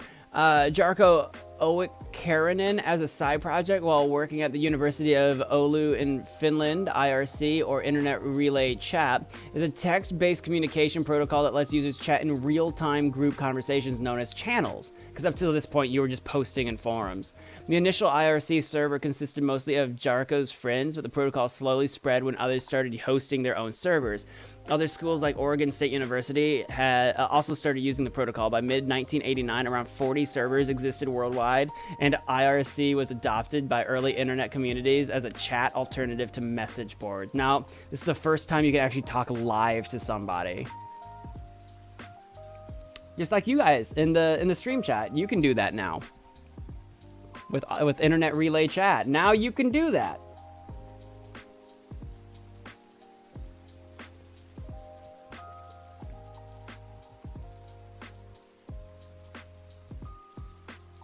They're talking about Doom 2 config. They're talking about Doom 2, like setting up the appropriate control scheme. No, we can't. Yes, you can. Yippee! Erica, yippee. So that's proof. It's proof. 1989 still. Earliest LOL. Here we go. This is the LOL. Actually, it's a little sooner than I expected. The acronym LOL made its first documented appearance on the internet in a FidoNet newsletter. FidoNet was a network of BBSs, or bulletin board systems. Messages were transferred over phone calls during off-peak hours to minimize toll costs.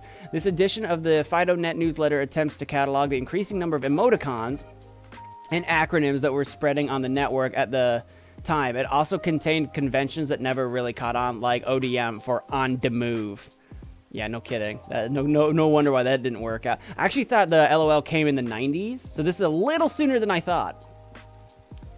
Mo icons, please. Mo icons, mo problems. For some reason, the icons in a past Fido newsletter were not the icons I have seen in use the past several years. Where did the nose come from? Originally, the set goes as follows, excluding some that can only be used on IBM, Atari, Commodore, etc. See, this is the smiley face without the nose. That's why I mentioned it earlier. Apparently, the first use of the smiley was with the nose. But this Edel person is like, no, the first one didn't have a nose. They're already arguing. Mo icons. I know. Yeah, exactly. Get those Mo icons in there. Yeah, that's the kiss icon. The colon asterisk. Shout, yawn. Which two very different things there, but devil guilty with the like the smirk with the bracket with the smirk, and then this bracket for like the horns. Oh, I didn't know coffee cup. I didn't know that one. That was kind of funny. Shot glass is just a lowercase u. That's hilarious. I never saw a shot glass. I knew glasses or not talking. I never used this for wide-eyed surprise. Actually, I thought this was an alternative to this for glasses.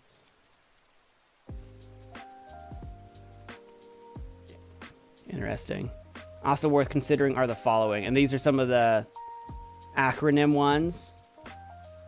There's your LOL for laughing out loud. Just H for huh. Just H. Just H. Huh? Huh? There's your later. Off to bed. Ta-ta for now. I don't know if any of you have ever used ta-ta for now, but I don't think anyone says that anymore. Again, on the move, I don't think that really took off. That didn't become a thing. On the way, I think people still use on the way, though. BRB, people definitely still use be right back. That's still definitely around. BBL is much less common. It's usually just BRB. Grab your mugs. Grab your mugs. What if we all started talking like this again? It's on my way now. Instead of on the way, it's on my way. Yeah, you know what? I think you're right. Yeah, you're right. It is like OMW more than OTW now. Laughing my tush off. Yeah. When the internet was a little less crass, LMAO wasn't invented yet, it would seem. I hope this makes for more colorful communicating. Just remember the quote from Alex Bell. No relationship to the famous Bell. I don't know why they need anything that can be said in a few words isn't worth saying and should be forgotten. Don't blame me. I didn't say it. So basically they're saying if you don't have a lot to say, just shut up. And then they drew a little emoticon dog, a little Fido. Look at that. That's great. 1991, here, America Online, AOL dial-up. Let's go. I had that. I wasn't around just yet, but America Online debuted in 1991 and quickly became the largest dial-up service provider. The start screen and iconic dial-up sound became many people's first introduction to the internet. Dial-up internet worked by using the existing telephone infrastructure. Modems connected in a way similar to phone conversations, with the dial-up sound serving as a handshake between machines. The dial-up sound was a choreographed dance of beeps and boops that exchanged all the information needed to connect to the network. And here we go.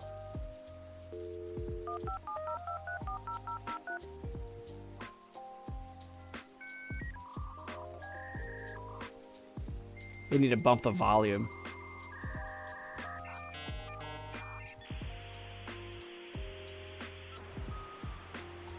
You've got mail.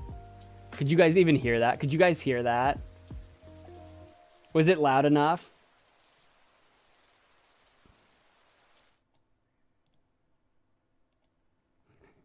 You've got mail.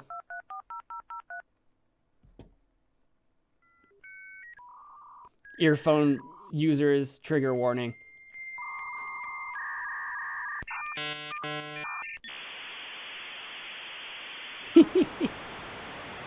You've got mail.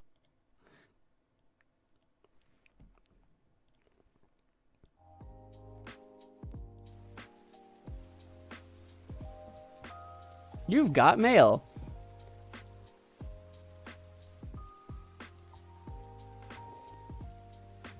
World Wide Web. First website, first actual website. In March 1989, Tim Berners-Lee wrote the initial proposal for the World Wide Web, envisioning it as a universal linked information system to help researchers share information. In December 1990, he launched the world's first website, info.cern.ch. The site featured details about the www project, including an explanation of hypertext and instructions for setting up a web server.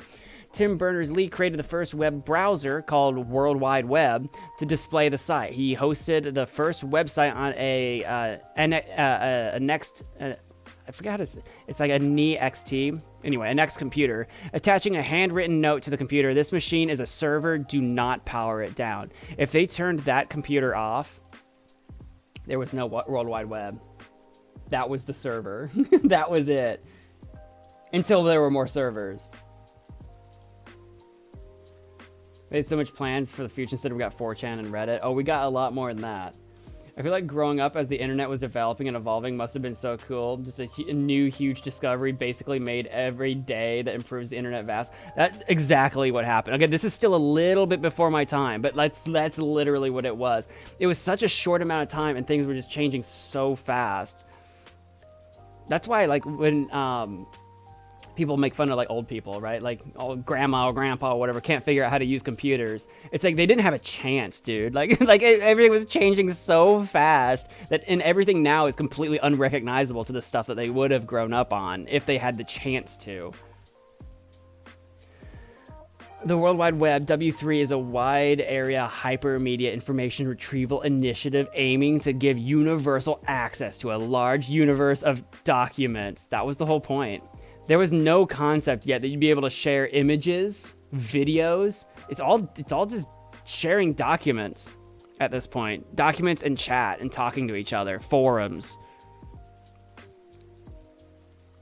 I mean, obviously they were working on MP3, so they were working on music a little bit. But here we go. Les Horribles Cernets, early web photo. Here we go. One of the very first photos uploaded to the World Wide Web was of Les Horribles Cernets. I'm probably not saying that right. Cernets.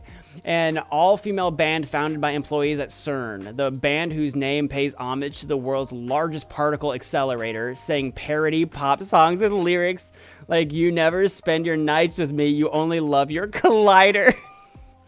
That's the nerdiest thing they could have done. The band was based out of the same lab where the web was invented, and Tim Berners-Lee was such a fan that he uploaded this photo to the first website. The band later said the picture was one of those that changed the web from a platform for physics documentation to a media for our lives. It's the photo that changed everything. Everyone's like, wait a minute. We don't just have to be nerds. We like just talking about physics and computers. Now we can share photos and stuff. What? Queens. Queens.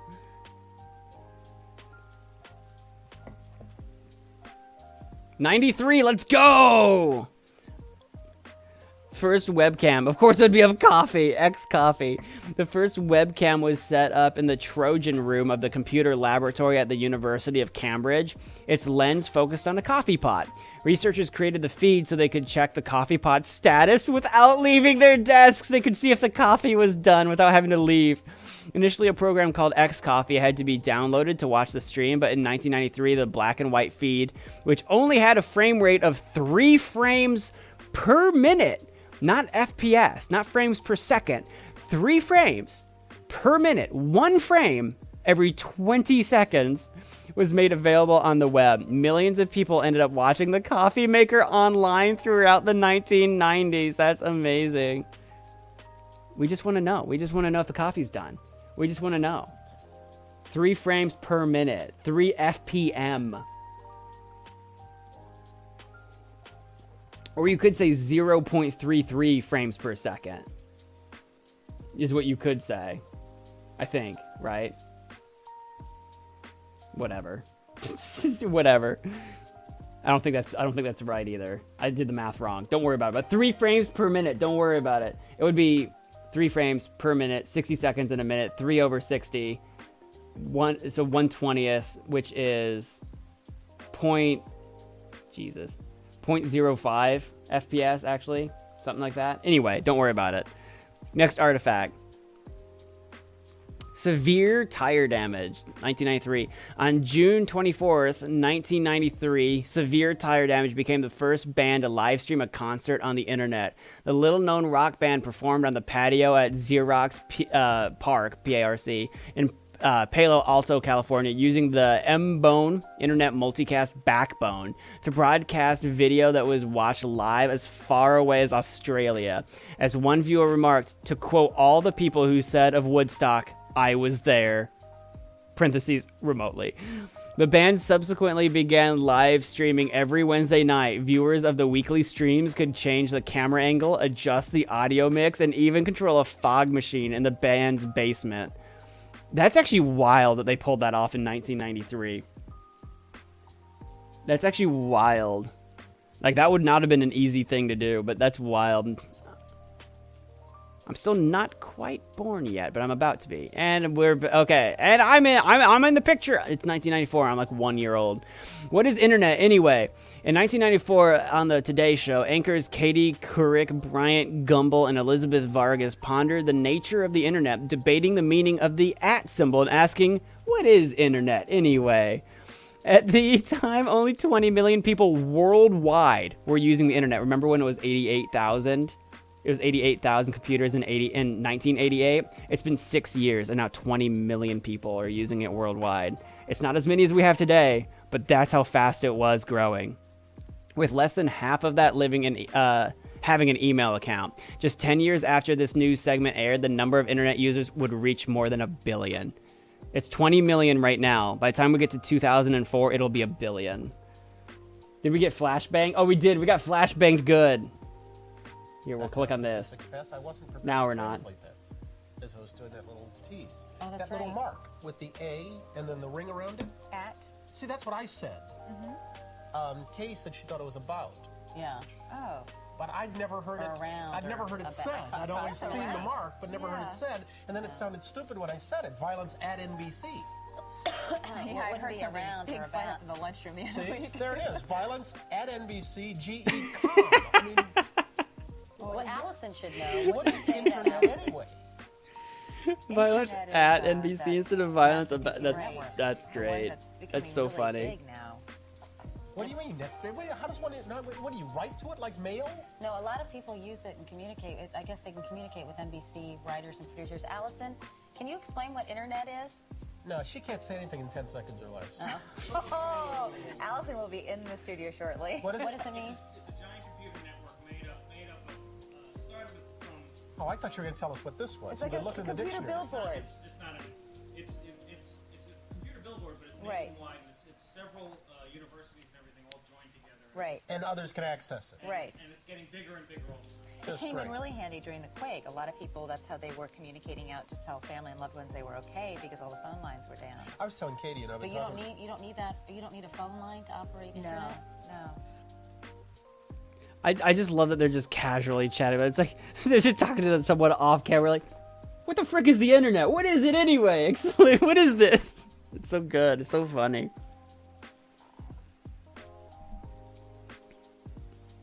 Welcome to Pizza Net. Pizza Hut. No one out pizzas the net. Launched by Pizza Hut in 1994, Pizza Net was the first online pizza delivery website. It was only available to those in the Santa Cruz area. It was responsible for one of the first online web purchases, a large pepperoni and mushroom pizza with extra cheese.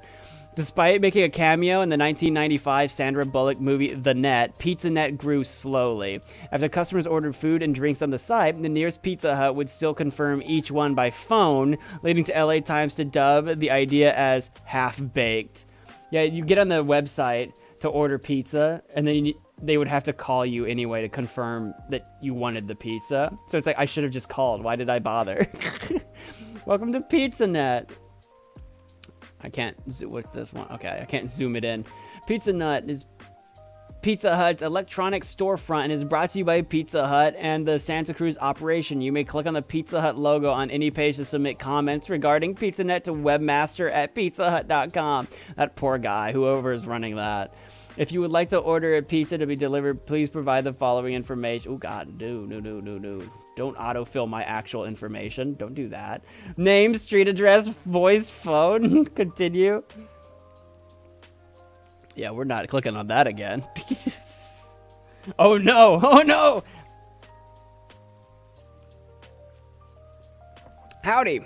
Justin's Links from the Underground. Created by 19-year-old Justin Hall, Justin's Links from the Underground was one of the earliest blogs. Initially started to post cool links he found online. Justin began sharing intimate details of his life, including stories about his childhood, drug experiences, and love life. Within a year, the blog had 27,000 daily readers, more than the publication Hotwired, where he was an intern. He became an early internet celebrity and blogged about the struggles of internet fame. Justin also became an early advocate for blogging, creating free tutorials on HTML so others could make their own blogs. Howdy, I'm Justin. It's the summer of 1996. This is my website, which I've been running for over 2 years now. It's done me a lot of good, giving me a place to share my mind. So I don't know why I've given him this accent. And so I've been thinking a lot about how we could best use computers and the internet. So listen, if you want to learn about web publishing, I'd love to teach you. Publishing your writings on the web is a great way to reach out to friends you don't even know you have yet. And it's exceedingly easy. Oh, he just keeps going. Nice to meet you. No thanks, I don't smoke. Yahoo was a game changer when it came out. Yahoo is big. Yahoo was created by Jerry Yang and David Philo, two Stanford graduate students, initially just lists of interesting sites called Jerry's Guide to the World Wide Web. It took off when they created a program to combine them. Excuse me. Once the guides started getting 50,000 daily hits, they realized it needed a better name and rebranded to Yahoo, an acronym for Yet Another Hierarchically Organized Oracle. Now you know what that means for trivia. Initially, the two programmers manually added links, but as the web grew, they hired full-time surfers to browse and categorize the internet. Eventually, 1,000 sites were being added a day. They later pitched the site to investors as a TV guide for the internet. There you go. It's your first actual search engine. Before there was Google, there was Yahoo. I had no idea Yahoo was an acronym. Yeah, most people don't. Most people don't know that.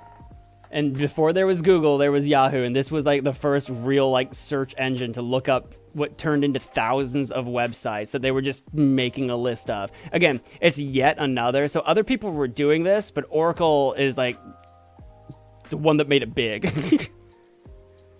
Yahoo used to be worth something.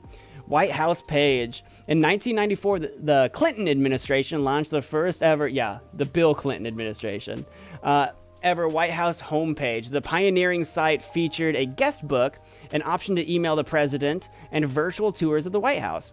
The rollout was successful, although initially delayed to find images and audio of Socks the cat, the first family's pet. Although only 1 in 10 Americans had access to the internet at the time, the number of visitors to the White House website more than tripled annually throughout Clinton's tenure. A mock-up of the White House homepage was allegedly handed out by Clinton himself to put pressure on agencies lagging behind in the digital space. You could literally email the president. I'm sure he wasn't the one answering the emails because of security reasons, but that was the idea. Jennifer Love Hewitt. GeoCities was still 1994. Launched in 1994, GeoCities was a website hosting service with a unique twist. Instead of just hosting websites, the site consisted of virtual neighborhoods that let users decide where to set up their page. There was the Hollywood neighborhood for fan and celeb sites, and Area 51 for science fiction and fantasy. GeoCities had an interactive 2D map allowing users to navigate through these virtual spaces. For new internet users, this virtual representation of the real world helped make the complexities of the internet more understandable and fun. It created an easy way to discover new content and people, and gave many their first virtual home on the internet.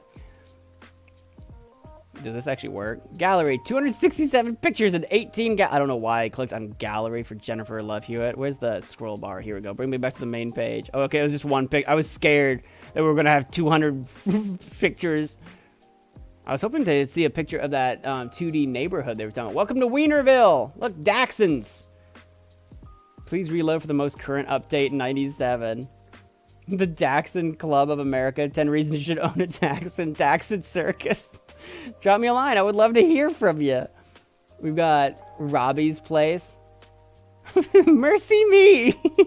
Hi there, and welcome to my little corner of the web. My name is Robbie, but a lot of you know me as Mercy me.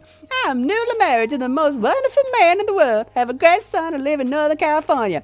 I'm an administrative assistant for a biotech company. Have a small t-shirt biz and am pursuing a career in counseling. This woman had side hustles before side hustles were a thing. Whoa. And Sailor Moon. Sky Dragon's Lair, Sailor Moon. This is like, in case you didn't know how old Sailor Moon's been around. It's been around. It was at the early days of the internet. Here you go. Amazing.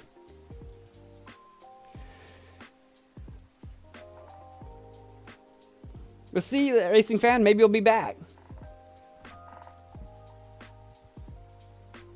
And old internet was wild. Anything goes. Well, no one knew like what to do on it. Everyone was just making it up. Everyone was just making it up. It's like, well, you could do anything, I guess. The original fog cam, created by 2 graduate students at San Francisco State University, FogCam is celebrated as the longest running webcam. Originally set up as an experiment to provide slice of life views of the campus, it quickly became a beloved fixture of the early internet. At one point, the webcam even had a chat room where users could discuss the weather. The webcam was almost shut down in 2019, but a public outcry kept it alive. It has now been streaming for 29 years. Is it still up? Is it still up? It's been running since 94. Fogcam.org. Let's check it out. Is it still actually running? There it is. San Francisco Fogcam, the world's oldest webcam. Can I actually watch it? Or is it playing right now? I can't tell. I can't tell if it's a picture or maybe there's no wind. 51:02 p.m. I think it's live right now. There's just no weather. It's just still. Yeah. Oh, I think we had a cloud pass over.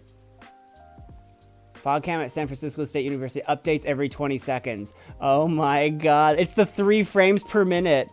It's running at the 3 frames per minute. It only updates once every 20 seconds. 3 FPM. Let's go.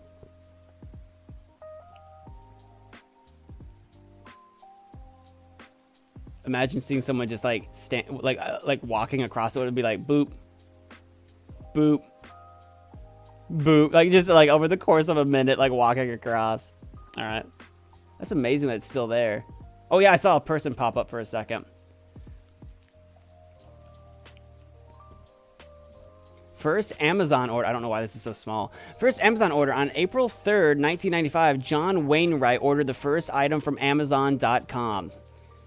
Douglas Hofstadter's book, Fluid Concepts and Creative Analogies, a friend of his, the first Amazon employee, had invited him to beta launch of Amazon.com. Wainwright thought the items would be free and was surprised when they took my credit card and charged it. They invited him to be the first person to use their website and then actually charged him money for it. Amazon would later name a building after Wainwright on their corporate campus to commemorate the sale. He still has the packing slip. It's the packing slip. Because Amazon.com, when they started, if you guys didn't know, when they started, it was only books. It was just for selling like used books. And I don't remember when they started doing new books. I don't know if they did it right away. Oops. Oh, you can still buy literally this book. You can still actually do that. That's great.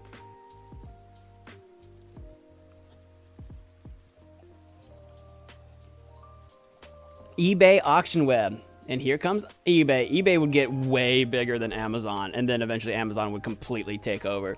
Created by 28-year-old Pierre Omidyar, if I said that right, Auction Web was an early e-commerce platform that let people list items for sale to the highest bidder. Omidyar wanted to create a platform that allowed people to be producers as well as consumers. The very first item sold was a broken laser pointer. Of course it would be a broken one, which sold for $14.83. Auction Web was soon generating $10,000 a month. But the site's large traffic also prompted an increase in web hosting fees, leading Omidyar to leave his day job and begin taking a percentage of each transaction to fund the site that became eBay. Welcome to online marketplace, Auction Web. Take a look at the listings. It's crazy. Thanks for participating. Good luck and good business. Regards, Pierre. Copyright 95 to 97. Space Jam! 1996. It's Space Jam. The website used to promote the 1996 movie Space Jam included games, coloring books, quizzes, and even a 360-degree tour of the Jordan Dome. This would have been incredibly advanced at the time. A ragtag group of 5 New York City-based designers and producers were charged with creating the movie's website. Most executives at Warner headquarters in California didn't understand or particularly care about the internet, giving the team free rein to experiment with little oversight. The 5-person team initially didn't know HTML and had purchased the book Teach Yourself Web Publishing with HTML in 14 days to get started. That's so good. Yeah, you can click on it. Yeah, I'm clicking. I'm clicking on things when I'm interested. Stellar souvenirs. Just what you've been waiting for. Jam junk galore. Go nuts. Take it all. Take it all. Send me back. Hang on, is there a, which one of these is the game? Sitemap, souvenirs, Junior Jam. Is that one of the games? Kids, much awaits you here in Looney Tune Land. Click on different parts of the picture above for lots of fun and games. We got neat stuff to look at. We got the coloring book. Let's go to the coloring book. Since you probably know how to use the computer better than mommy or daddy, use their printer to print these simple black and white pictures of the cartoon characters from Space Jam and color them in yourself. You can't even color it on the website. You just print it out in color. That's great. What's Jump Station? Cool links and hijinks. Click above to find out more about our sponsors and the various hip sites that make WB Online the jammin' place that it is. Good God, the 90s. I miss you. That's so good. 1996, The Dancing Baby! Do you guys know The Dancing Baby? This was the first, what I would call the first actual meme. This was the first actual, like, meme thing that was a video. First video meme, in my opinion. You can click on, yeah, oh, yeah, it was from the previous message. Yo, it's The Dancing Baby! One of the biggest early internet memes, The Dancing Baby, was the unintentional result of a plugin demo for 3D Studio Max that could animate 2-legged creatures. Created by applying the plugin's cha-cha dance animation to the 3D model of a baby, the resulting animation was the first discarded for being too disturbing. The animation found a second life when it was recreated from the same files and posted as a GIF to a CompuServe forum. It found its way into company-wide emails and exploded in popularity after being set to the song Hooked on a Feeling. It became endlessly remixed and even appeared as a hallucination on the show Ally McBeal. Cha-cha real smooth now. This, All Your Base Belong to Us, and Homestar Runner. All Your Base Belong to Us became a meme for sure. Homestar Runner wasn't really a meme so much as it was just, it was a whole collection of animations, videos, comics. It was a whole thing.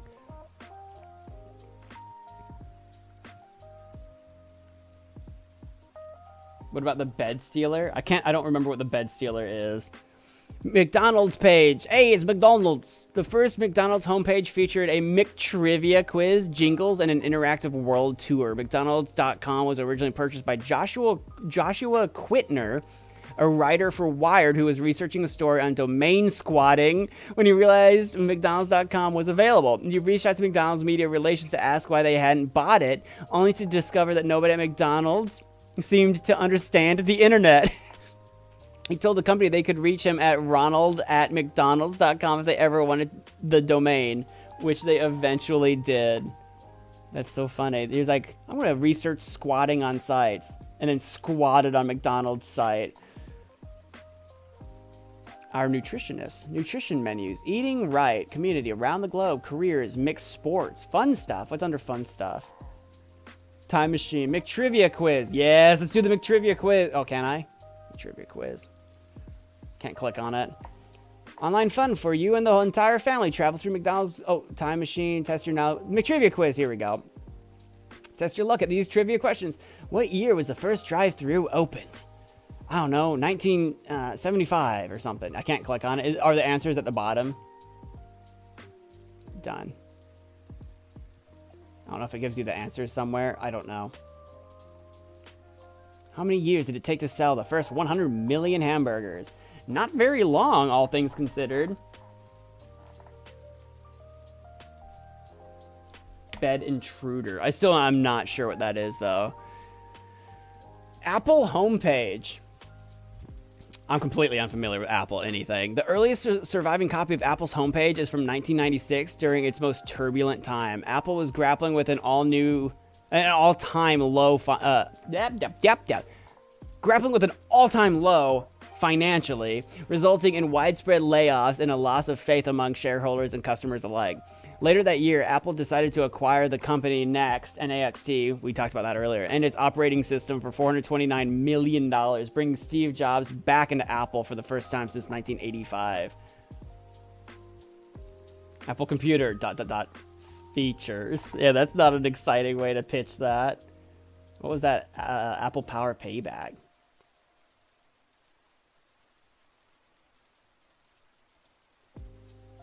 Beanie Babies, yes! Those were huge. Beanie Babies were an early internet sensation. Created by Ty Warner in 1993, the plush animals were priced between $5 and $7 and slightly understuffed with plastic pellets. The plushies were only sold in specialty shops, and different characters were frequently retired, making them highly collectible. The website URL was placed on the hashtags of the Beanie Babies. An unusual move at the time, but one that paid off. The mania began when a group of suburban moms near Chicago, it's Illinois, started calling stores nationwide to track down the rarest characters. By May 1997, Beanie Babies accounted for 6% of eBay's total annual sales, $500 million, before the bubble finally burst at the turn of the millennium. Beanie Babies were massive. They were huge. We definitely had a few scrapbook games. Heaven's Gate. Oh god, that was that weird cult thing. I've heard about Heaven's Gate. Heaven's Gate was a UFO-centric cult that believed salvation lay in departing the planet aboard a spaceship. Comprised mainly of computer programmers, the group operated a cutting-edge web design firm called Higher Source that offered a wide range of services. On March 26, 1997, the 39 members ended their lives, convinced that the passing Hale-Bopp comet concealed a spaceship. Since then, their space-themed website has remained frozen in time, featuring a star-dotted background and a final message proclaiming that our 22 years of classroom here on planet Earth is finally coming to a conclusion. This is actually insanely sad. But someone is keeping the server up. The server, I think, is still up. Someone out there is still keeping it up. Yeah, it was a massive cult. And I mean, it wasn't a massive cult. Not very many people followed this cult. It was like 39 people. But like, what the frick? This is one of the dark sides of the internet, I would say. Yeah, it's still up. Someone is still maintaining. It hasn't been changed, like, at all. But it's still up. Someone is maintaining the site. How is that credit card still being used? I don't know. I don't know. Well, it doesn't have to. If they were hosting it themselves, they don't need to pay a credit card. If it's on their own server.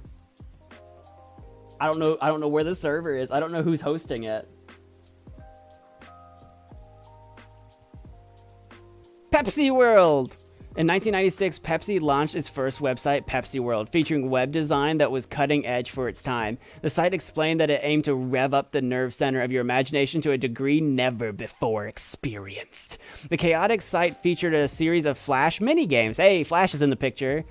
In a section titled Lab Rats. It also, for some reason, hosted a section devoted entirely to astrology and dedicated an entire page to promoting Shaquille O'Neal's new album, You Can't Stop the Rain. If you have the Shockwave plugin, click here. Fun.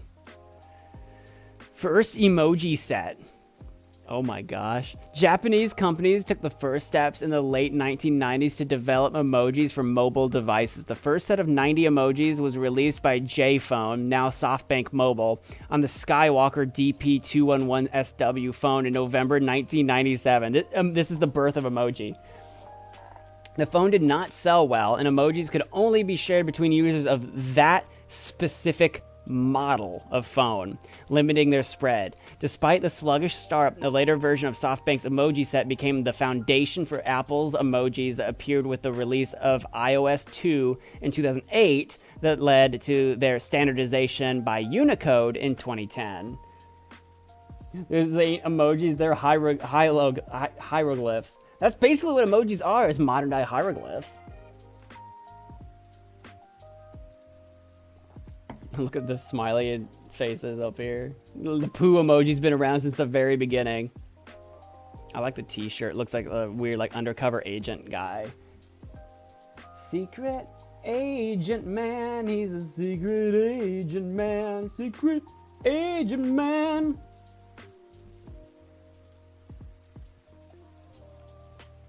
Year 2000 bug.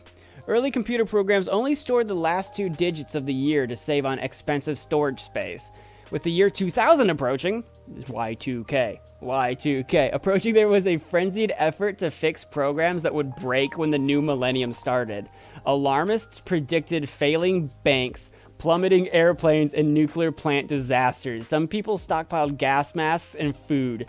To cushion against a potential financial crisis, the Federal Reserve pumped an extra $50 billion into circulation. But when the new year rolled around, the world breathed a collective sigh of relief as the proactive work of programmers had paid off, averting widespread catastrophes.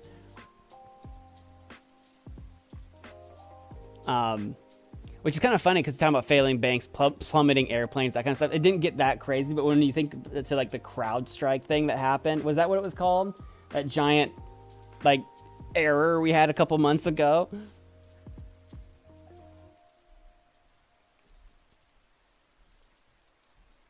The year 2000 Information Center. You've got to be kidding! Next artifact. Ask Jeeves, yeah! I remember Ask Jeeves. You could ask him anything. He's the butler guy. Appearing in 1997, Ask Jeeves revolutionized search by allowing users to make queries with natural language. Co-founded by Garrett Gruner and David Warthen, the duo started with $250,000 and named the site after P.G. Wodehouse's all-knowing butler. The search engine rapidly gained traction, handling over 1 million queries daily within 2 years of launching. Unlike traditional search engines, Ask Jeeves used semantic analysis to sort questions into one of about 10,000 basic templates. A team of human reviewers curated and verified the responses, ensuring the database remained up to date. People were actually working on this to make sure that questions made sense. It's crazy. I don't want to click on anything and get an autofill.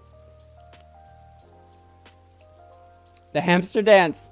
Created by Deidre Lacarte, a 37-year-old art student and animal arts instructor by British Columbia, the GeoCities webpage was a tribute to her pet hamster, affectionately dubbed Hampton the Hamster. The page was created as part of a competition to see whose website could garner the most views between her friends and sister. By the end of 1999, an estimated 17 million people had visited the page. The site's popularity spawned a wave of imitators, including websites featuring dancing cows, fish, and amoebas. An official hamster dance song was released in 2000 and reached the #1 on the Canadian charts. You guys probably have heard of the hamster dance song.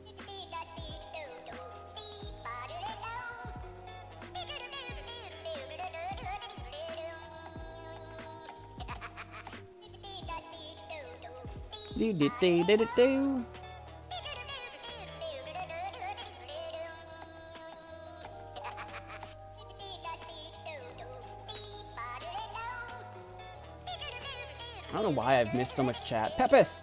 Beanie Babies to self-death cult to Pepsi World. I know. And Shaq. I don't know how far through history this keeps going. Google homepage, 1998. Now we got Google. Originally called Backrub. I actually didn't know that. Originally called Backrub. Google began as a research project by Stanford PhD students Larry Page and Sergey Brin, aimed at crawling the 10 million websites on the web at the time. In March 1996, they pointed their crawler at a Stanford webpage and let it crawl the internet outward from there. Their main breakthrough was the PageRank algorithm, which measured the quantity and quality of links to and from a site. The duo quickly realized that their search results outperformed existing engines like AltaVista and Excite. Working initially from their dorm rooms, they continually expanded the service, at one point consuming nearly half of Stanford's network bandwidth. And you guys probably don't even know what AltaVista and Excite are, because I don't think they stuck around for too much longer. I don't know when they finally went under. Napster, founded by 19-year-old Sean Fanning. Napster was a revolutionary peer-to-peer service that allowed users to share MP3s. Fanning conceived the idea in his dorm room at Northeastern University after hearing his roommate complain about dead MP3 links. By 2000, Napster had grown to more than 20 million users with about 14,000 songs downloaded every minute. Napster's rapid rise terrified the music industry. The RIAA, or Record Industry Association of America, started suing individuals for downloading songs from Napster. Metallica was the first individual band to sue, with Dr. Dre following soon after. The legal onslaught led to Napster ceasing operations in 2001. You wouldn't download a car, would you? You wouldn't pirate an MP3, would you? Would you? With or without? Yeah, it's so weird that, like, this feels like an ancient time ago, but then I see, like, what they were, like, downloading. I'm like, but I know some of these songs. It's crazy. Netflix, back before they were a streaming service and it was mail order movies. With fewer than 500,000 DVD players sold worldwide, Netflix launched in '98 with an initial library of more than 900 movies. They were able to target early adopters of DVDs since most video stores didn't stock them yet. The idea for Netflix came while co-founders Reed Hastings and Mark Randolph were carpooling. They initially thought of letting people rent VHS tapes online, but VHS was too expensive and delicate to ship. A few months later, they read about a new format called DVD and dusted off the idea. They mailed a used CD to Hastings' home and realized the idea could work when it arrived intact. Like, we can mail these. These will survive being mailed. That was the beginning of Netflix. Zombo.com. Zombo.com is a website where you can do anything. The only limit is yourself. Welcome. Created by Josh Levin in late 1999, this site was a parody of the flashy and pointless introductions in web design during that era. When visitors land on Zombo.com, they are greeted by a simple blinking pinwheel and a deep voice that lavishes them with promises of limitless possibilities. The Guardian labeled it as the least useful website on the internet. I've never heard of this one, actually.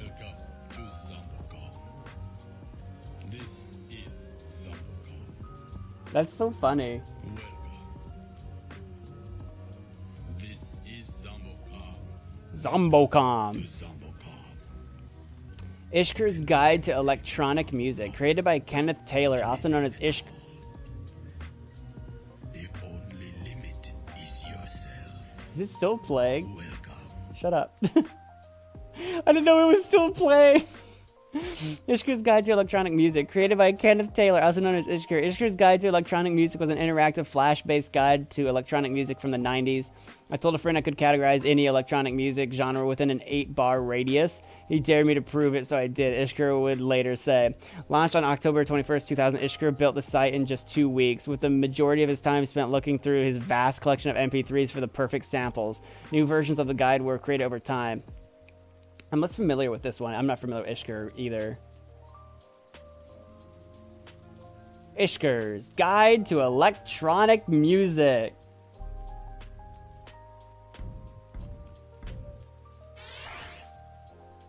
Loading music styles.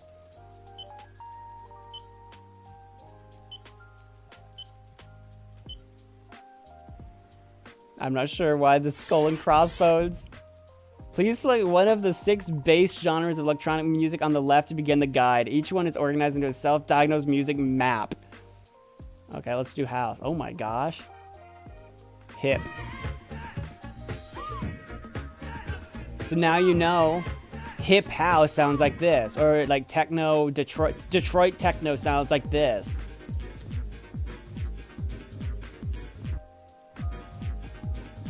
That's actually kind of helpful. That's actually kind of helpful, weirdly. There's Homestar Runner. An iconic Flash animated series. Boom! It hasn't boomed yet. Ah, there it is. An iconic Flash animated series, Homestar Runner, took the internet by storm in the early 2000s, charming viewers with its unique humor and memorable characters. Created by Mike and Matt Chapman, also known as the Brothers Chaps. The series originally started as a parody of a children's book. The website's popularity soared with the introduction of the Strong Bad email series, a feature where the character Strong Bad responds to emails from fans.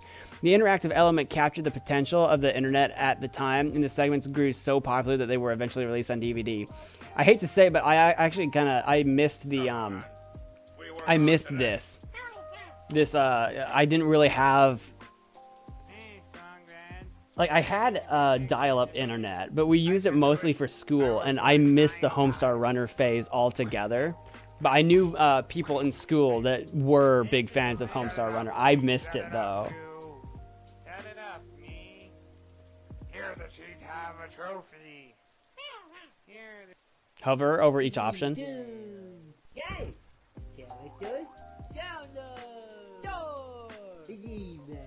Email.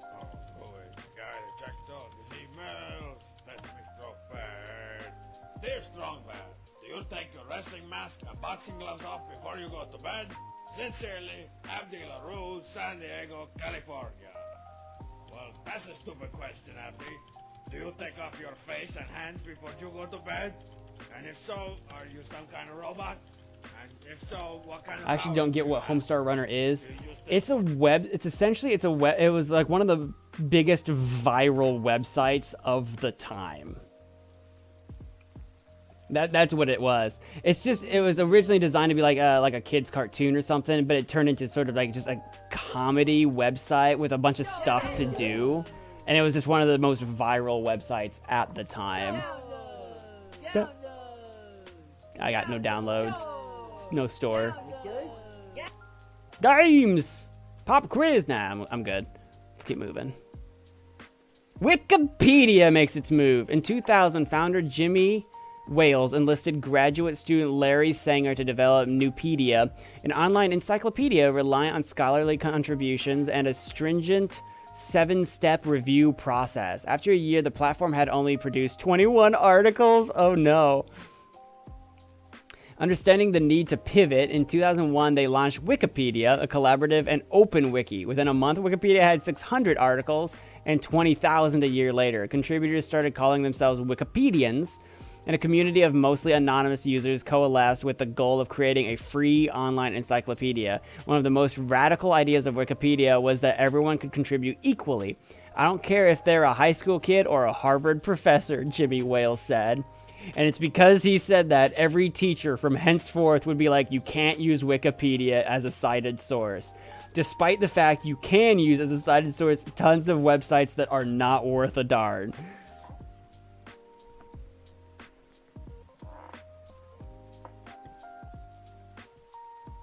Why did you, in all caps, say I don't care about politics?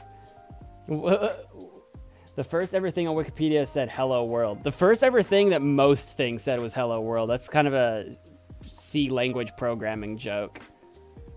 Political ad? Oh. Well, we can't see what ads you see, Ashton. So you just screamed, I don't care about politics into the chat while I was reading about Wikipedia.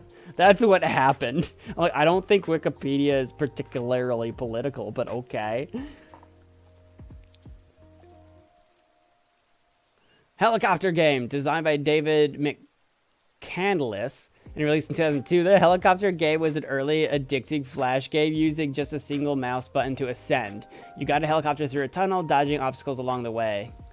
I'm not familiar. You need to install Flash plug. Yeah, I'm not gonna worry about that. Flash is kind of dead at the moment. Friendster. Launched by Jonathan Abrams in 2003, Friendster became an early social media sensation, quickly amassing 3 million users. Its rise came after several failed attempts in social networking during the late 90s, like 6 Degrees, serving as a blueprint for future platforms. Friendster attracted notable early users like Matthew McConaughey and Mark Zuckerberg.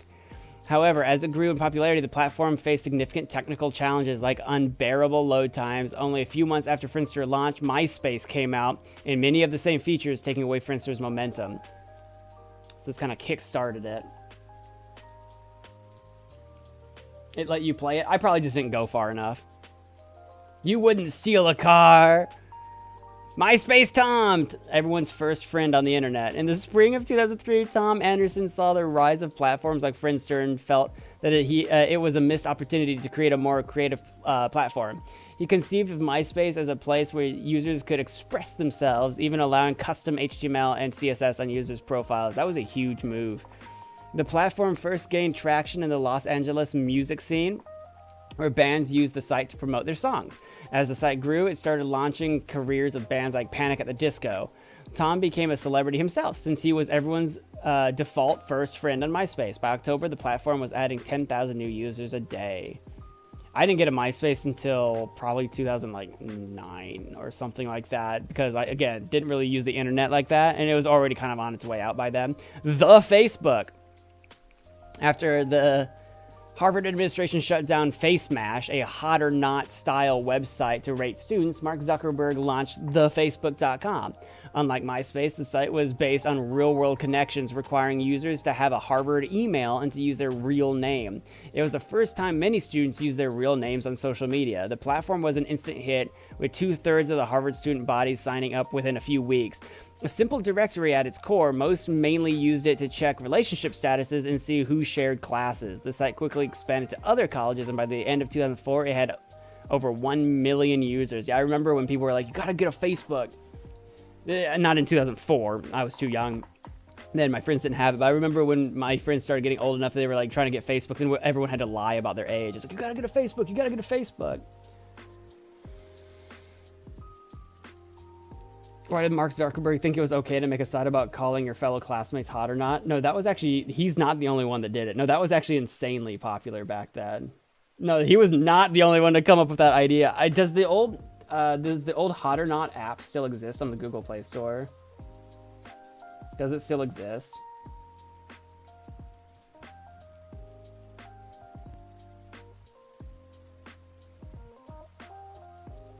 No. The old Hot or Not app doesn't exist anymore, but it used to. Gosh. That was a time. Have you realized how long have you spent on this museum? No, I have not realized anything about time ever for a very long time. You think I've been tracking it? I've just been doing it. I'm just exploring the internet, Jerica. I have not realized how long I am trying to kind of move along since we're getting close to like more present day. We're kind of closer to a new present day now. 3 hours left of stream. Yeah, about 3 hours. I started a little late, so yeah, about 3 hours. Club Penguin. Club Penguin was created as a safe, fun space for kids to play and hang out online. From the town square to the dance club, the game featured meticulously designed virtual rooms. I didn't really have any experience with Club Penguin. I know a lot of folks did, though.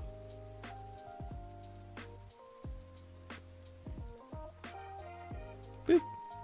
You wouldn't steal a car. There's the you wouldn't steal a car. I know that one. For like downloading stuff. In 2004, the Motion Picture Association of America and the Federation Against Copyright Theft launched the You Wouldn't Steal a Car campaign, an anti-piracy public service announcement displayed before movies and on DVDs.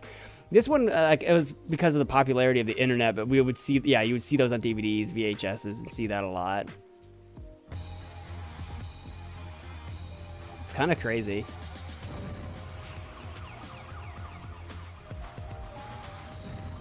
You would steal a handbag? Very presumptuous of you. You would steal television? Maybe I would. The fatback televisions.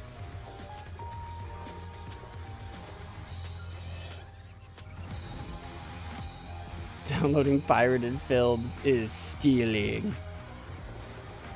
The thing is, I don't think anyone thought it was legal. I think it's just like, what were you gonna do about it? That was the thing. That's why they wanted to make it seem such like a big deal, so that people would be scared to do it. But for the most part, it was like really hard to track. Numa guy. See, now we're really like more in like the modern era here. I feel like 2004, really though. In December 2004, 19-year-old Gary Brawlsma uploaded a webcam video titled Numa featuring himself lip syncing. Yeah.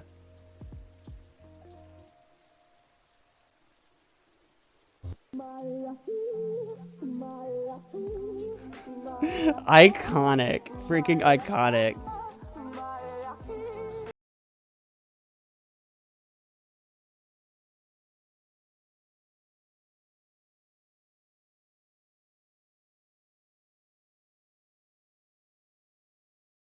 But anyway, gotta do the dance. Maya, ho.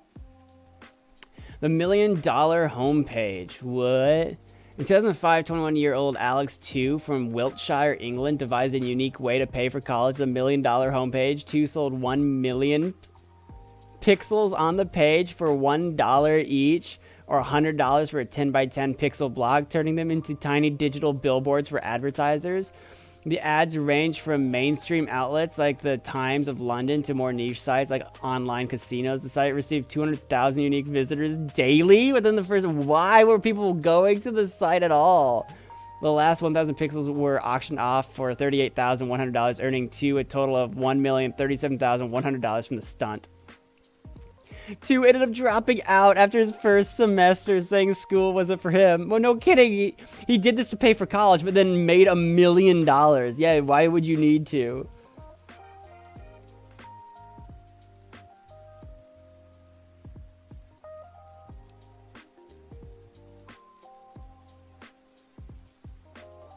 r/place. It's also a historic internet thing. Wait, what was? This place, the $1 Million homepage? Me at the Zoo. YouTube co-founder Jawed Karim uploaded the first YouTube video, Me at the Zoo, April 23rd, 2005. The 19-second clip features Karim discussing the long trunks of 2 elephants at the San Diego Zoo. Though not groundbreaking in content, the video set the tone for a new era of user-created videos.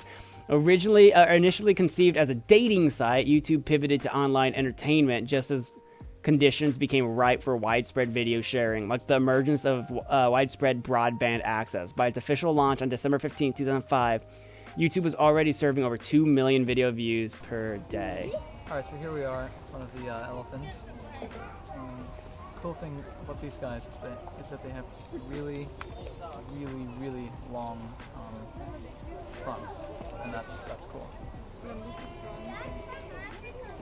And that's pretty much all there is to say. And that's all there is to say. Who's still using such an old site?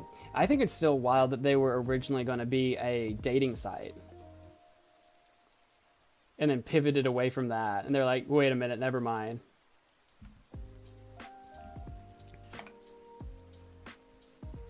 Reddit homepage. Summer 2005, 2 college students joined the first cohort of Y Combinator with $12,000 of seed money. They pivoted from their original idea of a phone-based food ordering system to create Reddit. Envisioned as the front page of the internet, the site consisted of a simple list of links that users could vote on, making it a collaborative popularity contest. The founders initially created fake posts under fake profiles to make the platform appear livelier. At first, there was no subreddits, and all posts were mixed together. They eventually created the first subreddit to separate not safe for work content from the main page. I never got into Reddit. I'm still not into Reddit. I still don't know how Reddit works. Why do men have nipples?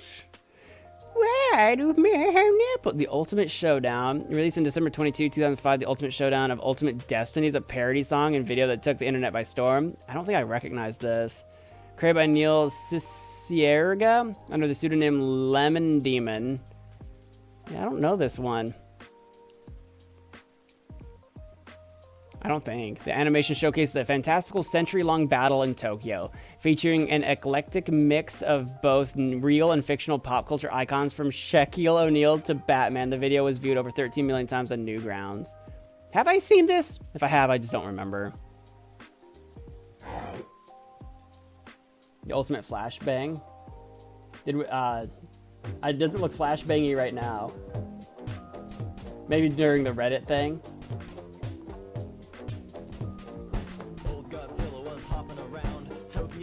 It's gone now, yeah.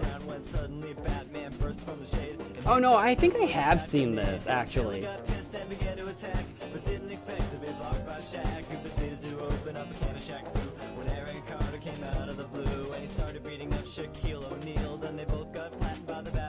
I have seen this. I actually have seen this. Good lord. It was probably way after 2005. It was probably way after, but...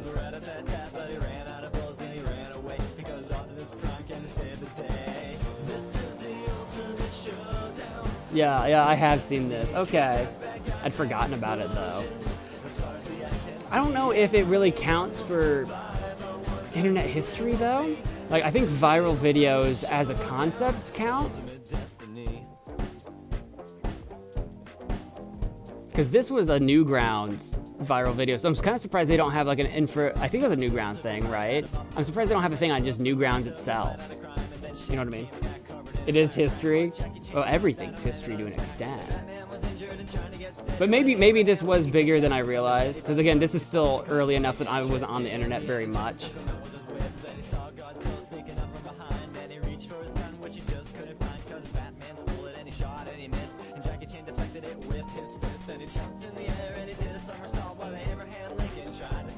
How long does it go for? I'm curious. I can't tell. I think it's close to the end. I was just curious.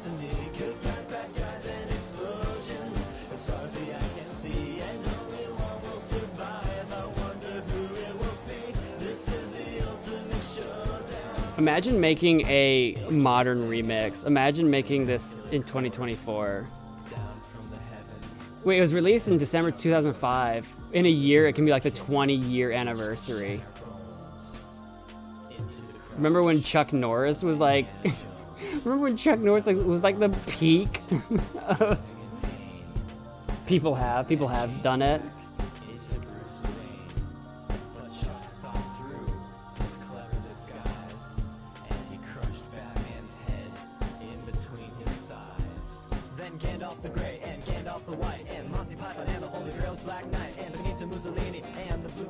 It's kind of like a collection of like just how many references can we make at once and just have them fight in a stupid way.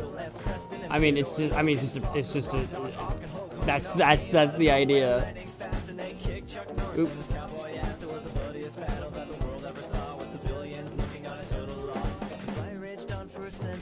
Many lives were claimed, but eventually the champion stood. The rest saw their better. Mr. Rogers in a bloodstained sweater. The tears shed for those lost. Mr. Rogers the winner.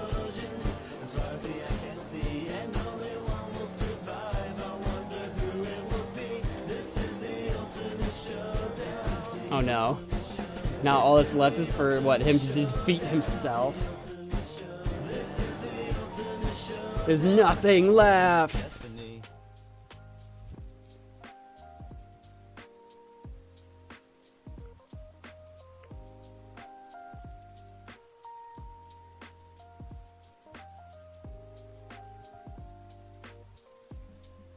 Such a sad ending. It was the only way it could come to an end.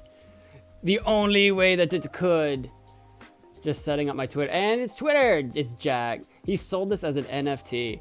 Co-founder Jack Dorsey sent the first ever tweet just setting up my Twitter on March 21st, 2006. Twitter was initially designed as an SMS-based platform for friends to share status updates. It was called Twitter, TWTTR, since it was cool at the time to remove vowels from company names.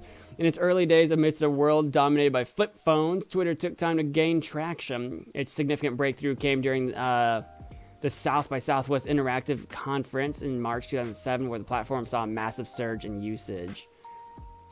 Line Rider Created over 4 months and released in September 2006 by Slovenian university student Bastian Kadez. The online game Line Rider quickly gained a cult following. It really did. I remember people loving this at the time.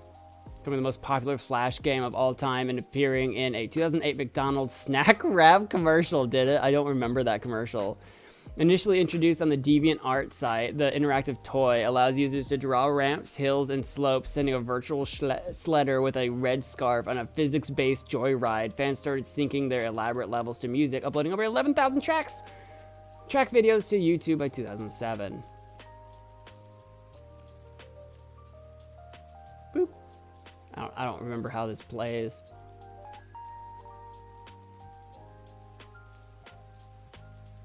Oops. That's not gonna work, is it? There we go. Nope, that didn't work either. I'm trying to get you to go forward. Why are you going backwards? Why you do this? I don't know how to delete things. Here we go. I was like, I don't know how to do it. I don't know how to do it. Will that be enough? Will that be enough to do it? Yeah, forget it. Hey, the impossible quiz. Now, this one, I actually have experience with this one. It's also made by Lemon Demon, so... Wait, which one was? This one was? A 2007 Flash game created by DeviantArt user Splat Me Doom. The impossible quiz gained notoriety for its absurd questions and humor, featuring 110 bewildering riddle-like questions. The game frustrated players with its warped logic, making it one of the earliest viral rage games. The game became a classroom sensation, with students competing and collaborating to memorize the game's nonsensical answers during free time in computer labs. Yep, you guys can watch me play this one. It was a lot of fun to do, and yeah. I'm going to be playing the sequel on the channel eventually, too. Oh, Ultimate Showdown, gotcha. An internet communicator. On January 9, 2007, Steve Jobs introduced the iPhone as a widescreen iPod, a revolutionary phone, and a breakthrough internet communicator. Although the crowd didn't seem as excited about the internet communicator part, it ended up becoming by far the most revolutionary feature. The device would reshape the internet. It forced a redesign of web interfaces to become responsive and minimalistic. Flash began a slow death as it wasn't supported. Social media went mobile first and became all-encompassing. An era of the internet had ended and a new one begun. Yeah, everything slowly but surely had to become focused and geared towards mobile devices. It took a long time. The first one is a widescreen iPod with touch controls. Now, like, no one has iPods. The second is a revolutionary mobile phone. Hey! Don't you shark me. Hi! Welcome back, Suman. And the third is a breakthrough internet communications device. So, announcing the iPhone in 2007. A widescreen what a iPod wild with time. touch controls, a revolutionary mobile phone, and a breakthrough internet communications device. An iPod, a phone, and an internet communicator. An iPod, a phone. Are you getting it? Are you getting it? These are not three separate devices. This is one device.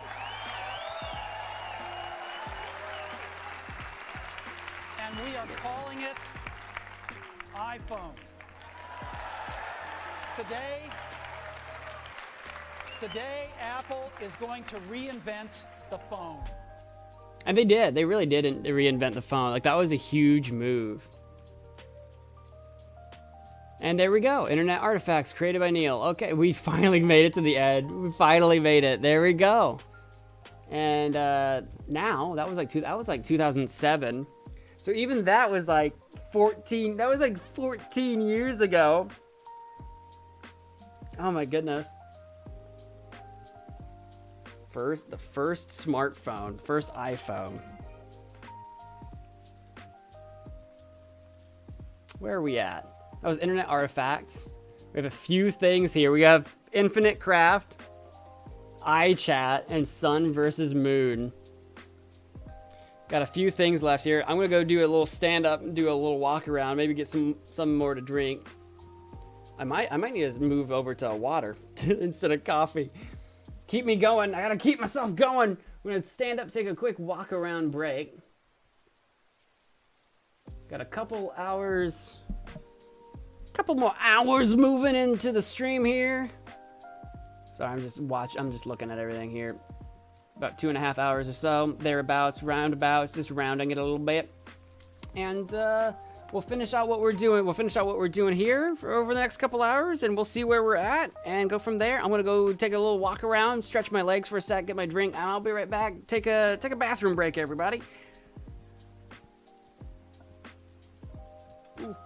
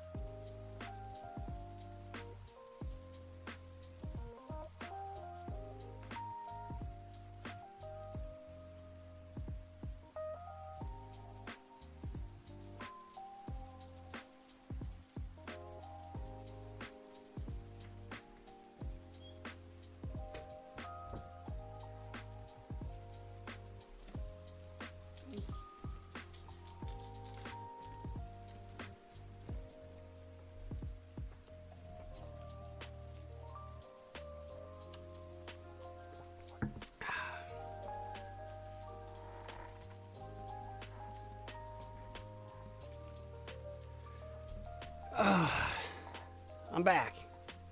Fire stream. Thank you, Nut. Should change the title of the stream to Neil stream. I mean, for real. It's actually been, like, to go through what we've gone through has taken me actually a lot longer than I expected them to. Well, a lot of it, too, was a lot of, like, reading and going through stuff. Kind of like with the artifacts one we just did. There was a lot of going through and reading much stuff and looking at stuff and talking, and I don't know, it's taken a lot longer to go through these than I expected, and that's, I mean, it's fine. It's definitely something to do. It's been varied and different.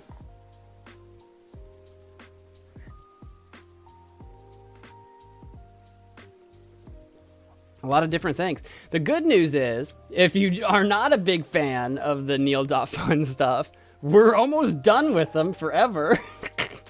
Can't believe it took you longer than the entire password game. What did? The artifacts one? I have not been doing the internet artifacts for 4 hours. That has not happened.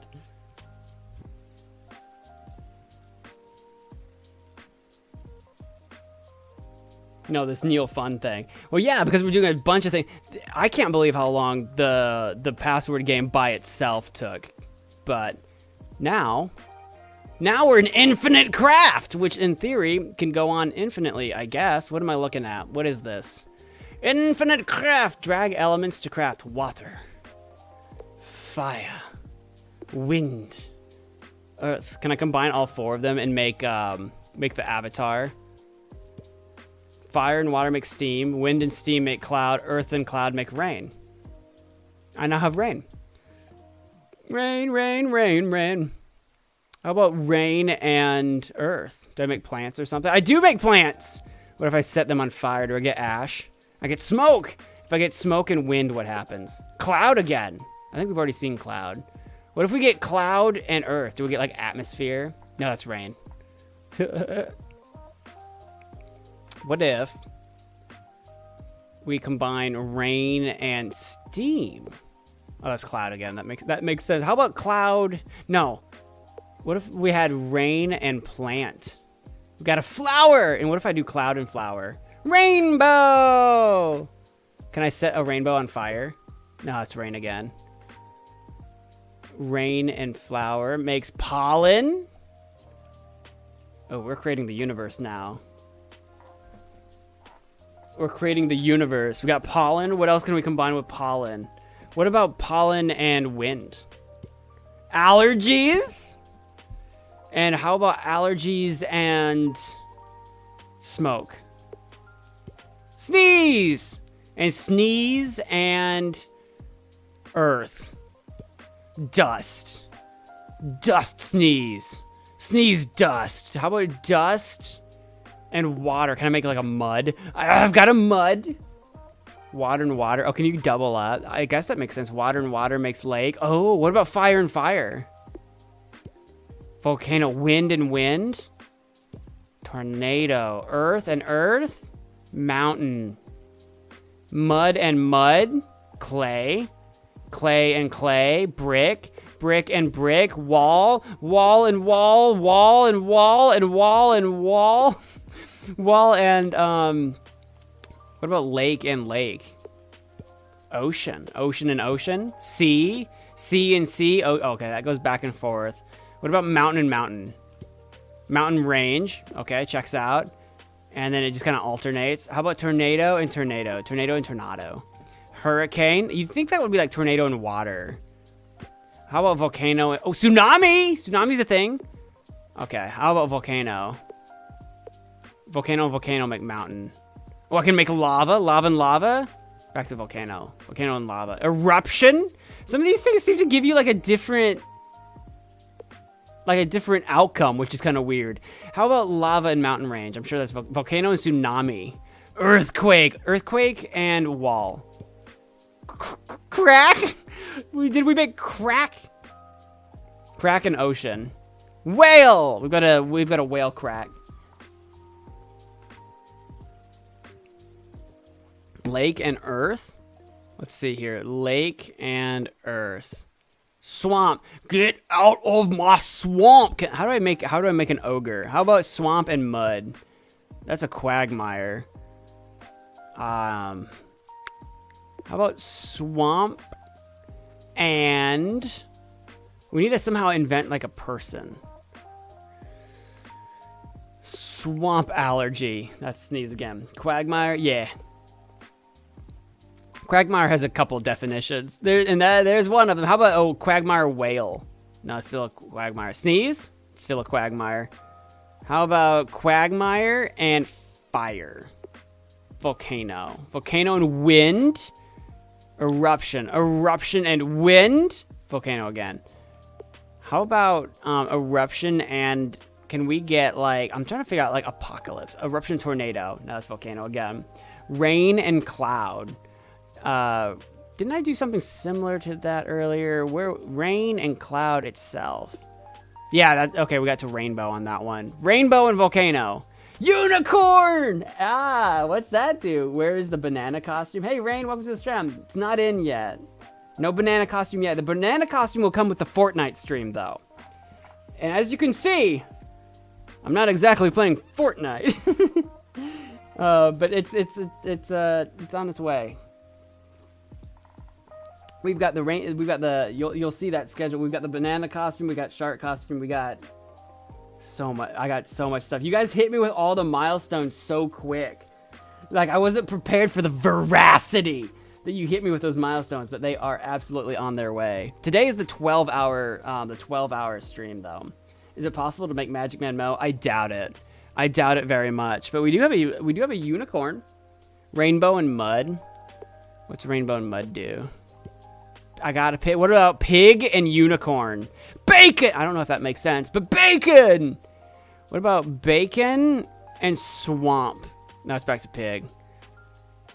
What about plant and bacon? Can I make a bacon plant? I've got a tree. Tree and a pig make pig pen. I don't know how that makes sense, but I got tree. What about tree and flower? That makes a forest. What about a couple of forests together? That makes a jungle. And a couple of jungles go back to forest. Okay. What about jungle and unicorn? Narwhal, narwhal, narwhal, swimming through the ocean, causing a commotion. Narwhal, narwhal and unicorn make narwhalicorn, narwhalicorn, narwhalicorn. Can I do like a narwhal and ocean? That makes unicorn. Okay, how about narwhalicorn and a pig? Now let's back to unicorn somehow. Bacon and pig. Is that gonna be like cannibal? Cannibalism. Pig and bacon. That just made more pig. Pigs eat anything. How about pig pen bacon? That's just back to pig. Narwhal. I can't believe narwhalicorn. That's great. How about swamp? Narwhalicon. What pig in a swamp? That makes mud. Unicorn in a swamp makes narwhal. Forest swamp. Bog. We have a bog. What about bog in a quagmire? That's back to swamp. Those are kind of similar things. How about a tornado? Swamp. Cyclone is new. That's a thing. That's a thing. Volcano and bacon. I've got eruptions. Where's my volcano at? Volcano. Bacon. Bacon volcano. Baconator. Baconator and unicorn. Now it's back to bacon. Baconator. Oh. Baconator and swamp. Where's my swamp at? I must just be blinder than blind. Where is swamp? Mud. There it is. Gator! We got a gator. I was trying to figure out how to get to an ogre. What we doing? We're doing some infinite craft. Welcome back. Flower and flower. Did I try that one yet? I might not have. Garden. Hey, that's a thing. Garden is a park. What about park and park? That's to forest. All right, let's get park back out here. How about gator and park? Jurassic Park. Nice. We got Jurassic Park and unicorn for dinosaur. What about dinosaur and like pig? Porcosaurus. We've got Porcosaurus. Porcosaurus and bacon? Nah. Can I get Porcosaurus and Narwhalicorn together? Ah, that sucks. No. Try garden and plant. Plant and garden. I think, oh, that was down here somewhere. There it is. Plant and garden. Okay, that got us flower. What if we did like park and... Could we do like park and pork? Do I have a pig or just pork? Pig. No, park and pig. Can I get like a zoo or something? No, that's just pork. How about pig pen and park? I was trying to see if I could get to like zoo. Pigsty. We got a pigsty. Where are the sharks? We haven't discovered them yet. I haven't figured it out. So sharks go in the ocean. Hold on, we might be able to get there. Don't you shark me? No, that's not where they are. What if we do ocean and gator, like an ocean gator? That's crocodile. That is not shark. How about ocean? Or even sea. I got both those things. What can I add to an ocean or a sea to make... Hey, the chair says hi. Hello. Raise some fine. Baconator and Quagmire? Quagmire and the Baconator. Gives you Peter Griffin. Sure, why not? Sure. But now we've got a person with Peter Griffin. Can I put Peter Griffin in my swamp? I was hoping... I'm still trying to get to Shrek somehow. Try energy plus water. I don't know what you mean by energy. I don't have energy. I got water, though.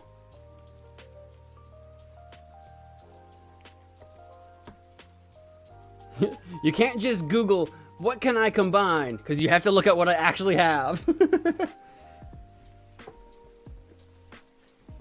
How about... I don't know how to get to shark. Sharks? I feel like I should do ocean dinosaur. That's plesiosaur. How about sea and dinosaur? Is that any different? No, it's still plesiosaur. Plesiosaur in Jurassic Park. Jurassic plesiosaur. Jurassic plesiosaur and fire. We made a dragon! We made a dragon before we even got to shark. We've got dragons, baby! Can I add more fire to dragon? No. What if we create wind dragon? That's just tornado. What if we created earth dragon? That's a mountain. We've already done that. How about dragon and pig? Hold on. Where's he at? Pig dragon. Oh, it's just pork. How about Narwhalicorn? Narwhalicorn and dragon. Ah, balls. How about dragon and Peter Griffin? Oop, I made bacon. Dragon and Peter Griffin. That's just still Peter Griffin, apparently. Shark and tornado. We're trying to make shark, bro. Bro, we're trying to make shark. We haven't made shark yet. That's what we're trying. I'm trying to make magic. My goal is to get MagicManMo. Well, we got to dragon. Dragon's pretty close to magic. Lake and mountain. Lake and where was mountain? Lake and mountain makes for a fjord. That's pretty good. Dragon and water. Dragon and a water dragon. Sea serpent. That's a thing. Dragon and Peter Griffin. Didn't I try that? I might just now be seeing you. Peter Griffin. Dragon. That just gets us Peter Griffin. Peter Griffin. That's just Peter Griffin. So fun story, we also fixed our Xbox, which means I can now play Fortnite again, but also it came back with GTA 5. What do you mean it came back with GTA 5? We don't own GTA 5? Oh, did you send it to like someone to fix it? Maybe they put GTA 5 in your Xbox to like test it to make sure it was working, and then they screwed up, and they left the game in the disc tray or whatever. Water and wind. I feel like I did that. I might not have though. Water and wind. Yeah, wave. Have we done wave? Is wave new? No, wave is new. Okay. I didn't do that one yet. Fjord and dust. I got the fjord. Dust was up here somewhere, I think. Yeah, there it is. That's a troll. We got a troll. Troll, you gotta pay the troll toll. What about two trolls? No. How about a troll and a dragon? That's still a troll. How about a troll and a sea serpent? Kraken! What about a kraken and a dragon? Titan? We've got some cosmic things here. Not cosmic, but you know what I mean. Like, you know, big things here. Hold on. A Titan pig. Pig Titan? Zeus! We got Zeus. Zeus of the water would be Poseidon. Can we get Poseidon? Poseidon! Poseidon of the fire might be Hades. That's volcano. How about Titan and Fire? Fire Titan. That's Prometheus. That's kind of true. Zeus is a pig. Do you have smoke? No. Oh, wait, maybe? Do I have smoke? I have steam. I don't think I have smoke. I have steam. But I might be able to do... Can I do steam and fire to get smoke? I made an engine! Steam and fire makes engine! We can maybe make a vehicle of some kind. Engine and clay. We've made pottery. Pottery and... Pottery and... I don't know. I'm looking through my list of things. Yeah, pottery and brick. What's that do for us? We got a vase. Vase and I don't know. What is crack? Can I crack it? That's just... I don't even know what crack does. Crack Peter Griffin. Oh, they don't even combine. They refuse. Crack pork. That made bacon. I'm not sure. Troll and lake. Troll. I'm not trolling. Do we have lake? We have like sea and ocean. Do we have lake? I don't remember. Wave. Park. Cyclone. I don't even think we have lake. We must have lake. Maybe I'm not seeing it. I'm sure it's like water and water. Lake. There it is. Troll. Monster! We've got a monster. Yeah, we must have had lake somewhere. I just wasn't seeing it. Fire and crack. Fire and crack. Firecracker. Firecracker monster. Boom! Boom and plesiosaur. Dinosaur. Dinosaur and bacon. Baconosaurus! Bacon is... how about Prometheus and pork? That's just fire.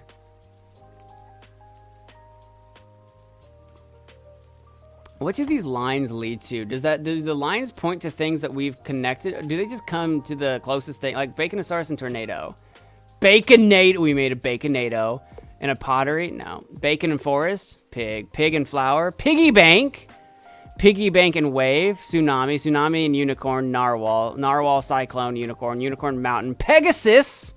Pegasus, pork. Bacon. Bacon, crocodile. Crocodile. Crocodile, Peter Griffin. Crocodile, hunter. For some reason. Crocodile, hunter, water. Steve Irwin. Steve Irwin, unicorn. It's still Steve Irwin. And fire. Crocodile Hunter, and mud. Steve Irwin. Steve Irwin and narwhal. Death! No! Death and pork? Bacon. Bacon, bacon, bacon. Bacon, Peter Griffin. Peter Bacon. Peter Bacon Volcano. Pompeii, for some reason. Pompeii and Sea Serpent. Kraken, Peter Griffin. Seth MacFarlane. What? What? We discovered a lot of things just now, though. We discovered a lot of things just now.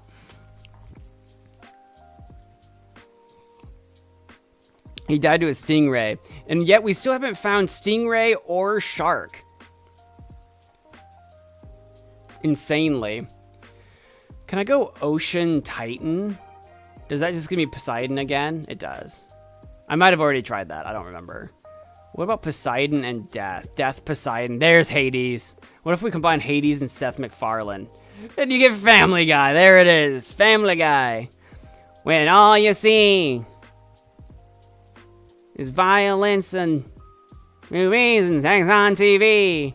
Where are those good old-fashioned values? Giggity. Quagmire and Family Guy, but giggity. Giggity, giggity, goo.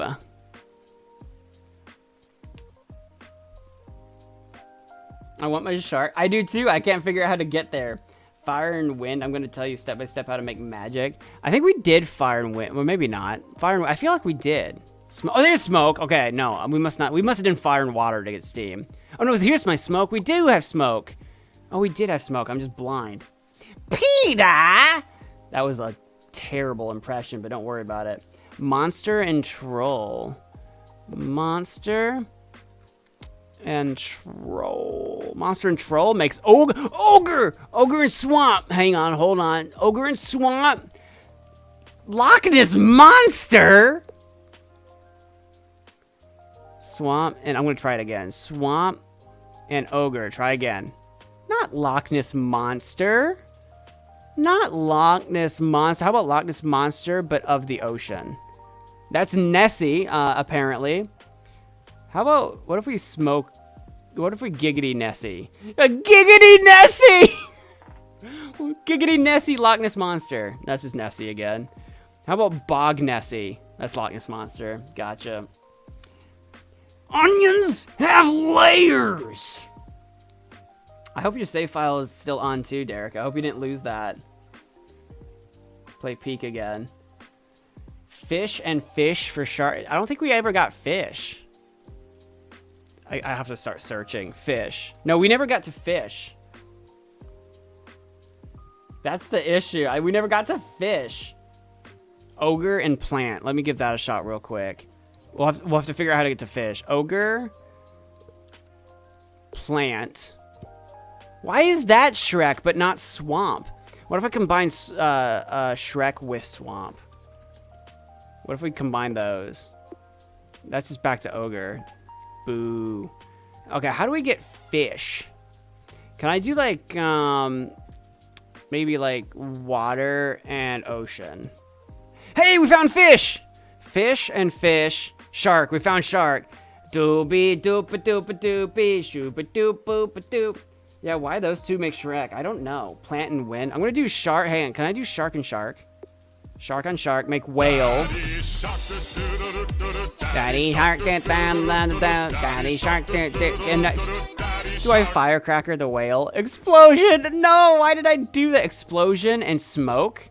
That's just fire. Fire ogre, dragon monster, sea monster.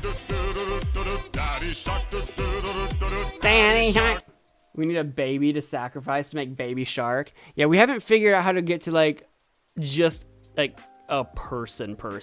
So I haven't figured out baby. We might be able to get there with Family Guy and somehow get down to Stewie and then somehow go from Stewie to baby. That might be possible if they go that far. I want to try Giggity and Shark. Giggity and Shark makes Jaws. Bomb bomb. Bomb bomb. How about Jaws and Jaws? That makes Shark again. How about Jaws and Sea Monster? That makes Shark. That makes sense.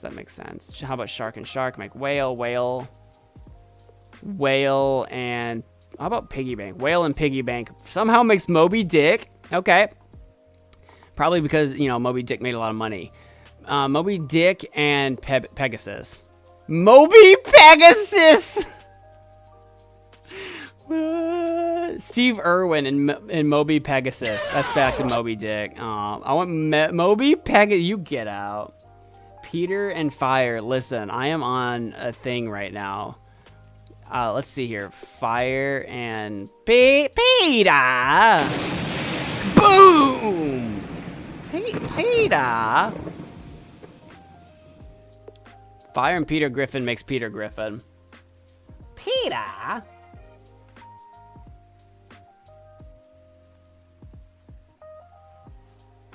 Shrek and Shark, Wind and Plant. Yippee!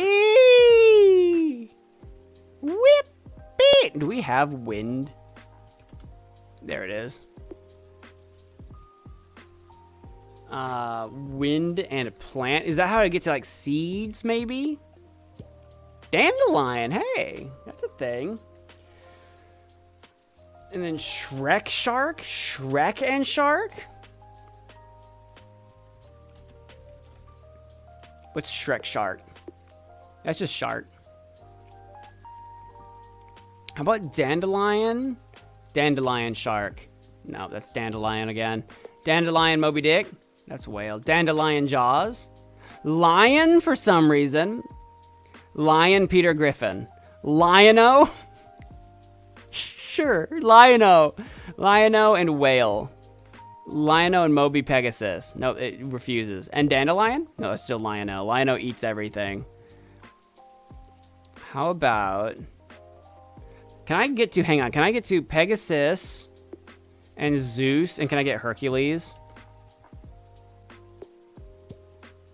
Bellerophon? I don't know who that is.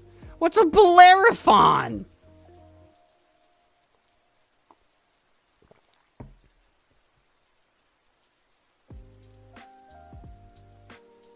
Water and wind make wave fire. Water and wind. When did I discover wind and why can I never find it?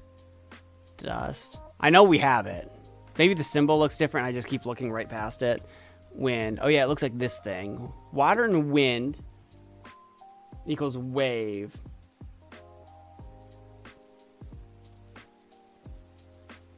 And then fire and wind. Where is wind at?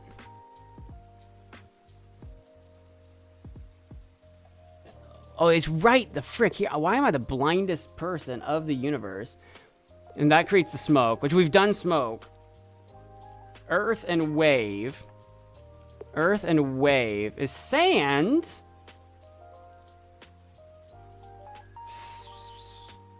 Fire and sand makes our glass. Wind and glass makes a window. Wind and window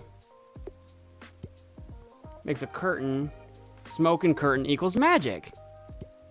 Hey, we've got magic! It's magic, you know. Never believe it's not so. Baby, it's magic, you know. Dandelion and water. Where was dandelion at? That was one of the more recent ones-ish. Maybe not. Maybe I'm blind. And water. Wasn't it? Wasn't it one of the more recent ones, or was it way up here? Okay, I'll just search it. It's like I know they're there and I can't see them. Wine. When dandelion and wind make wine, or dandelion and water rather. Dandelion wine, maybe? Is that a thing? Now we need man. Now, how do we get to a man? How about magic and wine? Spell! We've got spells now. Spell and Lion-O. No, okay. Spell and Pegasus. That's unicorn. Spell and Bellerophon. That's Pegasus. Combine these. Alicorn! We got an Alicorn and Lion-O. Nope, okay. How about spell and sand? We got a genie. We've got a genie. Spell and a curtain. Magic. I was trying to see if I could get to magician with the curtain. Kaboom! Wine and fire. Make some fire wine. There's also glass. Can I do wine and glass? Drunk. Wine and fire is alcohol. Can I do drunk magic and get wizard? Drunk magic is wizard. Wizard and alcohol is just drunk again. I've got wizard and genie, sorcerer, sorcerer and drunk. That's back to wizard. How about sorcerer and sorcerer together? That's wizard, wizard and wizard. Make wizard tower. Is wizard tower and a wizard anything? No. Wizard tower. Is sorcerer and sorcerer anything? That's wizard. How about magic and magic? Was that spell? It was. How about spell and wizard tower? Back to magic. Got it. I didn't know if there was anything crazy going on there with any combinations. Oh, Mum-Ra. I got a Mum-Ra. I don't know what that is. Mum-Ra and wizard tower. Mum-Ra the ever-living? What have I created? Mum-Ra the ever-living and a genie. Shazam!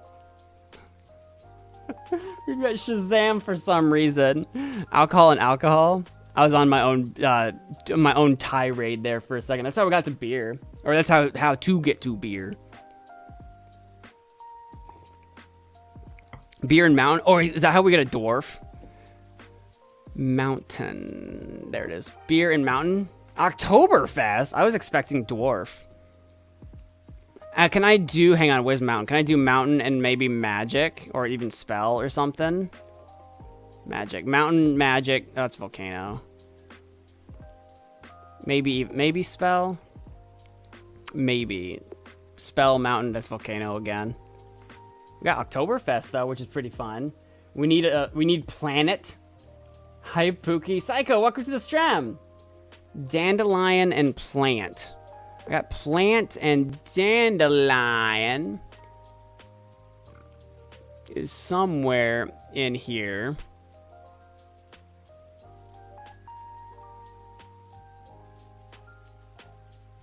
There it is. Weed! I'm assuming that's not weed. I'm assuming that's like weeds, but maybe it's not. I don't know. How about weed and volcano? That's lava. Come back here. How about weed and Oktoberfest? Bleh! Spelled the other way. How about weed and Shazam? Snoop Dogg! It was weed. Weed and Shazam, we got Snoop Dogg. Snoop Dogg and beer. Gin and juice? Weed and wine is something you should not be mixing, but people do these things. Weed and wine is a hangover. I told you shouldn't do it. I told you shouldn't. Weed and fire. Boy howdy. We got drugs. That's smoke. How about hangover and Oktoberfest? Maybe. That's also not a great time. Hangover, Oktoberfest, Germany. We've discovered Germany itself. We've now created Germany. What about Germany and lava? Darn. How about Germany and smoke? Oh my god, we've got there again. Welcome back to Hitler. We made Hitler. Oh no! Hitler and volcano. Vulcan, for some reason. That seems offensive to Spock. No, why? We got back there again. This stream is cursed. Try earth and dust. Okay, let me give that a shot. Earth and dust. There's your planet. There's that.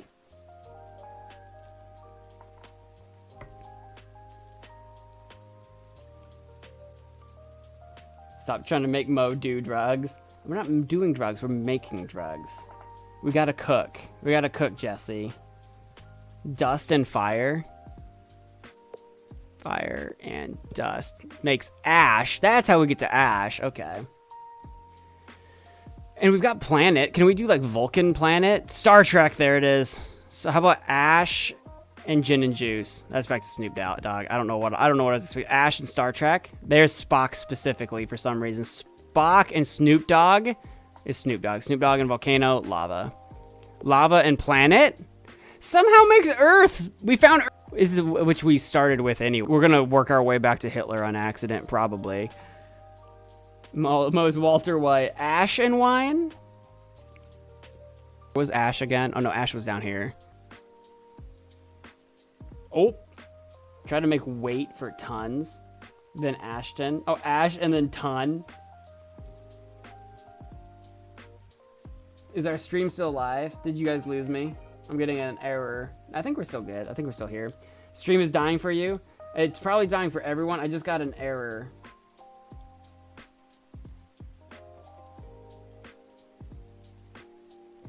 Probably because we've been doing this for so long. My ISP's like, hold up. What's up? It was loading earlier. Wine and wind. I want to play with this cigar some more and see what we can get with that. Wind was... oh, right there. I don't know why I'm blind to wind. And then wine. Wind and wine is a balloon. That's a balloon for some reason. Mustache man cursing the stream. That's what happened. That's what happened. If you can do Dress to Impress and watch the stream at the same time, that's even better. How about cigar and balloon? I know that's random. Clown in Berlin. Hitler. Berlin clown gives us Hitler. Oh my god, I'll take that one. God, I don't want to know what Hitler and Hitler gives you. Okay, I'm glad it's that. How about Hitler and cigar? Führer. Okay, interesting. Führer and balloon. I suspect it. Okay, that's not what we wanted. Hitler and we'll have to get off. We need to get off this Hitler train somehow. Hitler and monster. Frankenstein for some reason. We've got Frankenstein. We found our way to Frankenstein. Clown and fire. Fire clown? Joker? Like from Batman Robin? Balloon and cigar. Did I try that? Balloon and... I mean, I don't think I did. Balloon, cigar. Oh, that's how we got to clown. Okay. Smoke and water to construct fog itself. Okay. Where was smoke at? I think we had it... What's the sort by time? Sort by name? Oh, here we go. This is... I can alphabetize it. That's even better. Because now we've got so much stuff now. Smoke. That's what I was looking for. I forgot what I was looking for. Smoke. Schmook. There it is. Smoke and water. We got fog. Fog clown makes Joker. Joker makes Joker. Joker Frankenstein makes monster. Okay, that didn't really go any... That did not go any which way that I wanted it to go. Monster pottery. Pottery monster. Vase. Vase shark. What about mermaid? How about mermaid Zeus? Can we get to like Ariel or something? No, Poseidon. Poseidon would make more sense.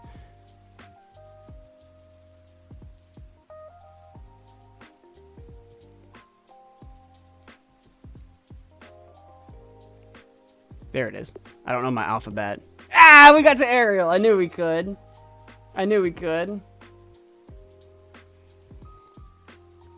Austrian man and Austrian man. I'm pretty sure that just gave me Austrian man. Didn't I try that earlier? I feel like I did.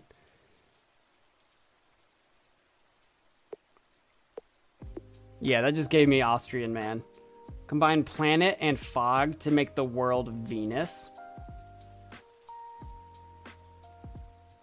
Planet.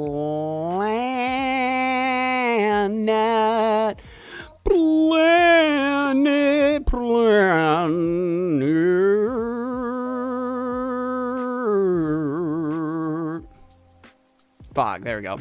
Venus! Venus is important. Lake and volcano. Lake. Volcano makes an island. Ariel and Ariel. Oopsie. Ariel and Ariel. What's that give us? What would double Ariels give us? That's just back to mermaid. Yeah, I don't like how Austrian man's emoji's a crown either. I'm sure it's because he's like a world leader. I bet if we had other world leaders, we'd have crowns. Probably is my guess. What if we put Hitler on Venus? Somehow that gave us Aphrodite. It's a little concerning. It's a little concerning. Island and island make a continent. Oh, there it is. Can I do island and mermaid and like get to like Peter Pan or something? Atlantis. Ooh, Atlantis, that's fun. That's fun.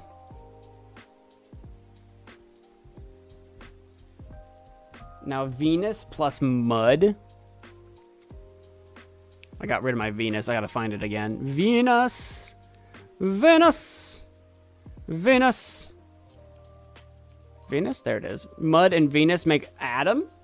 Are we doing like an Adam and Eve? Oh, so that we can finally get to a person so we can... Eve.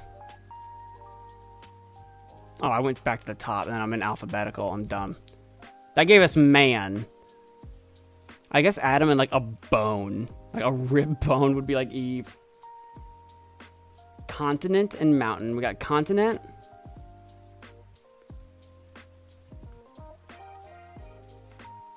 Oops, I went the wrong way. Mountain. Continent and mountain give us Asia. Stream is dying. Oh no. Magic Man. Yeah.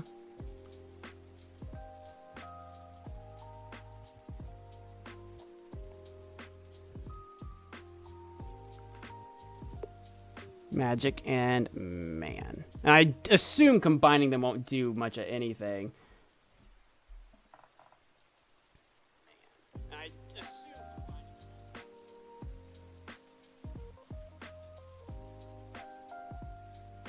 Sorry, I was just checking out the stream on my end to see what it looked like. It looks like it's running, but I don't know if it's just not up. Am I jittery? Asia and island. Can I? Okay, let me see. I'll combine magic and man, wizard. I kind of figured that would happen. I kind of figured a magic man would get us to like wizard or something.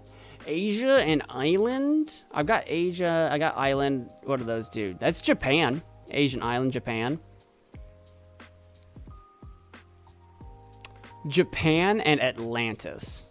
makes Tokyo for some reason. Tokyo Wizard makes Godzilla! And Godzilla Aphrodite makes Love. And Love Ariel makes Mermaid, I guess. But we've got Love now. Love is a burning thing. Frankenstein Mermaid? Okay. Mermaid Shrek? Princess Fiona! Princess Fiona in Love is back to Shrek. Aww. Shrek and Shazam makes a Shrekham. I don't know what that's all about. Give it a spell. That's back to Shrek. Shrek and Shazam. Back to Shrekham. Shrekham and Unicorn. God darn it. Shrek and Pollen. Allergy. Allergy and Sorcerer. Sneeze spell? Sneezing spell with Steve Irwin. No, it's back to Crocodile Hunter. Crocodile Hunter spell. Crocodile Witcher! We've got the Witcher in crocodile form. Crocodile Witcher in mud. That's a swamp. Swamp spell? Witch! We got our way to Witch. Now we got Wizard and Witch. Can I wait? Wizard and Witch together. Wizard and Witch? Ah, that's just magic. Wizard Tower and Witch? That's just Wizard again. Witch and Weed. Can we get like a hag? No, that's like a pot. We got pot. Pot Wizard? Cauldron? Cauldron Magic? Back to Witch. Witch Zeus? Athena.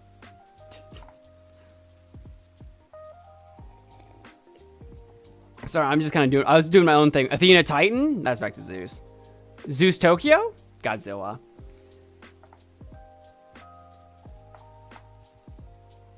Japan and Steam. Let's give that one a shot.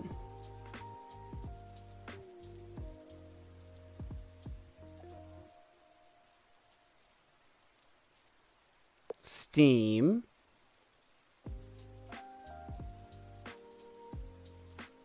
Steam in Japan makes for anime. Anime Godzilla. That's just Japan. But we got anime. I bet we can do a lot with that. Man and Water.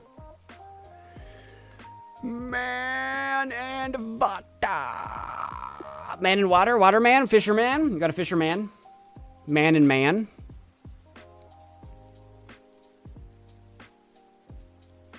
Man and Man is a village.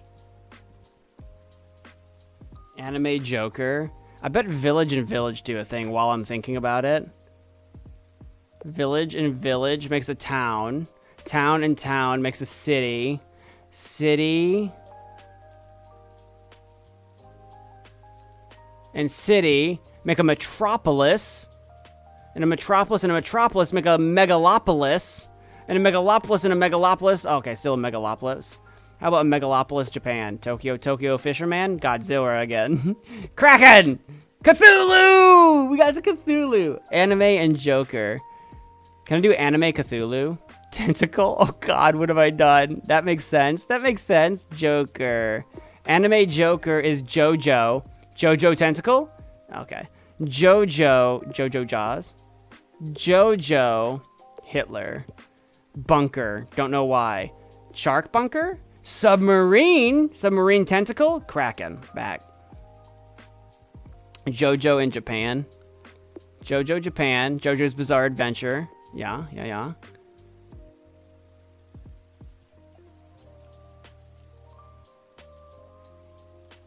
JoJo's Bizarre Adventure. And I'm gonna do Titan. JoJo's Bizarre Adventure Titan. JoJo's Bizarre Adventure Stardust Crusaders. That's very specific. Planet and Planet.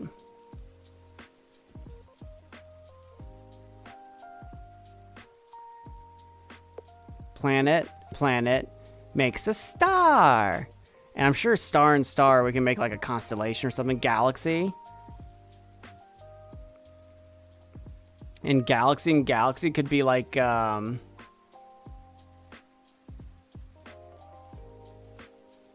it is. A black hole. Black hole. Wormhole. Ooh, that's fun. Wormhole, black hole. Okay, wormhole kraken? That's Cthulhu. Man in love. Wait, can I do Cthulhu and wine? Drunken Cthulhu! That's one of my favorites right now. Man and wine, is that what you said? While I'm down here. Wine. Wine and man? That's just drunk. That's just a drunk man. Oh no, man in love. Man and love. There's woman. Drunk woman. Marriage! Woman and drunk somehow got us to marriage. Marriage and drunken Cthulhu. Divorce! No. Divorce and JoJo's Bizarre Adventure. No, apparently not. And black hole? Splitting up, no! Star and JoJo's Bizarre Adventure. Wouldn't that just get me the Crusaders that I did already? Wouldn't that just already do that, probably?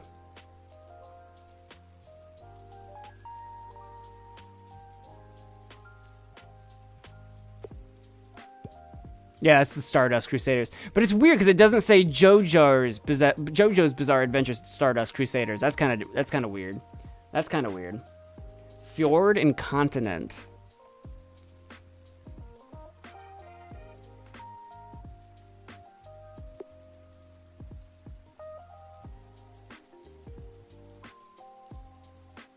Continent and Fjord gives us Europe. Man and woman. That might make baby. Maybe. Maybe. Like a child. No, that just made love. Can I do love and wasn't wait, marriage was one, right? Love and marriage? No, it's divorce. We need to somehow create like a family. If we're gonna get to like baby. So that we can get to like baby shark. Europe and Earth.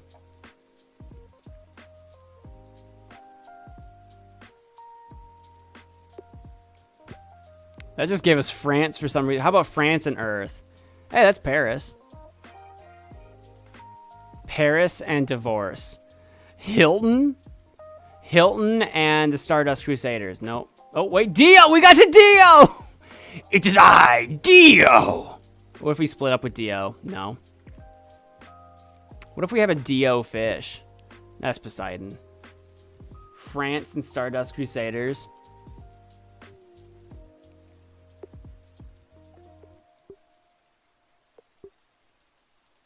Stardust Crusaders. Stardust Crusaders.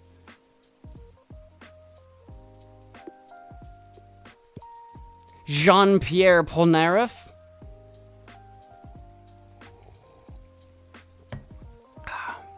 What if I put him with Dio? Twas I, Dio. Dio and Jean-Pierre. No.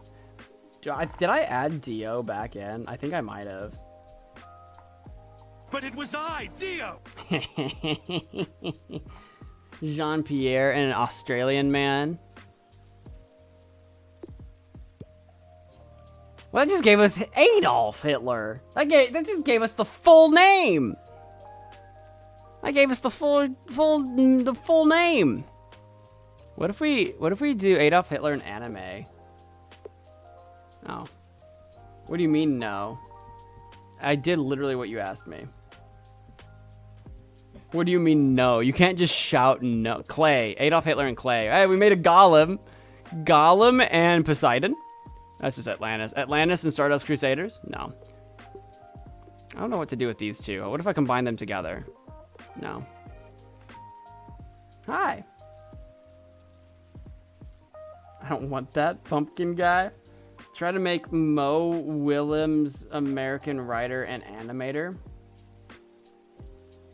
I don't know how to do that. Man and Austrian man?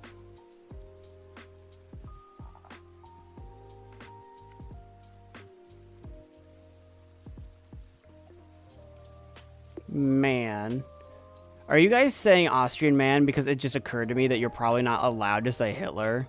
Is it censoring that? It could be. It might be. That's actually, I just realized.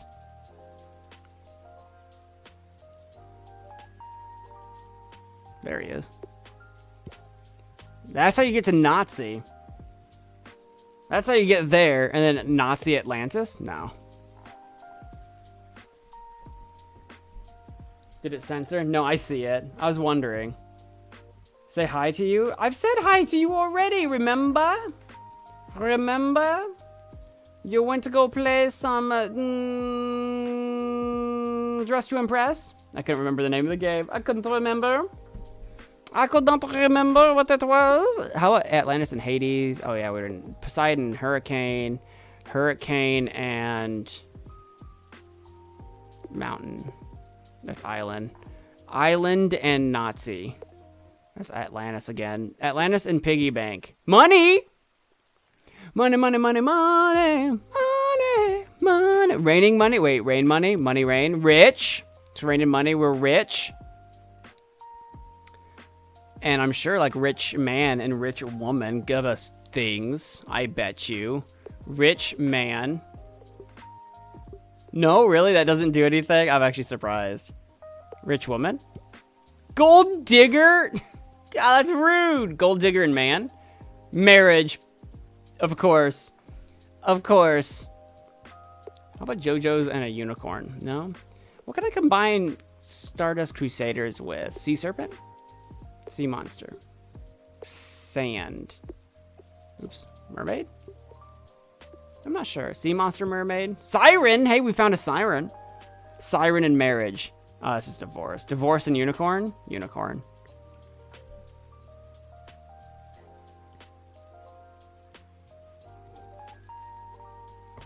Lava and water? Water. Water and lava. There it is. That's how we got to stone. Stone.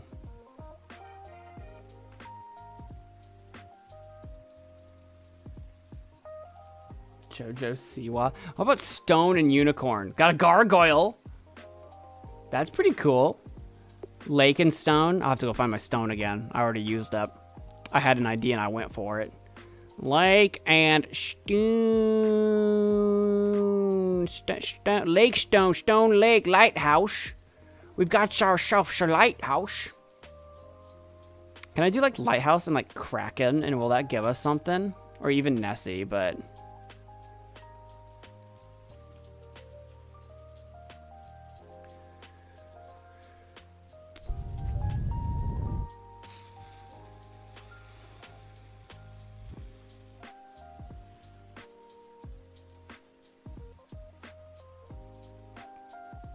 Where is Kraken? There it is. Hey, that got us to squid. Squid is new to us. We didn't have squid before. Hey, that's a thing.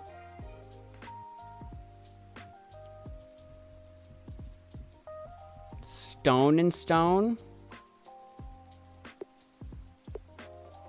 Boulder. The boulder! I can't even read that word. Try to make pneumonia, blah, blah, blah, blah, blah, blah. I'm not even sure what that is. Try to make Taylor Swift or Jason Derulo. I mean, we tried Rich Woman. That would have definitely done Taylor Swift. If we could do like music, can we make music somehow? Lighthouse and Boulder. Oh, that's not, oops. That's not the lighthouse anymore. Whoopsie. Boulder. Boulder. Boulder. I barely even know her.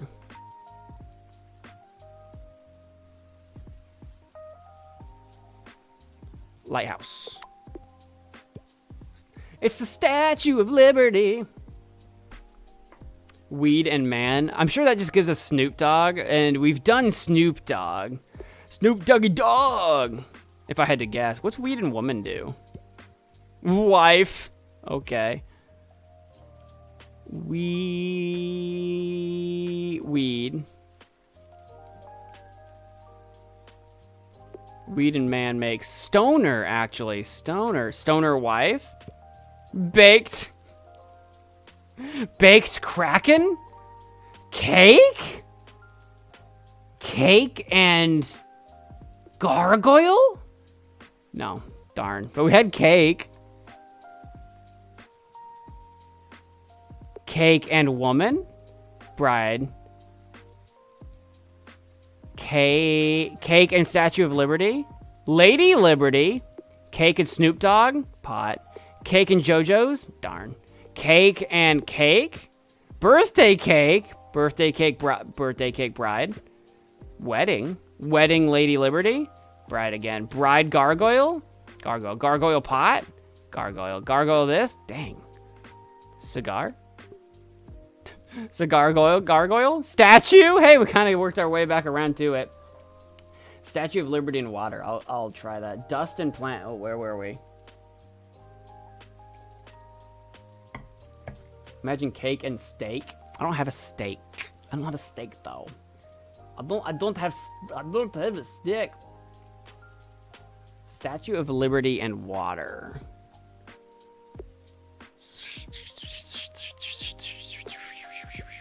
New York, New York, New York. Dust and plant. Well, that'd be a dusty plant, I reckon. There's a dusty plant in it. That's a dusty plant in it.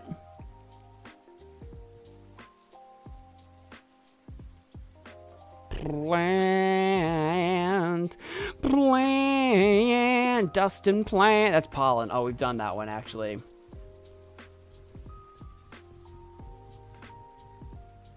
New York and I don't know, fire or something. New York and fire for arson. I'm a little concerned with what this will give us. I'm a little concerned with your New York and fire. I'm a little concerned about this. Yeah, that's exactly what I thought would happen. I like how you try to act like you didn't know what would happen. It's like, bro, I know you're looking it up. Like, what are you talking? Sneeze and genie. Sneeze and gold digger? What do you mean, oh? 100% you had... Mirror! We got a mirror somehow. Mirror and... Can I do, like, a Titan or Zeus or something and get to Medusa? Mirror and Zeus. I don't know. That's a reflection. That's not quite what I was going for. Woman... Oh, woman Titan. What's that? That's Athena. Okay. Reflection. Why would I look this up? For the lulz.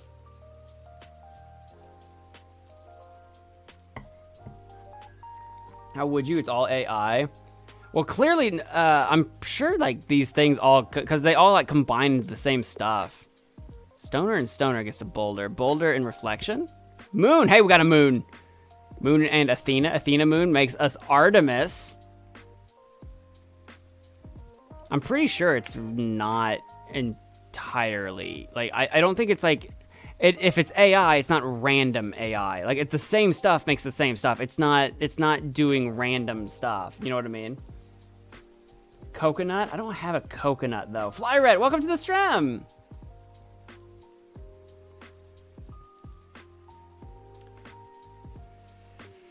Why do you want pneumonia? Why do you want pneumonia? I'll get there. Ash and pollen though. Ash.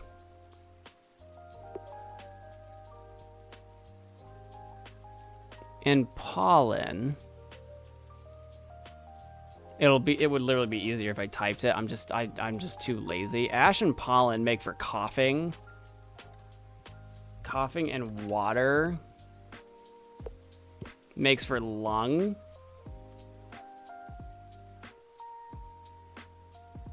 And that with cough gives us pneumonia. Why did you want pneumonia so bad? What are you trying to get me to do with pneumonia? Pneumonia and... I think we have, like, death as a thing. I didn't know if, like, pneumonia and, like, man. Pneumonia and Artemis. Why not? Apollo for some reason. Apollo for some reason.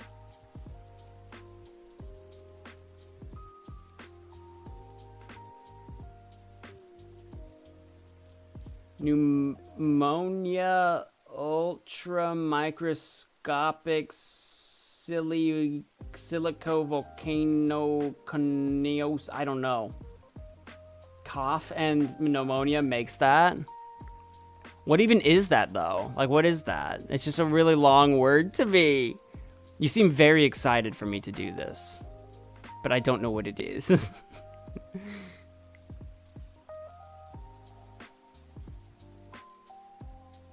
I gotta find pneumonia. Again, it would be easier if I just Googled it, and yet here we are. Cough and pneumonia. Pneumonoultramicroscopic silicovolcanoconiosis. Lung disease from smelling dust. Pneumono-ultramicroscopic silicovolcanoconiosis. Okay. Well, I did it. Should I give that to Jojo Apollo? I did it. What if we give it a mirror? No. An ogre? No. I'm scared to do man. Man? No. Okay. Plesiosaur. Can I do like plesiosaur and like...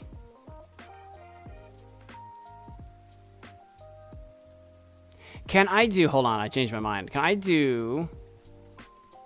Boulder... and Earth. I'm trying to make asteroid. Stone. Fire? Have we done stone and fire? I'm sure we... That's lava. Lava and plesiosaur? That's dragon. Dragon mountain? Volcano. Volcano mirror? Echo? We've got an echo. It looks like two people to get Echo and man.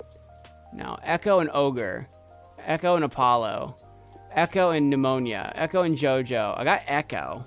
Echo, Echo, Echo, Echo, Echo. It's the longest word. Is it? I thought hippopotamus escrotaliophobia was the longest word. Other than the word with 100,000 words that takes 3 hours to read, we don't talk about that. How do you have a word that has 100,000 words in it? That's just every word. How does that happen? How does that work? How about echo and, I don't know, giggity? Oh, I got us back to Family Guy. I should have known better. I should have known that was going to happen. How about engine and explosion? Hey, we got a rocket! Because I'm a rocket man. Can I get man up in here?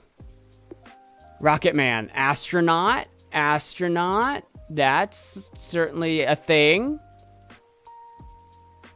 Astronaut and Family Guy. Neil Armstrong for some reason. Sure. Neil Armstrong. Okay. And a little bit of magic. Makes the moon. Oh, okay. Mermaid moon. Oh, that's our siren. Siren with money. Pirate. We've got to pirates now. Yar. Oh, what about two pirates? Pirate ship? How about two pirate ships? No. How about pirate ship and a spell? Ghost ship. Hey, we're gonna get the old Flying Dutchman. Like, can I do ghost ship and like? I don't have ghost. I might be able to get to ghost with two ghost ships, actually, maybe. Can I do ghost ship, and get a ghost?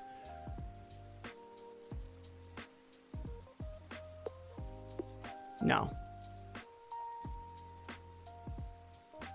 I do have death, though. Ghost ship death? That's just back to pirate.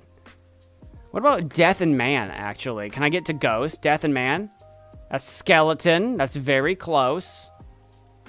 Very close. What do two skeletons make?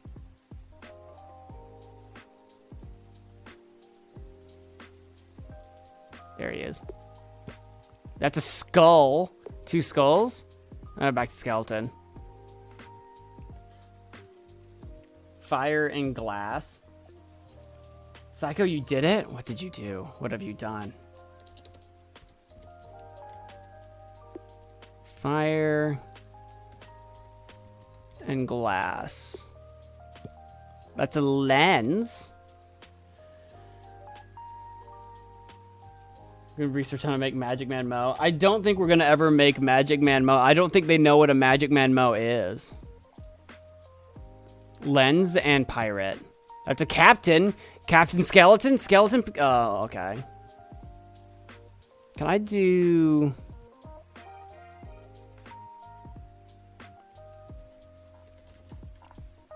Ghost ship and skeleton. That's just pirate. Darn. 2 pirates make my pirate ship again, though.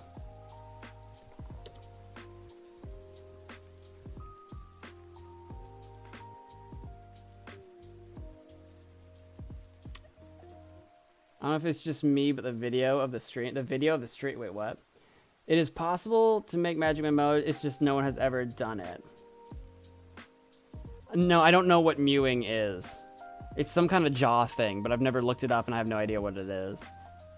I do not know what you children call the mewing.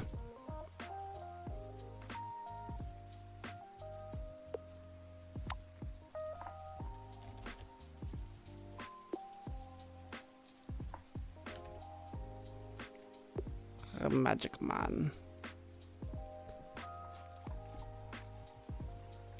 Yeah, is there a way to get to YouTuber? Like, if we got to, like, if we can get to camera somehow? Like, what if we do, like, lens?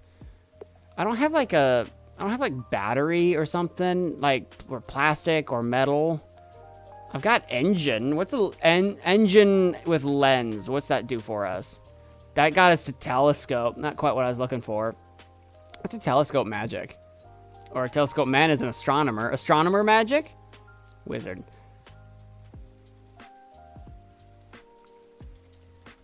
What about astronomer? Pirate ship. That's back to telescope. Telescope troll. That's astronomer. Wizard troll. Hey, we got to warlock. There it is.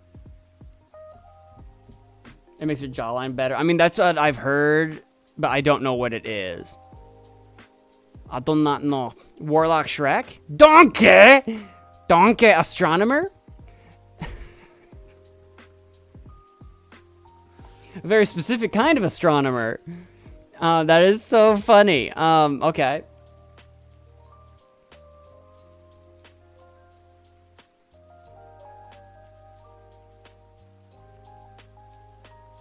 How about astronomer and... oh, a tree. Oh, we just made a star. Star and pneumonia. How about... love. Love. Heart. Hey, we got heart. Love is a burning thing. How about heart and heart? Heart and love. Valentine. Valentine? Valentine and Joker. Can we get Harley Quinn or something? Cupid. Cupid. Drunk Cupid. Drunk Cupid. Stupid. Drunk Cupid is stupid. That checks out. That's about right. Stupid, stupid. I'm a stupid, stupid swamp. Politician. Politician and I don't know, rain. Corruption. Let it rain. Corruption. What about corruption and rich? What does that create? That just creates politics. And we're back to politics, baby. We're back to politics. I miss when Mew meant a Pokemon. Absolutely. Scientists say it actually injures your jaw. I don't need to injure my jaw any more than I already have. My jaw's pretty messed up. Let's do politics and smoke. Smoke and mirrors. We got mirrors now. I think did we have mirror before? We had reflection for sure. Mirrors and stone. Somehow that made Medusa. Oh, mirrors and stone. No, that actually does make sense. That makes sense. Hey, we got to Medusa. I was trying to do Medusa earlier, and we got there. I don't know what I was going to do with Medusa now that we've got her, but I just wanted to give it a shot. I just wanted to try. How about Medusa and Pegasus? We got a Gorgon.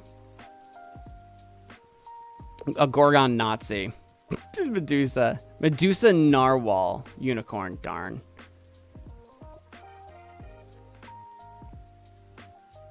Unicorn Jaws. Narwhal Hungover. Unicorn Hilton. Paris. Paris Fjord. Eiffel Tower. Eiffel Tower Echo. Paris. Drunken Cthulhu with Paris. Lovecraft. We got to Lovecraft. Lovecraft Captain. It's Cthulhu. Cthulhu. Boom. Boom Thulu. Oh my god, we're so close to Ashton Go Boom. We're so close. We're so close. Ash and Boom Thulu. That's still Boom Thulu. Ashen Boom. Ash and Boom. That's Volcano. It's so good. Brick. Brick and Volcano? Brick and Boom Thulu. Bacon and Volcano. Baconator. That's right. Asian Baconator?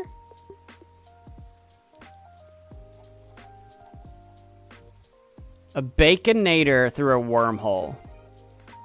Asia in a wormhole. Time travel for some reason. Time travel Baconator. No, darn. Time travel seems like a good one, though. Time travel, does that go with any of these things? Time travel Baconator? No. Time travel Titan? Chrono Titan, that sounds dope. That sounds awesome. It's Cronus. I wonder if we can get to Pokemon. We might be able to get 2 Pokemon somehow with like anime in Japan, maybe? Hold on. Or did I may have already done that and got Godzilla. I got Otaku. Otaku Baconator. Me! Me Chrono Titan? No. Not quite. Although me is hilarious.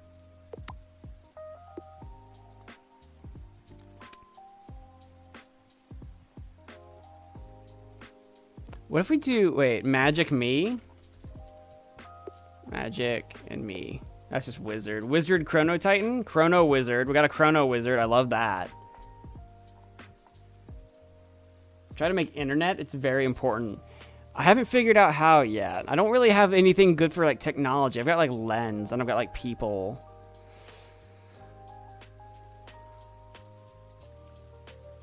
I'm trying a bunch of random things. Hades and Heart makes Soul. Soul and Chrono Wizard makes Time. Time and JoJo makes Dio. Dio and Pneumonia makes nothing. Dio and Fog makes Smog. Smog and Fire makes Pollution. And Pollution and Forest makes Smog again. Sorry. Smog and Dandelion. No, Smog and Clown. No, I should have done City. City and Smog, maybe? I don't know why I'm stuck on Smogs, but don't worry about it. That's just Pollution. Pollution, Joker. Joker, Smog. Okay. Smog and Bog? Fog? Fog and Birthday Cake? No. Smog and Clay? Statue. Statue and Astronomer. Sphinx! I like how it's me saying words and then shouting when I connect things. Like, that's all it is. I've got a Sphinx. Still not the internet, though. Still, how about a baked Sphinx? We got a mummy. And a mummy in a bunker might be a pyramid. Ooh, it's a tomb. I've got a tomb. How about a balloon in a tomb? That's back to mummy. Drunk mummy? Tutankhamun. Tutankhamun and... I don't know. Heart. Ankh. I don't know a lot about Egyptian... I don't know a lot about Egyptian stuff. How about Ankh and Lung? Now it's back to mummy. Mummy and man? Zombie. Zombie, zombie, zombie. Zombie monster? Makes for Frankenstein. That makes sense. Frankenstein and mud. Swamp monster. Swamp monster in New York. And somehow we got to Hulk. We got to the Hulk on that one. You wouldn't like me when I'm swampy. Duck plus duckling. Well, I don't have those things. Equals family. Earth plus tea. I don't think I have tea. I've got earth.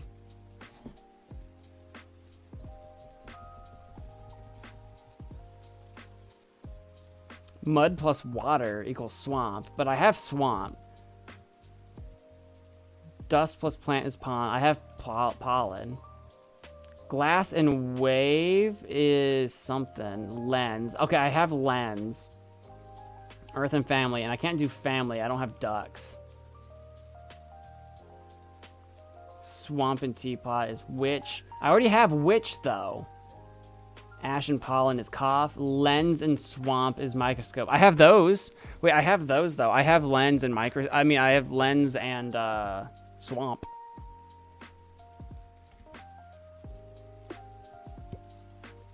There's microscope. Microscope and Hulk. Ant-Man. I was hoping for Bruce Banner. Ant-Man, but with money now. Billionaire. I was kind of expecting it to be like Iron Man. Billionaire. Monster. That's Godzilla. The AI scammed me. Well, there's multiple ways to get to a lot of these things. Paris. Godzilla Paris. Eiffel Tower. Eiffel Tower pirate. Captain Hook. Nice. So if I do Captain Hook and I don't know, mermaid or something, can I get to like Peter Pan? Yeah, that's what I was looking for. He can fly, he can fly, he can fly. I'm not sure what I'm doing with Peter Pan right now, but I've got a Peter Pan. Peter Piper picked a peck of pickled peppers. Peter Pan Echo. I'm not sure what to do with Wendy. Oh, okay. The burger made me think of Wendy's, but no, Wendy from Peter Pan. Sure. Wendy and fire. Back to Peter Pan. I don't know where I was going with that. I don't know. Flower? Peter Pan, flower. Tinkerbell! Tinkerbell. And love is back to Peter Pan. That checks out. Peter Pan and me. I didn't know if we'd get to like Lost Boys. Can I do, I don't know. Wendy Galaxy. Back to Peter Pan. Let's try, I don't have boys or kids or anything like that, but let's try man, maybe? Now it's Tinkerbell again. Yeah. Tinkerbell Metropolis. A city filled with Tinkerbells. New York. It should have been like LA or something. Otaku. New York Otaku. New York Comic Con. But with pirates. Pirate Comic Con. But with plesiosaurs. Or not. Oktoberfest. Pirate Fest. Pirate Fest. With pork. Pork Fest. We just get. How about Plesiosaur? Can I get like Dinosaur Fest? Plesiosaurus. No. Piggy Bank. Loch Ness Monster. Gator. Crocodile. Gold Digger. Hades. Cerberus. Cerberus on some gin and juice. Snoop Dogg again for some reason. You're gonna shower? Sure. Go for it. Snoop Dogg and Hilton. Now we got to Paris Hilton. There's like so many things here. Let's try Paris Hilton with Cupid. Okay, we got to the Herps-a-Derps with some beer. That's beer. Billionaire beer. And that gets us to Trump for some reason. Atlantis Trump. Oh, that didn't work. Atlantis Ant-Man. Aquaman. Aquaman cake. That's birthday. Birthday eruption. No. Volcano garden. Pompeii. Pompeii Gorgon. Medusa. Medusa lion. This is interesting. I know I'm kind of just trying random things at the moment, but Sphinx and Joker makes for riddle. That's kind of neat. Riddle magic. Magic riddle? Ah, balls. Money wizard. Banker. Money wizard is banker. Banker moon is lunar. A lunar ogre is just the moon. Moon pig. Darn. Bacon politician. Pork. Pork rain. Bacon. Bacon shark? That didn't seem to do anything. Bacon siren. Pig. Pig shark? Hammerhead. Star. Back to shark. Shark statue. Poseidon. Poseidon time. Atlantis. Atlantis is Valentine. Love. Your step-to-step's getting censored by YouTube. Is it too long a message, maybe? Probably. Unicorn love? That's Heart. Heart Wendy? Peter Pan. That's right. I knew that. Peter Pan's allergies? Sneezy! Probably like one of the 7 dwarves. Sneezy and alcohol. Drunk. Drunk Adolf. I don't know why I thought that would do something. Astronaut. Bacon. Astronomer. Galileo for some reason. Galileo in Asia. Galileo Galilei!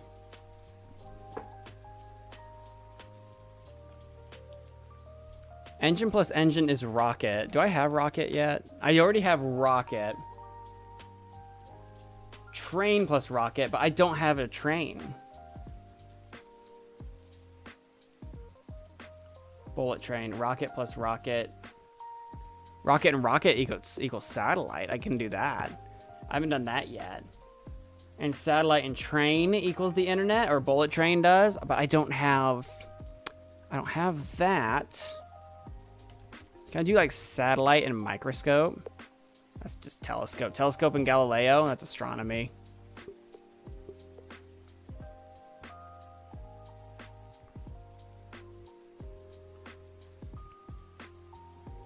What about brick? What if I brick astronomy? Moon!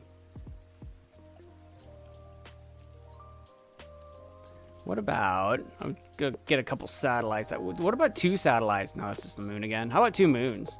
It's a planet. We got a few satellites out here and give some of those a shot. How about satellite and... What's an anime planet? Earth. What's an anime... Anime satellite. Sailor Moon! Hey, that's a thing. Sailor Moon and Earth? Sailor Earth, there you go. Anime, can I do anime over here? I feel like anime and a lot of stuff would go together. Like, how about anime and birthday? Anniversary for some reason? Steam and wood? I don't have wood. I've got tree, but I don't have wood.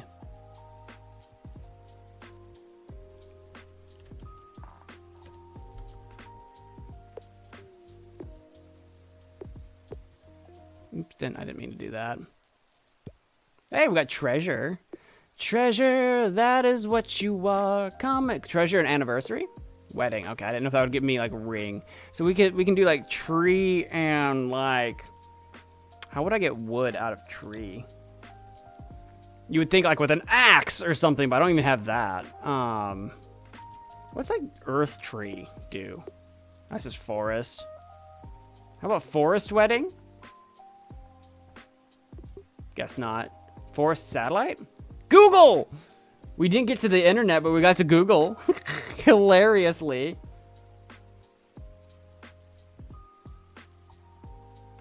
Google wedding. Google tree. Google satellite. Google Earth. Google Earth tree. Forest. Oh. Tree Cerberus. Wood! We found wood! Somehow we got there. Somehow we got there. Wood and steam makes for train. And what did you say made bullet train? Train and rocket? Which gives us the bullet train. And then that was satellite.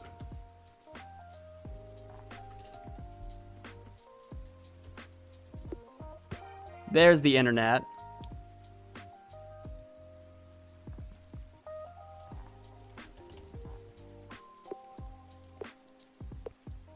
Internet will probably go with a lot of things. Internet anime. Oh, there's your otaku. Otaku forest, tree. Tree wedding, bride. Okay. Internet and magic. Magic internet. That's just wizard. Wizard internet. Hacker. Hacker bride. Wedding crasher. Internet man. That's a troll. Troll and a wedding crasher. That's just a troll again. Internet woman. Cat. Cat and troll. Troll cat, baby. Cat internet. Cat video. Cat video troll. Viral. Hey, that's a thing.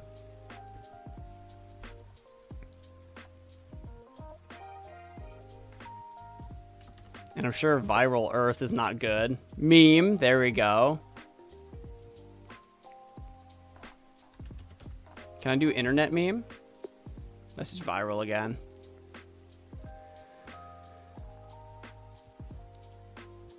Internet and how about Internet City? Cyberpunk? Cyberpunk viral? Cybervirus? Cybervirus clown. Cyber clown! Cyber clown death? No. Cyber clown flower. Cyber clown Joker. That's a hacker. Hacker of the jungle? Hacking? Magic hacking? Hacker. Hacker microscope? Virus. Hey. Virus monster. Oh, well, that makes sense. Zombie otaku. Zombie ogre. Frankenstein. Well, this was pretty cool. I think we'll pop out of this though. There's not a ton of time left to explore. We can come back to this if we have a little time left. There's 2 more games I for sure want to get through tonight though. We're gonna check out iChat, and we're gonna check out Sun versus Moon. What's iChat? iChat, start camera. What is this? It might not be able to use my camera. Allow this time. Camera in use. Okay, what is iChat? How does this work? Camera not found. Yeah, that's not gonna work because I'm streaming. Okay, so we won't be able to do that while I'm streaming. Okay, so we can't do that. What's Sun versus Moon? Sun versus Moon. 27 points for... You've scored 0 points for Sun. Oh, okay. Do I hold it down? Do I click? Is this like people playing right now? Moon's at plus 1 point. They've got like 206 million points though. There ain't no way. There ain't no way Sun's gonna come back from that. We're like 26 million points behind.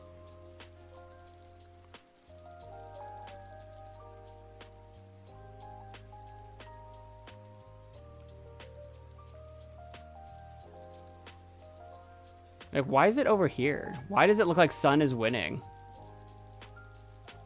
This must be just nonsense. This must be just nonsense. Okay. Well, maybe we'll go back to Infinite Craft after. Maybe we'll go back to Infinite Craft after all. I didn't know what this was gonna be. I wonder what that iChat game is. What's that about? Okay. Huh. All right, well, back to Infinite Craft. Okay, back to Infinite Craft. There you go. We've done all of Neil.fun after all. Welcome back. You missed it. We popped out of the game because I want to go check out. We haven't tried iChat or Sun versus Moon yet. And I went to iChat and I couldn't do it because my camera is in use. So I can't actually continue. It won't let me move on. So I can't do iChat. And Sun versus Moon is literally just, you just press a button. That's all that is. So I was like, okay, we'll just quit that. And I went back to Infinite Craft. iChat is Omegle, but you just use your eyes. Oh, that's weird. Skeleton monster zombie. Oh, okay. That's weird. Zombie sand? Sand zombie? Oh, that's mummy. Oh, that makes sense. Can I do mummy and anime? Anubis! Anubis and Ankh? That's just mummy again. Alcohol? Liqueur? Liquor astronomer. Astrologer. That's kind of funny. But that does mean we've done all of the Neil.fun stuff now. We've officially done all of them. Boom. Boom, boom, boom, boom. I want you in my room. Boom, boom, boom, boom. I want something to do with these two. These are like at the like end of their like tier. Like I can't do anything with them. Banker? Bank. Oh, I got a house. House explosion. Ruins. Ruins. Your ruins. Time. I made a time machine somehow with ruins and a bullet train. Did you get internet? I did. I did do that.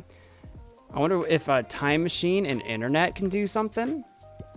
I got Wikipedia. Wikipedia. Wikipedia. Wiki. Wikipedia. Wikipedia.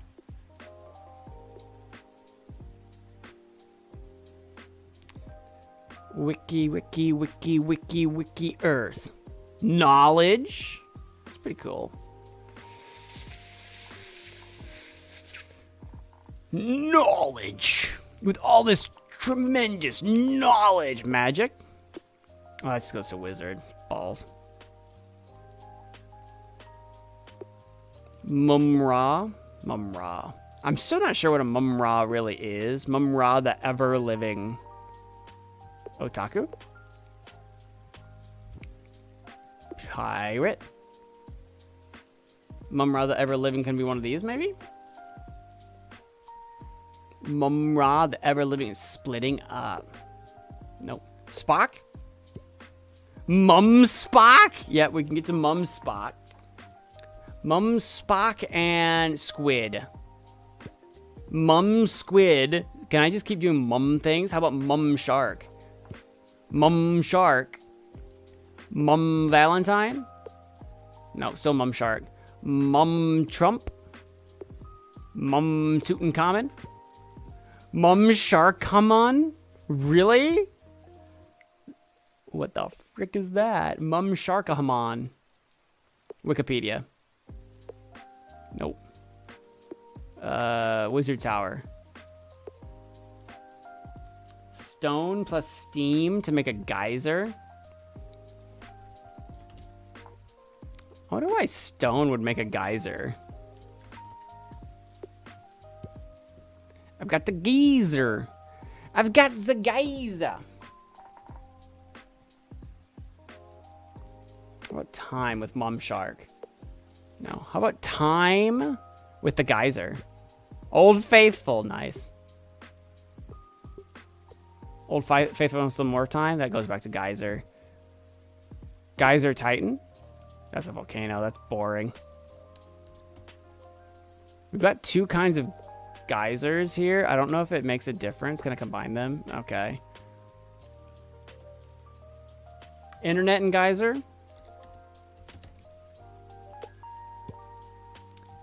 Why does that get to YouTube? But hey, we got to YouTube. We were really close with YouTube earlier because I got to Google.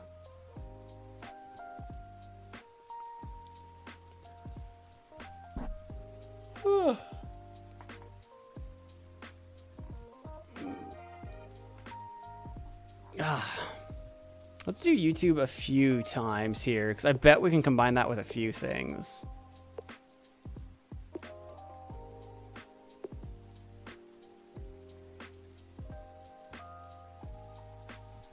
Like for, of course, I'm going to try Magic. Magic on YouTube.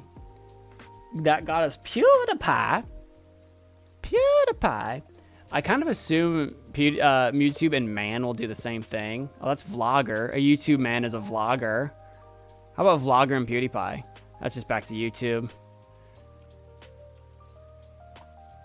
How about Wizard? A YouTube Wizard? Now that's back to PewDiePie. PewDiePie and Volcano? That's just PewDiePie. PewDiePie and Shark? YouTube and Man. Yeah, that gave us Vlogger. Vlogger YouTube. Money PewDiePie. That's just more PewDiePie. That's just more PewDiePie. PewDiePie is like the end all be all. Wine on PewDiePie. That's still just PewDiePie. PewDiePie Valentine. If I do like PewDiePie love, can we get Marzia?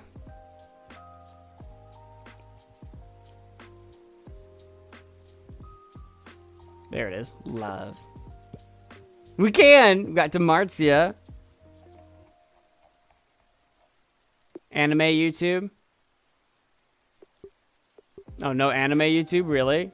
Really? Shocking. Marzia and anime? That's back to PewDiePie.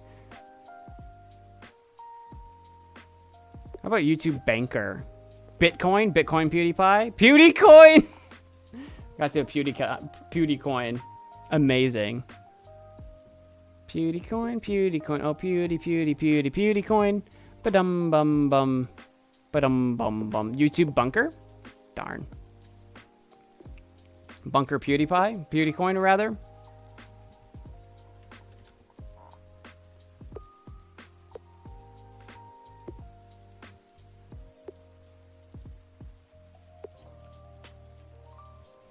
How about YouTube Black Hole? Nope. Black Hole and PewDiePie? Nope. Cat with PewDiePie. PewDieCat. Because cat with YouTube is probably going to be like cat video and etc. PewDieCat and cat video? No. Brick. PewDiePie and a brick. Brick house. We got a house. We didn't have a house before. YouTube house? That's vlog. Vlog on YouTube is vlogger. Vlogger is money. Money and clown. Clown money. Rich. Rich continent. America. America cough. That's Trump. Trump crocodile. Trump Cupid? I don't know how we got here. Love death. Heartbreak. Heartbreak dragon. Tears. So sad. So sad. So sad. Frankenstein tears. Monster. Monster genie. Dragon. Dragon. Heartbreak. Tears. Tears liqueur. Tequila! I knew we'd get somewhere new. Whale and dust. Have I... Ooh, Nikes. Have I done whale? I have done whale. Whale and dust. Oh. Well, okay. Where are we going with this one, Rain? Where are we going with that one? Where were you, where was that gonna go, huh? What were we doing there? Do we still need... Wait, can I get to baby? Since it's an option, can I get to baby this way? There's baby. There's baby, which means, can I do baby shark? Oh, that's so disappointing. But I can maybe do baby and can I do baby and woman and make like family or mother? That's mother. Fantastic. Then I can probably do baby and man and make father.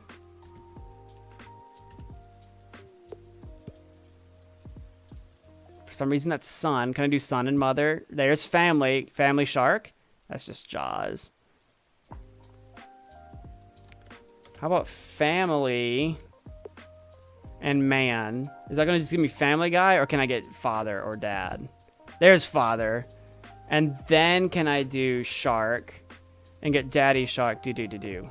Nope. And then Jaws together just make shark. Shark tequila? Hey, that's a party right there. Party over here.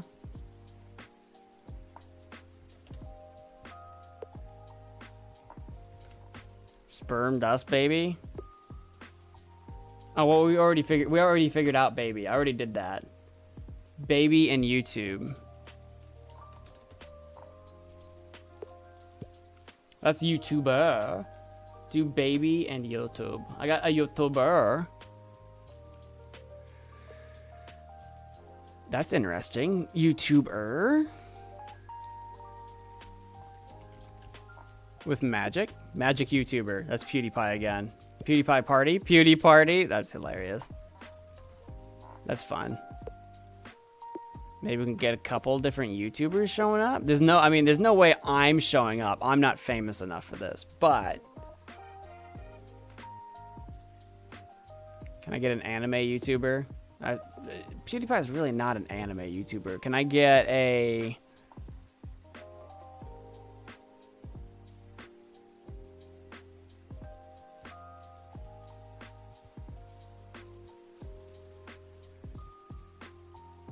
What are you most known for? Inca games, point and click adventure games. I don't know why you think we're gonna get me. I'm not known. I'm not famous. Fish YouTuber. Everything I put on YouTuber just gives us PewDiePie.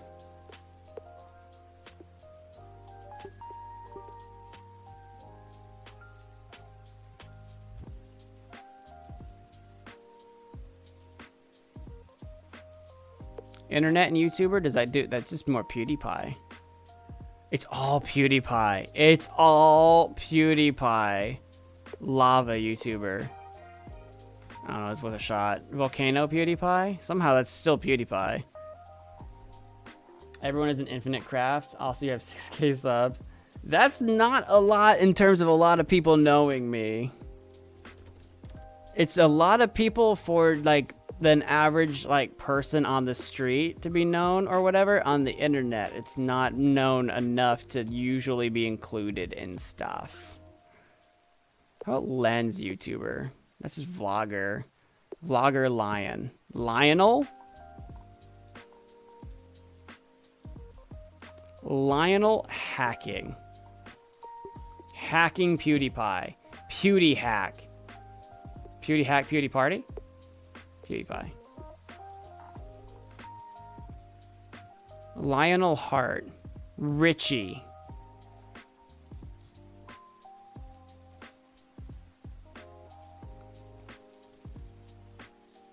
Richie Dust.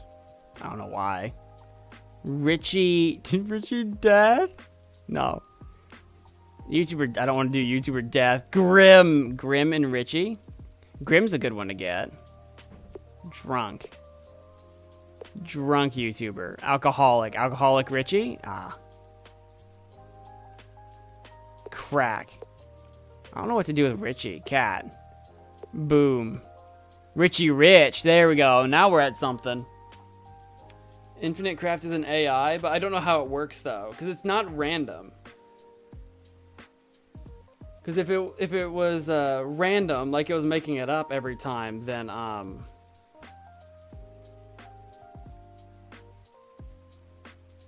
you wouldn't be able to give me directions. So clearly, like it's got like it's saving its answers, but that doesn't mean it has everything.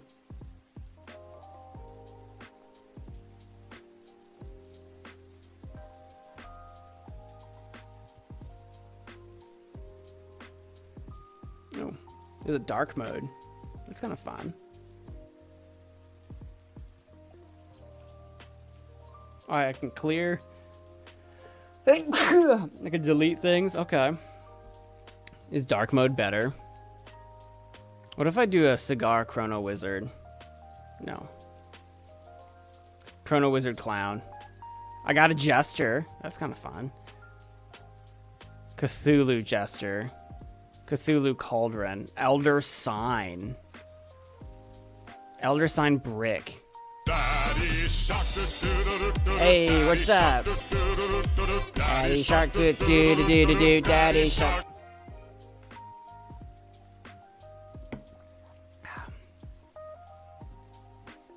Because even with like YouTube and YouTuber, I haven't even been able to get it to give me anyone. I haven't been able to get it to give me anyone besides PewDiePie. So I'm kind of leery. How about YouTuber and YouTuber? Okay. I'm kind of leery that it has multiple people. I found out how to make MagicManMo. There ain't no way. There ain't no way. Earth wall? Hey, I made a fence. I made a fence, though. That's exciting. I made a fence, and it's going fence, and...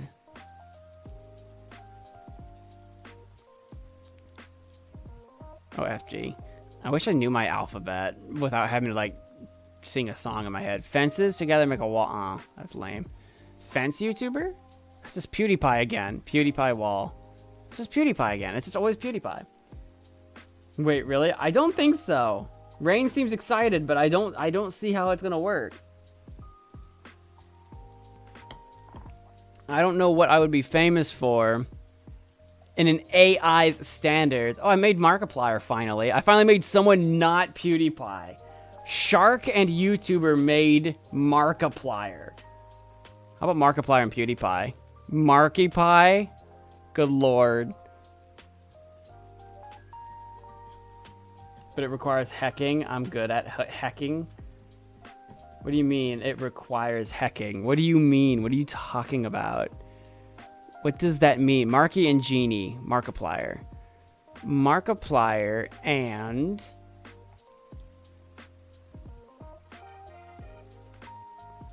I don't know.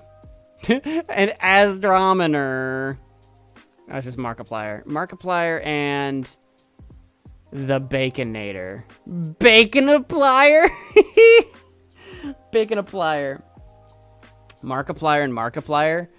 Yeah, I haven't tried that yet. Let's give it a shot. Markiplier and Markiplier? That's just Markiplier.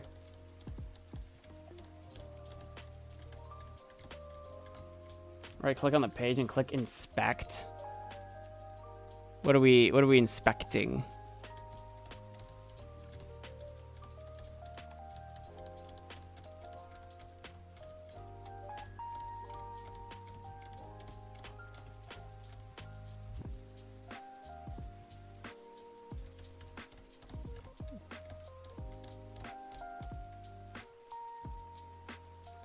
Markiplier and Aphrodite. Aphrodite? Aphrodipalier? I wonder if we can get like... Can we get like Markiplier and Love? And can we get Amy? No, I just thought it was worth a shot. God, I would have lost it if we put Markiplier and Love and that came out as Jacksepticeye. Those poor two. The Jackaplier allegations will never end. They will never cease.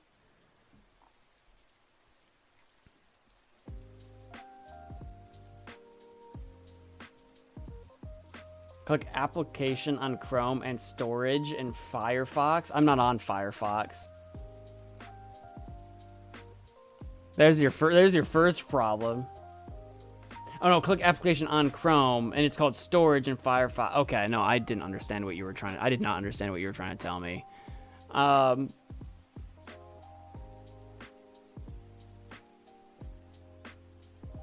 don't have an application. Is it over here?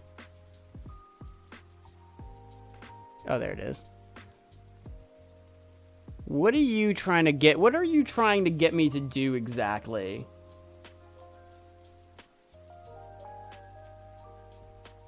I can't edit the game from my own computer, I'm sure.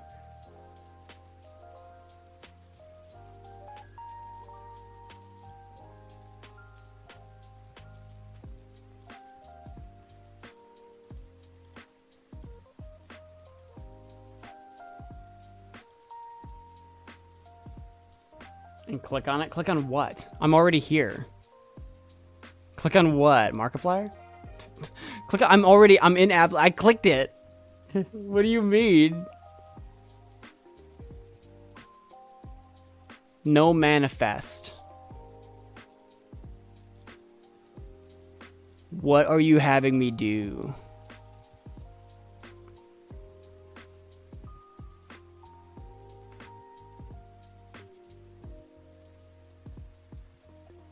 We've had 43 errors and 263 warnings, which I think is fun. That's fun information to know.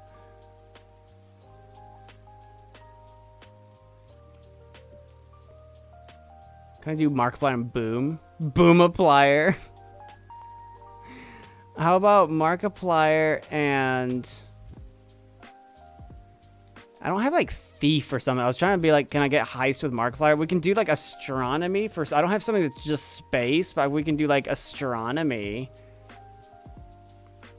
That just gave me Astrophysicist. Ooh. Astrophysicist and like Telescope. Can we get to space? That's Astronomer. Astronomer and Telescope is Galileo. We don't want that.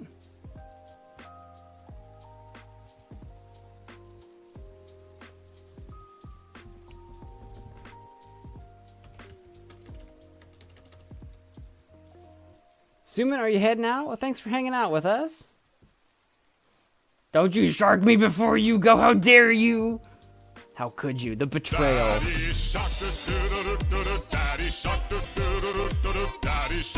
How dare you?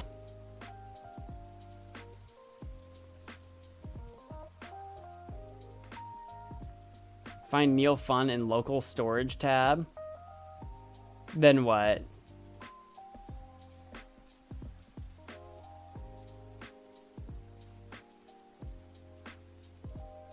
Oh, death might be good with Markiplier. Like the Who Killed Markiplier series or video or whatever it was. No, this is Markiplier again. Can I do donkey YouTuber? No, that's PewDiePie again.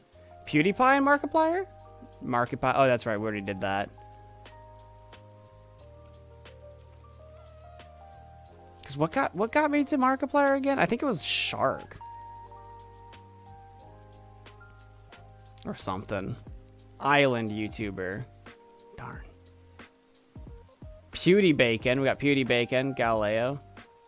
Aphrodite-plier. PewDiePlier. Boomiplier? PewDieBoom. PewDieBoom and Markiplier. That just gets us back to PewDiePie. PewDiePie and Geyser. Pewds. For some reason we got to Pewds. Gin and Juice. Nope.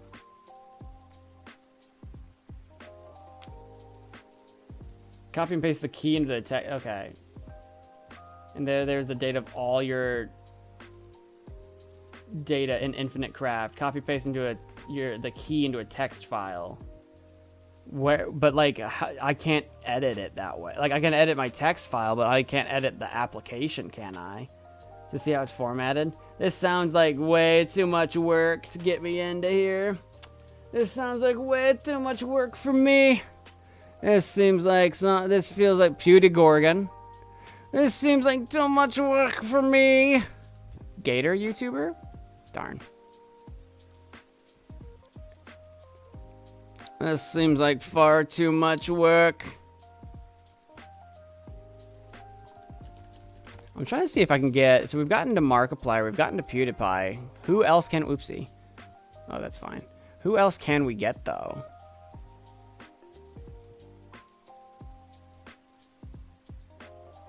Did we try YouTuber woman yet? Oh, it just gives us vlogger. Ghost ship YouTuber? Ghost. Oh, we finally got Ghost. I was trying to get that before. I don't remember why now though. Ghost YouTuber? Darn, I don't want PewDiePie. Ghost vlogger. Nope, that is not PewDiePie Ghost. PewDiePie vlogger. That's YouTube. Explosion YouTuber?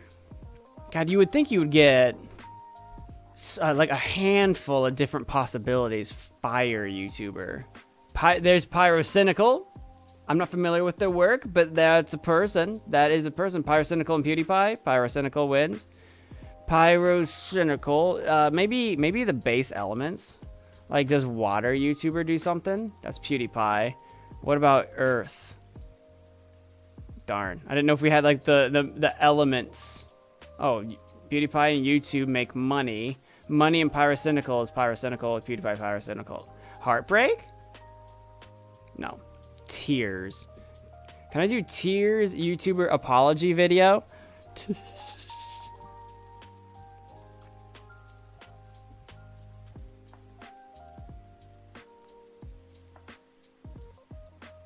I don't know what else to try on that, but we are slowly getting a few different, like, what I say a few. We've had 3 options thus far.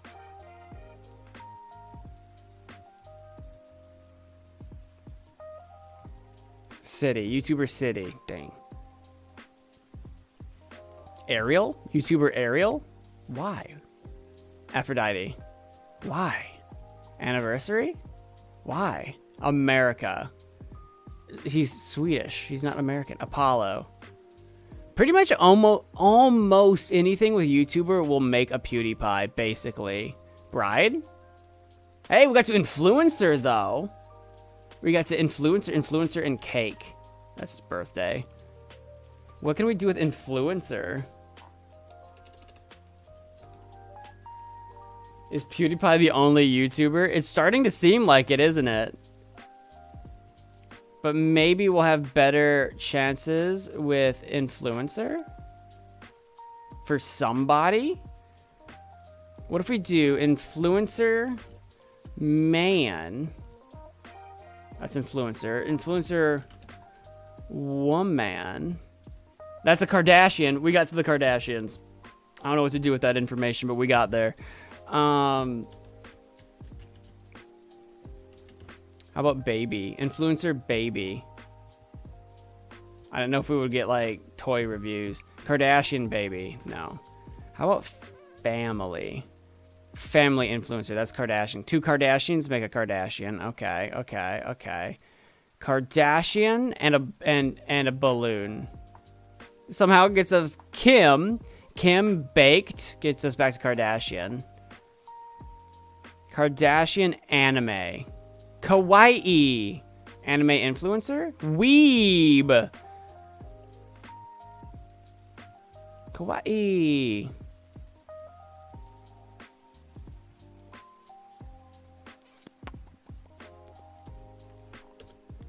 What if we do, what is, I think this is going to give us just otaku. Weeb man. Yeah, otaku. Otaku and kawaii. That's anime. Okay.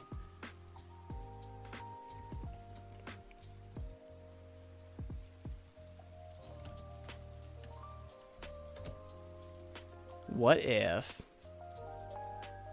Snoop Dogg? Snoop Dogg and anime. Snoop Dogg and kawaii.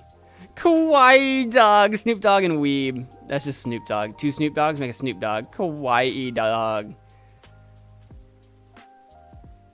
Captain Hook and kawaii. Cute. A cute dandelion is a puff. Weeb puff. Puffy. Puffy puffy Ami Yumi. What emoji do you want? What do you mean? What do you mean? What emoji do I want? Oh, like if I was a name here, I would assume like a little like magic man, like a little wizard guy. How about Puffy Cat? Puss in Boots. Hey, we got somewhere. Puss in Boots. Clown. Puss and clowns. That's terrifying. That's absolutely terrifying.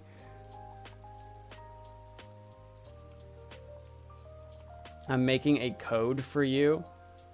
If it involves me having to add something to a text file, I'm going to be too scared to do it. Crack. Insane Clown Posse. Somehow we got to the Insane Clown Posse. How did we get here?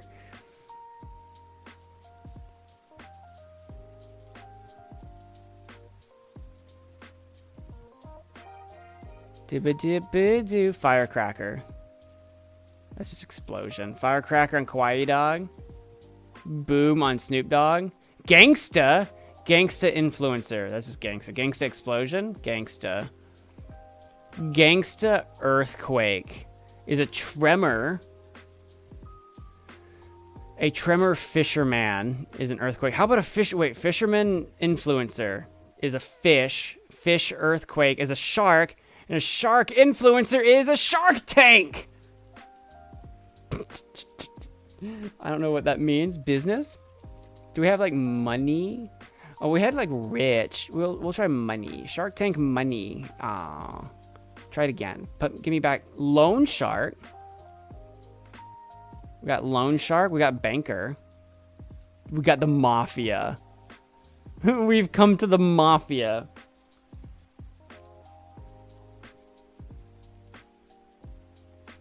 How about the cute mafia?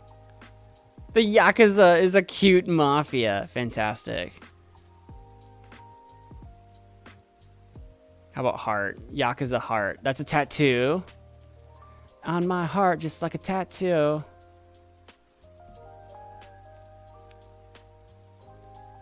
Tattoo.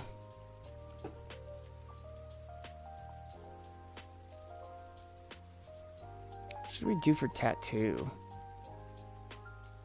What's a good one?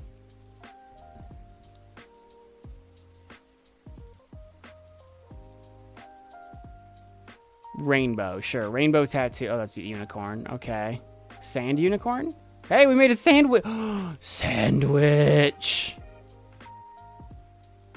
Pork sandwich? Pulled pork. Oh my god. Yas, delicious. Delicioso. Pulled pork.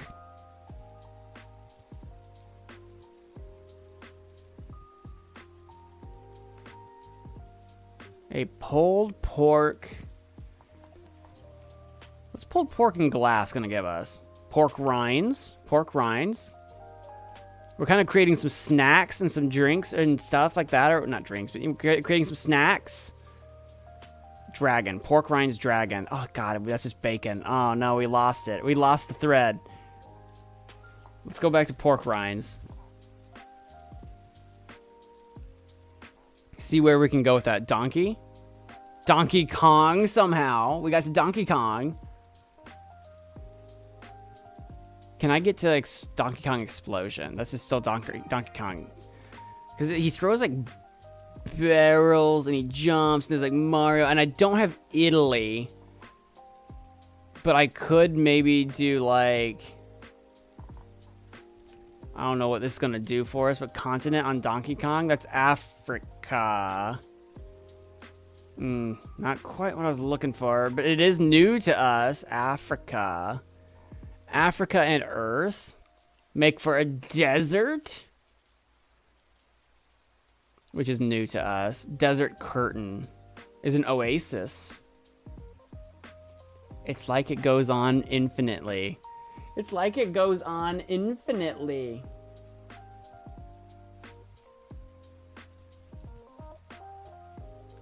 Oasis clown is a mime. How about a corrupt mime? Oh, that's just clown. Clown Cthulhu is Pennywise. Amazing. Well done. Very amazing. Pennywise. Anime Pennywise. Itachi.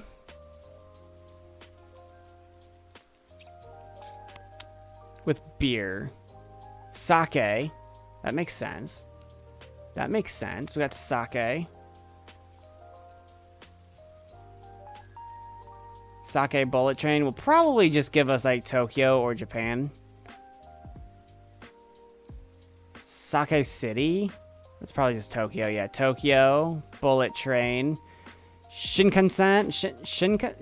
Shinkansen. I don't know what that is. Shinkansen. I don't know what that is. I'm not sure what that is. Curtain. That's back to bullet train. Cyber virus. Cyberpunk. Cyberpunk death. Cyber death. And dust. Cyber dust. Just cyber everything. Cyber echo. No, cyber dust. Cyber dust fire. No. Cyber dust giggity. Oh, shoot, I just made a giggity. I didn't want that. Giggity gold digger. Somehow gets us to baby. Somehow we got there. Baby hacking. Hacky sack baby. Hacker genie. Hacker man. Hacker man house. Darn. Hacker influencer. Hacktivist. We are coming up with new stuff though. Hacktivist Mafia. And we got to Anonymous. What if I say me? Anonymous me. Us? What is us? Us? Us?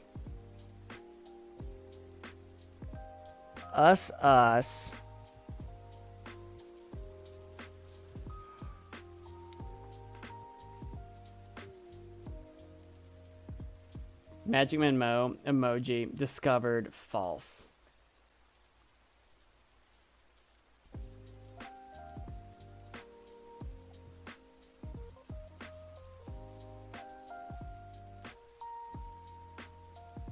Correct. I have not been discovered. Correct. Us planet? That's just Earth. I should have known better. Earth and pollen, flower. Flower pottery, vase. Vase shark, aquarium, that makes sense. Aquarium sphinx, Atlantis. Atlantis Star Trek, Atlantis. Atlantis viral. Atlantis wood, Poseidon. Poseidon zombie. Nope. Treasure zombie, pirate. Treasure Poseidon. Pirate Atlantis. Treasure. Treasure us. Treasure hunt.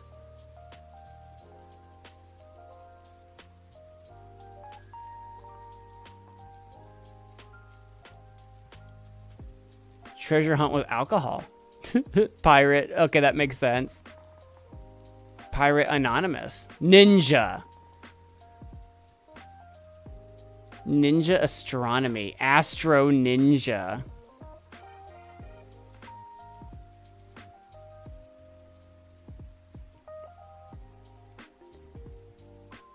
With cake. Astro ninja cake.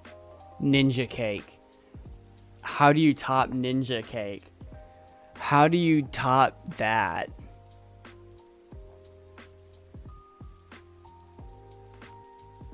We've discovered 424 items, by the way.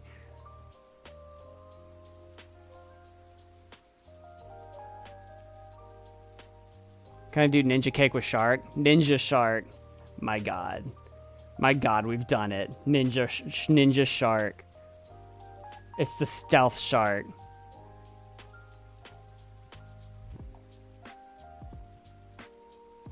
Can I do 2 ninja sharks? And what would that do? 2 ninja sharks. That just makes a shark. That just makes a shark. Ooh.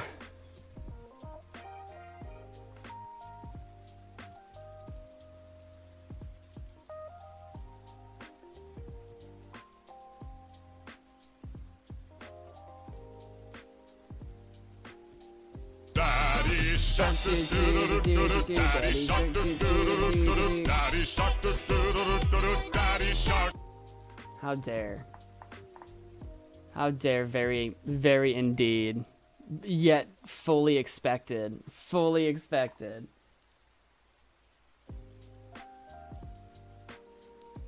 Ninja shark in Paris. Nope, that's still a ninja shark. Ninja shark mermaid. That's just a pirate. Pirate lighthouse. Treasure. Oh, I can probably do like Treasure Island. Right? Right? Treasure Island? Ah. Pirate Japan. Samurai. Foolish samurai warrior. Can I do a samurai shark? There we go. There's the Sharknado. Sharknado and Ninja Shark. For a Ninja Sharknado. What? Guys, Ninja Sharknado. And a lone shark? No. Ninja Sharknado. And a shark tank. Sharknado. 2 Sharknados? No. Ninja Sharknado. I thought we couldn't top ourselves, and then we did it. And then we absolutely did it. Oh my god. Sharktopus. Jurassic Park and Shark is Sharktopus. Sharktopus Ninja Shark. Oh man. We had a Sharktopus. Sharktopus and Shark. Sharknado. Sharktopus Nado. Ninja Sharknado. Put them together. Aw.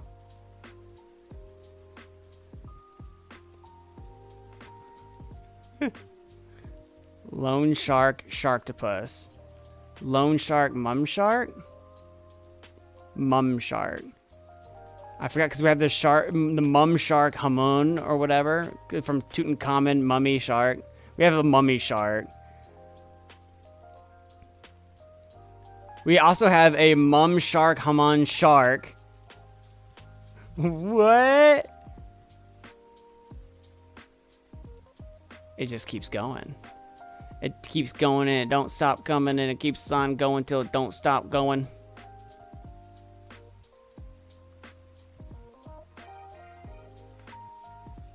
Oh my god, it keeps going. Mum shark, hamun shark, hamun shark. If it just keeps going, imagine. Oh no, it won't go. Okay.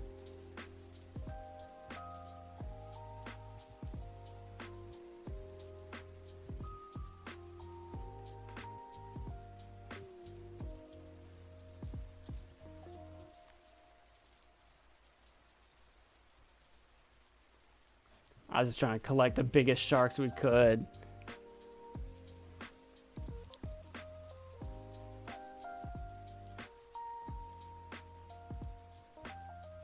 Yeah, I don't think it's gonna easily connect or add to anything. These two will go together. Sharktopus NATO. It's amazing.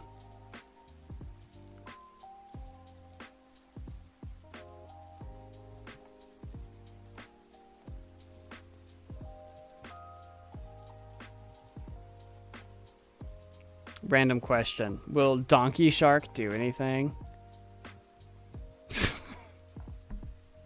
You know, it did. It definitely did. There you go. Shark. Oh my god, we can make a Shark Kong. Shark Kong Ninja Shark? That's just Sharknado.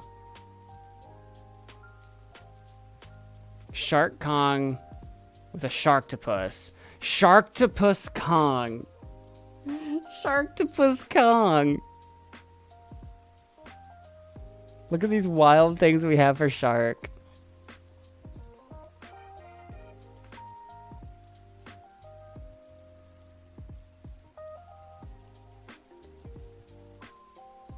Sharktopus Kongtopus. Sharktopus Kongtopus.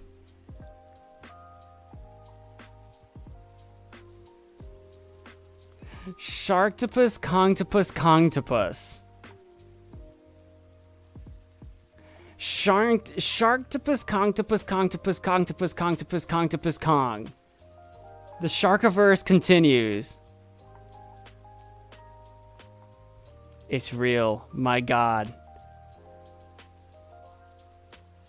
The Sharkening. MagicManMo, the Sharkening. It took us this long to get here. Sharktopus Kongtopus NATO. Sharktopus Kongtopus NATO.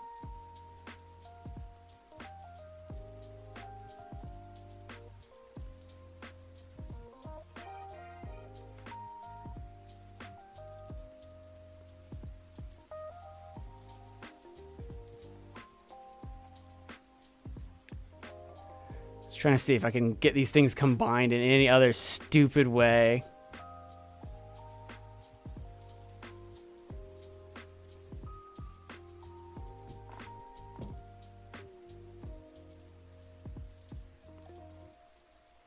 Ridiculous.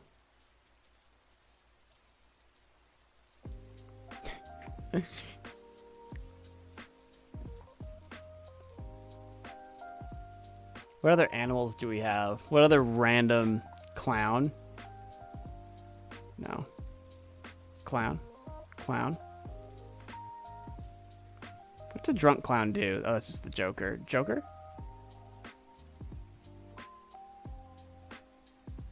Crocodile Witcher? Donkey Kong. Cake. Give me the cake. Crocodile Witcher and Cake gave us Geralt of Rivia. Doesn't quite do anything else though. Bitcoin? Can we make an NFT out of this? A baked Bitcoin. Oh, it's Cake. I was like, is a baked Bitcoin gonna be Dogecoin?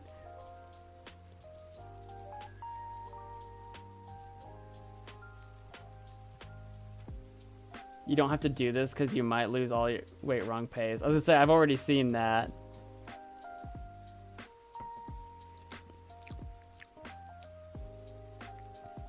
Atlantis. Atlantis cake? No, that doesn't do anything. You might not be able to paste like a full, like actual code. Donkey. Donkey.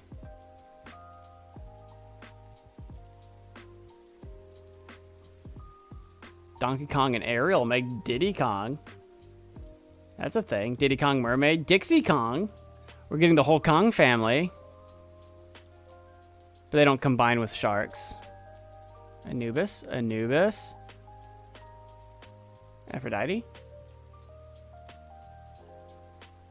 This one's still accepting things. Like I can keep putting stuff in it. It just doesn't keep like it's not adding anything. That's all.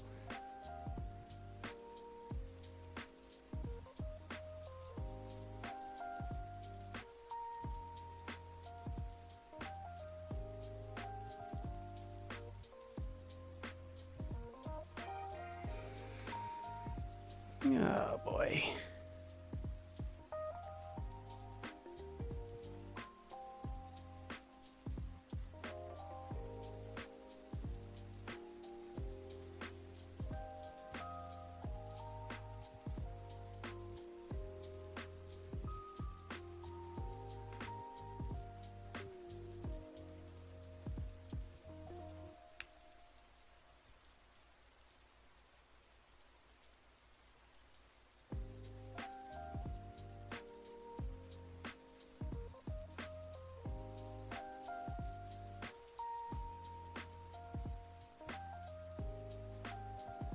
I feel like part of your pasting might have got cut off because I don't know what craft date, then remove the bracket on the previous code, but I don't know what previous code you're talking about, so I don't know if that got like knocked out.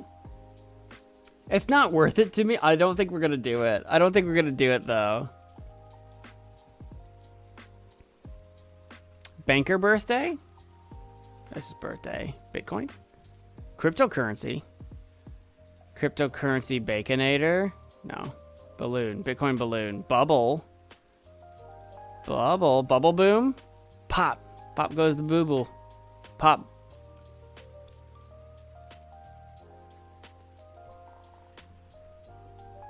Ooh. Yeah, it might be on the risky side to be it might be on the risky side to be messing with all that stuff. What do you guys want to do for like the next 10 minutes? It's now 10 o'clock my time. We started the stream a little bit late so we can hang out for a little bit. What do you guys want to do for like the next 10 minutes? I can keep combining stuff here, but what do you guys want to do? 10 minutes, nothing crazy, nothing crazy. Do you guys want to hang out, or do you guys, I can keep doing this, or what are we feeling? Are we feeling anything? 10 minutes, what do you got for me? Cthulk. Oh, we got Kaiju.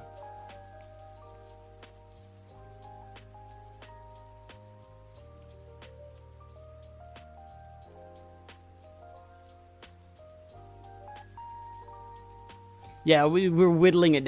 It's late. The stream's been going for a long time. So that's why I'm just like, anyone out there that's still awake? Anyone out there has got an idea? Mum Ra.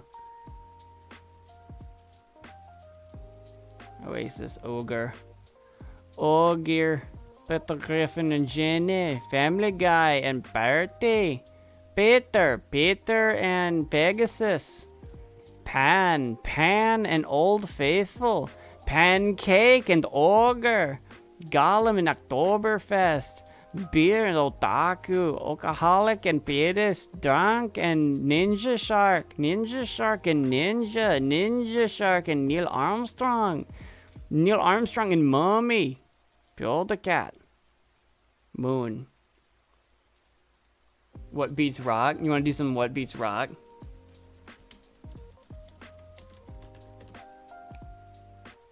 We can do that for a little bit. We can do that. We can do...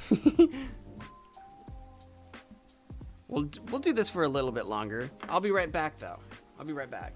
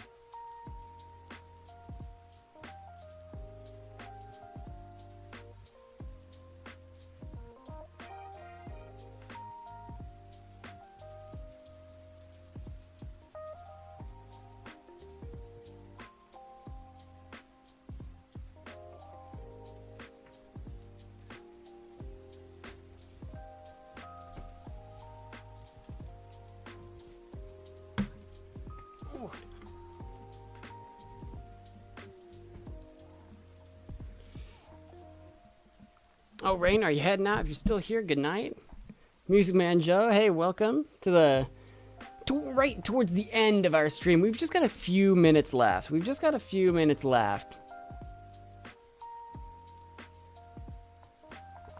Welcome, welcome.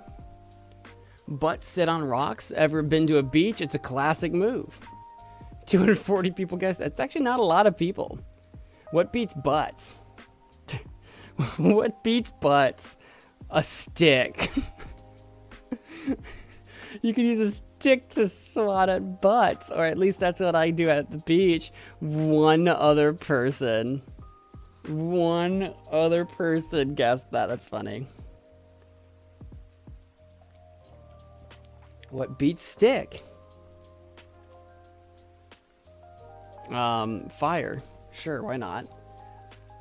Fire burns the stick to a crisp. Smokey the Bear would not approve.